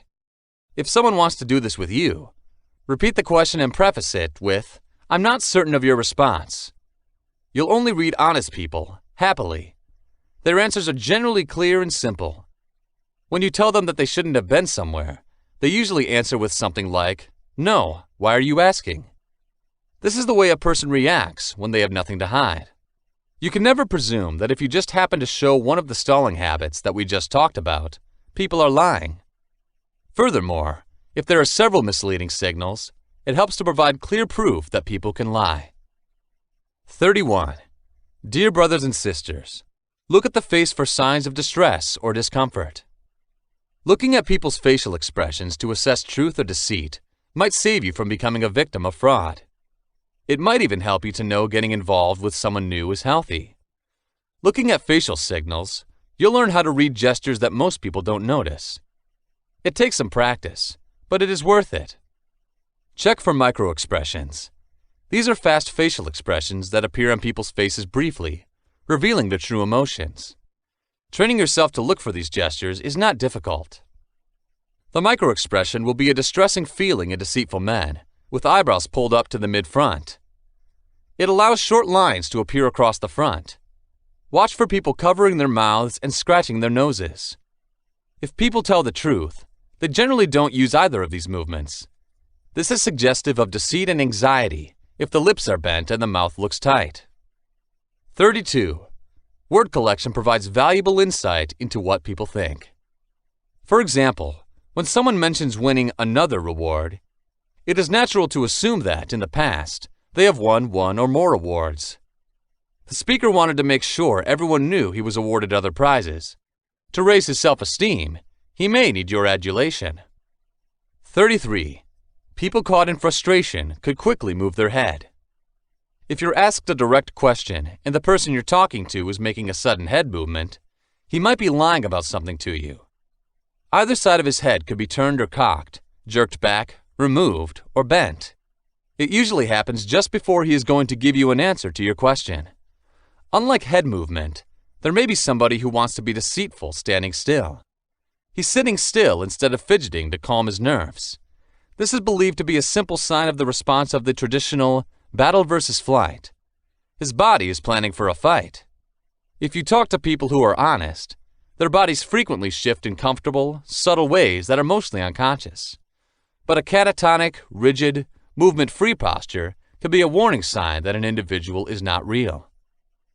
34. Trust your thoughts about your heart. Intuition has many meanings, and the ability to understand something instinctively without relying on rational thought is one concise one. Nevertheless, it has mental components. You can use your previous experience and knowledge to analyze a person with intuition and make a simple assessment of the situation. Intuition and fear are often confused because either a good feeling can cause. You have to be open to this thought, and not all in logic and logical thinking. Through learning a few principles, you can differentiate intuitive gut feelings from fear-related gut feelings. Instinct is about now. You don't care about your past or future. Intuition is positive and unemotional. Fear is heavily burdened with emotions. Reliable insight just seems wrong. It has a voice of encouragement, empathy. Intuition suggests you're correct about someone on goal. Fear is high, nervous, and dark very often. It has misleading, cruel, or demeaning substance to yourself or to others. This shows unhealed emotional wounds. Make a list of your fears to show your feelings of fear from instinct easily. Otherwise, you'll know if it's linked to anxiety when you have a gut feeling. Practice knowing the difference between instinct and apprehension in your gut feelings. Intuition is useful and very strong when you isolate it from a sensation of anxiety related to the heart. Immediately, intuition is respected. It is worth the effort to consider the feelings of the heart associated with fear, as compared with the intuitive feelings of the gut. And gut feelings are one of the easiest ways to tell someone who is deceitful to a truthful person. Chapter 8. Understanding what manipulation is. If you ever learned the rules of logic, you would see that manipulating, deceiving, or persuading a person could place you in this rather absurd situation of making a mistake. Fallacies are in themselves absurdities, which means the statement may not always be true because it defies specific laws. If you want your point to always be true, and you want to influence the mind of others by the most rational means, then you might find that there are a lot of mistakes in psychology.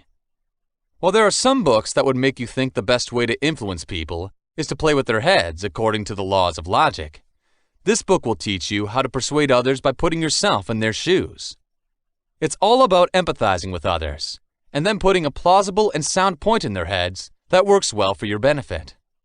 That's because the actual world's individuals are more likely to respond to what they think, and not to what the truth in their heads suggests. There are many reasons why somebody else might want to deceive, confuse, or persuade others. Now, the question is your ethical way of thinking manipulating, deceiving, and persuading another person?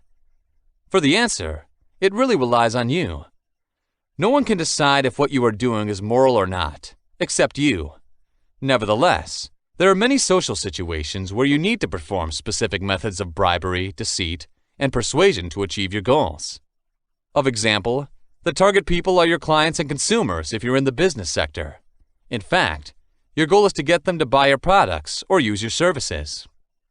If you're an environmental lawyer, your target people are politicians, lobbyists, and the public. Therefore, in protecting the environment, your goal is to convince them to support your cause. When you look at the topic of mind control closely, it is, undoubtedly, basically a game of persuasion that is practiced every day. It would, of course, be up to you to understand the intention of learning these tricks. As Machiavelli would say, everything becomes a tool for a particular purpose. Nevertheless, the art of mind manipulation does not mean that you refuse to use free will to your goals. Rather, you give them something that they most definitely are searching for, a feeling of positive choice that acts as a guide to their behavior. Basically, the nature of your actions and your set of private beliefs will decide whether or not the methods and techniques you use are moral. Note that the main objective of this chapter is to create a specific shift in the mindset of your target person without being aware of the changes in their thinking. If you're an entrepreneur, your customers are your target audience, and your goal or aim is to get them to buy your products or use your services. In this regard, one of the most successful ways to change the way you think about your customers or your goal is to change your way of talking. In other terms, to build what you sell and what your customers want, you must use the right phrases. If you're watching promotional ads on TV or YouTube right now, you'll know that short business videos are enticing because they use the terms or lingo to address the specific concerns of their target people. Therefore, there is an emotional meaning that only the terminology used by the product or service producers knows the point of view, circumstance, or environment. What are you trying to do exactly? You want to pressure someone to do something that would help you when you try to manipulate others. Understanding deception is one of the hardest skills in this lifetime for some to master, due to the amount of commitment required to make tactics work. Nonetheless, certain people appear to be able to exploit individuals when they walk into a place instantly. Clearly, you can't learn that skill immediately. Manipulation is a technique that involves you bringing the target into the direction you want to go by using several sequential tricks that need to be timed properly. Manipulation methods are also described as violent, meaning that all approaches you use are meant to suit your goals strongly with your thought line, and to do so, you would need to closely follow your objective to see the appropriate sets of techniques that would work. On many occasions, you will never get enough chances to get your aim well understood to test how your tactics will work for them. Make sure that you use the following intimidation techniques to move closer to your objectives, and make sure that, until they are vulnerable, you will wear down their defenses.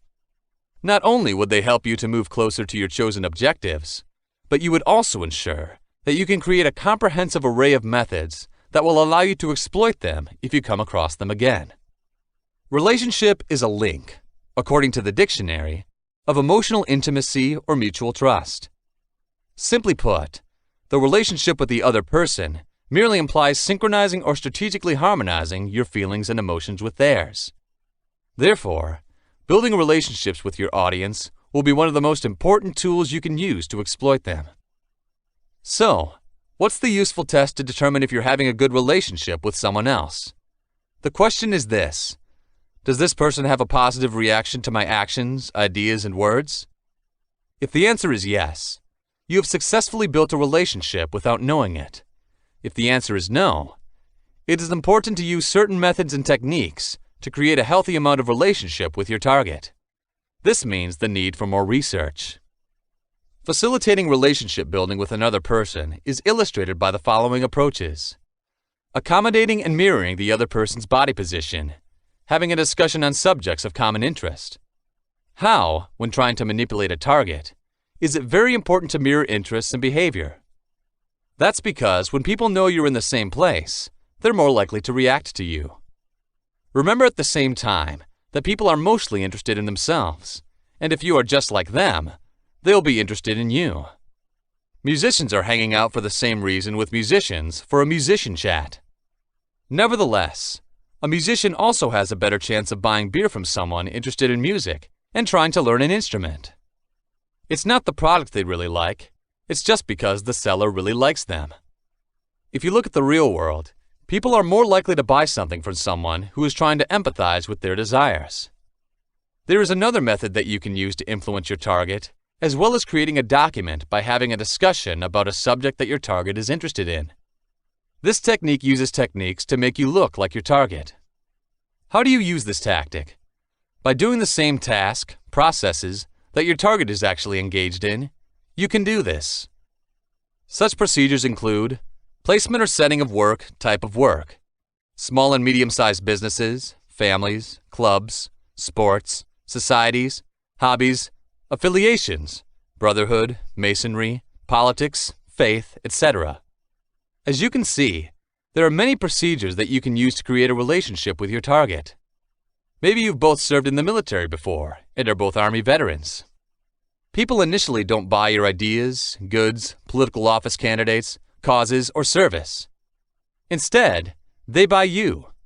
Therefore, your first goal is to make your ambition more than anything else as a person like you. One thing you can do is to allow your goal to be reciprocated. Simply put, inducing reciprocity means giving an object, a service, or a favor to your target. Remember, however, that this product, service, or favor must be viewed as valuable by your target. The explanation for this strategy is to give your target person a valuable item, service, or favor. He or she will be motivated to do the same by feeling gratitude to you. Not only in politics, but also everywhere else in life, you see this kind of friendly exploitation. In particular, it works by reminding a person that theoretically, he owes you a favor. If you had been able to meet before, it would work better, and you could dramatically change his circumstances in his favor. Say something simple when you do this, but to the effect of, "You owe me." The person would always associate you with the favor, and whenever he sees you, he would have to give you little favors. Why will this work? Okay, it works because the person who owes you a favor does not really objectivize you as a mere debtor. Because you were able to help him through a difficult moment, he would always want to help. And the best thing is that you don't have to do anything spectacular or risk yourself. The moment someone else realizes that you've gone out of your way to help someone who isn't your family, they're developing a certain connection with you. Then, for another person, it is, of course, deliberate coercion to go out of your way. Every individual with a sense of dignity and honor, as long as they can afford it, would certainly want to pay you back in any kind of favor. The key to getting the most out of reciprocity is to help them feel that the favor you're going to ask them will cost them basically nothing, but one that can generate a mutual profit. It would then seem that you're also doing them a favor by letting them support you. You built a link to make yourself the alpha. So long as you can prove that you are the one who can conceive of a safe plan that will help both of you, he will be happy to assist you. It works because he feels he would be a great addition to your project. He is conscious that you wouldn't be successful if you didn't reach out for his support, which makes him realize that somehow you would also be indebted to him. Chapter 9. Using Persuasion by Manipulation. What are you really trying to do when you try to persuade someone? In its very essence, persuasion is the power that helps you to affect your objective by allowing a new belief in your system. You do this by making sure that the confidence you instill in your target suits the way he thinks.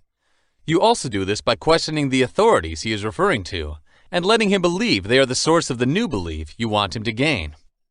There are many ways you can convince the engineer, and 5 of them will be learned in this section. You can even model your own tactics based on your target's personality, but you need to build them so that you can go back to what persuasion really is. At this level, you'll begin to realize that persuasion is a very powerful tool, and for almost every relationship, many people who have used this ability feel that it is even the basis of other skills mentioned in this book that are manipulation and deception. Persuasion allows you to move in and lower your target's defenses by putting them in a position where their values would be modified. Beliefs are very effective in determining what's convenient for people, which in turn determines what they do over and over again. They are not 100% right, and according to experience, they are malleable. Because they can change depending on one's world experience, you, the manager, will be able to challenge them and make your expectations view their environment as something else. It sounds easy, but it's not, of course. The obstacles you face as you step into persuasion is your goal's definition of comfort. Individuals would always want to believe what makes sense to them, such as their beliefs, their selection of goods, and their whole lifestyle. We don't care about anything else. Now, you should dispute the notion and provide damning evidence that some, or all, of your convictions may be inaccurate. How are you doing this?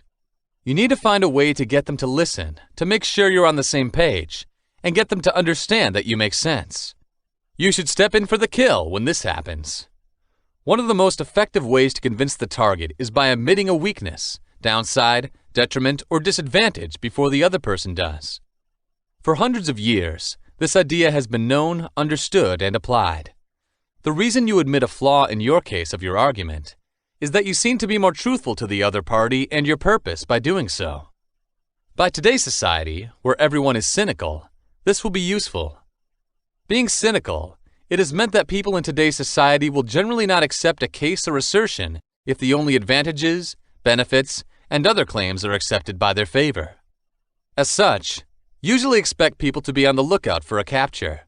In other words, you will be automatically regarded as an honest and trustworthy person by accepting a negative, fault, or drawback of your argument, idea, or case at the outset. This strategy is one of the most people who sell their proposals or services using the best tactics. This works well because the dealer would always give a personal brand testimony by making his current experience so much better than his previous life. The comparison makes the objective very aware of what he wants. He never wants to experience the trouble you've been through, and anything you've tried and used personally will save him the trouble. Why is this tactic going to work? This makes them know that you can make mistakes that make them feel you don't have your defenses all the time, and you can relax in front of them. Therefore, your client may be more comfortable with your presence because you do not seem too excited about persuading him or her to buy your statement, suggestion, or scenario. Instead, you're presenting them with an opportunity they can study. Now, which makes the entire statement a very exciting proposition, it becomes something very fascinating about which they would like to find out more. As such, the moment you are trustworthy in the eyes of your target is the moment to strike perfectly. You can only persuade the target if you've done something that's going to be in his or her favor. For example, by helping him or her with a question, you can show your confidence to your target. In other words, put yourself in a position where in any way you can support him or her. For example, if your goal is to sell real estate, stocks, or insurance, you can contact a personal friend about the goods that your target is trying to sell. If, on the other hand, your goal is a businessman, give your friends and acquaintances to distribute their business cards. If your aim has to be presented to a politician or policymaker, because he or she wants such a politician or policymaker to support a cause for environmental or healthcare, introduce the two people to each other by all means. This means, more than anything else, that you will share with your target a portion of your time and effort. Offer your assistance. Every type of assistance is appreciated. He or she will be more relaxed with you in this way. The target will also have a certain connection to you, which means that he sees you as he or she is. He or she will lower his or her mental defenses until your target is relaxed with you. This is the perfect time to convince him or her in your plan, statement, or case at the end of the day, when he or she lowers his or her mental defenses. Here's what a lot of self-help gurus would do. They're offering themselves a little history, and that'd probably be about the time they weren't successful. Once they find an easy way to change their lives, they turn up and tell you. They'd ask you their strategy succeeded because they were trying the hard way to do things. They're happy, however, to teach you how to do things that would make your life immensely easier just the way you want it. The easy way. The technique appeals to many people because these accomplished people are willing to share what they have been through and are willing to share the secret without the recipient having to go through the bad experiences in order to gain the information. It would also be wise to point out that you are like your target and make your statement because you feel you are very close. In making people think that people with the same rank and exchanging experience would do what you would do, you can always persuade people. Then, they'd think they could talk to an expert like you. Knocking off the socks of your goal means you're giving it a pleasant surprise. How are you going to do this? Blow off your goal with an amazing fact, an amazing statement, or just something that only a few people would learn. Make a claim, case, or suggestion you may create. And there's something you can teach him and her that's never been done before. This may also be something that may change the way you interpret or say your proposal. This will open their minds in such a way that they will accept new ideas and thoughts. It puts them in a state of relaxation and reception, in other words. The reason behind this is that people enjoy being pleasantly surprised in particular. If your target has been pleasantly surprised, making him or her say yes to your idea, statement, or case will be relatively easy. Why do you know?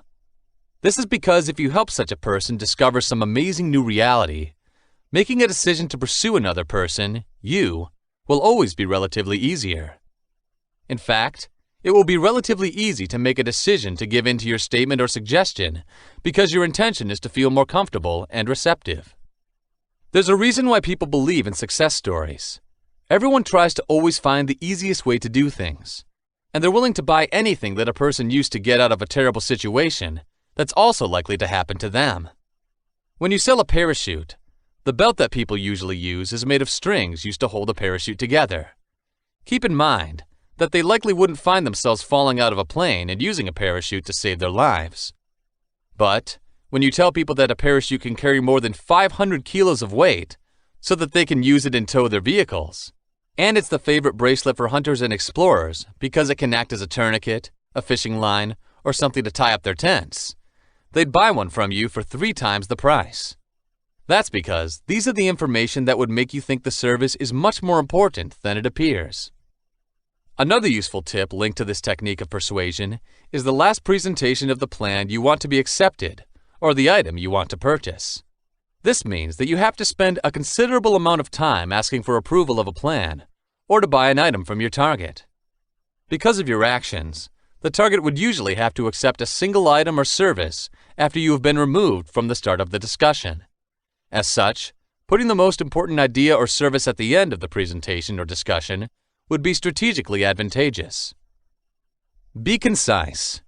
You should be clear and thorough when describing specifics to your target audience if you want to add an element of authenticity and validity to your claims. The explanation for this is that your words contain clear and detailed information. It means you know how they affect other things. When you understand how certain issues can be influenced by your plan, argument, or event, your claims are more difficult to attack.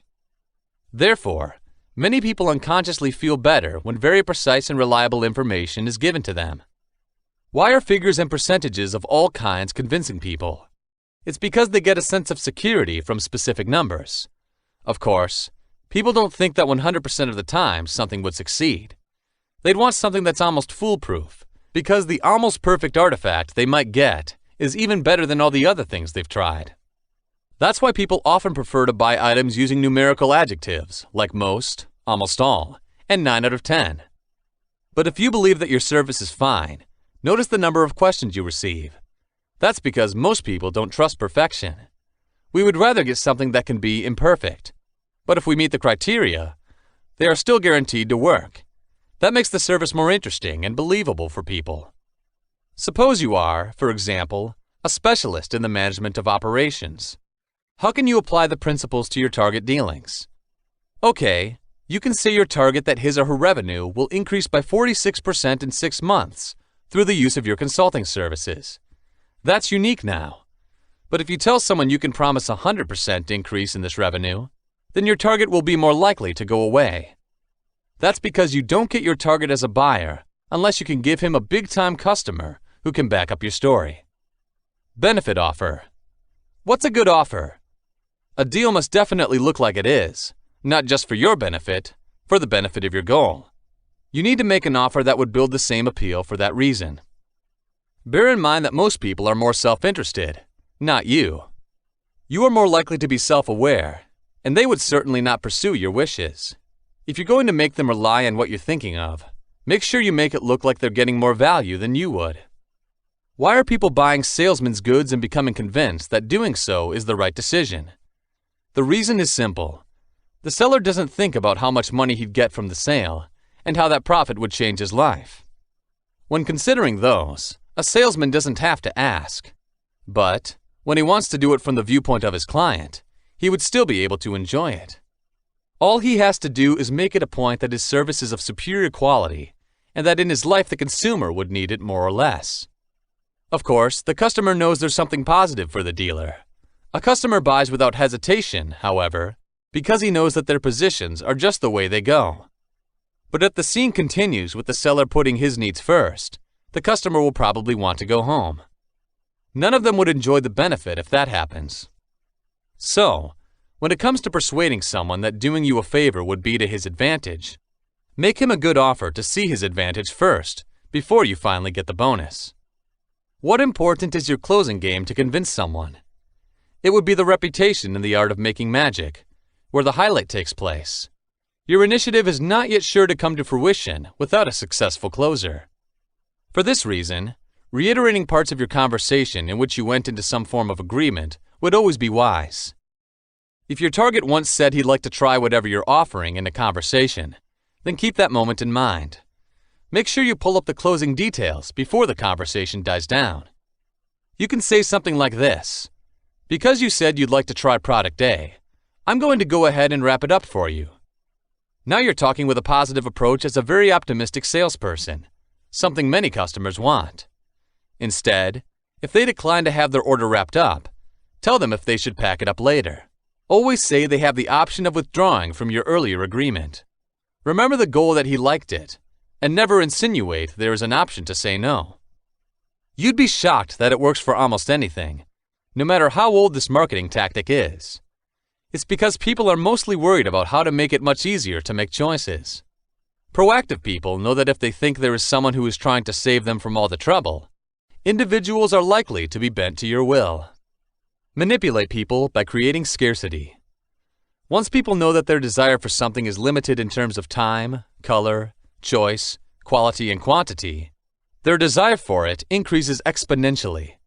Corresponding to this theory, whenever you want something but can't easily have it, the appetite for that object increases significantly.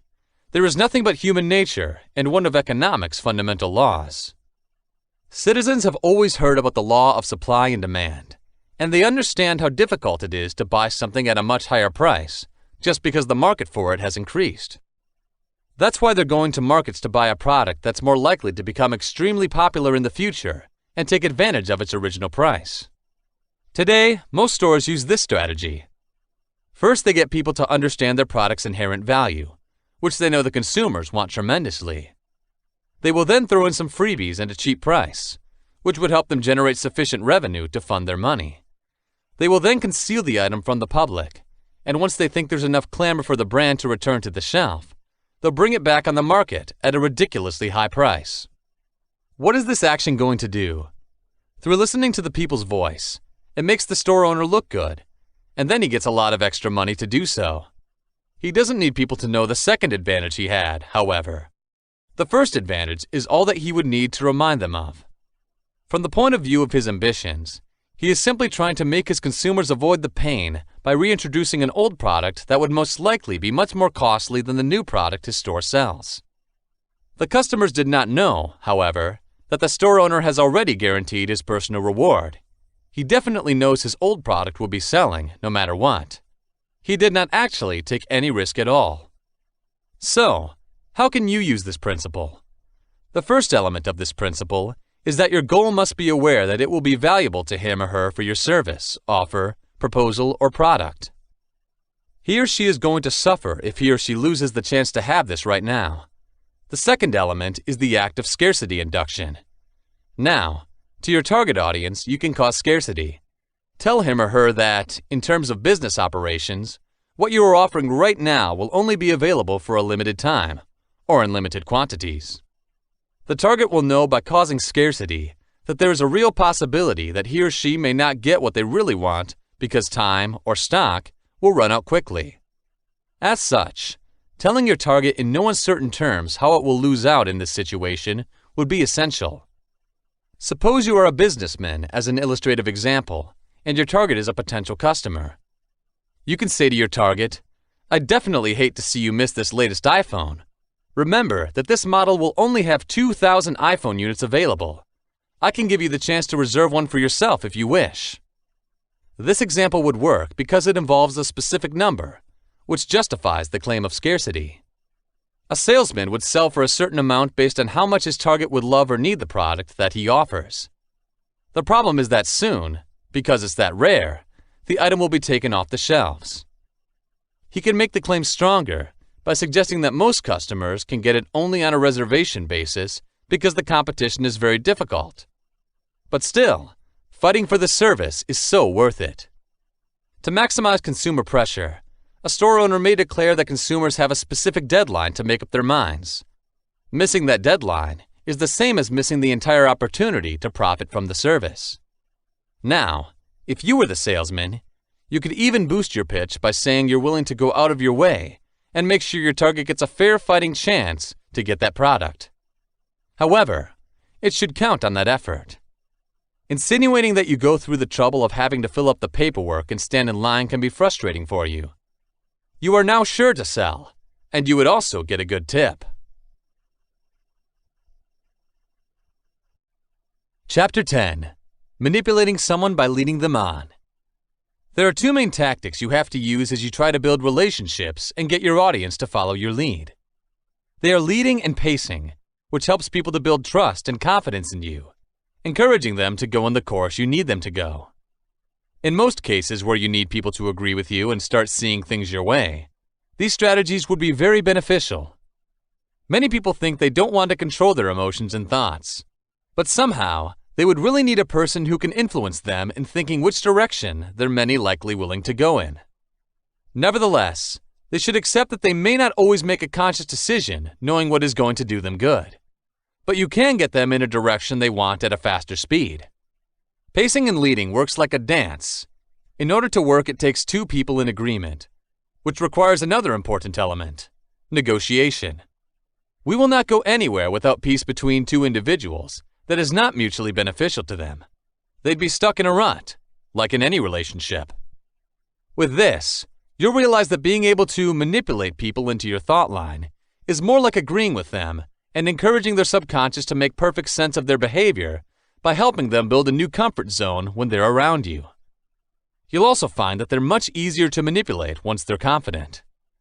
Mirroring, a method used to build relationships mentioned in an earlier part of this book, is a key activity you need to master to incorporate a relationship in every encounter you have with others. Mirroring is also referred to by some neuro-linguistic programming practitioners as pacing, which describes it as the process of balancing the audience acts and attitudes to instill confidence in your communication. That said, this means you can suit your audience and break down their barriers, which helps you to deliver a study. Why do you need to suit the conducts or acts of another person? Let's use the black tie event as an example. In order to attend such an event, many people would still prefer to wear formal clothes, even if the invitation did not specify that they are expected to do so. You'll find the extra time and effort to make sure they appear in their best tuxedo or dress at the event, because if they didn't, they think they'll look different from the crowd. At the same time, if you should ever go to that event in casual clothes, you'll find yourself looking over from head to toe. You'll also soon find out that if you're dressed differently, no one wants to talk to you. You would note, when you thought about that scenario, that most people would actually want to engage a similar person. Millionaires are often hanging out with billionaires, and celebrities are hanging out with other actors. It's not about promoting racism or shunning diversity, but it's just plain human nature. People tend to hang out with people they feel they can understand their lifestyle and values. If you have the unpleasant habit of smoking, you may see a silver lining to indulge in that addiction, because people who smoke with their clients or employers are mostly those who are likely to get the upper hand in closing deals and getting long-term promotions. It doesn't mean they are more knowledgeable, but they are the ones who can contribute to their target. Who knew that from a single addiction you could get that much? Mirroring or pacing simply matches your target's actions, which is important to your task. You need to know what aspect of their conduct is most important to them. If you want to build a relationship with an artist, you'd more likely listen to the kind of music they want. You'd like to take hints from your specific goal on what might make them pay attention to you. So, when they know you can speak their language, you can guide them in any direction you want them to go. So what makes your objective interpret similarity as leading to the dimension of trust? The answer is simple. There is something people want to trust that gives them comfort. The familiarity you're willing to offer them gives them as it helps them escape the complicated relationship with people who have different approaches to life. People usually vote for people who can give them some reason to believe they're one of them. There's something like too much pace, however, which makes the effort to establish a relationship too evident. You'd find, for instance, that trying to talk to people about any common interest you have, or trying to buy the same clothes they wear, will soon make them annoyed by your presence. You can start with being direct to get whatever business you've done, but they may challenge what you want out of them and start raising their defenses around you. With that in mind, note that in your effort to belong, the best kind of timing is being able to get the results you want from your target without being seen as being too obvious. There are many ways to make sure your target doesn't realize you're subconsciously writing. Here are some ways that you can pace with which you can mimic your objective without being too clear that you're trying to win over it. 1. Body posture. Posture is a strong determinant of a person's mood, and being able to mimic the way a person sits or stands you in the empathizer mode. If you're trying to talk to a guy in a bar to give him something, you can sit apart from him in a few seats and order from the bartender what he's drinking. If your target is slouching, slouch too, but you do not seem to pay attention to it. It would make him recognize you from his eye corner and start an empathetic conversation. Maybe he'll tell you how your day goes. That's your start point for a discussion. 2. Figures of speech, metaphors, or phrases. You will find that every person in that room has a different choice of words to explain or name things. Some might like to use the word "that things" to refer to a collection of objects from which the proper term cannot be remembered, or use the word bunch. So, when you want to talk to specific individuals in that group, make sure you use the terms they repeatedly say as well. That would invite them to join your talk. 3. Personal style. Don't you ever wonder why people still tend to say, "I'm going to have what he's got," in a bar to set up a conversation? At the same time, do you find that they are most likely to be told the first word by their target? This does not only happen in the setting of the restaurant. This strategy is also very appropriate in malls and other places where two or more individuals will attempt to establish relationships with each other. 4.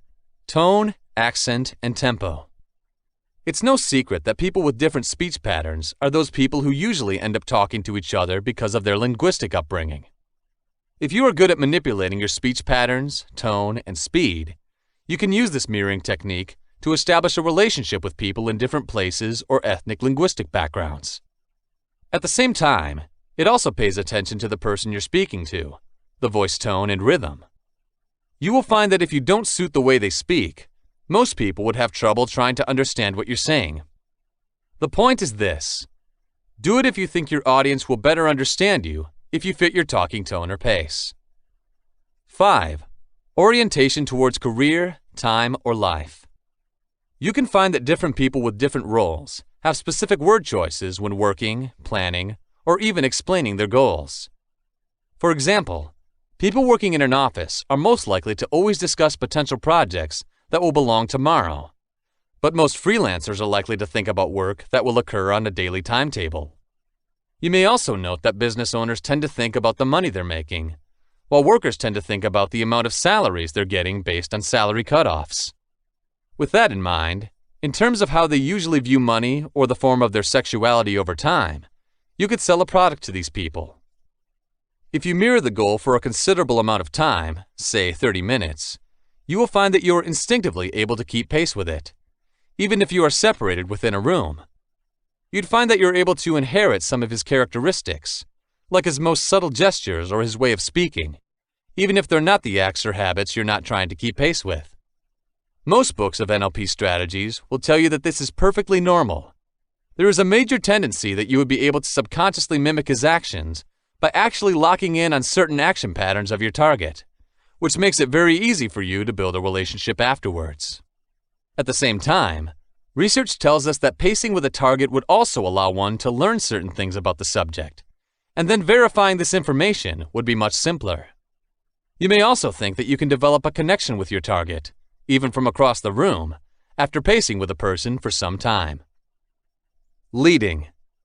Now here's the section you're trying to enjoy the pacing bonuses that's leading.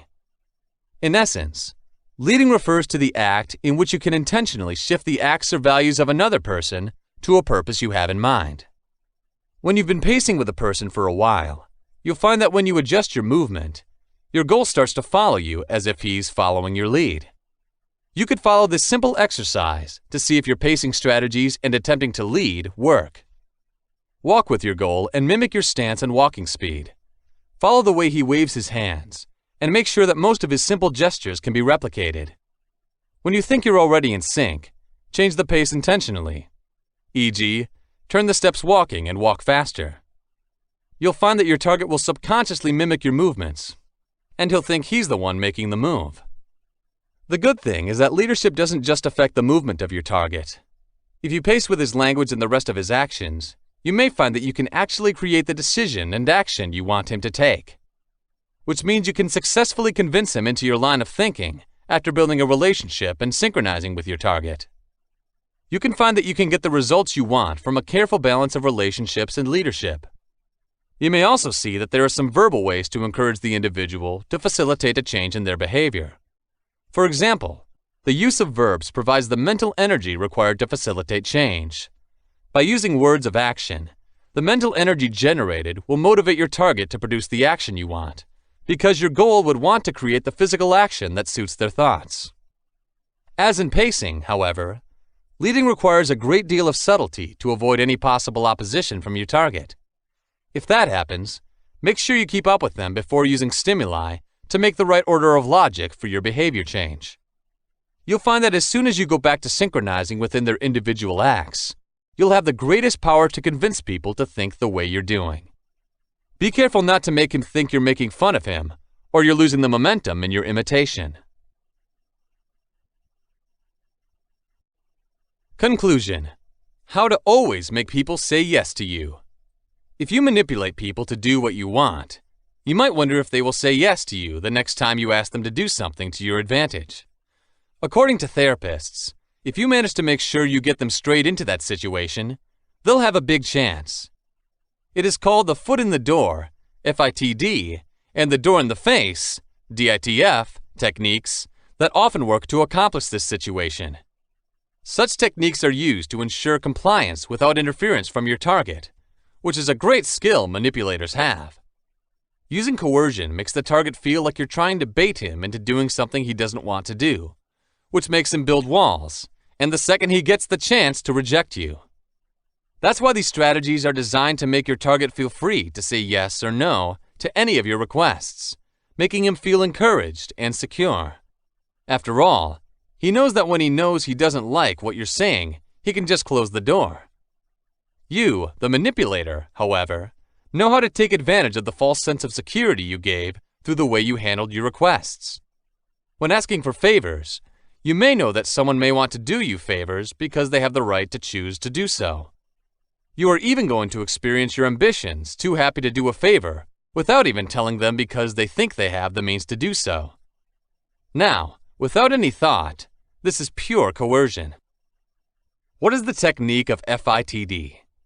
You may hear the term used by people who say they have a great chance to get what they want because they already have a type of leverage which opens the door to opportunity for them, hence the expression, foot in the door. For manipulators, This is a phenomenon which occurs when they succeed in creating successive demands with successive and favorable results that allow them to do so.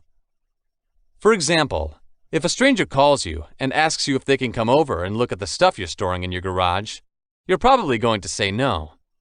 You would definitely find this application extremely strange, and you would think this person is just asking for too much, to the extent where you have to go out of the way and do something you just don't want to do. If that stranger is a successful manipulator, however, he may increase the likelihood that you will say yes to his query, no matter how absurd it may be, because manipulators make you feel you want to help. There was an experiment conducted in 1966 where two Stanford researchers named 4 groups of housewives who during the weekdays were alone in their homes. The 3 groups were asked to answer some of the questions they would usually use about certain kitchen items.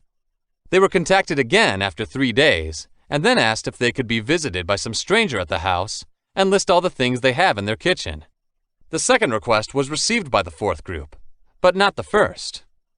In this study, the 4th group responded the way any person should. They did not agree to have someone come to their home and see their kitchen cabinet's contents. They didn't see any reason. Some 53% of respondents from the 3 groups who chose to respond to the survey also said yes to the second request, however. That's why the study concluded that once you manage to make someone do you a favor, the next time you ask them, there's a higher chance that you get them to do you another favor. You can also make them perform a much more complicated task at the same time, which may be completely unrelated to the first thing you ask them to do. We may be reluctant to do it, but they will still say yes to you. Why FITD works. This strategy has been a great tool in maintaining compliance with a variety of community-based applications, such as seeking donations, placing a sign in people's cars to encourage others to drive carefully, and exercising the right to vote during elections. For these campaigns, the reason it works is because it gives the individual the sense of responsibility while making them feel they are doing something valuable of their own free will. The other reason is that people are always going to have a strong sense of community and also like to establish relationships with the people they meet. You will find that you have to fill out a survey or registration form every time you make donations, which will reinforce your relationship with the organizer. Since you think you've become familiar and in some way connected to him, you're willing to do something else for him, even if that means giving away your money. But yeah, you know you've done it for a reason. You have already expressed your support as soon as you have already filled out the questionnaire, which allows them to be able to ask for more. You'll also find that when the organizer says you could choose if you don't want to, you're more willing to donate because you have a choice. Interestingly, you tend to lose the freedom to decide when you're told you can choose freely what to do. But, as you are more conscious of the world in which you volunteer, you think that doing the person or charity a favor is okay. Based on the above examples, you will find that in order to successfully execute the FITD technique, the following considerations must be considered. 1. The goal's understanding of favor's existence. 2. The partnership you'd like to create with your target. 3. The willingness of the target to perform the next favor or favors. It is very critical that you have a method to get the other person committed to the essence of the favor you want him to do for you. See how immovable agents get potential buyers' attention? They are asking them to support the booklet they are distributing. They don't pressure them to buy. They only distribute very innocuous products without asking them if they need a new house. It's very necessary now, that initial contact. This helps the agent to move on to the second stage. The target knows that the agent is just trying to do his job, and there is no harm in getting the flyer to help him out. The agent then begins by asking questions, which in turn produces a report. Instead, he asks for the phone number of the goal. That series of favors, of course, is aimed at making him go into that final favor, or asking the target to buy from him a new house. Looking at this case, you need to establish the notion that this individual is doing you a favor, and it's a simple one that doesn't damage your assets. You're constructing the sequence of favors to build your relationship. It's like bringing him into the trap of just saying yes, and you're tricking him into believing all the demands you're trying to make are simple. Place these strategically favors to make him forget the levels of difficulty that you made him do in executing the tasks. Then, let him do the job you want him to do. Therefore, It's very important to consider the target's ability to accomplish the mission.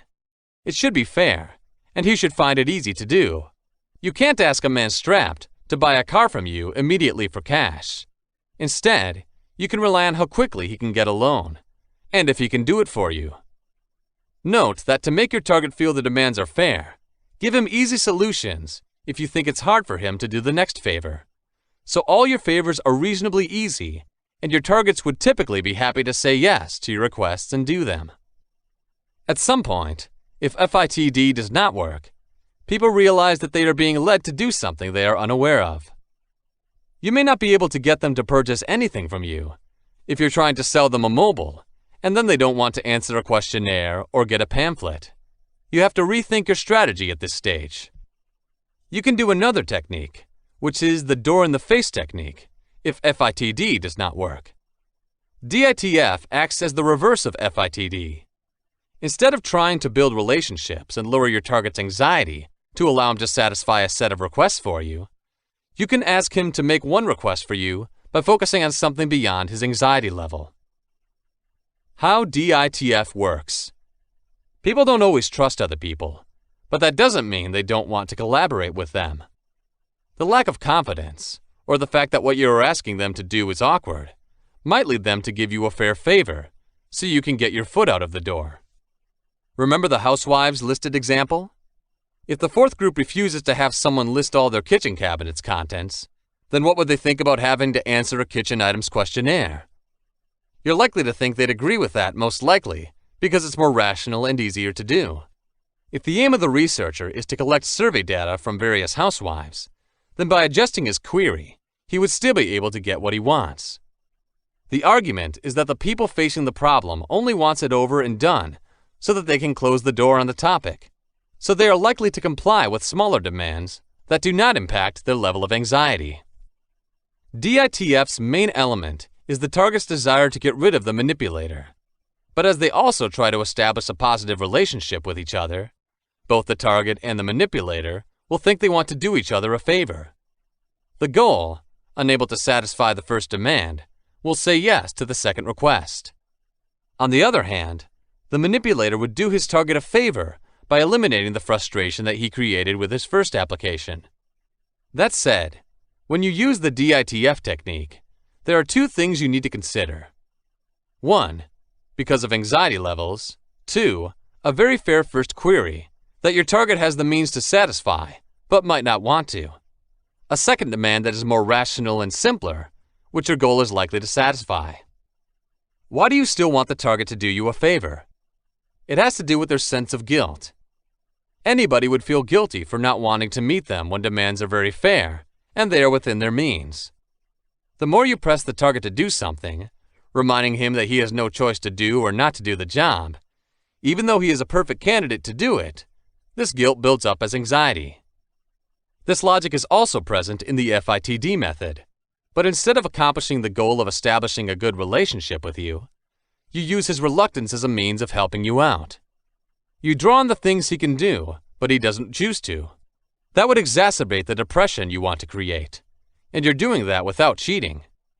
That's why most people are willing to contribute to a cause, rather than going out there and becoming a volunteer. All tasks are reasonably easy, and doing them is a reward to become a better citizen and to fulfill the duty to help the poor. Not everyone would, however, be able to do the nitty-gritty tasks of arranging caravans for food or building projects from scratch. We think it's too hard to do those things, and they don't have the stamina or perhaps even the desire to do them. Grabbing through their pocketbooks and paying out a donation is much safer for them. They feel soothed by their guilt when they give the money, and at the same time, they receive the reward of being able to fulfill their social duty. It becomes a technique in reverse psychology, effective for both sides. All is about probability. As you consider what kind of strategies would have worked best to a given situation, you would also have to put yourself in the target's shoes. Which of the questions makes more sense if you were in his situation? Which one is more enjoyable? You'll have to go back to the very idea of building a partnership at this stage, and the concept of how to sell an idea to your target. Everybody wants to experience benefits for their acts, but the concept of what a reward is would depend on the target's profile. You can note that visual people find things they see done to be more satisfying than those who hear or are confronted with verbal information about them. You'll find that knowing people's purchasing styles will help you see what kinds of favors they're more likely to do. Through identifying the targets you encounter and instantly know their style, you make sure to get the idea of how likely your requests are, depending on the person you are dealing with. You would expect visual people to volunteer to develop the FITD strategic work and make them progress towards more difficult tasks simply because they want to see progress on their own. Nonetheless, you would expect auditors to make donations because they are likely to be pleased with other people's hearing improvement. You can use the DITF strategy to increase the likelihood that they will make a donation. The more you use this strategy, the easier it becomes for you to assess people based on the roles they are willing to perform. Of course, make sure you can clearly offer evidence that they can satisfy the demands you are asking them to increase the likelihood that they will agree with you. Providing evidence that it does not take much effort for them to perform the tasks they are asked to perform should be of second nature to you, especially if you want to increase the frequency of using either FITD or DITF manipulation techniques. The proof you put forward would serve as your counterargument to any doubt they have. With that in mind, you can increase the number of requests you can make without using coercion on your targets. This is done in ads all the time, and the idea is that people are able to do things and that they are within reach ensures that they are more likely to comply. Look closely at the TV ads, and you will see this technique being repeatedly demonstrated. This has been Body Language Secrets and How to Analyze People. 2 books in 1. Analyze body language, speed read people, personality types, manipulate and influence people with emotional and mind control. Written by Jake Smith. Narrated by Glenn Bultice. Copyright 2019 by Jake Smith. Production copyright by Jake Smith. The end. This has been Manipulation, Body Language, Dark Psychology, NLP, Mind Control and How to Analyze People. Master your emotions, influence people, brainwashing, hypnotism, stoicism, personality types and persuasion. Written by Jake Smith. Narrated by Jason Spire, Stephen Justice and Glenn Bultice. Copyright 2019 by Jake Smith. Production copyright by Jake Smith.